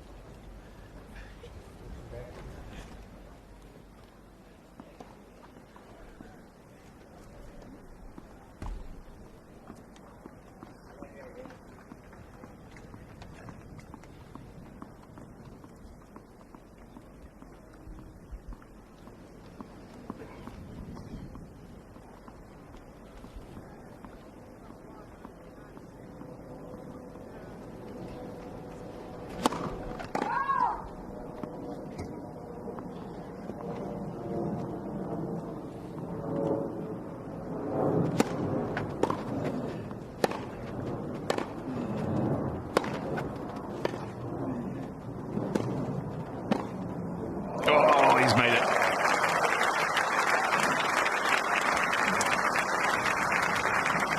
Well, we called Fabrice Santoro the magician who's sitting in Gasquet's box, but there's no one really better at this than Monfils.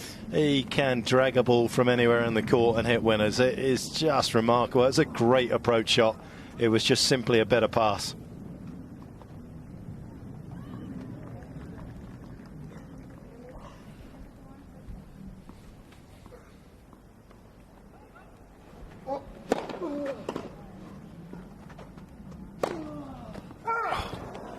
Drifted wide. And it is interesting how he plays at times, isn't it? He can absorb pace so well and defend, and then all of a sudden on a ball like that, which was awkward to find a clean winner on, he just decides just to try and hit that clean winner. It's a plan at times so secret that only Monfils knows it. Oh, I think he was hoping that that ball was going to drift long, and it rather inconveniently didn't. 5-4 Gasquet. So having had the mini advantage in this tiebreak, he's handed it to the bloke at the other end of the court. And now it's Gasquet with the mini break. And 2 serves to see out this first set.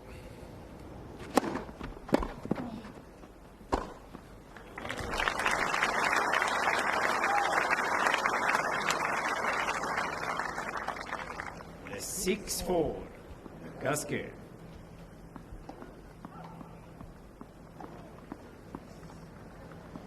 Gasquet inspected a couple of other balls, but there was never really any doubt that he would go back to the one that he won the previous point with.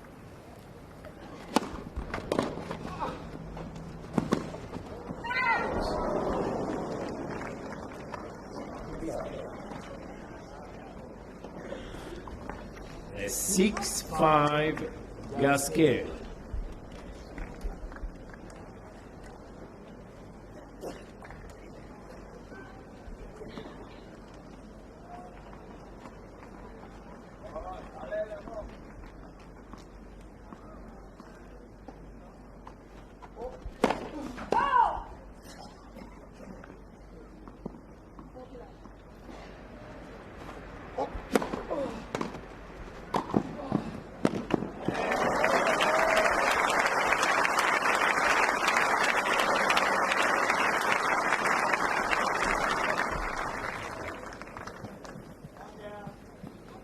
Good smart tennis there from Monfils.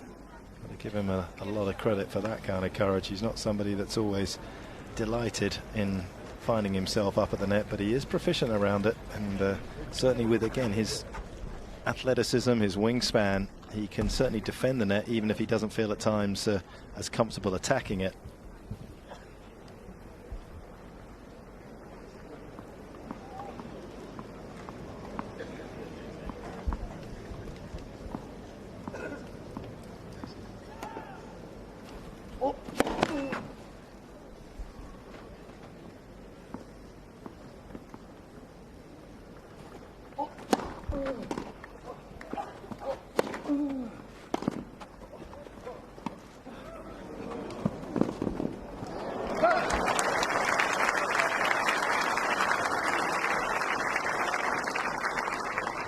So much of the mistake that came off Gasquet's racket was because of the movement that he knows that Monfils possesses. He feels as though he's got to hit a better shot from an awkward position, but again there, probably just actually dropping the ball back over the net in the middle part of the court there, allowing Monfils to, yes, run it down, but not giving him any angles to work with would have been better. Net for service.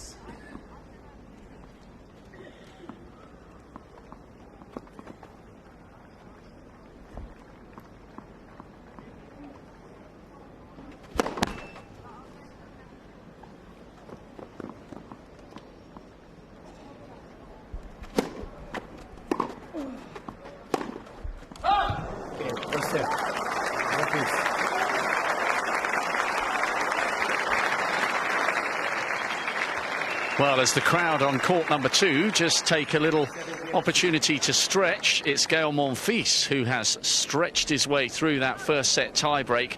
Looked as though Gasquet was going to take that one, but it is Monfils who leads his fellow Frenchman, coming through a very intriguing tiebreak at the end of a thoroughly entertaining first set. Monfils actually leads their head-to-heads 9-7. They're 1-1 on grass, and Gasquet under a little bit of pressure here. He lost a really intriguing first-round match here at Wimbledon last year to David Ferrer. He's a 2-time semi-finalist here at Wimbledon, one of those in 07 and then 2015. But he's going to have to come from behind if he is to beat his compatriot. A really good match for the crowd to be treated to here overlooking court 2. Beautiful early evening sunshine. It is quite breezy. We've heard one or two of the players talking about the fact that the conditions are a little bit tricky. This is our position overlooking 2. Just like to bring you up to speed on a couple of other matches that are happening around us here. It's all over the place here. It's a fantastic vantage point here. Over there, if my highly skilled cameraman Jeff focuses in on Kevin Anderson. Anderson is just about, I think, to take a 3-game advantage in the second set. It's on juice. He's already got a break against Norbert Gombos, the Slovakian who's playing his first ever main draw Grand Slam appearance at the 16th time of asking. A brutally tough opponent, Kevin Anderson. Number 8 seed here, made the 4th round last year, knocked out by Sam Querrey. Anderson looks good. Norbert may hang on to that service game, but the other interesting match going on, you can feel that it's getting a bit blustery. That's Anderson there on 12. I'm really going to make my cameraman work for his money, because if Jeff goes all the way round and focuses up on court 5, Kevin Anderson will, if he comes through that match against Norbert Gombos, he will play the winner of John Patrick Smith and Andrea Seppi, and it looks very much as though it's heading towards the Italian at the moment, who took the first 2 sets 6-2, 6-4, and he's 4-1 up in the third. So some great tennis being played all around the complex. It is quite windy though. I just wonder what the former players make of that one. It's beautiful weather, but it's getting a little bit breezy here. Great atmosphere though, and there's so much tennis left in this all-French match on 2. It's Monfils who has the early lead against Gasquet.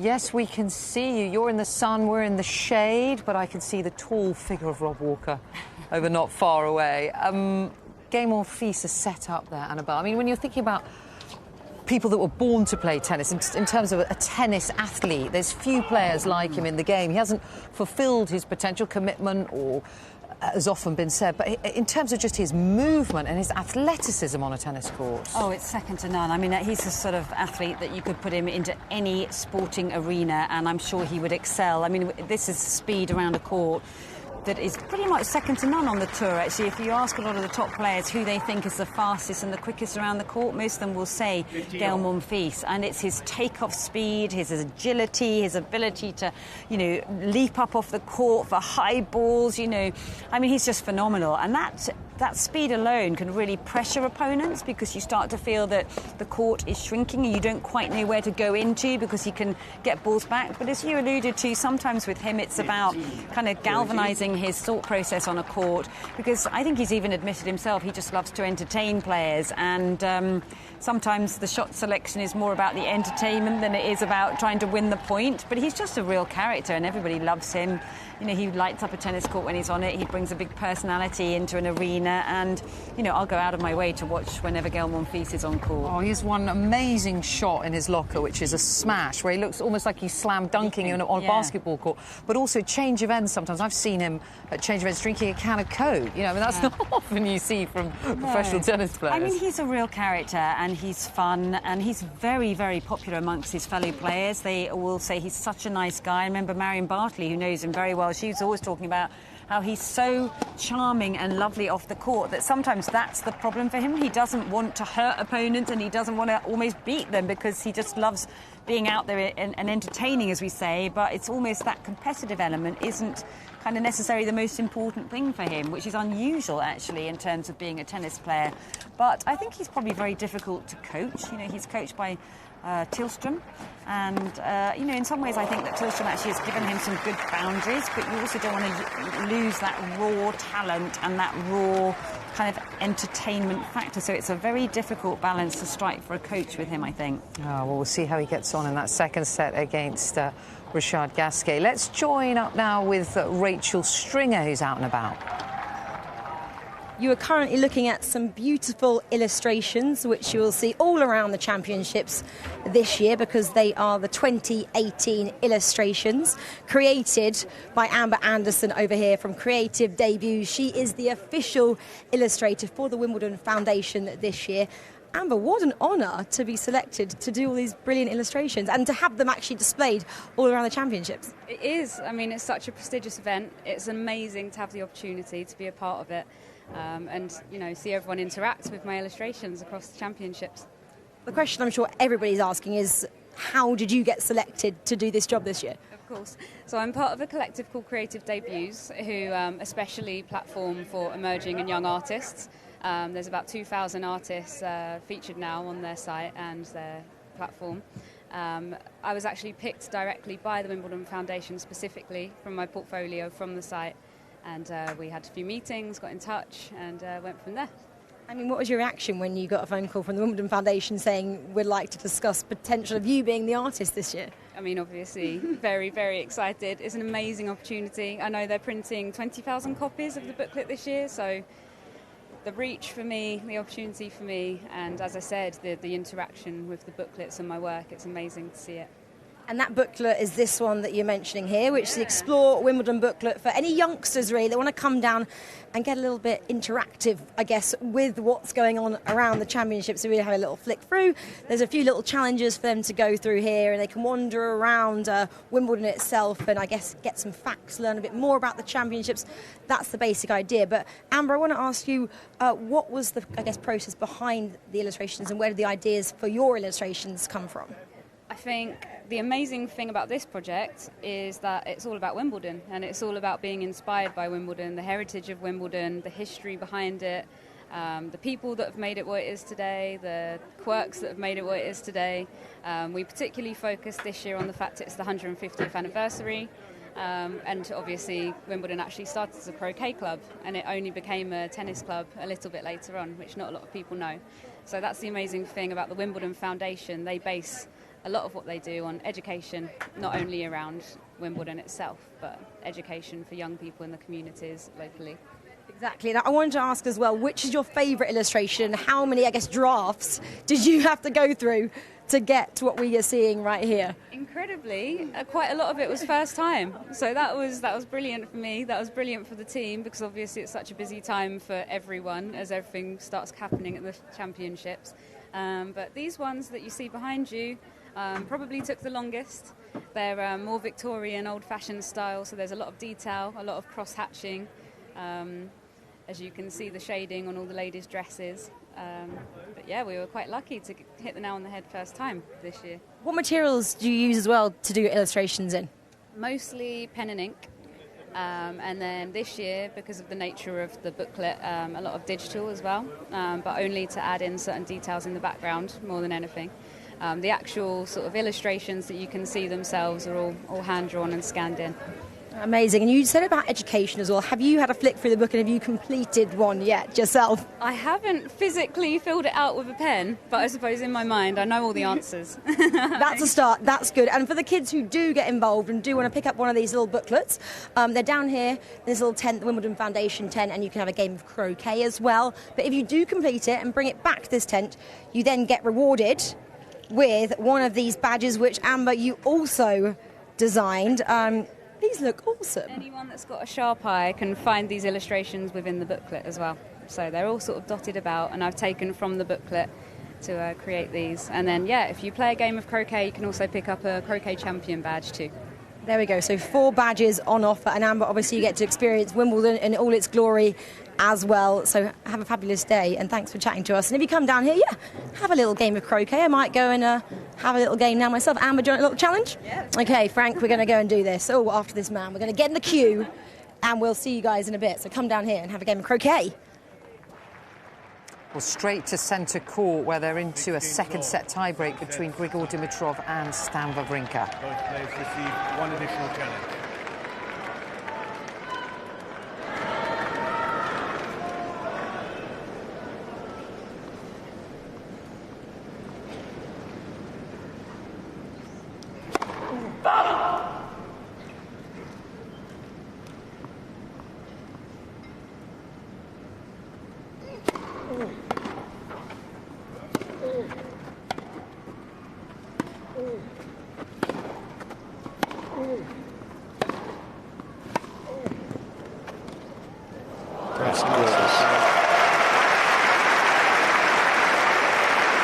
Just held the racket ahead and 1-0. Put a little tension into the arm. Just let the ball fall off the strings.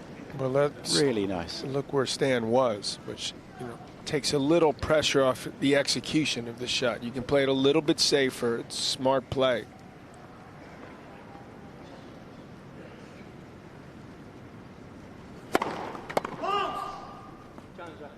Mr. Dimitrov is challenging a call on the service line. The ball's got out.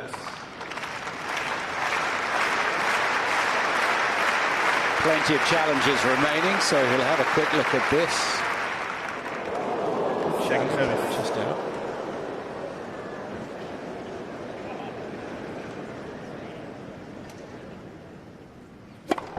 That's the problem. When you travel challenge between your first and your second, you break your own rhythm, so you have to take that into account. Do I really want to challenge? It's all very well challenging at the end of a long rally at Lovell. It's quite another in a tiebreak when you're already up 1-0. I suppose that's a questionable decision.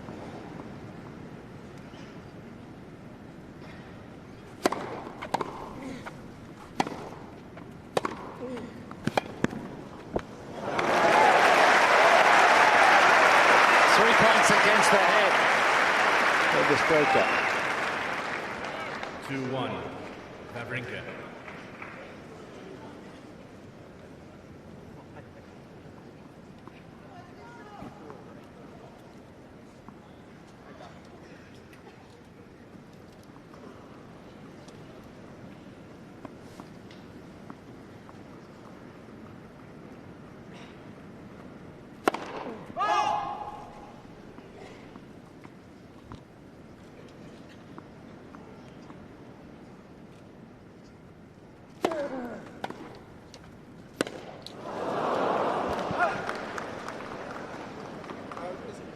2-all. No one can win a point on serve so far. Come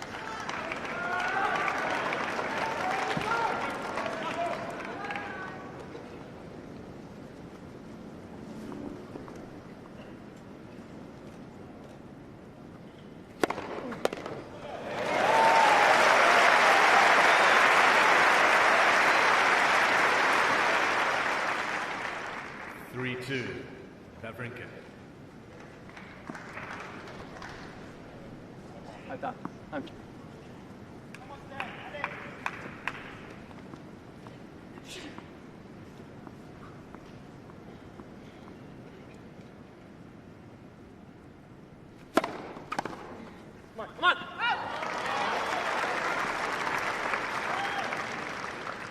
3-all.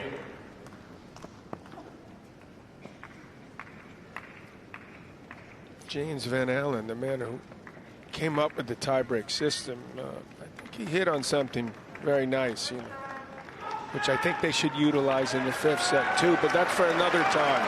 But the excitement level, the intensity and the nerves, you can feel it from where we are with the players. It was an awesome addition to our sport.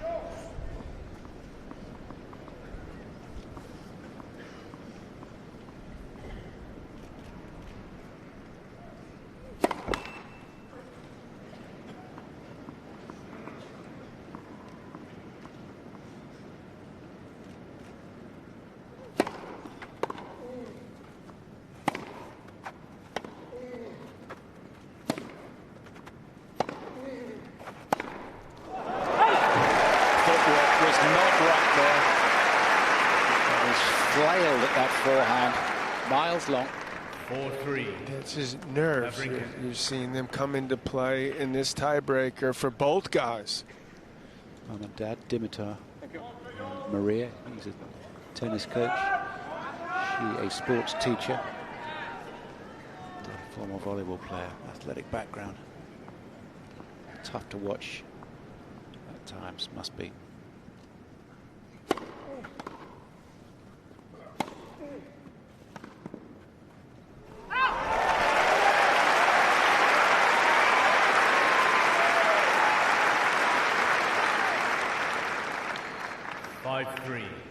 Wawrinka.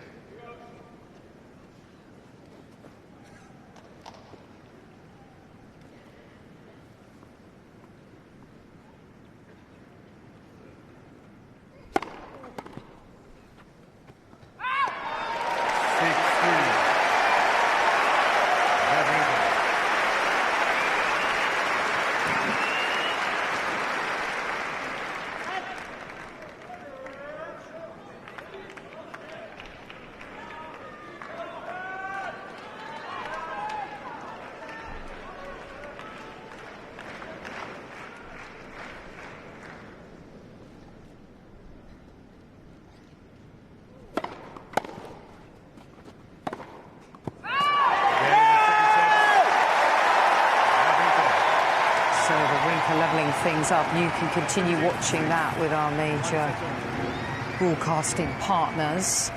That's classic sort of Dimitrov pattern, isn't it? I mean, Dimitrov semi-finalist here in 2014. A lot of people will say, you know, why hasn't it happened for him? We all had such great hopes that he would kick on. It's a really good question, and I think there was a period of time last year where in the off-season, he worked extremely hard. He went to Monte Carlo. Danny Valverdue, his coach, who of course used to work with Andy Murray, they've just put in the hard graft, and we really saw his levels rising. He won Cincinnati. I think it was Cincinnati, one of the Masters Series events at the end of last year. And then, of course, he won at the O2 as well, which was a huge event for him to win. But there's always been these kind of ups and downs and fluctuations in level. And suddenly the confidence has just dropped a little bit. And coming into Wimbledon this year, when you look at his game, I mean, he hates the term baby-fed, but he is, you know, in terms of how he ball strikes, it's very similar to Federer. He has a lot of options at his disposal, but he just doesn't seem to back it up. And, you know, he hasn't come into this event with a lot of confidence, and, you know, he's struggling. So that's why I thought that this particular matchup, it's a tough first-round match up against somebody who's won slams before. OK, not here at Wimbledon, but there's pressure on Dimitrov to perform, and I feel like there's a younger generation behind him that are starting to really bubble and kind of maybe start to make the next move. And everyone was looking at Dimitrov a couple of years ago when he beat Andy Murray, who was trying to defend the title. Everyone thought, wow, you know, Dimitrov's going to be that next group that's going to win slams, but it hasn't quite happened for him, and I think it's just about maintaining a very high level throughout the course of the year, and I think, as I said, that's where he's kind of fluctuated a little bit. You say next gen, that sort of crop of players, the Dimitrovs, the Nishikoris, the Raonics, they haven't gone on to do what many people hope. In your opinion, Annabelle, what's the difference between those crop and the kind of big four, big five? What is it purely mental? What are they lacking?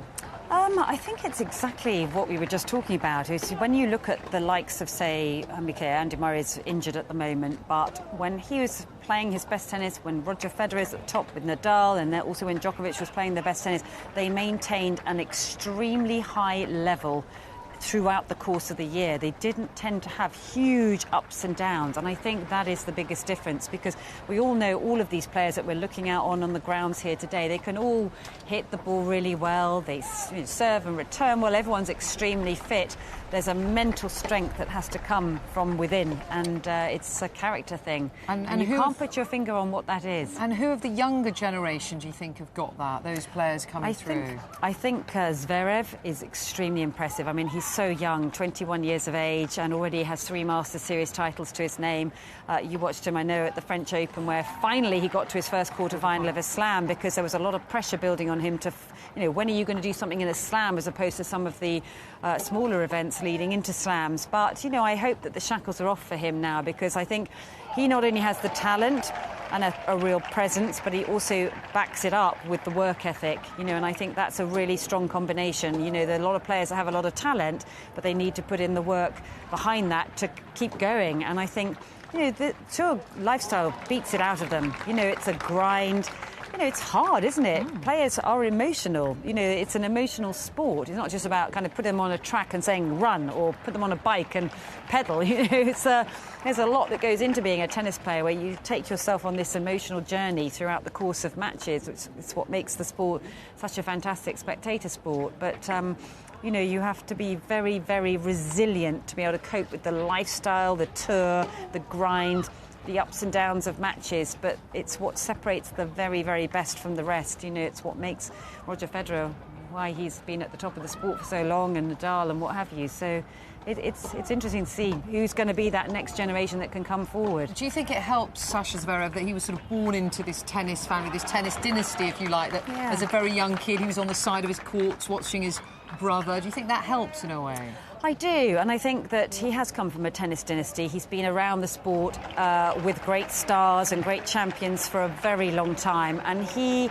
believed that he was always going to be a great tennis player. As younger, they used to drag him along when his brother, who of course Misha is 10 years older than him, and they used to give him some colouring pads and pencils and paper and colouring pens or whatever, and they asked him to draw a picture of his family. He drew a little house and then a court in the background, and then he drew himself as a very tall figure and his brother with all tennis rackets in the hand, but he believed that he was always going to go on and become a great champion. So even when he was a kid, he was dreaming of playing tennis. And I met him a very long time ago when he was in his teens, and there's a real presence about him. I feel as if he has a special aura. You feel like he's almost, I don't know, he sort of feels like that Roger Federer quality about him as a person, I think. He's very intelligent, he's very charismatic, and as I said before, there's a steel rod of a work ethic there that wants it. There's a hunger. He wants to be winning slams and be at the very top of the sport. So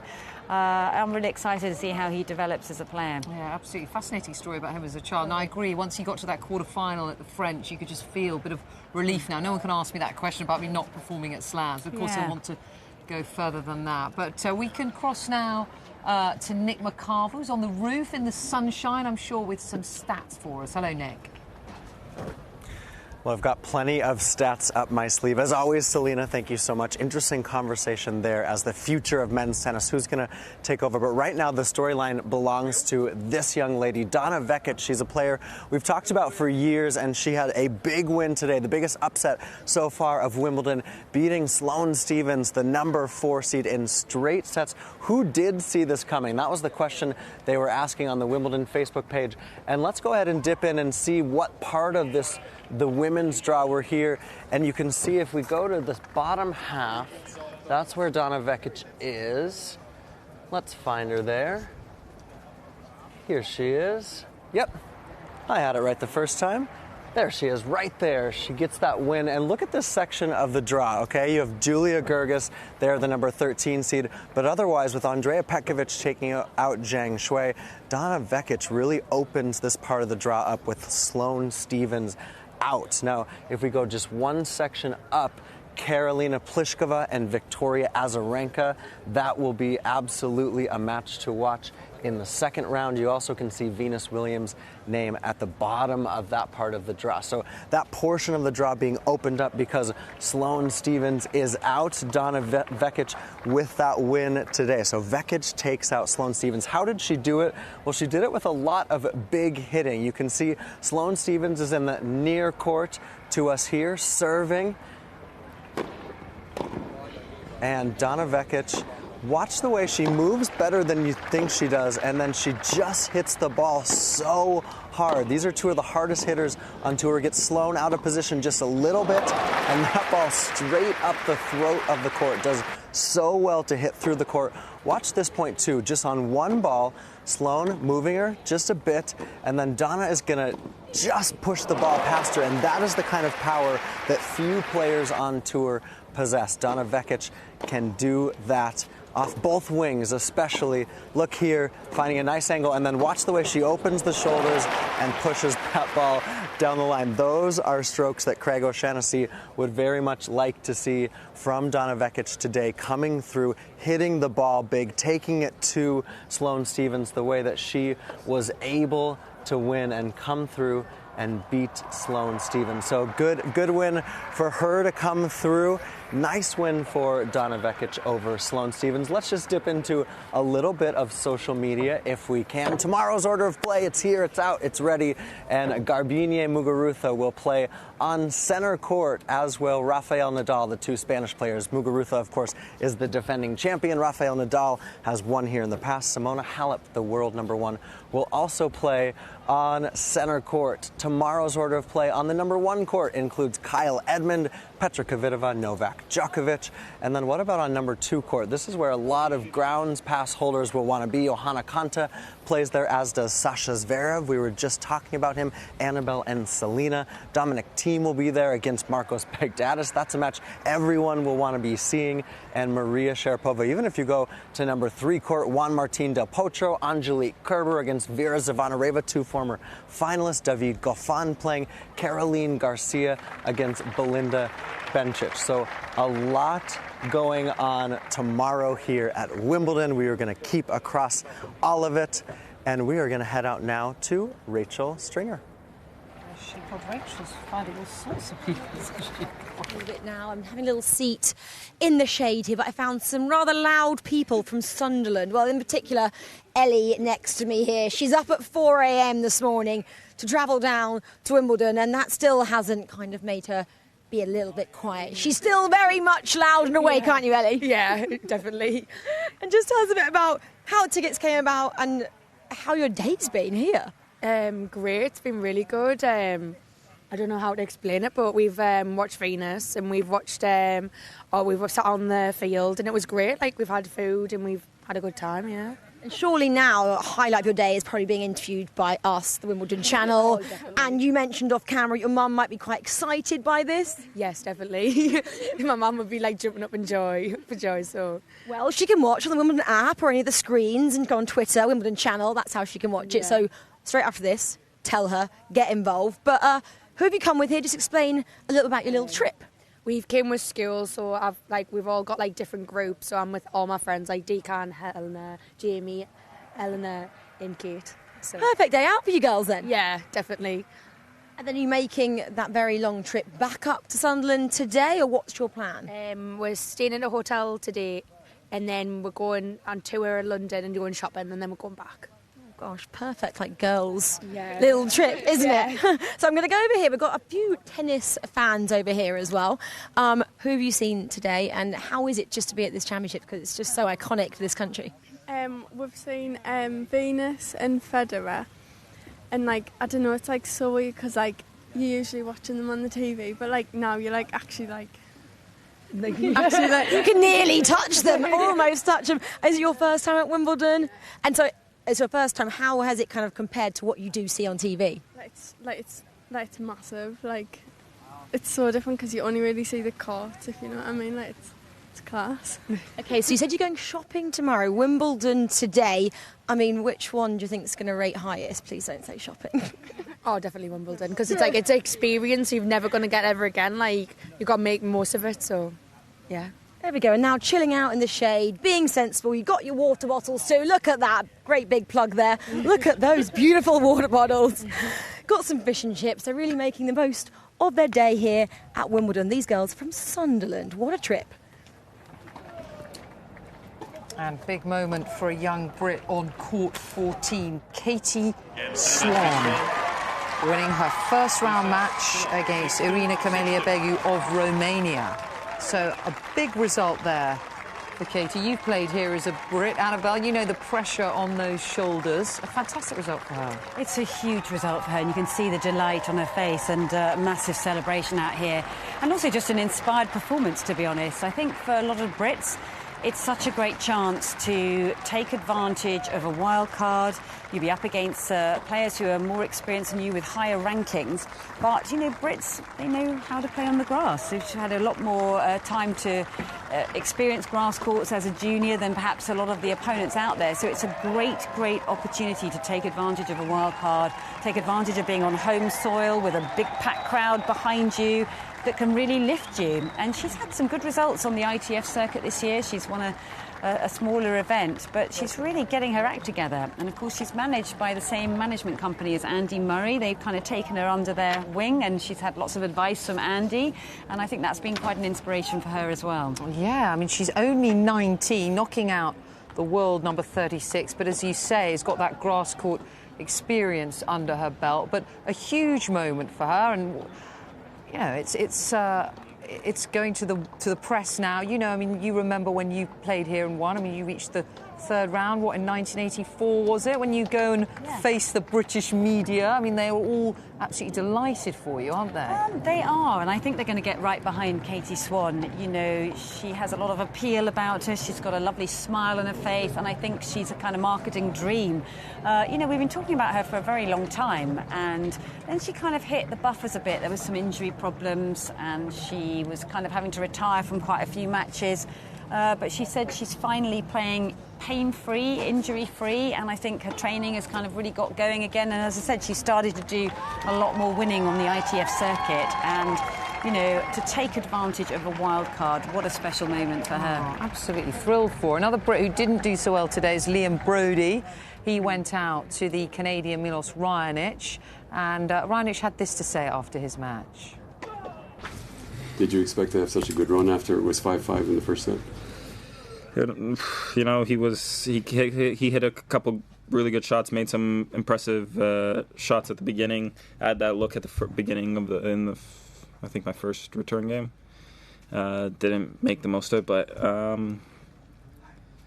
yeah, I didn't think it was going to go that way that quickly after, but I'm glad it did. But you must be. I mean, it was very high level from you. I mean, yeah, no, I did a lot of things well, and once I sort of.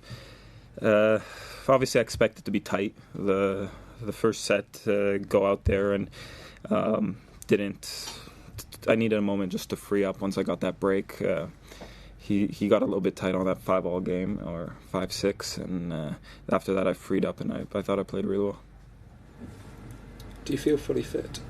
Yeah, I feel the body's allowing me to play, and hopefully that continues for a very long time.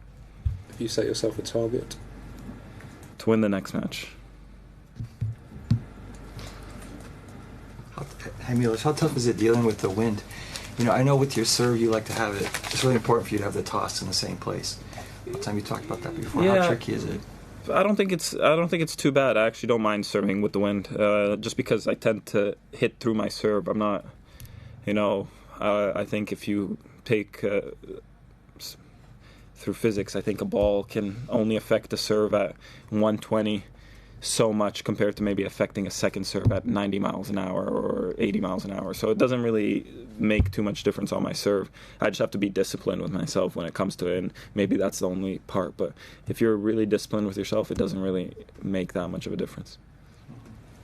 Just having Goran on your side, a guy that engineered one of the most compelling victories at Wimbledon history, is that comforting at all to you? And what kind of wisdom does he give to you at this time of year? This is your first Wimbledon together. Yeah, it's. I don't think necessarily you sort of look at it that way. I think it's more the way he communicates with me and the messages he really focuses on with me.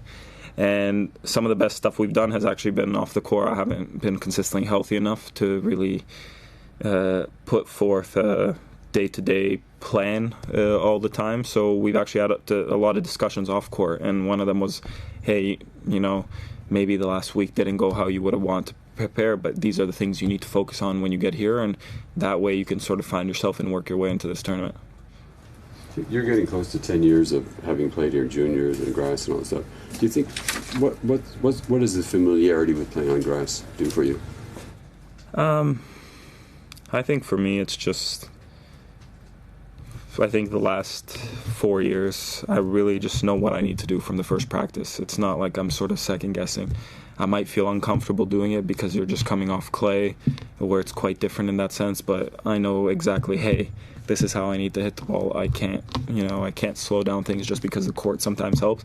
I got to sort of stay on top of those things and find my groove through it, sort of through working through it, not trying to go around it. And I think that's the most important thing for me. I feel like you can win the championship here, and that you would normally be one of the favorites if you were healthy. But, the injuries have always sort of been in the background with you, right? I'm wondering, in your own mind, do you feel like, I really believe I can win this whole thing? Definitely. I just got to put together 7 good days. Six good days. What? 6 good days. 6 more. Sure. One in the bag. Do you feel you're under the radar a bit because, you left Queens and people maybe are thinking Milos is injured, he might not be a force here, and you can kind of I am a tennis player that goes out there and tries to do things. I'm not really concerned so much on other people's perspective of it. Millman and Travaglia. How do you pronounce that last name? Travaglia. Okay. How do you say that's enough in Italian? No. How do you say that's enough in Italian? No. Basta. Okay. Touch it the other day. Yeah, I think it's maybe Travaglia won the first set, a break the other way. It'll be a good match either way. I haven't necessarily seen Stefano play a lot. I'll have to do a little bit more homework there. I've seen John around for many years now. It's going to be about trying to be the one that has the opportunity to be aggressive first and just sort of staying with the foot down in that sense and trying to dictate play. Milos, I thought you were rather funny in Stuttgart in your post-final speech where you asked Roger, do you ever get sick of it? And I kind of, correct me if I'm wrong, I interpreted that you might be a little sick of it yourself, of him winning so often, and maybe it'd be nice if it would be your time for once. It's not a particular focus on Roger. I'm just sick of myself losing. Where do you think Dennis is at on grass? I mean, he's still 19, and you had in your career you had to make an adjustment, right? Right. Spent a lot of time practicing at. Like, how long do you think it's going to take him to sort of could change in 1 week to maximize his? It could change in 1 week. Really that fast? Well, it could. People said he couldn't really play on clay, and all of a sudden he makes semis of Madrid. It can change very quickly. You sort of do a few things, confidence gets behind you, you start to play well. You figure out what works for you, and then all of a sudden, year after year, you have just something to look back on, like, hey, these are the tools that were important for me, and then you just have this sort of set of commands you tell yourself that are important and that you utilize, and it just carries through. So this could be the week. If not, I'm sure it's gonna come to him quickly, but he's played well on clay as well, on grass as well. I remember last year, before his breakthrough or anything, he was very close against Berdych. I think it was 7-6 in the third in Queens. You know, it's not like he's been incapable on the surface. He's played well. He just hasn't put it together. And grass is a little unforgiving because so many matches can come down to one or two instances, and you know, people don't necessarily always give the credit. But he's done good things on it as well. Here's what happened to the leg. And so the question with Raonic, I suppose, is whether his body will hold up over best of 5 sets as we go on. But next match, he'll face the winner of John Millman or Stefano Travaglia, the qualifier from Italy. Fascinating story about Travaglia. I caught up with him at qualifying last week. 6 years ago, he fell through a glass window and completely cut his hand. And basically, he didn't know if he would play tennis again. And when he holds the racket, he can only feel his racket in his baby finger. Really quite astonishing. So we'll see if he comes through. He's a set, it's 1 set apiece in his match against Millman. But Annabelle, we've got the most wonderful vantage point up here, haven't we? We can just survey all these courts along with all the spectators who've got a ground pass here. What is it that you love about Wimbledon? What makes it unique compared to the other 3 Grand Slams? Do you know what I think it is? I think it is such a pristine site. I mean, the way that they take care of every single angle that you're looking at. You know, you look at all the beautiful flower arrangements, the flower baskets. You know, you will never see cabling, you know, any sort of bad paintwork. Every single detail is thought about. And of course it's the lawns, you know, the beautiful green grass, the way that they're manicured and mowed with all those perfect lines.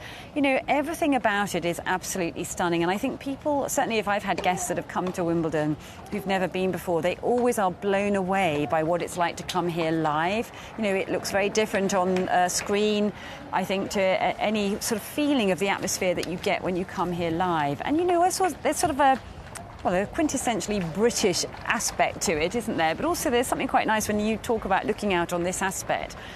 You know, it is a bit of a throwback when you can think that you can sit down here and you can sit on an old wooden bench to watch the tennis. I mean, you don't really get that at other slams around the world. But, you know, all of the slams have their own style, don't they?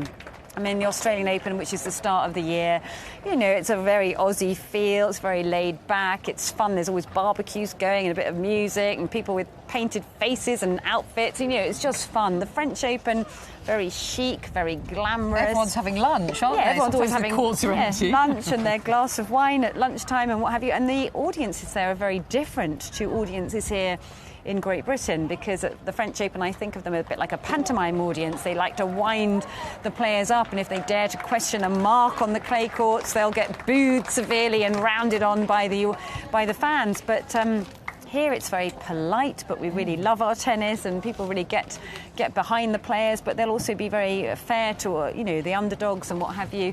So it's just a very different atmosphere. But I also think whites, I quite like seeing the players in whites. I love to see them in the colours around the world, but it's quite different to see them here in the whites. And if you ask the players, most of them really like that as well. I agree. I remember the US Open, just the noise of the crowd, people just eating hot dogs and just shouting at each other. There's a sort of reverence to Wimbledon, isn't there? Well, that's true, actually. Whenever I've been at the US Open, and it is a fantastic atmosphere at night. You know, the night matches in New York, it's razzmatazz, it's glamorous, it's, you know, what you expect New York to be. But I'm like you, I sat in the stands once and the stewards were shouting to each other across the gangways, and then you'd have people kind of coming into the court holding their, you know, trays of beers and what have you, and burger smoke coming across the courts. But again, it's fun. It has its own character and its uniqueness about it. But yeah, here I always say it's a bit like, especially when you go out onto centre court, before the action starts, you feel like you're entering into almost like a cathedral, and you could hear a pin drop on the courts, you know, before play. It's so silent, but also it's very well attended, isn't it? You know, people come, it's an occasion to come here to Wimbledon, and the seats are really filled and packed with the crowds, and you know, you only have to go outside and see how many people will queue overnight for days to get a ticket in here. And sometimes at the other slams, not always absolutely packed in some of those big this is courts. the current scene on the hill. I was hearing earlier that someone was actually asleep standing up in the queue, which I thought was rather remarkable. But a big wave to everybody who's on the hill. I don't know if they can hear us. But a wonderful day out. Look, they've all brought their cool bags and their picnics, and you know, it's all very British, isn't it? Sandwiches and Tupperware. You don't see much of that at the French Open when they're having their sort of three-course lunches. That's true, but nice that it's such a hot, sunny day for them too, because not much fun sitting on that hill when it's pouring with rain, a bit soggy. Absolutely, no, they're very, very lucky indeed. Well, let's join Rachel Stringer and see who she's caught up with. This is the HSBC customer booth that says queue this way. Queue this way because if you come over here and you are HSBC customer, you can get some free strawberries. So I am a HSBC customer. All you have to do is push your card over here to this lovely chap, Gareth, and he will give you a little voucher. He will mark off your card so you can't get more than one serving. Yes, you can't be sneaky and keep coming back around. And then you take this voucher. Gareth, I'm just going to take this from you, thank you. And you go over to any of the strawberry outlets in Wimbledon and you collect this lovely punnet of strawberries, which would usually cost you £2.50. They've kept the price of £2.50 since 2010. Yep, no inflation here at Wimbledon for the strawberries. So if you are a HSBC customer, you want to get some freebies, well, bring your card down to Gareth, get these, and you can be one of the many people who eat the strawberries here at Wimbledon, because last year, 2017, 33 tons of strawberries were eaten. So you can maybe be one of those people that enjoy the beautiful strawberries and cream. Gareth, thank you so much for my complimentary strawberries. I'm now going to go off and enjoy these. Cheers, guys. Well, I'm sure Rachel will be popping back up before the end of our coverage at 7 o'clock. We've just been watching and very much enjoying the end of an epic match on court 10 between Yafan Wang and Anna Blinkova. Almost 2.5 hours for Blinkova. She eventually overcame her opponent. She'd lost the first set 7-6, won the second 6-4, and then came through 6-4 in the third. It was a really tough encounter, but she now has the opportunity to take on the number 20 seed Kiki Bertens, who came through in straight sets earlier on today on court 14. People starting to move away from court 10, but those who were there had a fantastic treat, and I'm not sure whether you can see the hug that's going on there. Brilliant exchanges there with friends and family at the end of that match. So a really intriguing, enjoyable match there on 10. And just up on 5, Timea Babos is bidding to make it through to the second round of Wimbledon for the 4th time. She's come back into the match. It's 3-all. It looks as though she's about to take the game for 4-3, but she was a couple of breaks down against Lesia Surenko. The winner of that one will face Svetlana Kuznetsova or Barbora Strikova. They will be the last match this evening on court 12, where I can confirm that Kevin Anderson is 2 sets up against Norbert Gombos. Gombos made a better effort in the second set, but it looks as though Anderson is beginning to turn the screw. He's been on court for about an hour and a half, and the South African Rainbow Nation flags have been flying. So that's the action on court 12.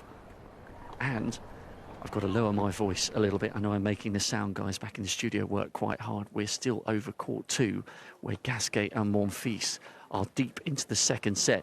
Now, it looked as though it was really poised to go towards Monfils. Monfils won the first set on a tie-break. He then had a really easy break at the beginning of the second, but there was an epic exchange in the 4th game where Gasquet managed to break back. It's 5 apiece, 15-all in the second, so it's possible that in this all-French clash, we could be going into another tie-break in the second set. Crowd very much enjoying that one. You can hear the applause in the background. Monfils is now 30-15 up, so it's possible that he could get a break here at a crucial time in the second set. But Gasquet has definitely worked his way back into this all-French clash over 2. Beautiful early evening sunshine. The breeze is beginning to dip. That's the drama on court 2. It's getting pretty tasty on court 1.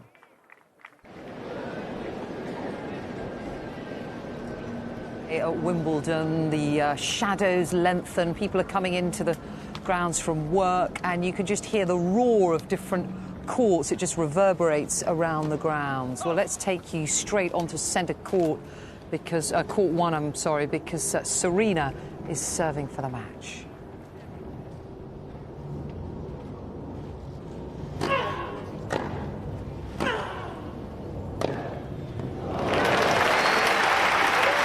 the great thing about Arantxa Rus, she has stayed positive throughout this whole contest.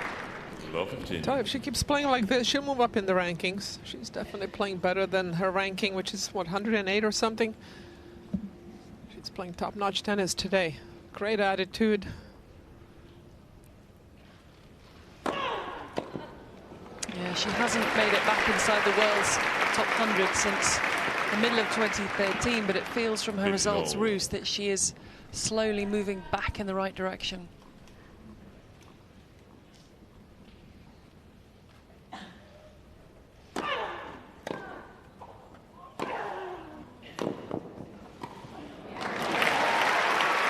Serena Williams at 181 in the world is definitely moving back in the right direction. She's definitely playing above her ranking. 30-15.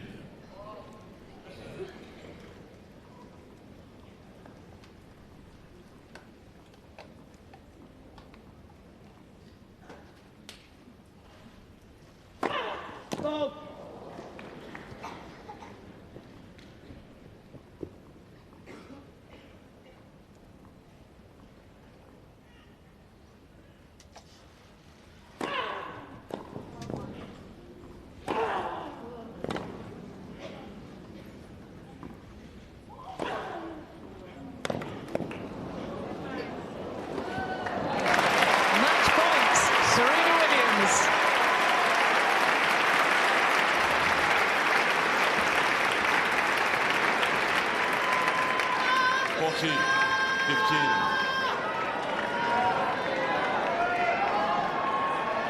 Thank you.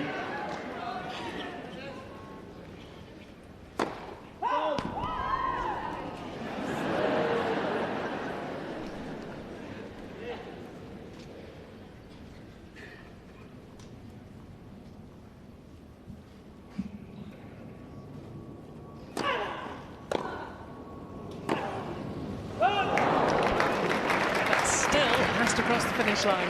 Yeah, she overhit that one. She wanted to get off the course. I wanted to do it on a good note, but the ball was too low to hit it that hard. Had no chance, but still match point.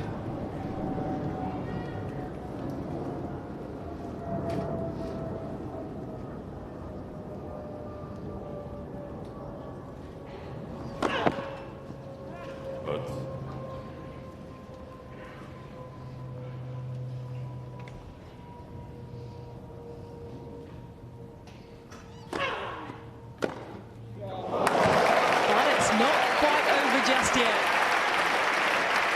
Second match point goes. Hughes. On paper, Rus has played a better set in the second set and the first set, but she doesn't have nearly as much to show for it. She's 2 points from losing the set and the match. She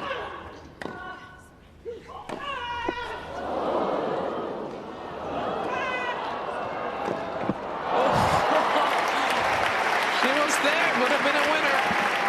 Not good enough. It's getting very noisy here. Advantage, Mrs. Williams. Looking for it to be third time lucky now, Serena Williams, 36 years of age. Back here, first time since 2016, match point 3.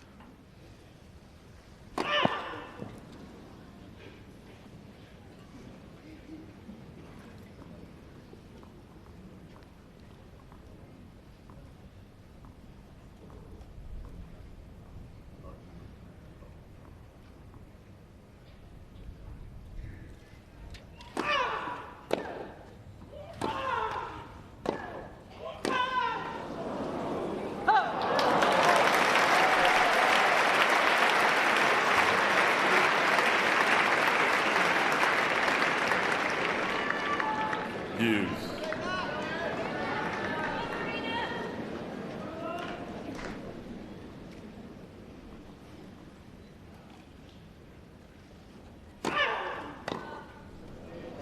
Match point number 4.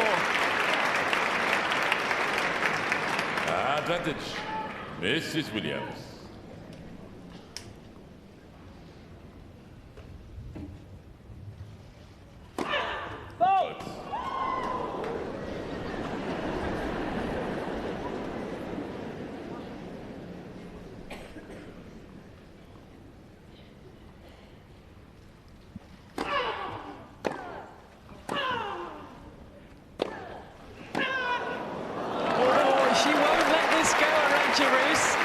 right on the baseline.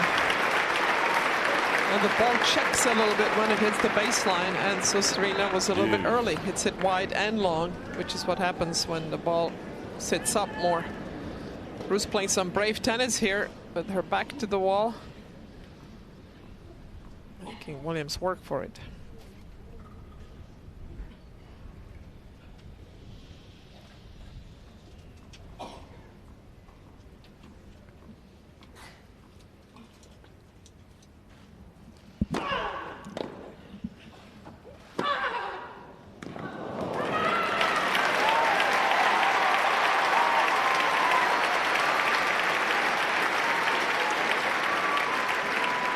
Number 5 now for Serena Williams. Mrs. Williams. 7-time champion here at Wimbledon. She's been going for huge serves. Her best one, I think, is the slice down the middle. Is the safest serve to hit.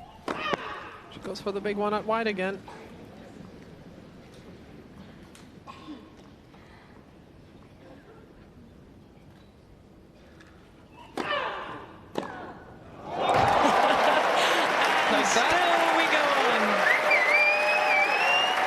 This is her first winner of the first serve. This is the second serve. Maybe the second winner straight off the serve. Either way, best tennis from Rus with match points down.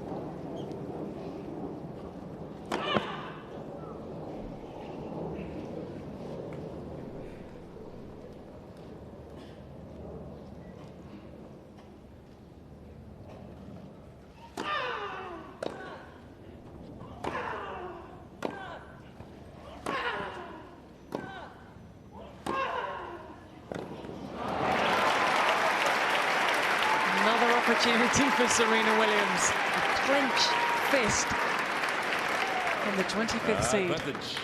Mrs. Williams.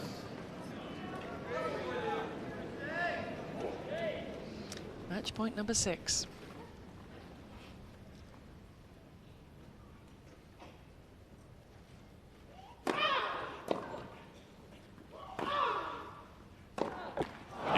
She's back and she's winning. Serena Williams picks up win number 87 at Wimbledon.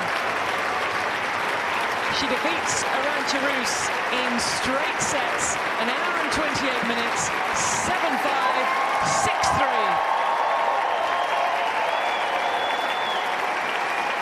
And she will be, Martina Navratilova, delighted to have got that first round win. It's always difficult to get that first round win in a Grand Slam, but particularly in Serena's case, she just hasn't been here for 2 years, hasn't played hardly any matches the last year and a half. So Arantxa Rus gets a nice ovation from this #1 court. She really did well for herself, keeps playing like this, she'll be moving up in the rankings. But Serena Williams will be very happy to bring this one home. Was pushed enough to me, played better tennis than she did at the French Open. Serve was tested, served hard, moved well. The tricky, but you can see how much she wants it, and it's nice to have her back. Now we see the smile from the 7-time champion. It weren't the best of conditions out there today. Very windy. Nice if you're a spectator.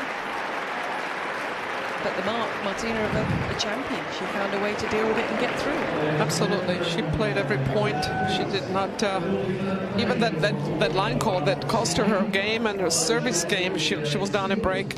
You did not see her going on about that. She got on with it. You know, okay, it's done. Mark of a champion. You compartmentalize, you stay in the moment. And Serena Williams did that very well.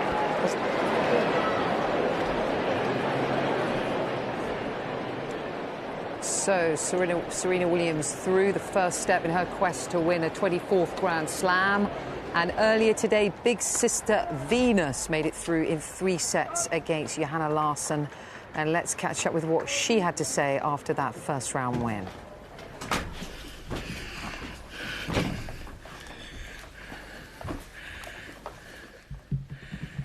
Good afternoon. We have Venus for you. Who's going to ask the first question? How does it feel to be back at Wimbledon? It's great. Is it one of your favourite tournaments on the circuit? I think it's everyone's favorite tournament. How were you able to? How were you able to reestablish control in that match after the first set? Yeah, honestly, I really haven't played her before, and she played well. And there are moments where I could have played better, and just playing better in those moments in the last 2 sets. There's just a natural sort of adjustment period when you're first match in a few weeks. There's really, I don't think, any answer to it. You just do what you can when you can, and hopefully at the end you walk to the net winner. It was quite warm out there. Warm for Britain anyway. Was it difficult at any point for you? I live in Florida. That's a no then. Venus, what are your thoughts on LeBron James going to the Lakers? I'm sure he's happy, I guess. I don't actually have any thoughts. Venus, I don't know whether you heard Julie Murray's comments this morning where she said that tennis was basically due its Me Too moment, and she expressed concern about vulnerable young ladies on the tour maybe being abused. She said that she had heard examples of this. Just wondered, as one of the more experienced ladies on the tour, whether you thought tennis did need its own Me Too moment. Can't really comment on that. Venus, one of the traditions here, of course, is wearing whites. What are your thoughts about that, given your sense of fashion and the different outfits that you've used at other tournaments and here as well? I love wearing white. Tradition is nice when, of course, it makes sense, and there's nothing. I think wearing white, everyone looks good in it. You can't lose. Did you always feel that way, or has your view of wearing whites evolved? I like it a lot more now than when I was younger. Yeah. How come? I think maybe when I was younger, I didn't like rules as much. I still don't like rules that much, but I've come to really enjoy the white. Do you have a routine for how you recover from a match like today and go into the next one, and has that changed at all in the last couple of years? I think it just depends on the match, and the routine changes. It could be long or short. You have to just play by ear, see how you feel. This year is a very special year in that the 2 great tournaments we have during the summer, Wimbledon and then the U.S. Open, are celebrating their 50th year as open tournaments. A tough question, but if you could just point to 1 or 2 of your most special moments in each of those 2 great tournaments, Venus, what would they be? Yeah, I've had an opportunity to be a champion in those tournaments in singles and doubles, so clearly those moments were extremely special, and I've had some moments in the finals too, and thankfully I've had a lot of great moments at both events. I just noticed that you have a ring finger. Is something new that we don't know, that we are missing some news, getting married or something? I've been wearing this all year, so you gotta be a little faster. Okay. It's always the same person. Now look. Okay. Venus, how does the grass affect your serve, and how does it affect your thinking about how you employ the serve? You still have to get the serve in no matter what surface it's in, so I'm still going for a high first serve percentage, and same deal. But as you've seen your game and obviously played here for so many years, what have been your observations of your serve on this surface? Well, I like getting the first serve in here. I think anyone does, but the courts are slower now, so I don't think it's the same as before. But like I said, it's about the first serve percentage regardless of any tournament, any surface speed, or what have you. You don't traditionally play any grass court tournaments before Wimbledon, which is different from your prep to the other slams where you do play some tournaments. I guess, how did you get, that's been the way for a while now, but how did you get set in that routine, and how does that make the first round of a Grand Slam different? I got set in that routine because I didn't want to play any glass court tournaments before, and worked out. Well, why did you not want to? Yeah, it rains too much and I wanted to go home. Chris Evans has said that in the interest of gender equality, it might be a good idea for Wimbledon to alternate who plays the first match on centre court each tournament, the men's champion, and then the following year the women's champion, then back to the men's champion. Do you have any thoughts on that? I'm not really sure what that means. So the first match on centre court this year, say, is Roger Federer. Next year it would be the reigning women's champion will play the first match on centre court. Oh, so you're saying alternate Mondays? Yeah. Alternate the men won't be, it's always the men. Oh. I mean, it's an interesting thought. I haven't given that thought. Or the women's final being on the Sunday. That's also an interesting thought, and I haven't given that thought either. Maybe you have thought about the men talking about Laver Cup, Davis Cup, ATP World Cup in January. Nothing is happening about the women. I mean, why? Do you think there is a reason? Now, what's happening with the men? Huh? They got what? They're adding a new tournament in January. There will be a new tournament in January. Oh. Team tennis Really? or something. Oh, I don't read any news, so I don't know what's happening on that tour. Laver Cup, already heard. It happened last year, right? I don't watch tennis. Honestly, I don't know any of these answers. I really don't know what's going on their tour. I'm sure it's amazing, and WTA is amazing too. Like the women have some more exposure, not just in, like a team cup. I don't know. Yeah, we do have exposure, and just because someone else has a successful event, it doesn't negate success for the women. They have a successful event. I'm very happy for them. It doesn't mean we aren't successful as well. It's just one event. Venus, Serena said that after having a baby, after her life changing, she's been surprised by how competitive she still is, how much she still wants it. You, Serena, is something you do know. Are you surprised by that?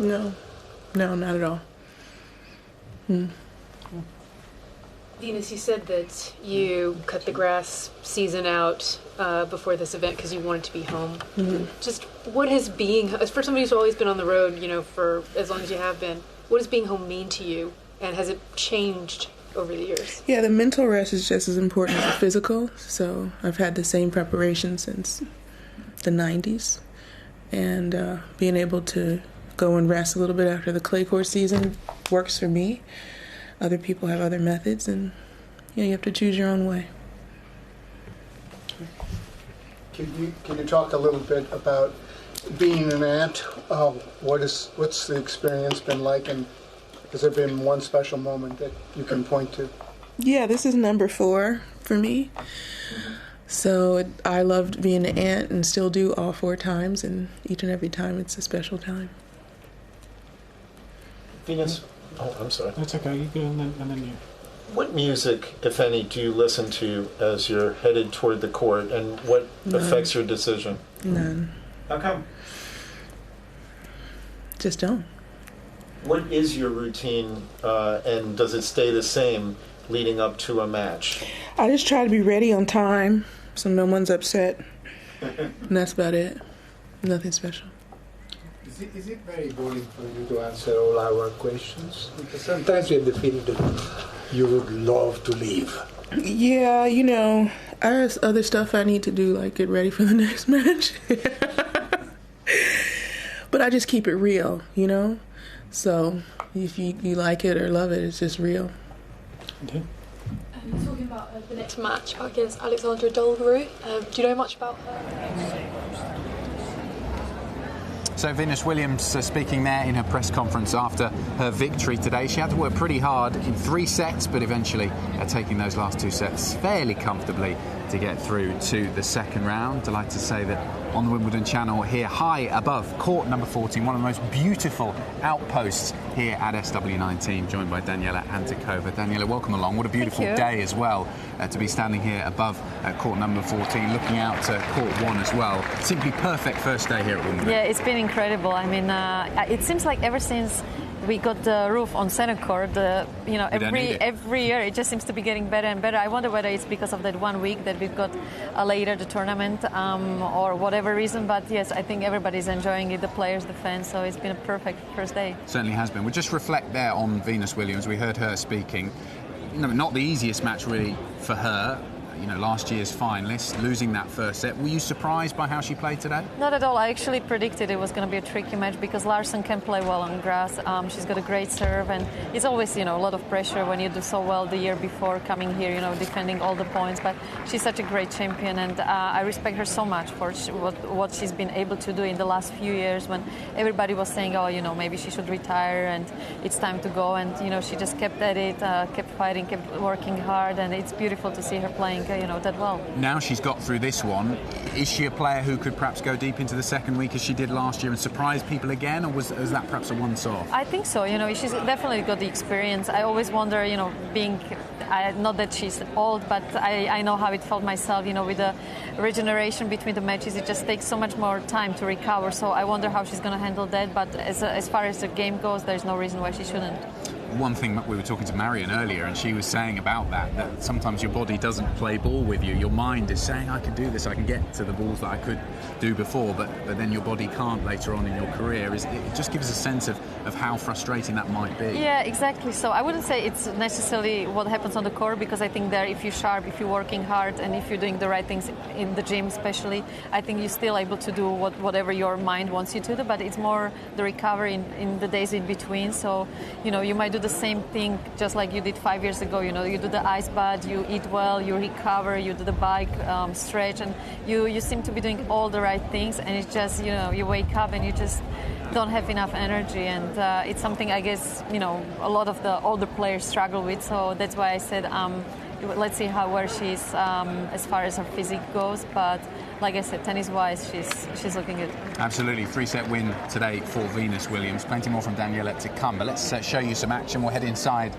centre court. Arguably one of the matches of the first round, this one. Stan Wawrinka up against the number 6 seed Grigor Dimitrov. Hard to pick a winner for this one. It was comfortable for Dimitrov in your picture, winning the first set 6-1, but then it's been very, very close since then. Wawrinka took the second set on a tiebreak 7-6, and we can join it at the start of another tiebreak in the third set.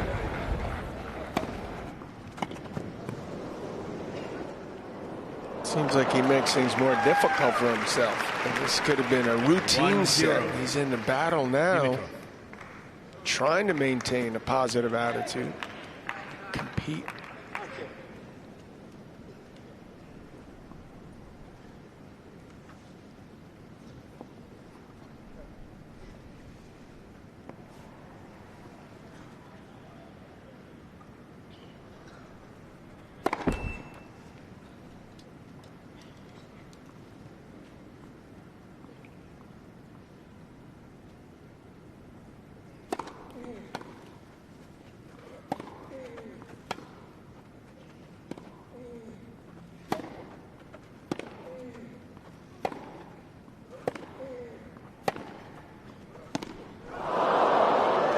Ball seemed to skid off that line ever so slightly. 2-0. Total miss hit. Dimitrov does have the 4-2 career head-to-head. They haven't played in a couple years.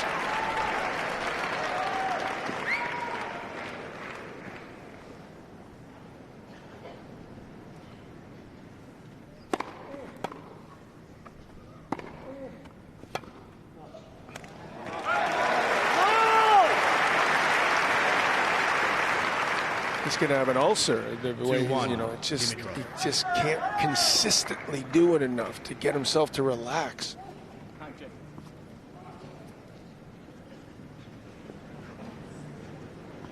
He wants it so bad. Admire him for that.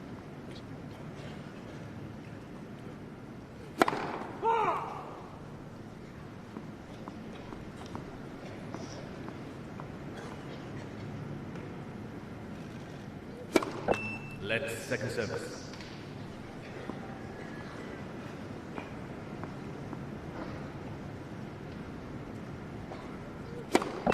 Let's second service.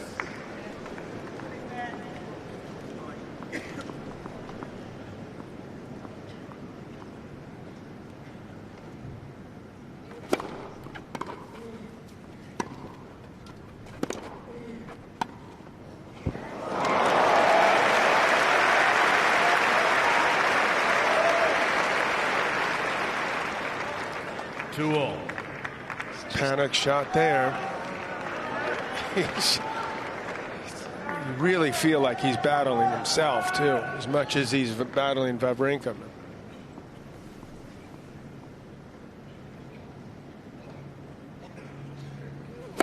Oh!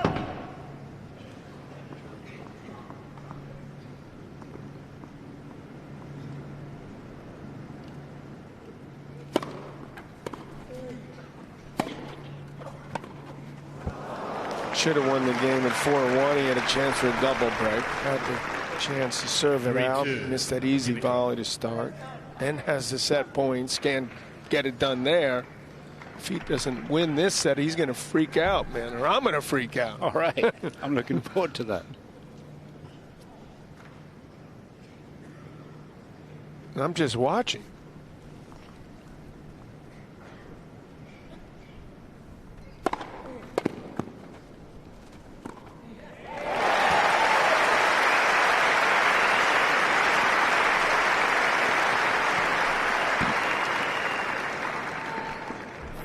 The accuracy on the Swiss player's serve has been impressive. 15-40 at 5-6, found the line out wide. That one there to keep this tiebreak tight. Hitting the line, it slows down, it's tough to return. So good work from Wawrinka, bearing in mind how few matches he's had. Hasn't felt the heat of competition like this for too long. Wawrinka will be loving this, and he's one of the great shot makers.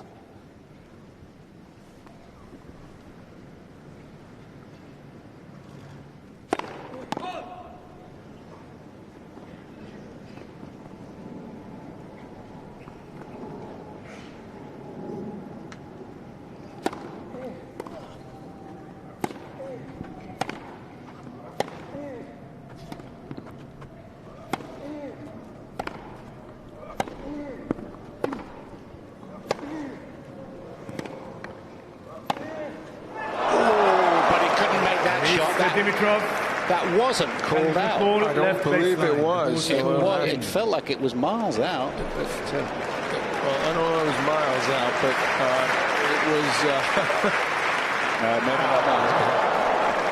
Out enough. Out enough to get the. Thank God for the challenge system. Well, okay? Just imagine if we didn't have it. I can imagine that, as a matter of fact. Yeah. Many times.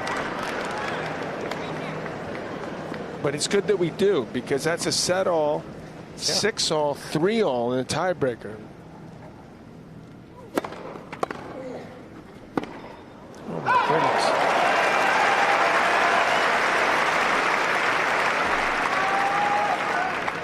Four-all.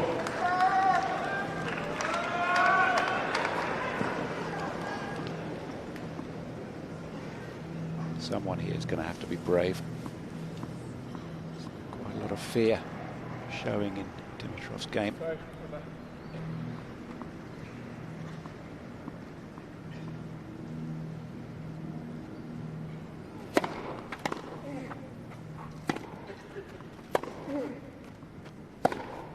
Oh, that's tight as well. He came right up the back of the ball. He didn't get through it like he can. Quite agonizing. And now suddenly, Wawrinka in the driving seat here.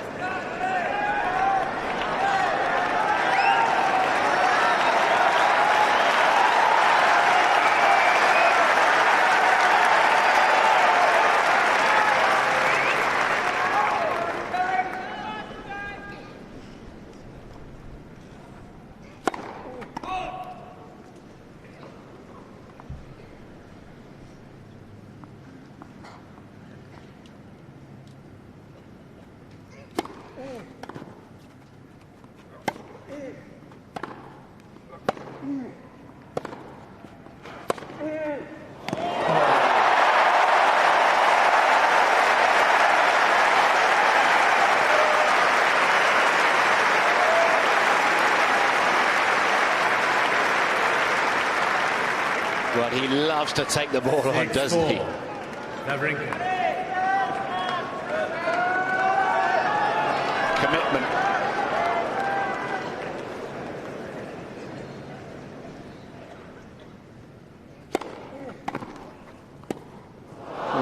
turn.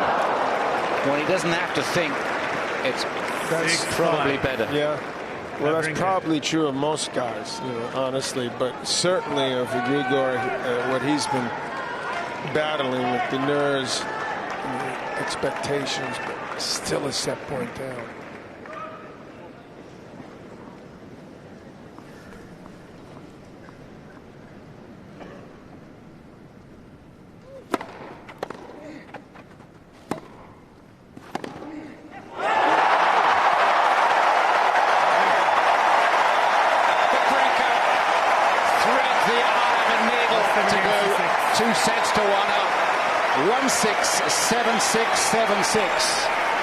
I wonder if we're going to go 5 sets here.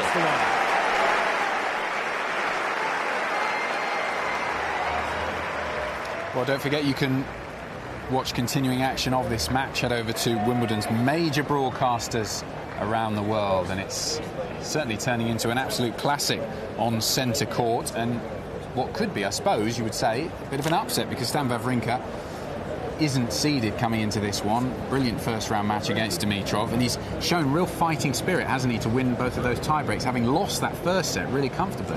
Yeah, and as we were saying, the conditions today are extremely difficult because it is very windy, plus now you've got those shades on the court as well, so it takes champion like Stan, coming back after injury, not really confident himself, and still managing to be 2 sets to 1 up. And the wind has picked up, hasn't it, throughout the day? Because when we started, it was pretty still, wasn't really an issue. I'm sure the players who were warming up this morning wouldn't have even really thought about it, but as the day has progressed, it's got quite breezy. It's been a tricky afternoon, and everybody talked in the morning about how beautiful it is, and yes, it is a special place to be, first day of a Wimbledon tournament, but, as a player, it's not that easy now to be on the court with this kind of condition, because you've got to sort of play within yourself, haven't you? Don't exactly. Go for the lines you can't go for too much, and you just got to be very solid and not to try to do too many crazy things. How do you pick this match? Is Wawrinka, now that he's got that mental advantage, having won those 2 tie breaks, Dimitrov licking his wounds a little bit, would you pick him to go? Yeah, I think I'll go with Stan, just because of the fact how well he's been fighting, and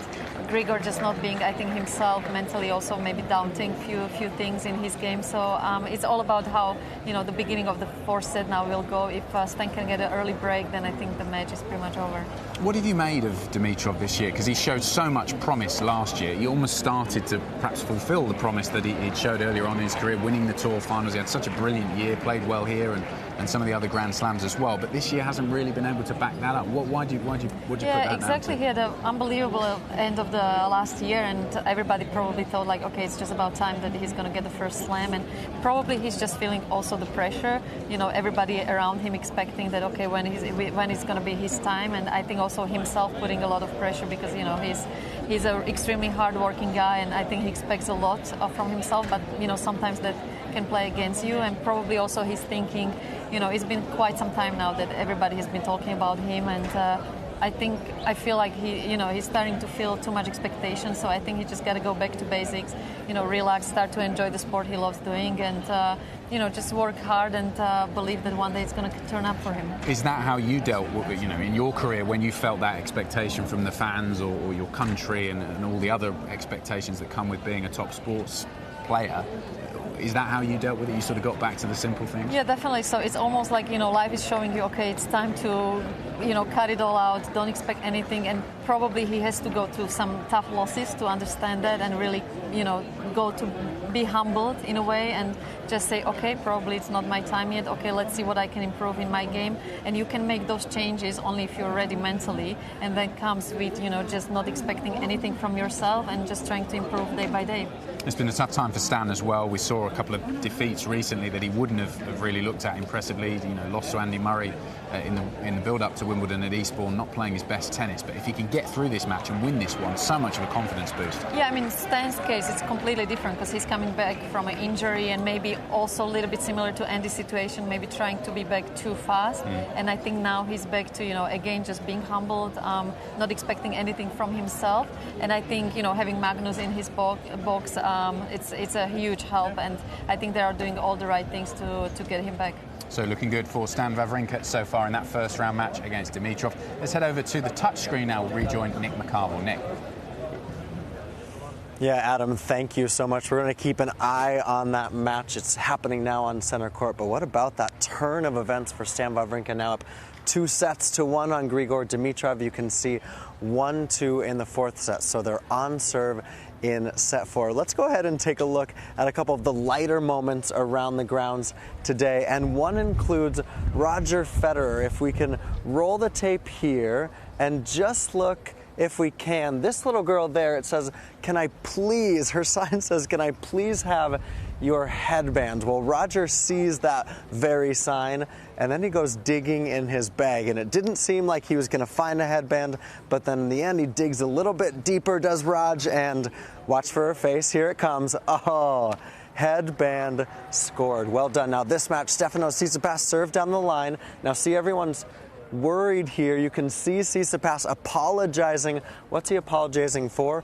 Watch the line umpire here as we roll it. There he is. Here he comes. And right in. That's a World Cup header right there by that line umpire.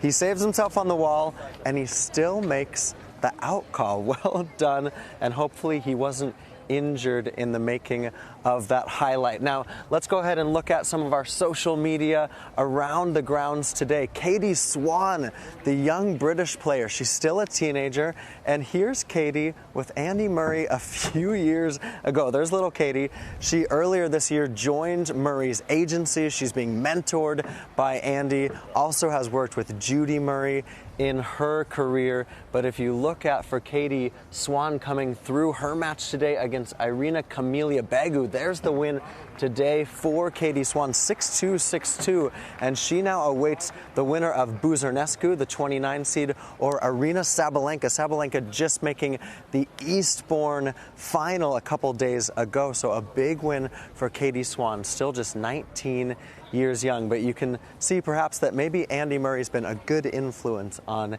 Katie Swan. Also, Petra Kvitova, a two-time winner. She's ready for court 1 tomorrow. There's Petra on the practice court, the Czech player. Always very, very dangerous on the courts of Wimbledon. And a lot of you on social media, remember, use hashtag Wimbledon. A lot of you talking about Wawrinka and Dimitrov. Stan Wawrinka and Grigor Dimitrov. This match is ridiculously close, says Ball. And Sharon says, yes, Stan the man. Obviously a fan of Stan. And Caroline Wozniacki coming through today. Caroline Garcia, she's up tomorrow. She takes on Belinda Bencic. That's a match we'll all be watching for. And the orders of play are up. They're on Wimbledon.com. But what about the win today for Victoria Azarenka, coming through just behind us on court 18? So a good win for Vika. We're going to keep an eye on all things around the grounds. Let's just dip in one more time. Okay, we're on serve in set 4. So are we up for a major upset? We're going to see what happens there with Stan Wawrinka and Grigor Dimitrov. We were talking about her just a minute ago. Let's now check in. Katie Swan talking to the world's press.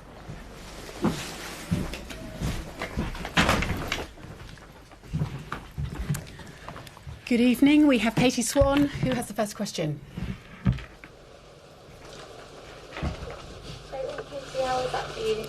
Thank you. Yeah, it was a good match. I think I was pretty nervous at the start. Actually, most of the way through, I felt myself a bit shaky, but I don't think it affected my tennis too much, and I'm so happy that I managed to come through. There's lots of glad handing at the end there, Katie. Was that family, friends, or what? Yeah, I ran to the other side to see my coach and my parents and my brother. And then on my side of the court was two of my best friends. People have talked about you in tennis circles for a long time. You were number 3 in the world as a junior. How did it feel to win your first singles match at Wimbledon? And are you prepared for the kind of attention that you might get in the coming days? It's so exciting. You know, it's something that as a little girl I dream about, and to play here, to get a wild card, I was so grateful to get that. And this year I've been working really hard, and the last few weeks I've shown more myself than anyone that I can compete with the top girls. And going into the match today with that mindset, I think that's why I was able to win. And I'm just really happy. Were you surprised at all how well you did cope back there? I mean, you seemed to be just blowing her off the court at times. I would say yes and no. Like I said, I was nervous at the start, but I have been playing well the last few weeks, and in practice all of last week, everything was going really well. So I kind of just took that onto the match court. Do you think it helps to be so young sometimes, because you just seem to be completely nerveless in seeing it out? And do you think it helps being young, A, because you don't have the kind of the baggage of loads of kind of previous losses or whatever, and B, perhaps because she maybe didn't know that much about you or your game? I definitely wouldn't say that I was nerveless. I was really nervous. I was shaking, more because I was playing, like, this is my favourite tournament in the world, and I knew that I was close to winning, and I just wanted it so much. And the good thing was that I kept playing my game throughout, even when I felt those nerves. But yeah, it's kind of weird being unknown. You know, I just came out of juniors kind of last year, the year before, and everybody knows you in juniors, and to then come into the pros, it's weird, like being unknown, but I guess it works to my advantage at the moment. You've spoken a lot about the impact that Diego's had on your game. What specifically did it help you with today, going into your second ever Grand Slam match? Yeah, we've worked a lot this year, and with my other coach Julian as well. We spend more hours on court and working a lot on my the physical side and off court as well. And I think that's basically a combination of everything I've done in the last 6 months coming together. And it was kind of a long time coming, I think, a result like this. I've been doing everything I can to improve, and I think it's finally showing.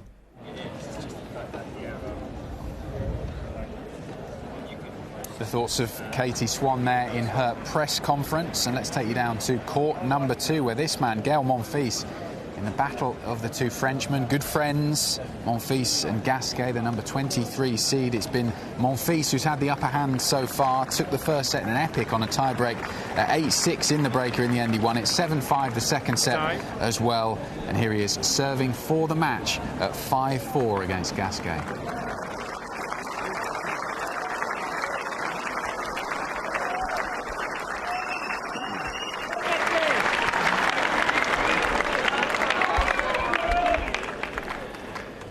So serving for a place in the next round, Gaël Monfils. 50 love.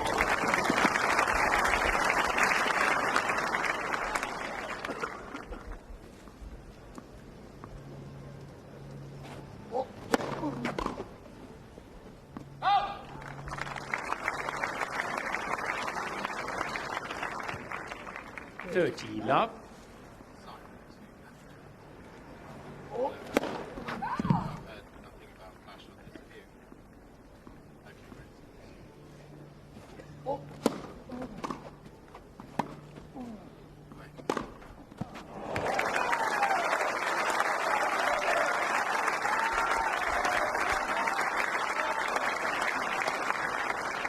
$30, 15.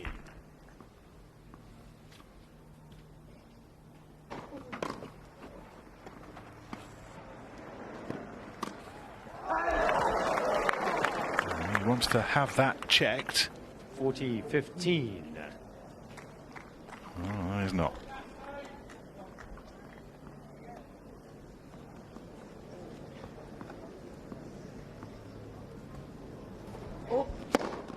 Game, set and match. Monfils. 3 sets to love. So straight sets victory for Gaël Monfils. A great performance from him on the grass. 7-6, 7-5, 6-4 in just under 2.5 hours. And you can see there both of these players, really good friends. They've grown up together, 32 and 31 respectively in terms of age. They've known each other from the juniors. A good win for Monfils, Daniela, but how hard is that, playing someone you're friends with, you've known for such a long time? Yeah, it is so hard, especially in a Grand Slam. You know, play someone that you get along so well. It's your friend. You know, there are 121 other players probably that you would wish to play against. So, and plus, you know each other game so well that it's almost like you maybe sometimes over trying to do different things just to surprise the opponent, which sometimes doesn't work. But yeah, I'm not surprised about Monfils getting through this one. Actually, we talked about it. I thought he was the seeded one. Gasquet, he's such an enigmatic player, hard to read. We've seen some brilliant tennis from here. I remember that famous match on centre court when he played Andy Murray and took it all the way to 5. He can produce brilliant grass court tennis, but he can't seem to sort of keep it at a level for long enough, can he? Yeah, exactly so. I mean, I can't believe that this guy is not in the top 10 all the time because of the ability, the talent, the stuff that he's got in his repertoire is just crazy. So probably, he's one of those guys that's got probably too much on his plate, and sometimes he doesn't really go for the right shots at the right time, and I think that's what happens also. We saw that with Grigor Dimitrov. When you have so much in your game and you don't have the right structure, it's not easy to find the right way what to do. Some good shots there of them embracing at the net after the match, and they will, I'm sure, remain great friends long after this as well. So a good win for Gael Monfils, 7-6, 7-5, 6-4 for him in the end. Is he a player to watch, perhaps, who go into the second week here? He's always the player to watch. It's just, you never know which Gael is going to wake up in the morning and, what kind of tennis he's going to produce. I mean, he's capable to go really deep into any tournament he enters, and especially on grass. I mean, he's super fit, super fast, and the stuff he can do with his hands is just magic. So it would be great, actually, if he can do quite deep into the tournament, because he's such a fan favorite. He's certainly a crowd pleaser. I'm sure you experienced it in your career when you play players like that who are hard to read. You don't know which side of the bed they've got out of. Some days you might play them, win easily, and then you play them again and it's really, really tough. How do you approach playing a player like Monfils? You basically just don't think about what's happening on the other side of the court, because you can't really control that, what kind of day they're going to wake up on. So you just really have to play the ball, focus on what you have to do, playing really tactically smart, because these kind of players, they can come up with some flashy shots, so you just have to kind of ignore that and just keep doing what you have to do in order to win the match. For Gasquet, as his sort of time perhaps to win a Grand Slam, I mean, I know throughout his career people have always said he's been one of those outsiders, those dark horses. Maybe if the wind is in the right direction at a particular Grand Slam, he might be able to go all the way. Is his time maybe past now? You can't really ever write a player off, especially someone his quality. But I do feel like probably, he's past the stage where he's looking at Grand Slam titles. I mean, we all know how much of a hard work that takes, and maybe he's just, happy with the results he's been having. He's still among the seeded players in the Grand Slam, and he's had an unbelievable career. Whether he's going to win a Grand Slam or not. We haven't spoken too much about Serena's match earlier on. She got through her one. I know you watched a bit of it. What did you make of her? Did she get to that level that you thought she might do in her first round match? I really liked her attitude. She was very sharp and businesslike, and that's what you need when you're coming back. You don't really know where your game's going to be, but the one thing you can control is your mental attitude, and that's why she's been the champion she has always been. And it's so great to see her back here. This is where she belongs, and she's been the player of our history. So it's always amazing to watch her, especially I think means so much to her now, having also her baby around. I know she was getting quite emotional, showing her the side and seeing her on the grass court as well.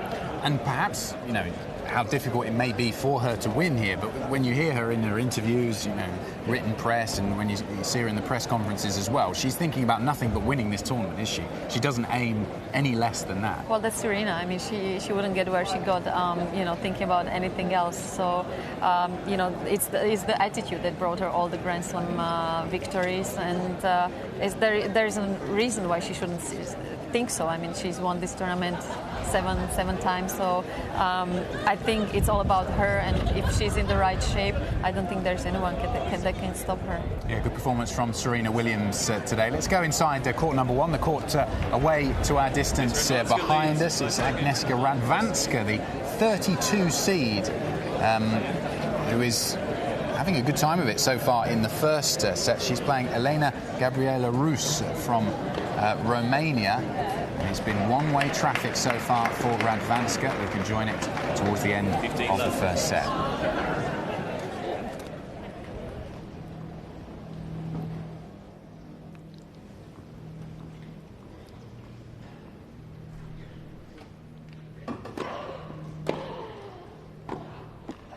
Ooh, she never misses many of those, and you can see the reaction.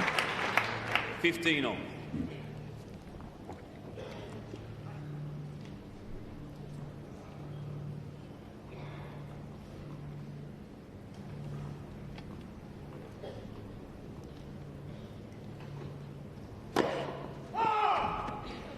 Miss Radwanska is challenging the call on the right centre service line. The ball's called out. Well, she did it straight away, so she had a good view of it down there. Well, her opponent thought that was the case, but it's so close. A blade away.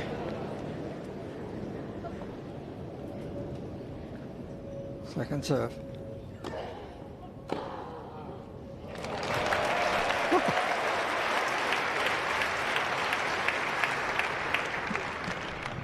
Well, you do get to look at quite a few of these serves from Radwanska. See how it bounced up into the hit zone, and you've got time to prepare for it.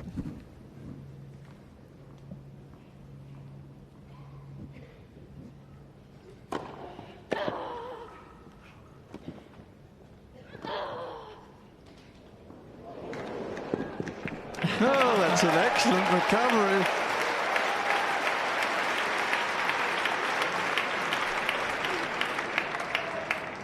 $15.40.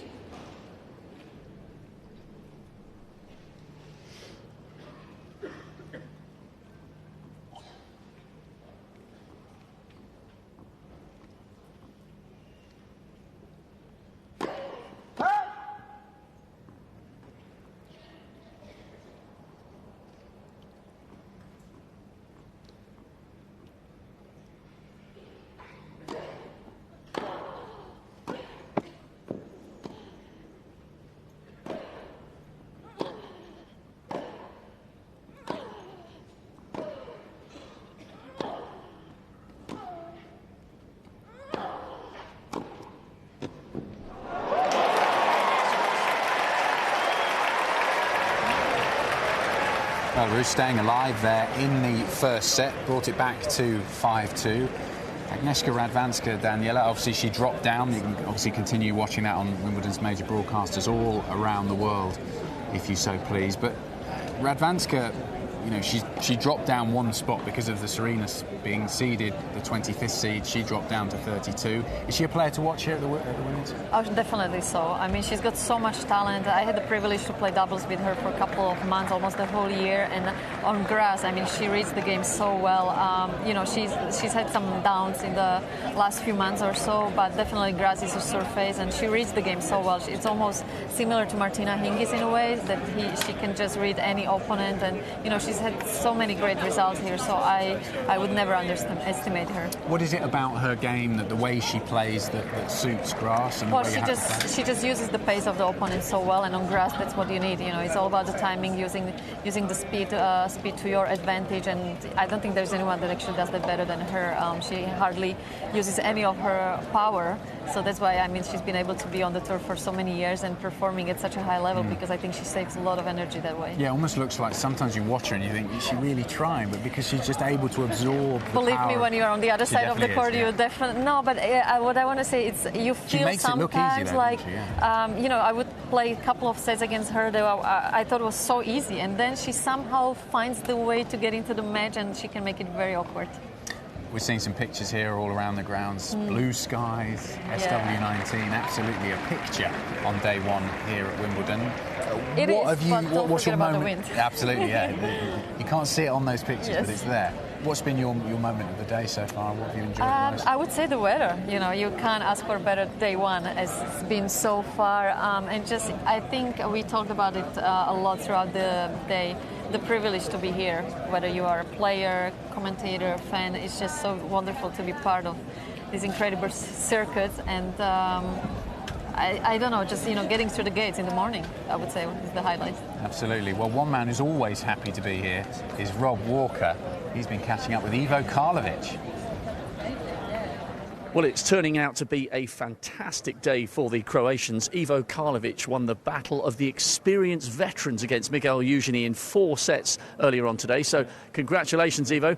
The two old guys still turning it out in force. I mean, it's hard to believe Miguel played his first Wimbledon almost in 2000, 2001. You played yours in 2003, but you old boys have still got some magic. Yeah, I mean, it was unbelievable that, you know, like after all these years we are here still, and you know, it was a really good match today, and I am older than him, and that's why I won, I guess.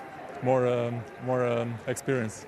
Well, it's amazing that you're still going. You're 39 years of age. It's quite refreshing for someone who was born in the 70s doing the questions to meet someone who was also born in the 70s, although 79. What is the secret to the fact that you're still able to play to such a high level for such a long time? Because almost everybody you started playing tennis with has already retired. Yeah. Well, actually, I don't know. I just try always to stay fit, and as long as I still like it and my ranking is up, I don't see any reason why I should stop, Do you still enjoy these occasions as much, even though you've been here and done it so many times before? No, I do, of course. Over here it's always unbelievable atmosphere, and it's this all the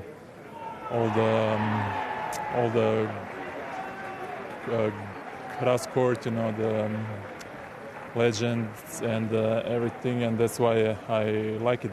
That's why I began with tennis when I was young, because I was watching Wimbledon. So it was. Yeah. And another great performance by a compatriot of yours, Donna Vekic, knocking out Sloane Stephens in straight sets. So good win for you. That was probably the biggest win of her career. First time she's ever beaten a top 5 player. Yeah, it's unbelievable. I am really happy because of her, and I know she worked really hard, and hopefully it will pay off. And another one of your Croatian compatriots, Marin Cilic. I think a lot of neutrals felt sorry for Marin in the final last year because of the blisters, and he didn't have an opportunity to do himself justice. I mean, he is a Grand Slam champion, and he comes in here in top form, having won Queens. Yeah, he is in a big form. He is definitely one of the contenders who can win here. Last year was really bad luck, but hopefully this year he will have another chance. So 3 Croatians going well. What excitement is being generated back home, not only because of what you're doing here at Wimbledon, but of course the national football team over in Russia. Have you been watching? Is there a growing sense of optimism and excitement back home? Yes, I was definitely watching yesterday also, and they are unbelievable team this year. They have unbelievable guys, and hopefully they will go all the way. In Croatia, everyone is with them, and hopefully they can do it. You're a very proud sporting nation, aren't you? I mean, we've only got to look at how Goran celebrated after that incredible win over Pat Rafter. Sport is a very, very important part of the Croatian culture, isn't it? Yes, definitely. Especially after the war, this was one of the only things that we had, and everybody's really into it. And as I say, hopefully they will go all the way. Continued good luck to your football team, and good luck to you in the second round. Thanks for talking to us. Yes, thank you very much. Thanks. Cheers. Ivo Karlovic, a happy man there, speaking to Rob Walker.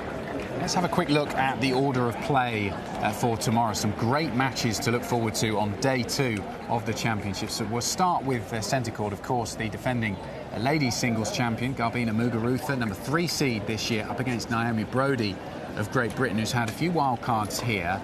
Could she trouble Muguruza here? Because we were talking about this earlier, that Muguruza, when she was defending the French Open title, having won that the year after, I think she lost in the first round, really struggled with that pressure of defending. How's that going to affect her here? Yeah, I was just going to say it all depends how Garbina is going to be mentally ready for it, because it is a special day for her, coming back as a defending champion, playing on centre court. You don't get those days that often in your career, so I think she might be a little bit tight, I would think, to start with. So it's so important where Naomi will be at the beginning of the match. If she can get a head start, maybe she can trouble her, but otherwise I think Garbina's game is perfect for grass. So it all depends how she can handle it mentally.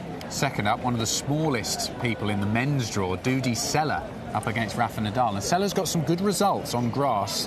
A few years ago, he beat Andy Roddick here at Wimbledon, so he can play on this surface. Yeah, he's a dangerous guy, and he's been obviously around for quite some time, so he definitely knows how to play on grass. So I'm sure Rafa's going to be watching out for this one, because we always say, the first matches on a grass court, it's always where you're looking for a rhythm, and you want to hopefully get through those matches as quick as possible. But yeah, that's going to be quite a difficult one for Rafa. Should be. And then after that, the last match of the day on centre, the French Open champion Simona Halep against Karumi Nara of Japan. Let's have a look at court number 1. So first up there, Carl Edmund, British number 21 seed, against Alex Bolt, and then Alexandra Sasnovich against Petra Kvitova. A lot of people picking Kvitova as the favourite to win here. I mean, she's always got to be one of the favourites just because of the game she's got for grass court. It fits her perfectly. Again, with her, it's about her physique, how well and how prepared she's coming to this tournament. But, she loves this place. She obviously enjoys playing on grass, and she's always going to be one of the favourites to win the tournament. We'll get back to the order of play for tomorrow in just a second, but let's take you inside centre court there, where it's match point. That man in your picture, Stan Wawrinka against Grigor Dimitrov.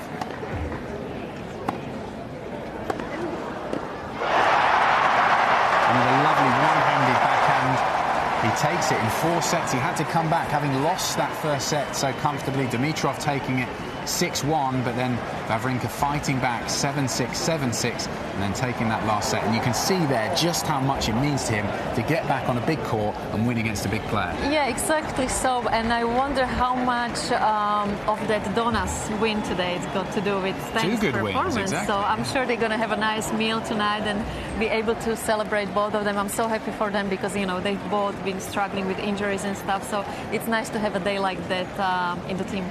And both performances, from both players there, Donna Vekic and Stan Wawrinka, arguably performances of the day from both players. Yeah, definitely. So I think they are the players of the day, and it's great to see Stan, getting through this one because, like I said, I think he's doing all the right things, putting the hard work in to be back in the shape he's been for so many years, and today he showed why he's been the champion he's been. And Grigor Dimitrov, another disappointment and a difficult year for him. Yeah, this one's going to hurt, I think, and I guess there's got to be a few things he's got to readjust in his tennis, and maybe take some time off and see what needs to be improved, what needs to be changed. But I'm sure he's going to be back next year even stronger. He's a fighter, he's a hard worker, and it would be sad not to see him winning a slam one day, but probably he's got to do some changes. And for Stan, who's signing the autographs here for his adoring fans, how far can he go? How much confidence can he take from this? Again, it all He's depends. A dangerous player now, unseeded. So it all depends. When you don't play too many matches in the last few months, it depends on your fitness level because, with the recovery, especially a match like today, even though it was four sets, mentally it took so much out of him, and let's see how he can recover for the next one. But obviously now he's got the confidence going. We've got about 30 seconds left before we head off air for the day, but one other match we must mention tomorrow, Dominic Thiem against Marcos Baghdatis. We've got 30 seconds. Preview that one quickly. It's going to be a beautiful one to watch. I think Thiem's going to get through that one, but it's nice to see Marcos still around. Well, we'll leave you with pictures. We've been blessed with some of the best weather we've had in England, best run of weather for the last week or so. It's been picture-perfect conditions in the lead-up to the tournament, and it is a beautiful day here at SW19. Enjoy your evening, and we'll see you tomorrow for day 2 of the championships here on the Wimbledon channel. Yeah, no, it's a great feeling to win a match like that on the center court. That last year I played my last match of the season here, so to play here again and to move that well, to feel better during the match, to play against Grigor, who's a tough player to beat for sure. I knew it will be a really tough match. My goal was to really fight and focus on my game, trying to always improve during the match, and really happy with a win like that. Yeah, it's not a traditional day one match at Wimbledon, was it? Your knee looks strong, but mentally you look incredibly strong, particularly coming back from that first set and battling back in the third. Yeah, I had some tough months mentally, so it was at the end it's a big surprise to fight that well after losing 6-1 the first set. But I knew it was my only way. I knew I was going to be nervous, not playing my best tennis at the beginning, but I've been practicing so hard to play that level on a center court like here. It was an amazing atmosphere, so I'm really, really happy. How do you think the rehab and recovery will go after this? Because that's a huge part of post-operative care, isn't it? Yeah, I think I will do everything to be ready for the next one. For sure, I'm going to be tired. I'm going to have some little fatigue tomorrow. But I have one day until the next match, and when you win, it always helps your body to recover. So I'm happy with that, and I'm looking forward for the next one. Well done again today. Thank you. Thank you.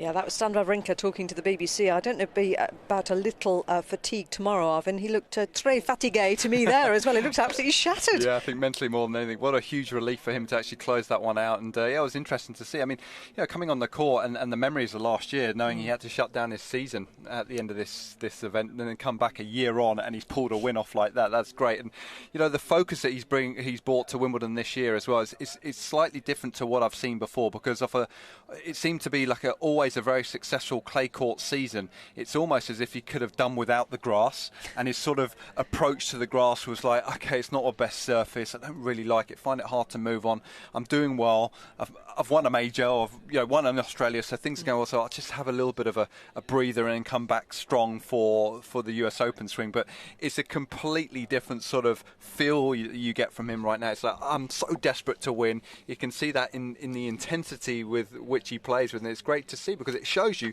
that, a couple of quarterfinals, he could possibly make it to a semis or a final if he plays with that sort of focus. Obviously, he's not expecting that, but, if he hits his very top form again, like we saw a couple of years ago, there's no reason why he can't play well on the grass and do well. And what an enjoyable evening it's going to be for the Wawrinka-Vekic household, because she pulled off a great win earlier on court one, beating Sloane Stephens, so happy days. Yeah, exactly. You can't have a party, obviously, when you're still in the championships, but they can celebrate with sparkling water, maybe. I'd be interested to get the thoughts of Adrian Rouch, who's we spoke to this morning on Wimbledon radio channel. He's head of sport for Berner Zeitung in Switzerland, and obviously we majored on Federer in the first part of our conversation, and it was almost as though Wawrinka was a bit of an afterthought in our chat, really, because he said, "Oh well, he's had all these problems, and knees are really tricky things." And I'd love to know what he was thinking right now about. Well, I think they're all getting a little bit more excited now. They've got two guys through now into the second round, and Federer. I mean, it's all things Federer, isn't it? This time of year for the Swiss press, but I think I don't think Stan will be too disappointed with that. Again, most players, when they've had the spotlight on them for so long, I think they're happy just to fly under the radar and just quietly get on with things, and just for him to be fit and healthy and actually starting to get back to where he was a couple of years ago. I mean, he's heading in the right direction. It's really nice to see.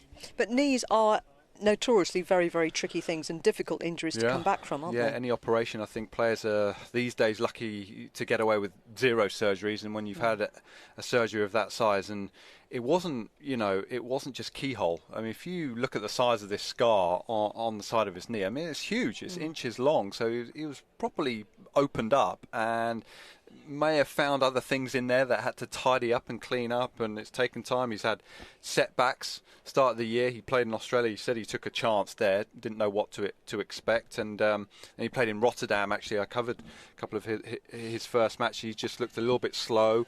He's now dropped a few pounds. He's looking really kind of fit again, and that's after having to go away and rehab a little bit more. So it's great to really see him seriously moving well, because even though he won that match, I think at times he would have liked to have played a little bit more aggressively, because too much of the time I think he was running. He was 2 or 3 meters behind the baseline, but he'll take encouragement from that, because his knee held up and he was able to outlast him in the end.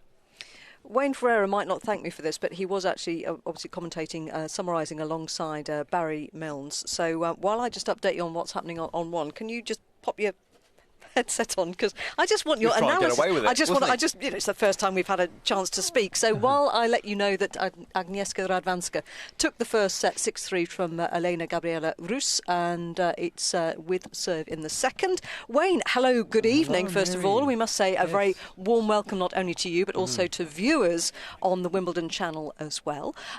So you were watching that one for us, commentating on that, your analysis of Wawrinka and also of Dimitrov. Well, I was more disappointed with Dimitrov than I was with Wawrinka. I think Wawrinka played well, and I think he did what he needed to do. He served well. He was serving at 65% service percentages. He was winning 70%. Struggled a little bit. He was down in the 30s on points won on second serve, so struggled a little bit on that side. Looked solid from the baseline, moved well, hit the ball aggressively. At the beginning, he was going after the ball and making a lot of errors, spraying the balls all over the place, but he started to piece it together towards the end of the second, third, and fourth set, and played solidly. But you got to give it to Dimitrov. I mean, he threw that match away. Played a great first set, played an ordinary early on in the second. Was up 5-2 in the third. Had opportunities all over the place. He had short ball, forehands on break points.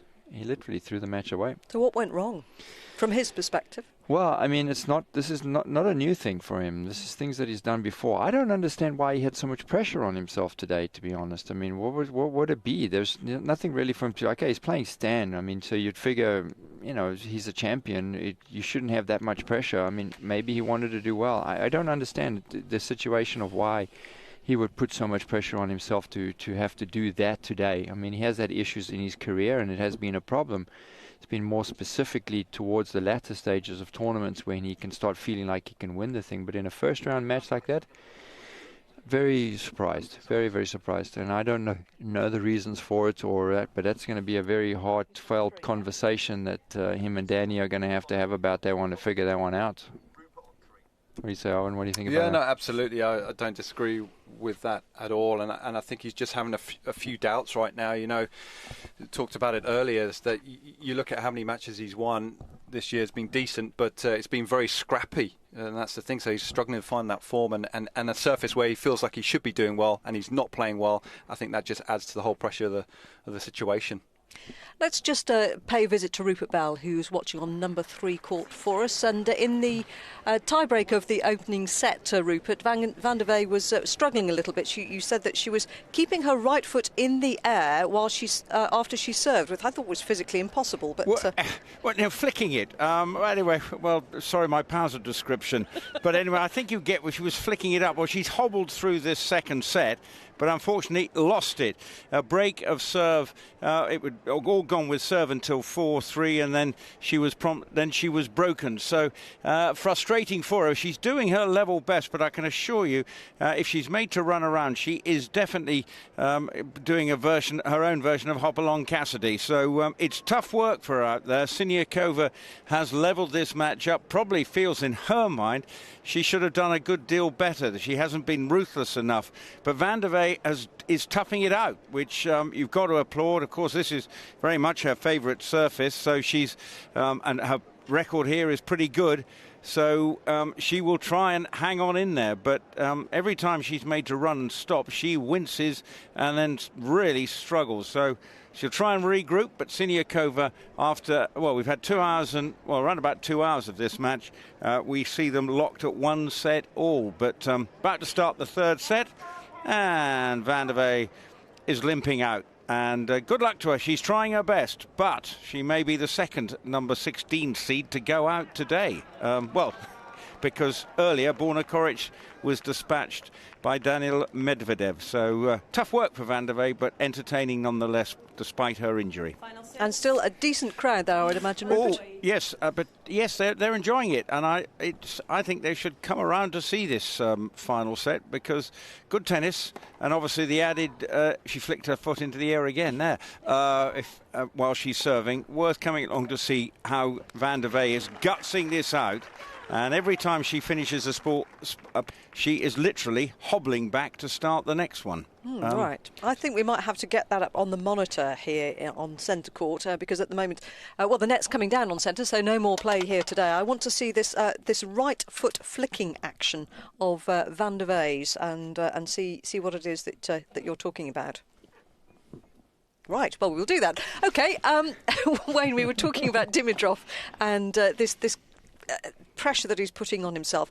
What can a player do about that if once they've got into that mentality? How do you dig yourself out of that hole? It's hard. It's hard. If it was easy, everyone would do it, right? It's a difficult thing. I mean, the confidence plays an important factor. You have to believe in yourself, and he's done enough. He did, won the O2 in the end of the year, the end of the year finals. I mean, you would figure that would have been something to spur him on. He went to Australia and played very poorly.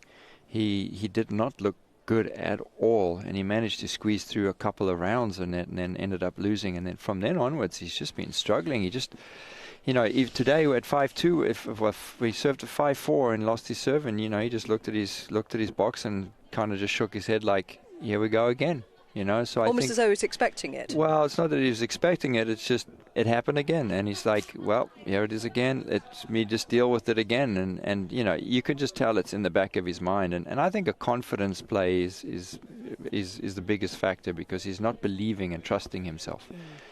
And that's tough, and that happens to a lot of players. You second guess yourself, you go through these bad patches, you lose matches in a row, and you try extra hard, you try to do different things. It becomes quite difficult. Can you think, Arvind, of a player who's been through something similar and has managed to turn it around? And I think never having been in that privileged position, I can't imagine what it's like. Really. For me an example. I mean, Lendl went through that. All those finals. Andy Murray went through that. He played. You have all these finals, and then I wouldn't say you choke in the final, but you don't win, and then you have this thing about there's been a lot that have had those issues, that have struggled to win their first tournament, struggled to win their first Grand Slam. And I think for Dimitrov would be the same as Andy was, Murray was, when all this pressure about him making these finals and losing. I think if Dimitrov made the finals of a Grand Slam and he won, I think they would all be gone for him. Yeah, I agree. I think it all happens relative to your level, whether it's getting past your kind of first round matches. I mean, the obvious one that comes into my mind, who had a complete crisis of confidence all those years back, was Vince Spadia. I can't remember how many first round matches he lost and took on the chin. I mean, at a completely different level, where he's just trying to get through the first round, but he found it a real struggle. And it was actually here against I think it was Greg Ruzetsky that he finally got through the match. And it was funny because in his post-match conference, they said, well, okay, so what did...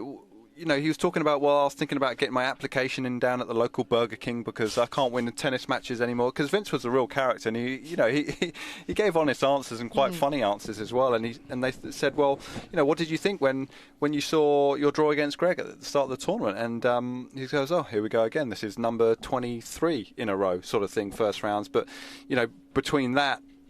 Between the draw and actually the match happening, I think Greg kind of tore his ligaments in his ankle, and he was kind of partly injured, and that obviously helped Vince get the win. But just going back on Wayne's point about Gregor at the start of the year, it was really good actually to see Gregor grind out a lot of wins by not playing that well, because Gregor, he's one of these players that I thought, like, when he's on, he looks so good and he doesn't look like he's going to lose, and just when something's not quite there, he's not very good at gutsing those sort of matches out. So the first few months I was thinking this is actually good stuff, that the fact that he's not playing that well but he's still managing to win, or seems to be the case. A lot of the great players had that ability of playing at 70% of their best and still getting through matches, but then it gets to a certain stage where you start getting frustrated with not actually finding top form. You think, well, actually, is there a problem now? Can I not get to that level? And then mentally it becomes a huge issue for you and a barrier, and it's a conversation that you'll have with your coach, and your coach is a bit concerned that, hang on, we're winning Cincinnati last year, we're winning the O2, we've finished at a career high of number 3, and now the ranking's slightly going to be going the wrong way, the way the point system works as well. Points come round very quickly and it can be stressful. So I think a lot has to do with preparation for tournaments, that you're very meticulous with your preparation. You don't leave any stone unturned, and that's where I think players can get a lot of confidence from, is that that you're doing everything in your capability to put out the best performance, and then you've got to stay patient, and if it doesn't pay off this week, somewhere down the line you're going to hit form.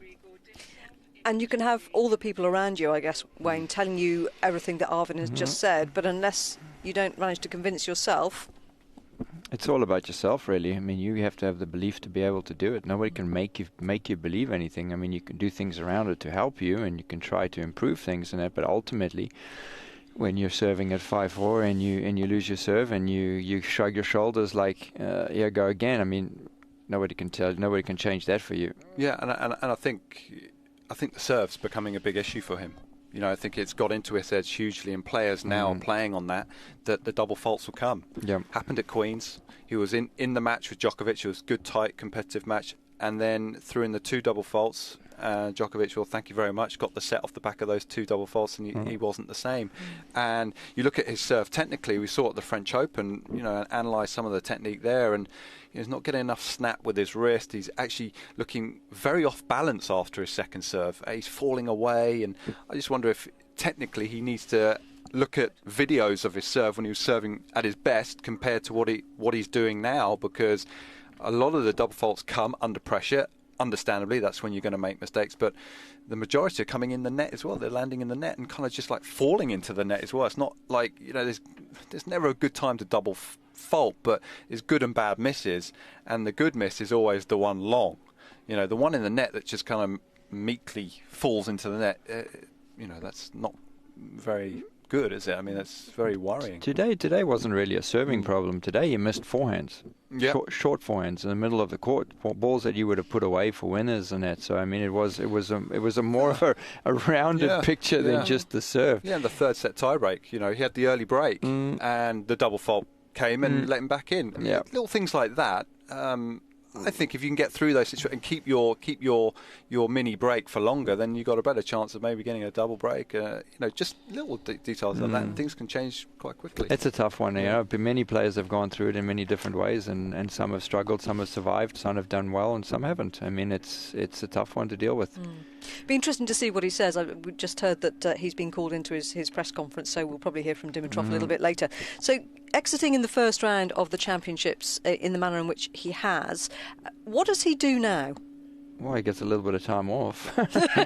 More than he'd bargained for, yes. Well, it's not a bad thing, though, sometimes. You know, he's going to have the whole summer in the States. He's going to probably give him a little bit of time off to recover and put his energies towards those. You know, and sometimes when you come out of Wimbledon, you move into there, it's hot and it's difficult. So he's got a little bit of a break. He can start working on his game again. I mean, it's part of the job, you know. Some days you do well, some days you don't. So you have to work around it. But he's going to be disappointed he lost, but he didn't lose to a bad player.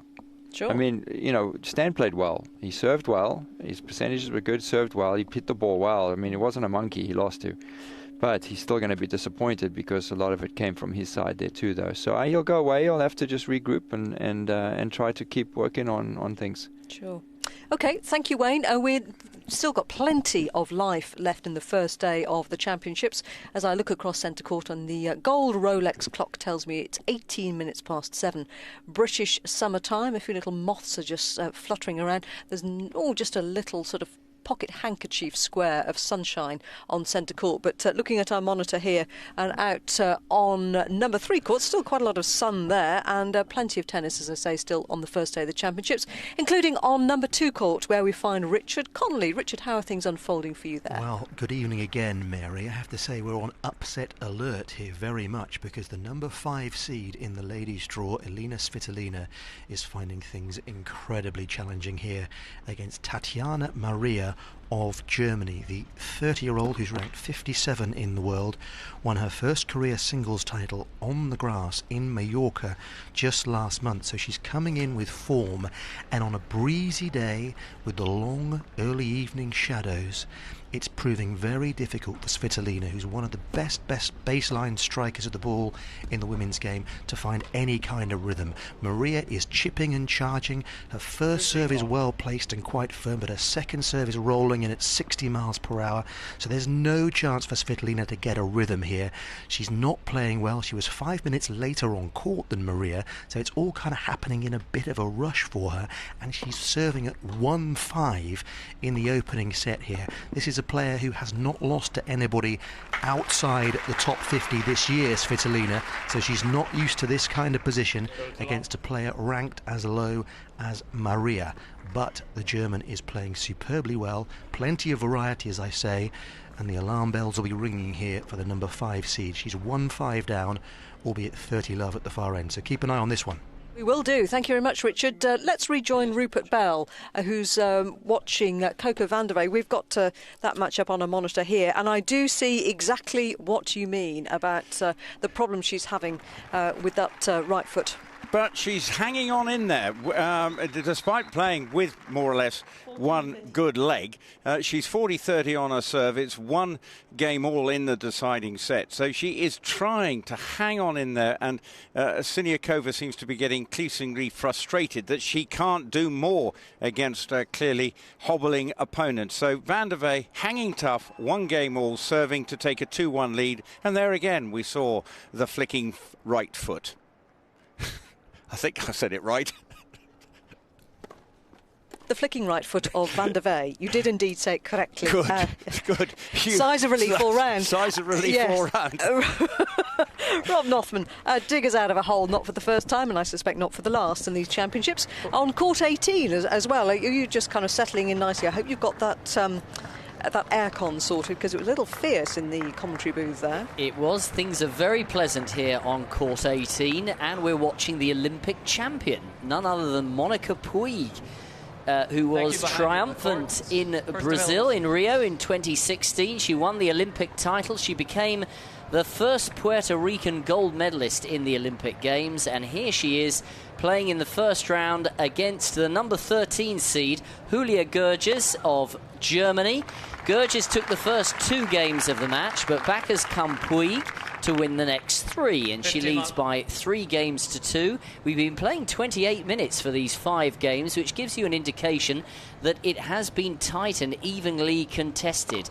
But Puig, whose Wimbledon record, after reaching the 4th round in 2016, she has actually lost in the first round last year, and she's had 3 other first round defeats in here at Wimbledon. So her record isn't that great here, but she is the Olympic champion, and she leads by 3 games to 2 in this first set. No, she ran into the net. Thank you, Rob.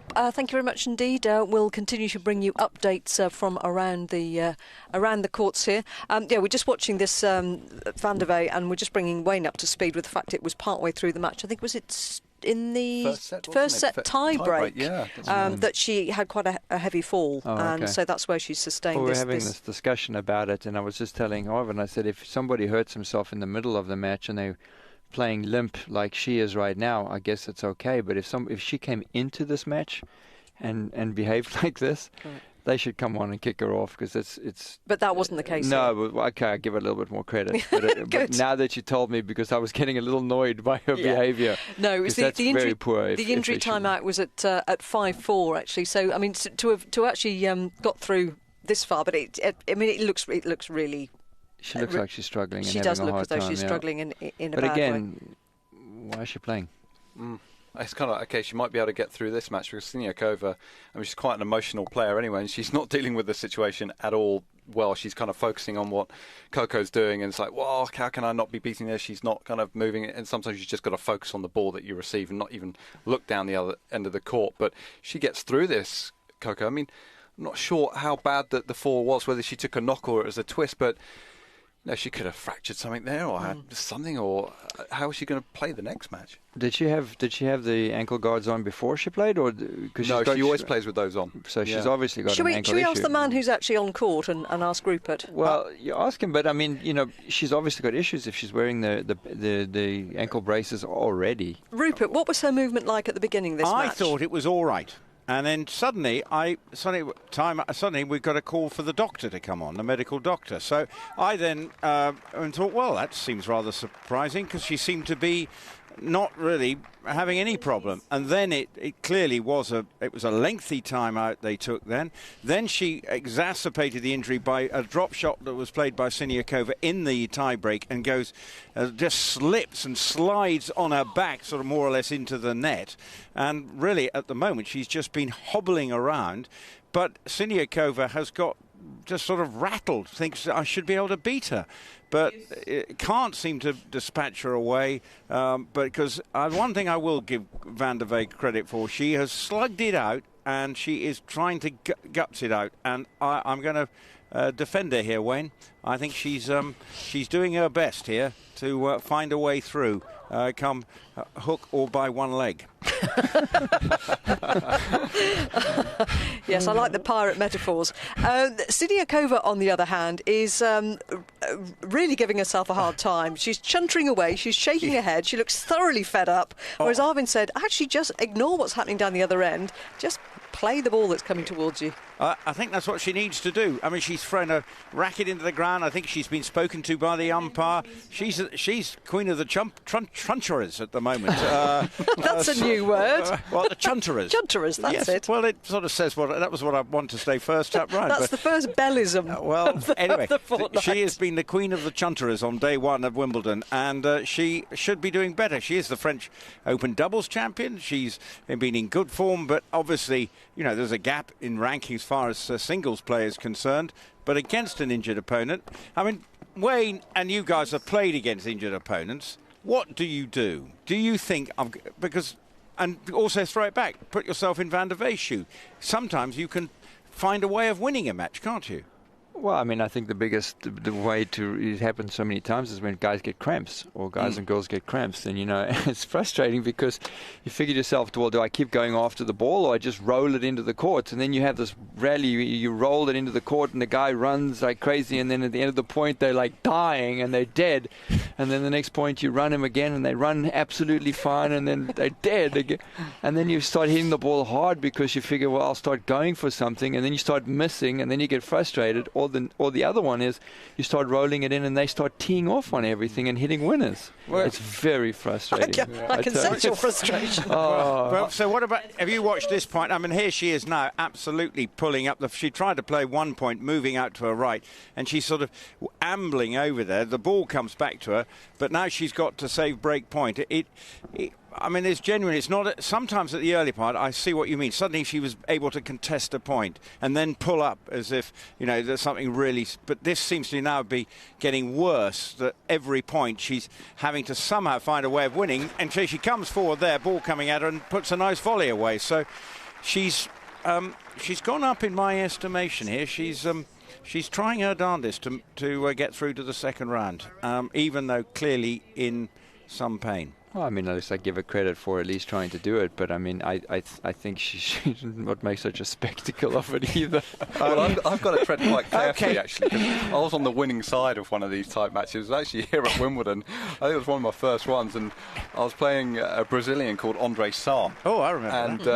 And I got cramp in the fifth set, and it was quite bad. And it's exactly how Wayne described it. I was hobbling around. I remember I hit a second serve ace on match point down on one leg, and it was the slowest ace I've ever hit in my life, and I was internally just cracking up because what happened was Andre just froze. He just did not know what to do, and he went down the road of trying to get the ball back, and all I was doing was just slapping my forehand as hard as I could for winners. And he just couldn't deal with it. So I was like, oh, this has completely got in his head. And I couldn't believe it. I was kind of, we spoke about it kind of, 6 months later. And I was just lost my mind because I was looking at you. You were hobbling around. The crowd were going nuts. You hit that ace on second. You hit that ace at match point on a second serve on one leg. So I've got to be careful. I've got through a match like that and so got into my opponent's head. And you can remember every point clearly. I've never had cramp, ever.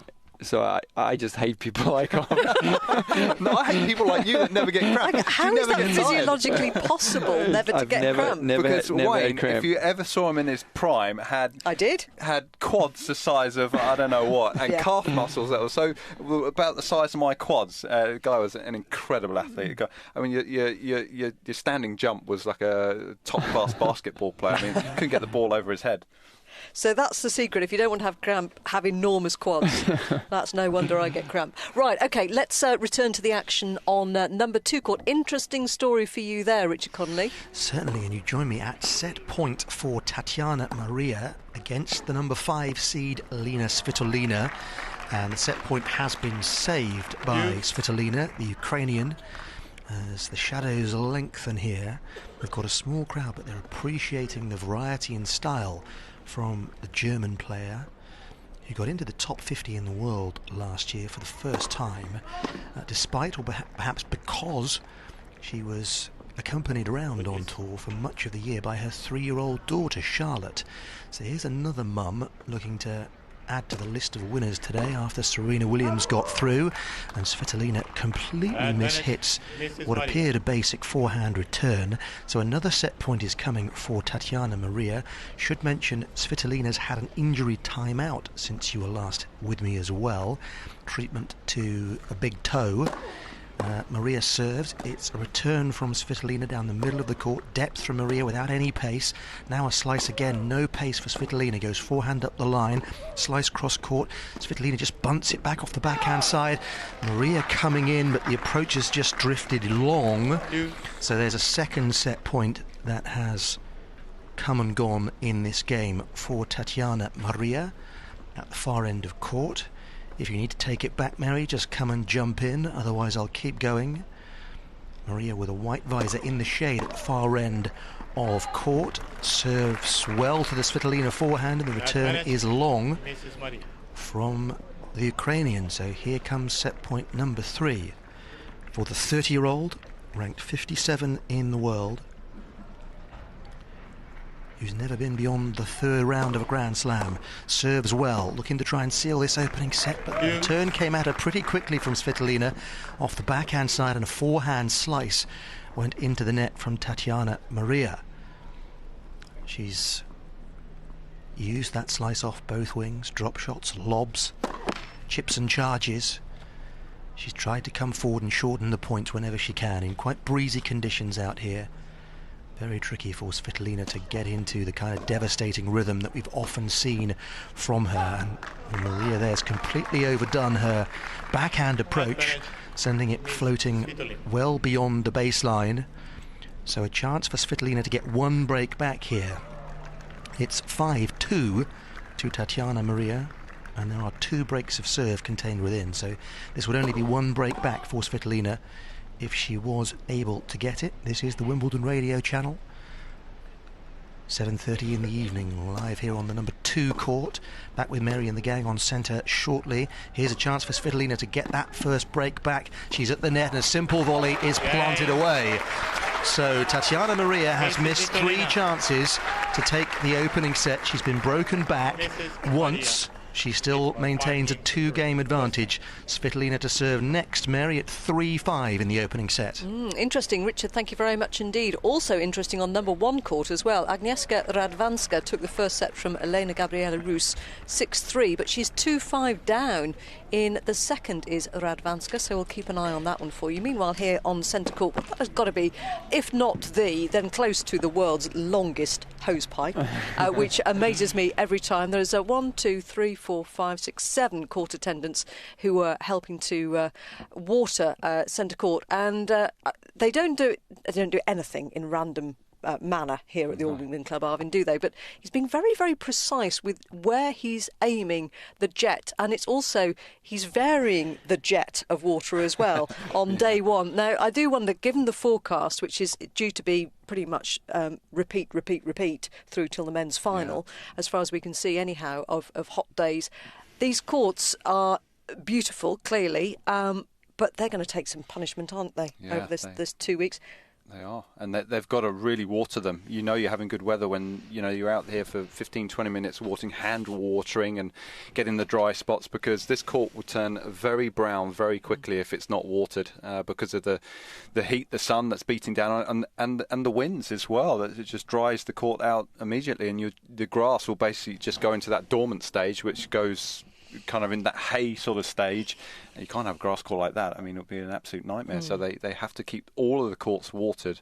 But a good problem, I think, for the championships, knowing that they've got good weather ahead of them. But they actually suffered last year a bit, didn't they? Because it got too hot, and the courts did get scalded a bit a couple of weeks before the championship started. And I think that's one of the reasons why there were a few iffy bounces and a few of the players saying, well, centre court's not playing as well as it has been. But they I think I was speaking to one of the members the other day, and they said they steamed the courts to kill a lot of the whatever that was on the grass, just to make sure that it's in the best sort of shape possible in the hot weather. So their approach to the preparation of the courts this year has been slightly different. Interesting. Well, we will find out more on that, I'm sure, because we take you behind the scenes here on the Wimbledon radio channel, not only about what's happening on the court, but how the court's prepared. We'll speak to the ground staff and the work that they do there. And I know also we speak to the head gardener about how they manage to keep all these flowers in as immaculate condition on the last day as they do on the first. Right, let's update you now on some of the matches that are happening around and about in the closing stages of the first day of the championships. Richard Kaufman is perched in the crow's nest for us, Richard. Yeah, closing stages of the opening set. It's nearly an hour old as well, and Svetlana Kuznetsova is going to have to serve and save a set point against Barbara Strycova, who saved a set point of her own at 5-6 when she was serving. We're in a tie-break, and it's Strycova leading by 6 points to 5. Thank you very much, Richard. Let's return to Rupert on number 3 court. What's happening there with the one-legged Vandevey and Tsuriakova, who is just still having good old shunter to herself? Yes, she's suffering from, as we've been discovering, a touch of the Andre Sars. She's frozen, bewildered by what's going on, as Coco Vandevey still hobbling but managing to hold serve, going with serve in the deciding set, 3-2. It's basically captivating viewing, watching a hobbling player trying to win her match. Enthralled. A hobbler against a chunterer. I wonder if that'll catch on. Rob Nothman still on 18 for us.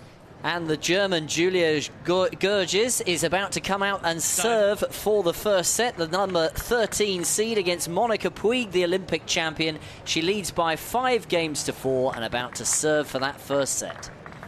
Thank you. And Richard Connolly on 2 for us, where Tatiana Maria is serving for the opening set against the number 5 seed Alina Svitolina for the second time. Last time you were here it was 5-2 in the Germans' favour. Now it is 5-4. Svitolina came racing through her service game very quickly, and it's Svitolina who is taking charge of this match. Bit by bit, Maria's kind of hanging on at the moment. It looks like she's probably got 30-15 as she looks to serve out this opener. No, a Svitolina ball that was called wide has been overturned on Hawkeye. 15. So it's actually 15-30. That could be a major point here, because if Svitolina gets this back to 5-all, you can't see anything stopping her in this opening set. Maria's coming in again, not on the best approach, and Svitolina's got a chance to pass, and she's just about managed it. I don't think she hit that quite out of the middle, but it's spun cross-court and onto the sideline. So Tatiana Maria's big advantage in this opening set, a double break, looks like it might be about to evaporate. 5-4, 15-40 now. She serves down the centre, a backhand return down the middle. A slice from Maria drops just inside the baseline. Cross court goes Svitolina. Forehand slice cross court from the German. Now backhand slice, a really short ball. Approach from Svitolina, who comes in. The forehand up the line from Maria has drifted wide on the breeze, I think. It had no pace on it. It was called wide. She's challenged on Hawkeye, I think, out of necessity more than anything else. Nobody's really sure. We're all looking up at the big screen, and Hawkeye says it's wide, not by much, in fact by very little. Game. But the double break advantage has been and gone. Tatiana Maria has served for the opening set twice and been broken both times. So Mary, it's 5-all. Thank you, and back to Rob Nothman on 18. Where the number 13 seed Julia Gerges of Germany, the 29-year-old, has 2 more set points at 5-4 in the first set against the Olympic champion Monica Puig of Puerto Rico. And Gerges down the far end, who's been serving well in a very evenly contested first set. They've been playing 45 minutes. She misses her first serve on this occasion. Just composes herself down the far end, serves again with her blue racket, big forehand return from Puig, and the Puerto Rican now goes cross-court with a backhand. Puig again goes cross-court with a backhand, and Gerges goes long. So, 2 set points saved by Monica Puig. 40-30. The 24-year-old now ranked 72 in the world, so she's 59 places below Gerges in the rankings. But the German, the 29-year-old, now has a third chance to wrap up this first set as she serves into the net. 110 miles an hour. She gives her first serve quite a biff. And now here comes her second serve. Puig backhand into the centre of the court, and Gurgis goes wide. So 3 set points have come and 3 set points have gone for the German. So we can find out what's going on in the crow's nest. Richard Kaufmann is there. Well, we've seen the first set taken by Barbara Strakova, the 32-year-old Czech, taking it in the tiebreak. It was a very even opening set. It lasted an hour and a minute. She took it 8-6, so 1 set to love to Strakova. Thank you very much. Gurgis has just missed her first serve at deuce. She's 2 points away from this first set, and another error from the German, goes wide with a forehand. And all of a sudden, advantage Miss Puig. Monica Puig has a chance to level up this first set. She has a break point. She lost the first 2 games of the match with the German looking very much in control. There was then an extremely long third game where Puig had to save a number of break points, but save them she did. She got a foothold in the match, and ever since it's been very, very close. So Gurgis 5-4 up, but advantage down, serves, forehand return from Puig, and this is very much living up to the story of the match so far, because Puig goes long, and so we've got another deuce. 47 minutes gone, but still the number 18 caught a picture. Hardly a seat to be had anywhere. We're at 7:45 nearly in the evening London time, and yet all the seats are taken, and they're still too deep on those green barriers that surround the court, giving that wonderful look down into the sunken action which is going on at the moment. We're in a baseline rally. Gurgis goes wide though with a forehand. Advantage Miss Puig. And another break point coming the way of the Puerto Rican. A number of these games during this set have gone to deuces. It's been very evenly contested, and yet, as I said, 59 places the difference in the world rankings as the breeze just gets up and affects Gurgis' ball toss there. She aborts that serve, and here she comes again, serving down the middle. Big first serve, that one.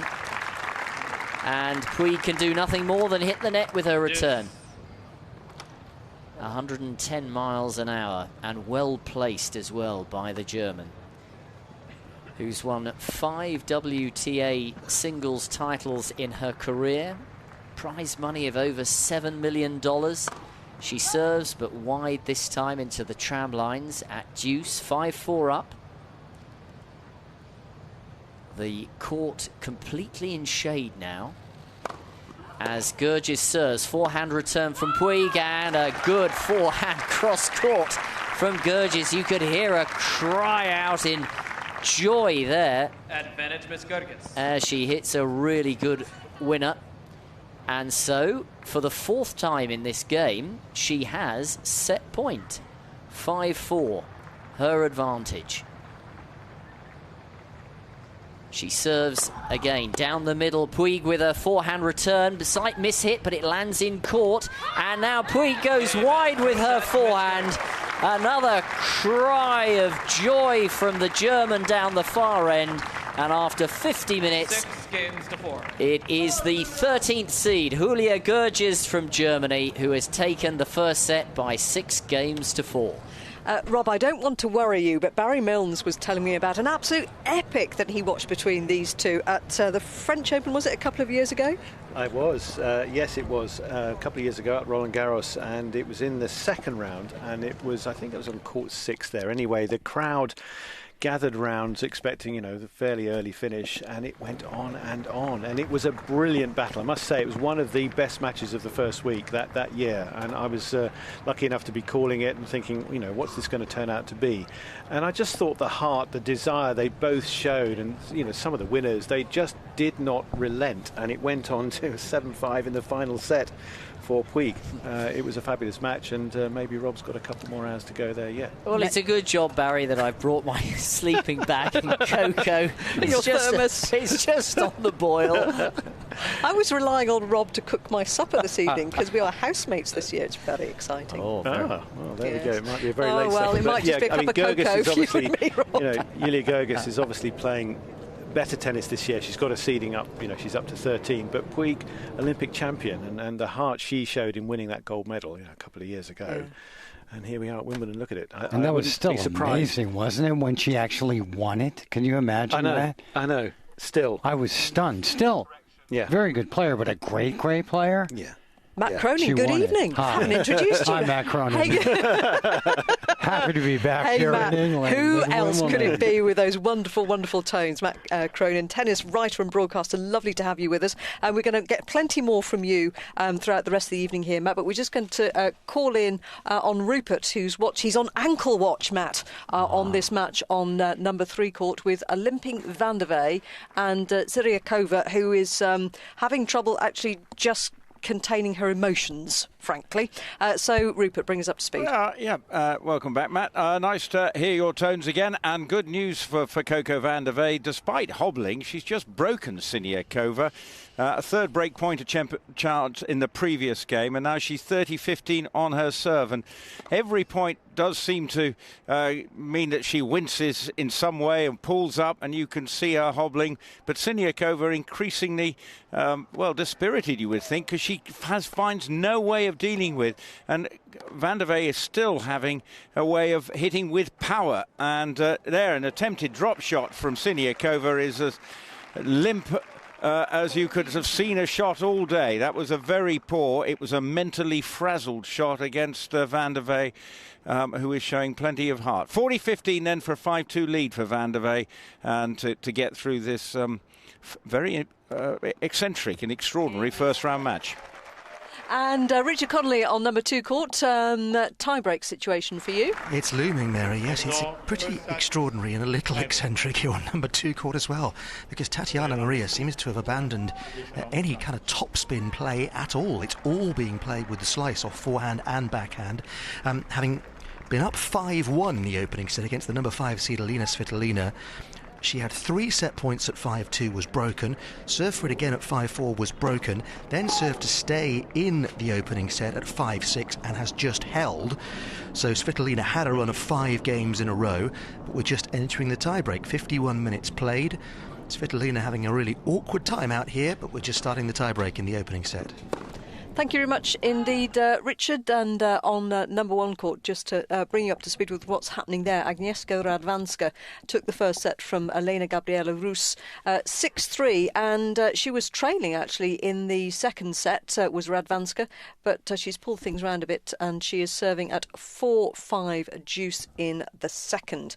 So, as they'd had the world's longest hose out here on centre court, which I'm looking down on, and very carefully just going around and kind of spot spraying the areas that they felt needed particular attention. They've had the most enormous water jets pumping out from the corner of the court, and I was very, very worried about the safety of a couple of the security guards, one of whom had their back to the court, and I thought, you better watch out, love, you're going to get soaked in a minute. Thankfully, she turned around just in time, and she was fairly swift in escaping the water jet. We were talking a little bit earlier with Armin Palmer and with Wayne Ferreira about the heat. Now, obviously, Matt, I mean, you both travel all around the world watching tennis and in extremes of temperatures, but it does really come into play when you're talking about grass, doesn't it? Yes, it was. But I thought over the last couple of days it's been pretty warm, but not too hot. At least for me, overall. For us Brits, Matt. Exactly. You could put some water, but I wouldn't put a huge amount on there. I mean, in the morning we were thinking, okay, it's possible. It could be, 28, 29, something. Is that correct? Something around there? Well, I think it was Rupert telling us that the courtside temperature on one, I think it was 30 plus. Okay. So fairly hot. So they have to put some water. We'll see what happens tomorrow. But still, I think, you know what? I think it's pretty good. People like to run fast as much as they can. They don't like to slip with them.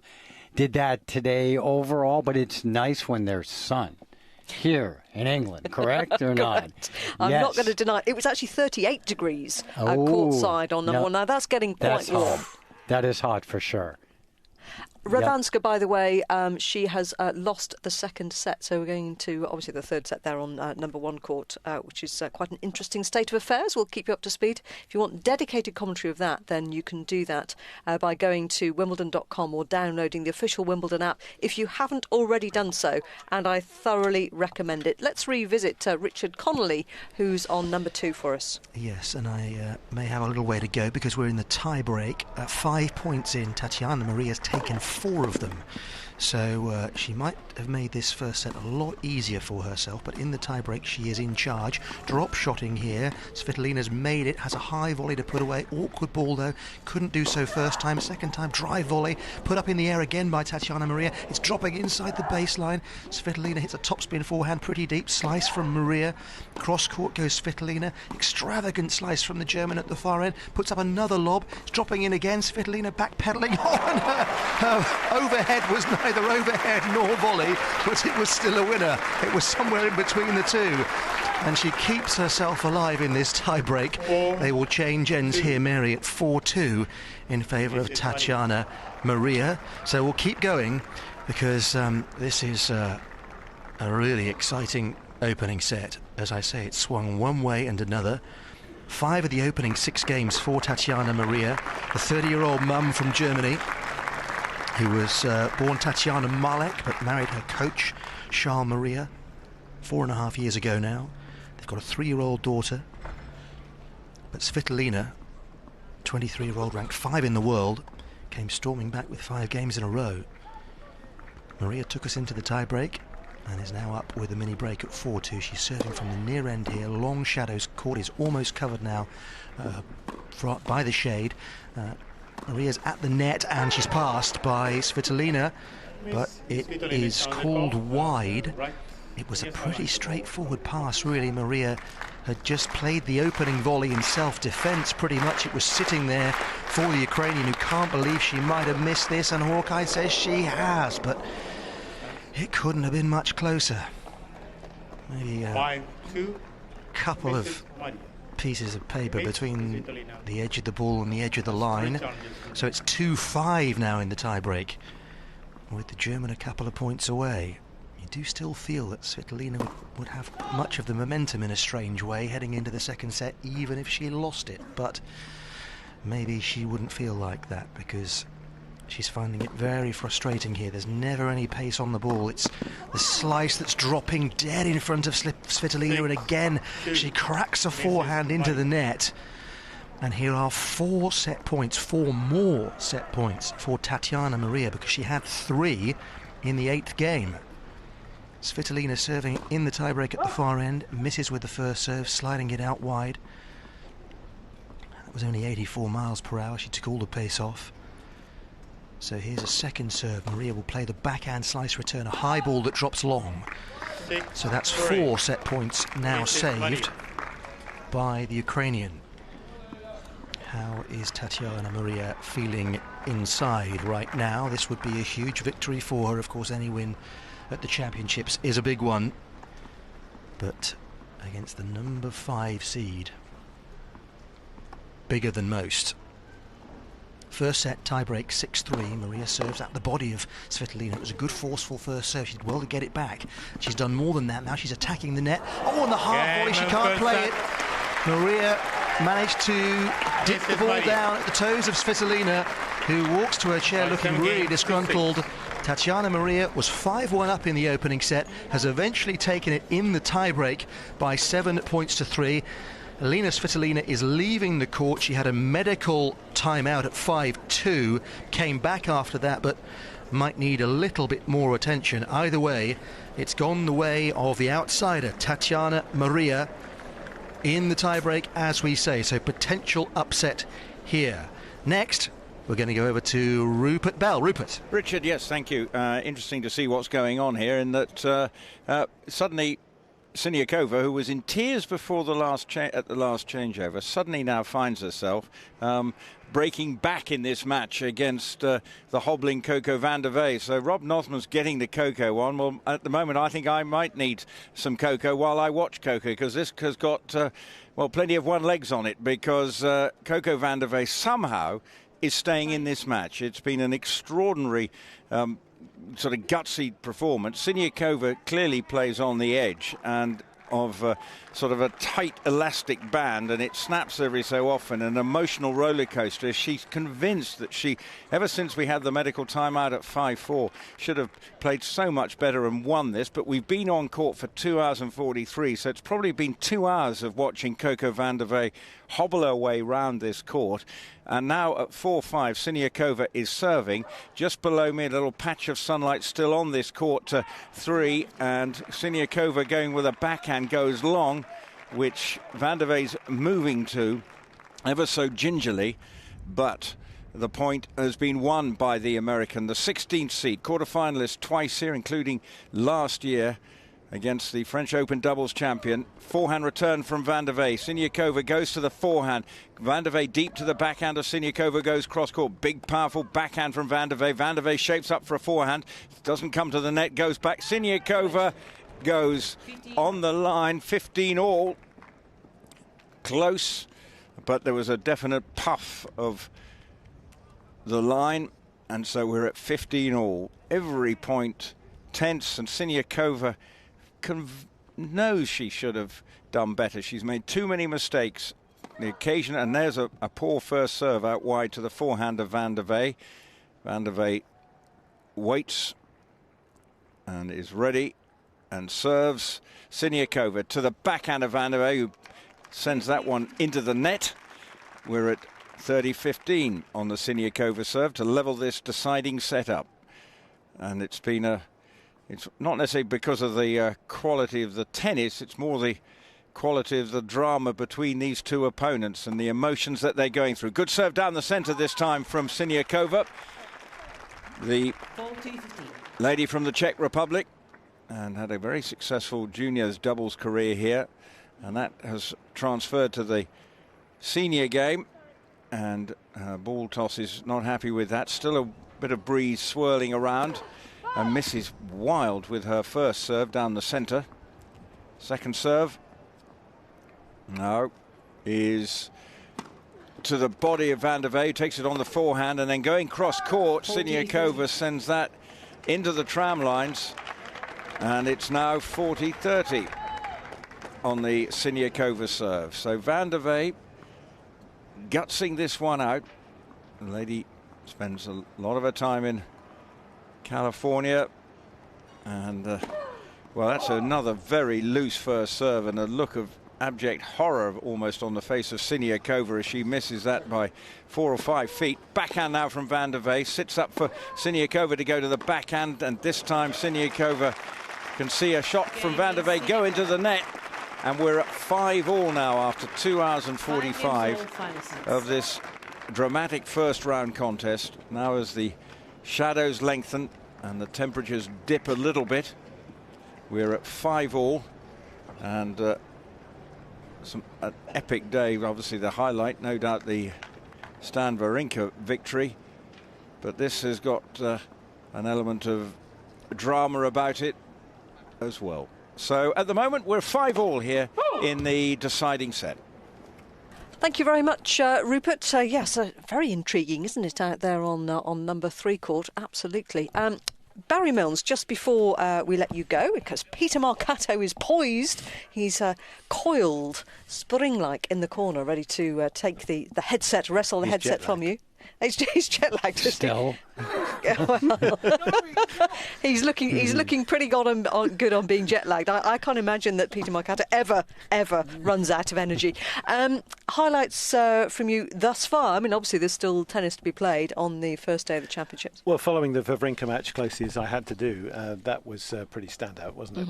There were some great points in it. There were some moments where you thought, oh, why are they playing that shot? Particularly Dimitrov. I mean, because he had the opportunities, and that one really did go badly for him after such a bright start. But from a neutral point of view, it's always good to see a player coming back from an injury and finding a level of form again that they have been striving for, searching for, and I think we certainly saw some of that from Stan today. I didn't see the Vekic match because I was doing another match on court 2 at the time, which was Venus Williams actually, and to see her work it out, it wasn't an easy day for her, but she did, and obviously Serena coming through as well. So I should think they're a pretty happy family tonight, the Williams sisters, enjoying making their entry to these championships after the different things they've been through. For Venus, obviously runner-up last year, to have lost in the first round. She's lost first round of the Australian Open and the French Open this year, so had she gone out, you may start to think, 38, how much more for her? But she dug in. Champions do, and that was good to turn that one around. So those kind of stick out for me on the first day. Yeah. Excellent stuff as always, Barry. Thank you very much. My pleasure. I think Thank you. your duties are complete for day one of the championships. Thank you. Thanks. Pete, you came just the nick of time. A round of applause. I sent him a text message 5 minutes. No, I didn't. Well, if you could have a round of applause from one person, I'm not sure you can. Anyway, that came from the direction of Peter. Take it. Thank you. So while we change over there, let me just tell you what's happening on number 1 court, toe-to-toe pretty much actually between Agnieszka Radwanska and Alina Gabriela Rus. Radwanska took the first set at 6-3. Rus came back to take the second 6-4, and it's 1 apiece in the third. And at the moment, Rus on her serve, it's 40-15, and we will continue to bring you up to speed with what's happening in all the remaining matches here on day one of the championships. On number 3 court, we'll go back to Rupert shortly, but yes, a very unusual match, that to say the least, with Coca van der Wey really struggling with an injury there, and Katerina Sivakova, her opponent, just chatting away to herself and berating herself and for not capitalising on some of the points there. But that is now in the final set, and Siniakova will come out to serve at a 5-6 and see how much more life that has in it. So, Matt, I was just asking Barry for his highlights of day one. Obviously, we're not complete yet, but what have you been able to watch today? I would say those two also, absolutely. Getting out there, right in front of there. I mean, if you look at Stan Wawrinka, he came back in January, had been hurt, was very mediocre at best, maybe shouldn't have come back. Even over the last couple weeks, I was thinking, nah, I don't think he has any chance to do anything in Wimbledon, but here he went today. Lost the first set 6-1 and then 7-6, 7-6, 7-5. Is that true? Against Dimitrov. That was he was so enthusiastic. Big serves, forehand, backhands, coming to net, moving, celebrating the whole time. So I would say today, that was the best so far. Yeah. Peter, welcome. Hello, Mary. How Lovely are you? to see you.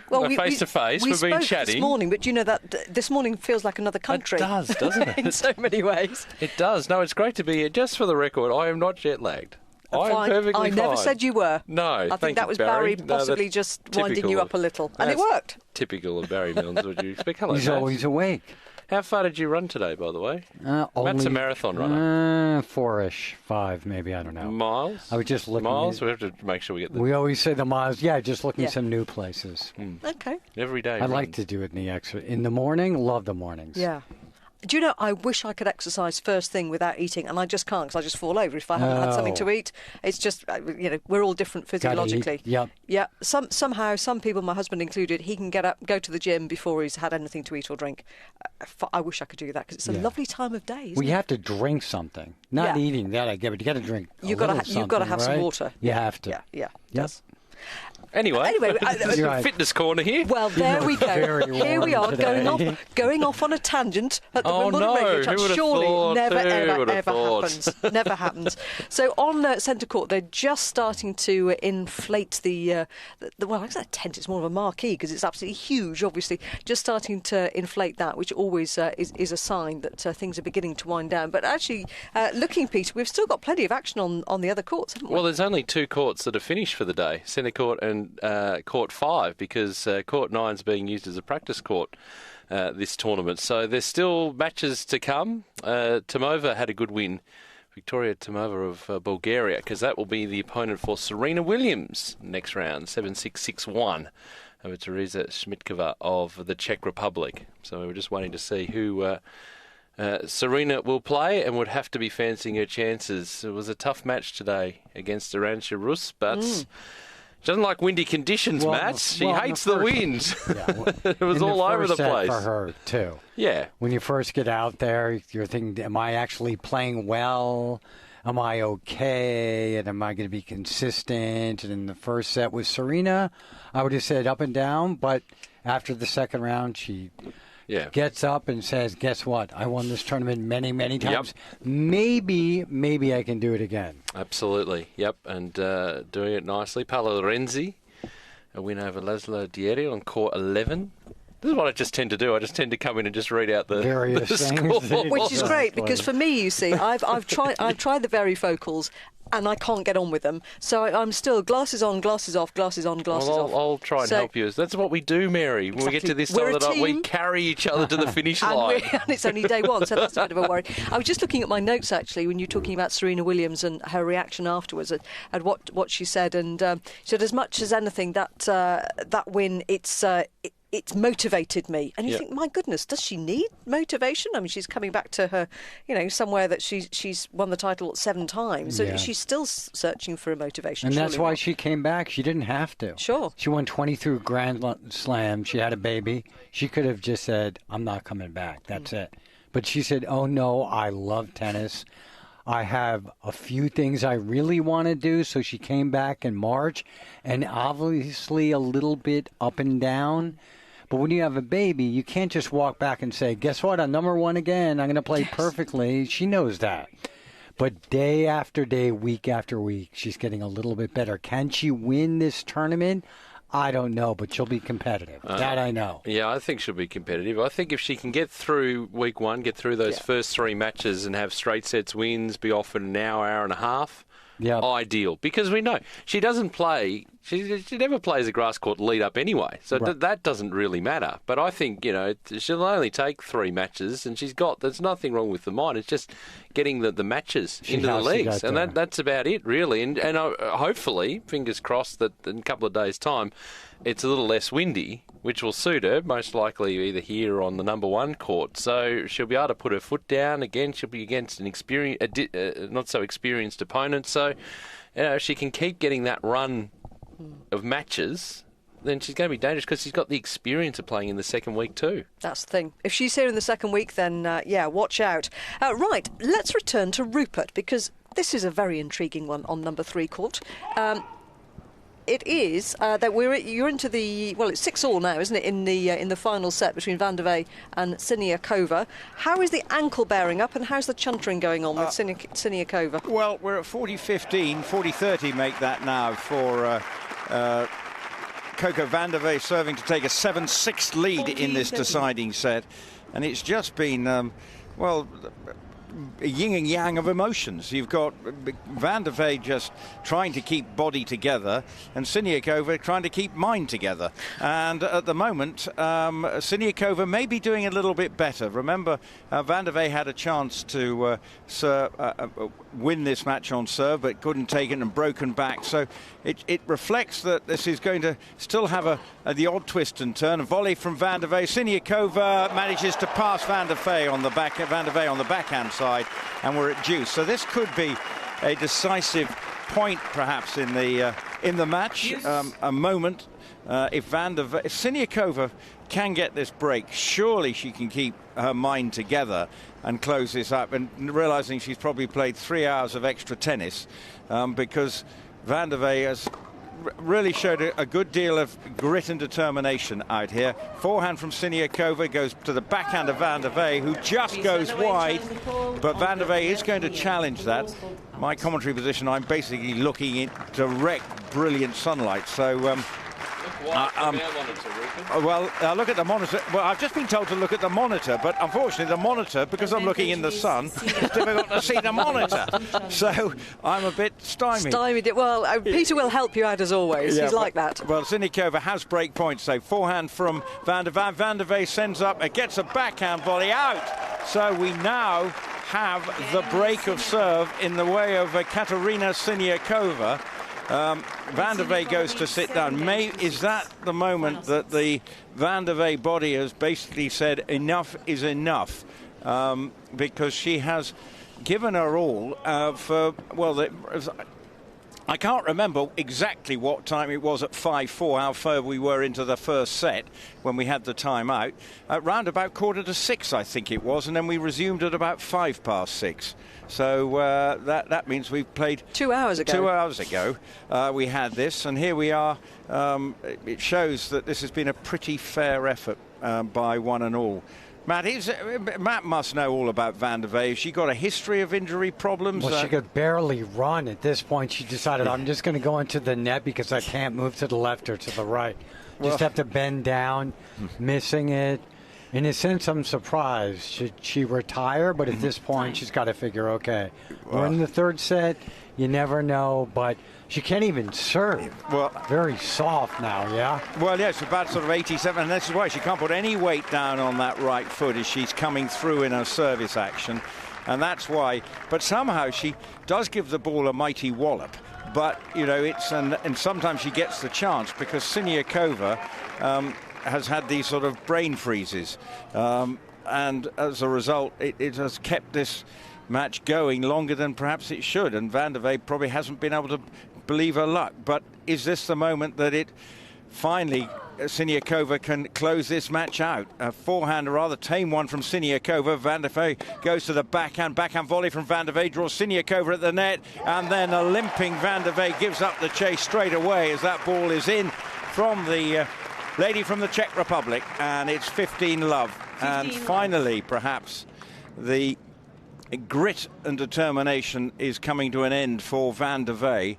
But I have to say, this is what Wimbledon can do. You may not be a match of all the skill and brilliance, but just the sporting drama and the context of these two contrasting fortunes for both players is why Wimbledon just gets under your skin. And here, forehand from Van der Vee at full stretch. Siniakova goes up the middle to Van der Vee, helping the American. Running round onto a forehand Van der Vee to keep Siniakova on her backhand. Forehand again with power from Van der Vee. And this is what I mean. She keeps having this ability to fire these shots. But even though she may not be wincing while she's doing it, her power gets her able to peg Siniakova down on her backhand side and win the point.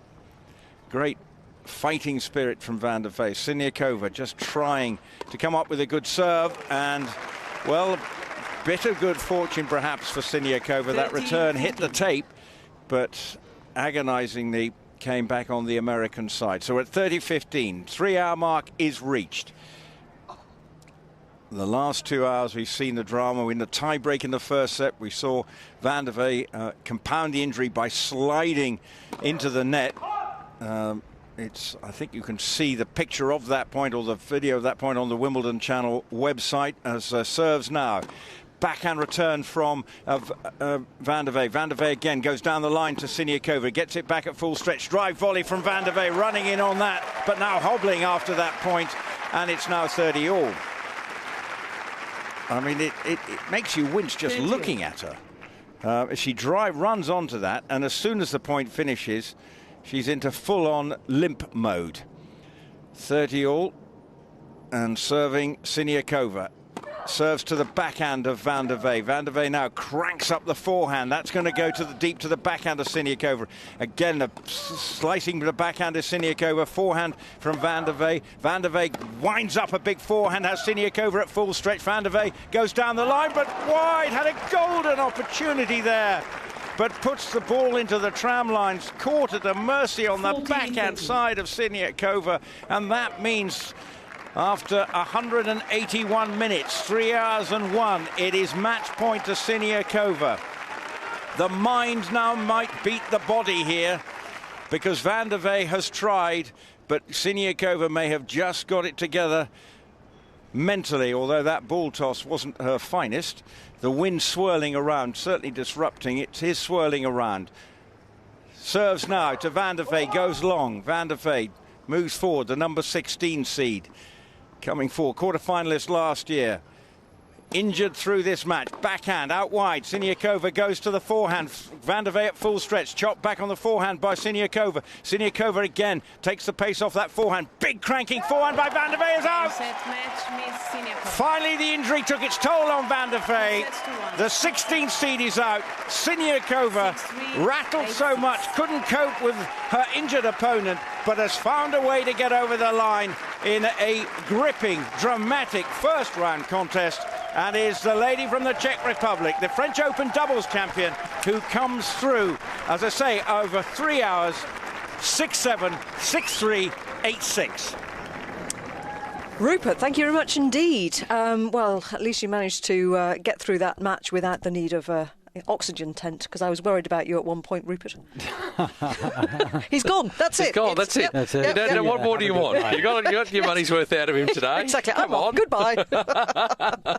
That was quite bizarre, Peter. It was. Yeah. Interesting. I mean, obviously, Coco so hampered in the end, but wasn't affecting her arm, and just trying to hit out as much as possible, try and work around it. It made sense for Siniakova just to take the pace off, maybe throw in the drop shot, all of that sort of stuff, just to she couldn't move that well. Couldn't move that well at all, right or left. I mean, she tried, but couldn't do that much, I'd say, over the last 30 minutes. Hung in there. Even if she had won, she'd be gone in 2 days. Yeah, exactly. A really long recovery process from that, because she would have woken up sore, she would have been rehabbing, and still would be anyway with the hard courts just around the corner too. So, disappointing for Coco, but Siniakova, a good win.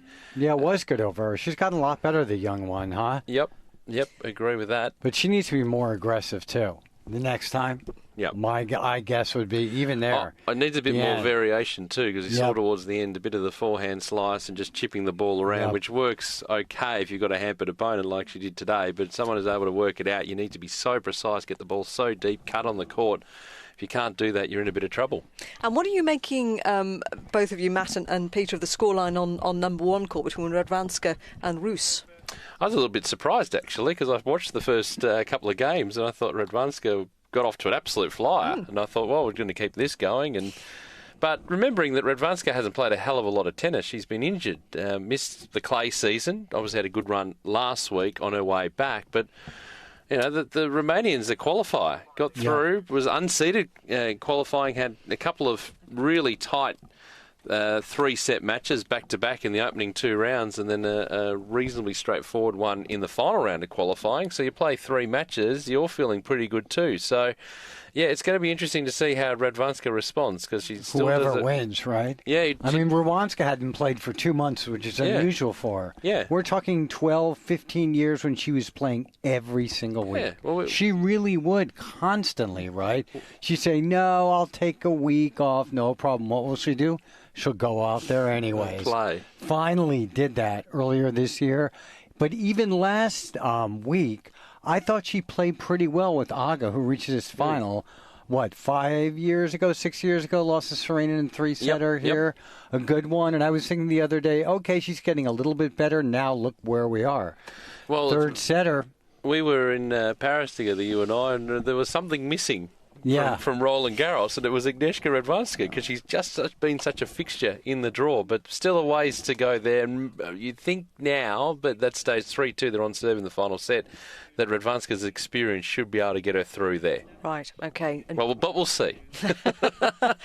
Let's find out how things are developing on number 2 court, because Tatiana Amorea took the first set in a tiebreak from the 5th seed, Alina Svitolina, and And Richard Connolly is still there for us, Richard. Certainly am, Mary. I tell you what, this is really anybody's match because Tatiana Maria has certainly succeeded in drawing the hard-hitting Svitolina into a very different type of tennis match.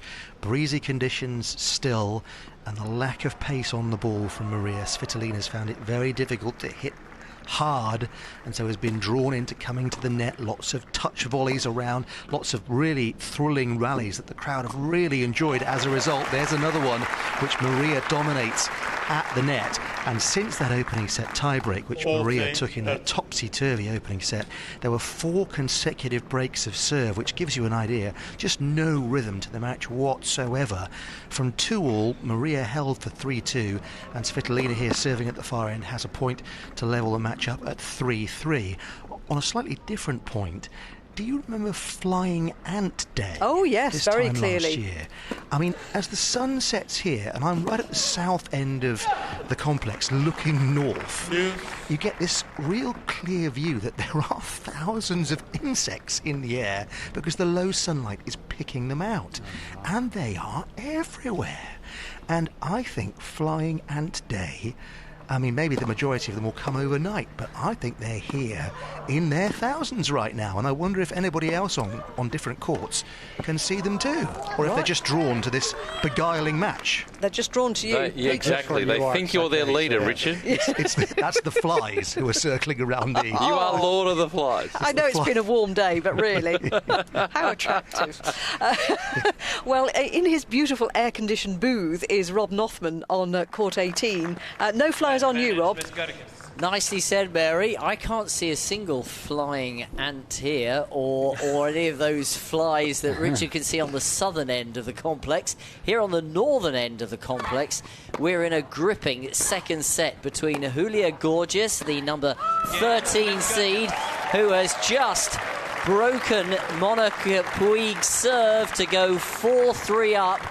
And believe it or not, that is only the third break point that she has won in the match. She's had 14 in total, but she's won that one, and she now leads by a set and a break at 4-3 in the second set. We've been playing for well over an hour and a half. This has been a really evenly contested match, but I wonder whether the number 13 seed has just taken the decisive step forward here, because she leads with a break in this second set and by 1 set to love. That's Julia Gurgis playing Monica Puig. Thank you, Rob. And a little earlier, Peter, Barry Milnes was reminiscing about an epic encounter between those two. And I know that you have this encyclopedic memory. Not at French 8:21 at night. It's only day one of the championships. You have. Yes, between those two, between Gorgeous and Puig in the French Open 2 years ago. You said that went the distance and was an epic.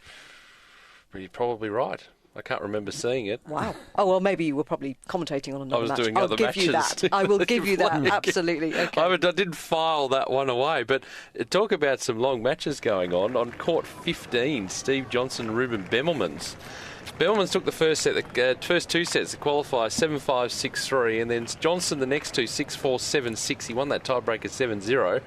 Now it's 6-5. They're on serve on court 15 in the final set, and that still has a little ways to go. And Aliash Bednay, formerly of Great Britain, now back to Slovakia, taking on Cameron Norrie. Norrie the first set 7-6, and then Aliash Bednay 7-6, 7-6 the next 2. And look at Kuznetsova and Strikova. Yep. Now we're at 7-6 and 5-4 for Stritsova. Yeah, getting it done. And Lucy Safarova a win over Katerina Bondarenko on court 17. So Rob, are you happy to be there till nightfall? I certainly am. I can put Peter out of his misery about that match in the French Open between Puig and Gurgis. It happened in 2016 at the French Open. Puig won it 7-5, 6-7, 7-5. And actually, in the 5 matches that these two have played head-to-head, Puig has won 4 of them, Gurgis only 1. But at the moment, Gurgis now is 30-15 ahead in her service game, leading by 4 games to 3 in this second set with a break, and she also leads by 1 set to love.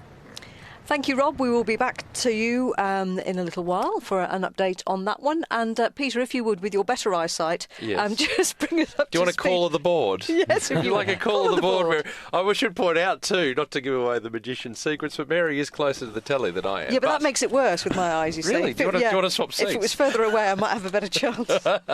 I need to get a new optician, clearly. So 3-all on the number 1 court in that final set, Radwanska and Rus, which is now 4-3 on serve for Rus in that final set. As we heard from Richard, 3-all on the number 2 court, Svitolina and Tatiana Maria. And we just saw Siniakova win 8-6 over Coco Vandeweghe. Christina McHale 7-5 against Vera Lapko on court 6, an upper break 4-3 in the second there.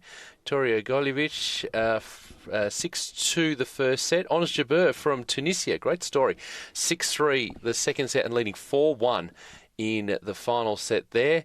One of our favourites on the Wimbledon radio channel is appearing on court 8, Mary. Radu Elbot of Moldova. Oh, yes. 3-6. He lost the first set to Pablo Carreño Busta, the 20th seed. Although he won the second set 6-love, the Moldovan. And now it's 6 games all in the third set and 3 points all there. Lucas Lachko is 2 sets to 1 up over Benjamin Bonsi. 10 in there, 3-all in the fourth set. 7-6 Barbora Stritsova. The opening set, as we mentioned there, that's over Svetlana Kuznetsova, and 5-4, but it's juice on the Kuznetsova serve. I mentioned the Bedney Norrie score. They're now 6-all, Johnson and Bemelmans on court 15. Anya Sabalenka is taking on Mihaela Berzanescu, reigning the 29th seed, and they're at 1 set all, about to start the final set. Lucy Safarova, as we mentioned, a straight sets win over Katerina Bondarenko. And Gerges closing in on victory, as we heard from Rob, against Monica Puig on court 18. So still plenty of action happening around the place, all over the grounds here on the Wimbledon radio channel. There's so much to see and do in these opening couple of days. And I would say, 8:25, Mary? We've still got at least another hour of daylight, I would say, remaining, because the skies are clear. Very clear. The ants and the flies are all assembling just around Richard Connolly. Nowhere else on the ground. It's just him. I think that might be something he might need to look at. But everywhere else, perfect viewing, and there's still plenty of crowds outside, a beautiful breeze coming in. Oh, it's lovely. Magic. That's day one. Yeah, that is day absolutely. one. Right. And tomorrow, too.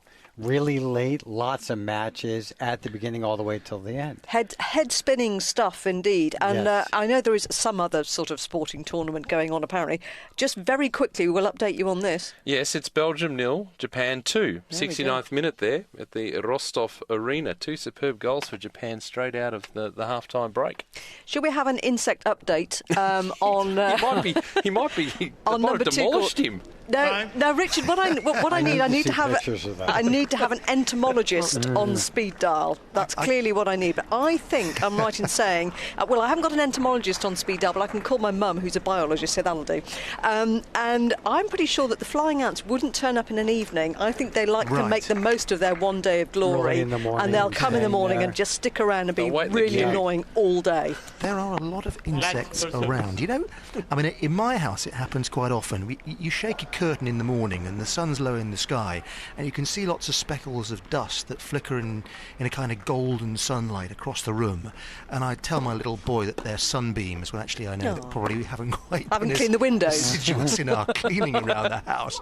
Well, from my vantage point here at the back of the number 2 court, we've got a similar kind of light to that. And so I can see that there are hundreds of... I have to say, I'm not close enough to identify any of them, but they're not big enough to be moths or anything like that. And they appear to have the same kind of irregular flight patterns that the flying ants had a year ago.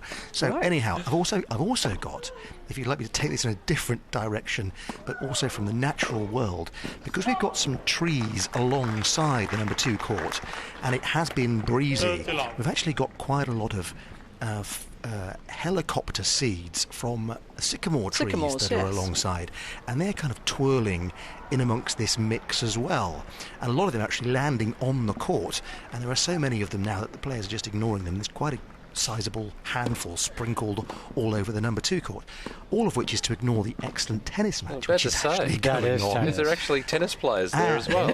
And Elina Svitolina has broken serve for a 4-3 lead, and is serving to go 5-3 in this second set and get back in this match. I mean, it's still a match without rhythm, but tremendously entertaining. Svitolina just fighting an urge to be incredibly angry at her inability to hit powerful ground strokes past the frustrating Maria and her incessant slice and approaches to the net. But anyway, Svitolina is battling through 4-3, 30-15 in the second set, having dropped the first to the world-ranked 57 player Tatiana Maria. So you could say, to keep your insect theme going, Richard, that Tatiana is really bugging Elina right now. You could, but you wouldn't, because that would be really poor. If only I'd come up with that one myself. Yes, like that. She is a pest. She is a pest, and Svitolina can't quite extinguish the threat. You know, you put it while you're ahead. I think we have flogged that metaphor to within an inch of itself. I think we need to come out of that. Careful, I'll have to give you both a spray. I think we need to come out of that particular and by the way, hole. Is Svitolina actually going to lose? Remember, she won Rome. We were thinking, okay, she's going to win a slam. At the French Open or Roland Garros, she has a chance to come into Wimbledon. What she's doing again. Yep. She could slip and lose. Yep. Again. When she gets to the slam, she gets nervous. She does. Outside of that, she's so good. Fast, strong, forehand, backhand, into it, aggressive, talks about it. But she gets into the slams, and she's pretty darn nervous. At least as she is right now. I remember, was it last year's Roland Garros where she had that? She was up, or was it Simona Halep? She was up Absolutely. again and then crumbled. Yep. Oh man, whether the scars of that are still showing. By the way, on court 15, Ruben Bemelmans is serving for the match, 7-6 in the final set against Steve Johnson. But Johnson has just gone to love 30. It isn't always the way. Player serving for the match, the other one comes back. Love 30. It's 7-6 in the final set there on court number 15.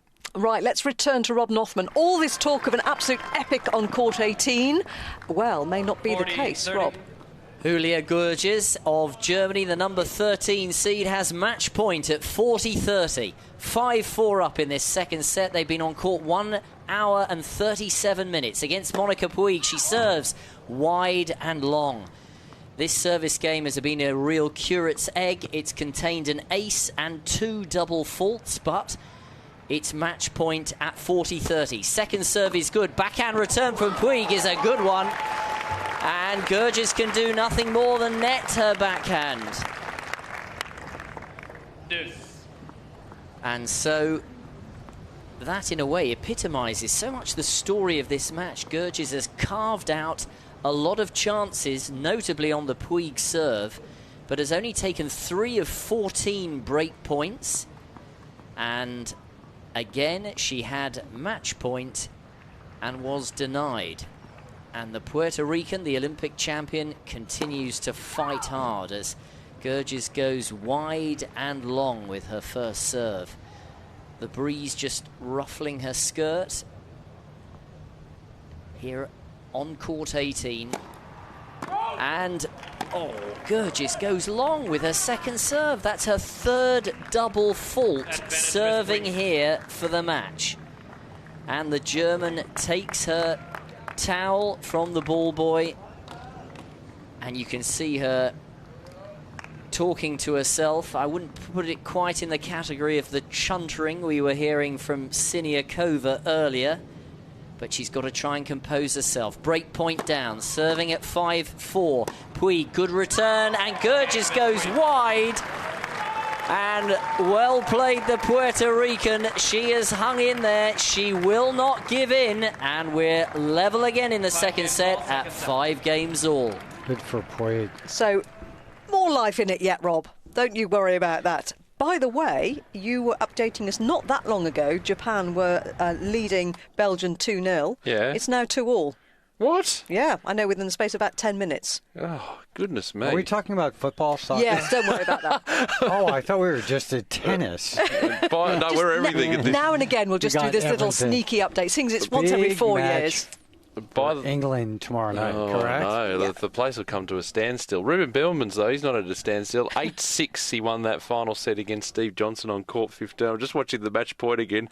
Steve lost the point. He tried to just sort of break his racket over his leg. He struggled with that too in the end. But Bellmans coming through qualifying again having a win in the opening round. Well done to him. That is a good win by him. Good on him. And Absolutely. Johnson, he's lost some big 5-setters over the last year, huh? Yeah. So close, 5-5 and all, and he backs up a little bit, and boom, you're gone. So he lost. So, where are we going next? Where would you like to go next, Mary? Well, just roll on the board here. Interesting developments on number 1 court with Radvanska's. We were talking about that just a little while ago about the scoreline there. But very shortly, she will be coming out to stay in that match because Roos is at 5-4 in the decider there. Yeah, it's holding her own. Roos, and clearly after that first set settled down to the task nicely, getting on with her game, and now a big opportunity on the big stage, the number 1 court. There's still a decent crowd out there too. Will she feel the pressure a little bit? Well, we keep half an eye on that. Let's return to Richard Connolly, who's on number 2 court, Richard. Where Elina Svitolina is not far away, specifically 2 points away from levelling this match up at 1 set all. She's fended off break points in each of her last 2 service games, and that, combined with the break of serve, has given her a 5-3 advantage. Tatiana Maria, her opponent from Germany at the far end of court, is serving at 3-5, 15-30, and Svitolina has just been unable to hook a forehand up the line, being sent twisting and gyrating this way and that. So we're at 30 all in the latter stages of this second set. Remember, the first set to Tatiana Maria on the tiebreak. So the number 5 seed in real trouble. She's got to dig her way out of this second set somehow. Tatiana Maria's aced her for 40-30, 3-5. So it's very much looks like Svitolina is going to come out to serve to level the match very shortly, Mary, at 5-4 if Maria can find one more point here behind the serve. She's come into the net. The attempted pass is long, and that is indeed the way of it. They'll go to the changeover. Svitolina to come out and serve next for the second set at 5-4. It's by 5 games to 4, second set. And there's a lot of bugs over there. He wasn't lying. There was a lot. The flies. We can back it up, Richard, what you're saying. We've got it on the monitor now. Oh, you mean you've seen the TV pictures, so now you believe me? Kind of. I'll go with that. Your numbers have been taken. Marcato, Cronin, Rhodes, you're all on my list now. Okay. You didn't believe a word until you saw it on the television. Until Bugcam. You think I'm making this stuff up down here? Do you want to check the score as well? Never. No, we've got that up here. We believe you on that front. That's not a problem. You can see actually on the lenses, on the camera lens of on every single shot, little black specks. So I wonder if no, this is not the scientific name for them, but I've always known them as thunderbugs. Those tiny little black insects. My roses at home in my Warwickshire garden, which are rather lovely this year, it has to be said, are covered in these little black insects, and I was worried that I was some pest that was going to eat them, but no, it comes with the hot weather. But they don't live. How long will they live? A week, maybe? In my garden, I don't even give them 2 days, an hour. 3 days. Right, court 18, Rob Nothman. Well, a few moments ago, Julia Gurgis was serving for the match against Monica Puig. Now she's serving to try and stay in this second set. At 6-5, she trails in the second set, having taken the first set by 6-4. Fair to say that Gurgis, who has a German car manufacturer on her top that she is wearing, well, I'm afraid the engine well and truly misfired as she was serving for the match. 3 double faults cost her dearly, and now she, at 30-15, is serving at 5-6, trying to take this second set into a tiebreak. We're just going to switch our monitors over onto number 1 court here, because we've got an interesting stage of the match here, Peter. Yes. Yes. Match point for Roos here on the number 1 court. I assume you want me to call this. Is this where this is going? Rightio. On the Radvanska serve, it is 30-40. 4-5. Radvanska serving in the third set. Serves onto the Roos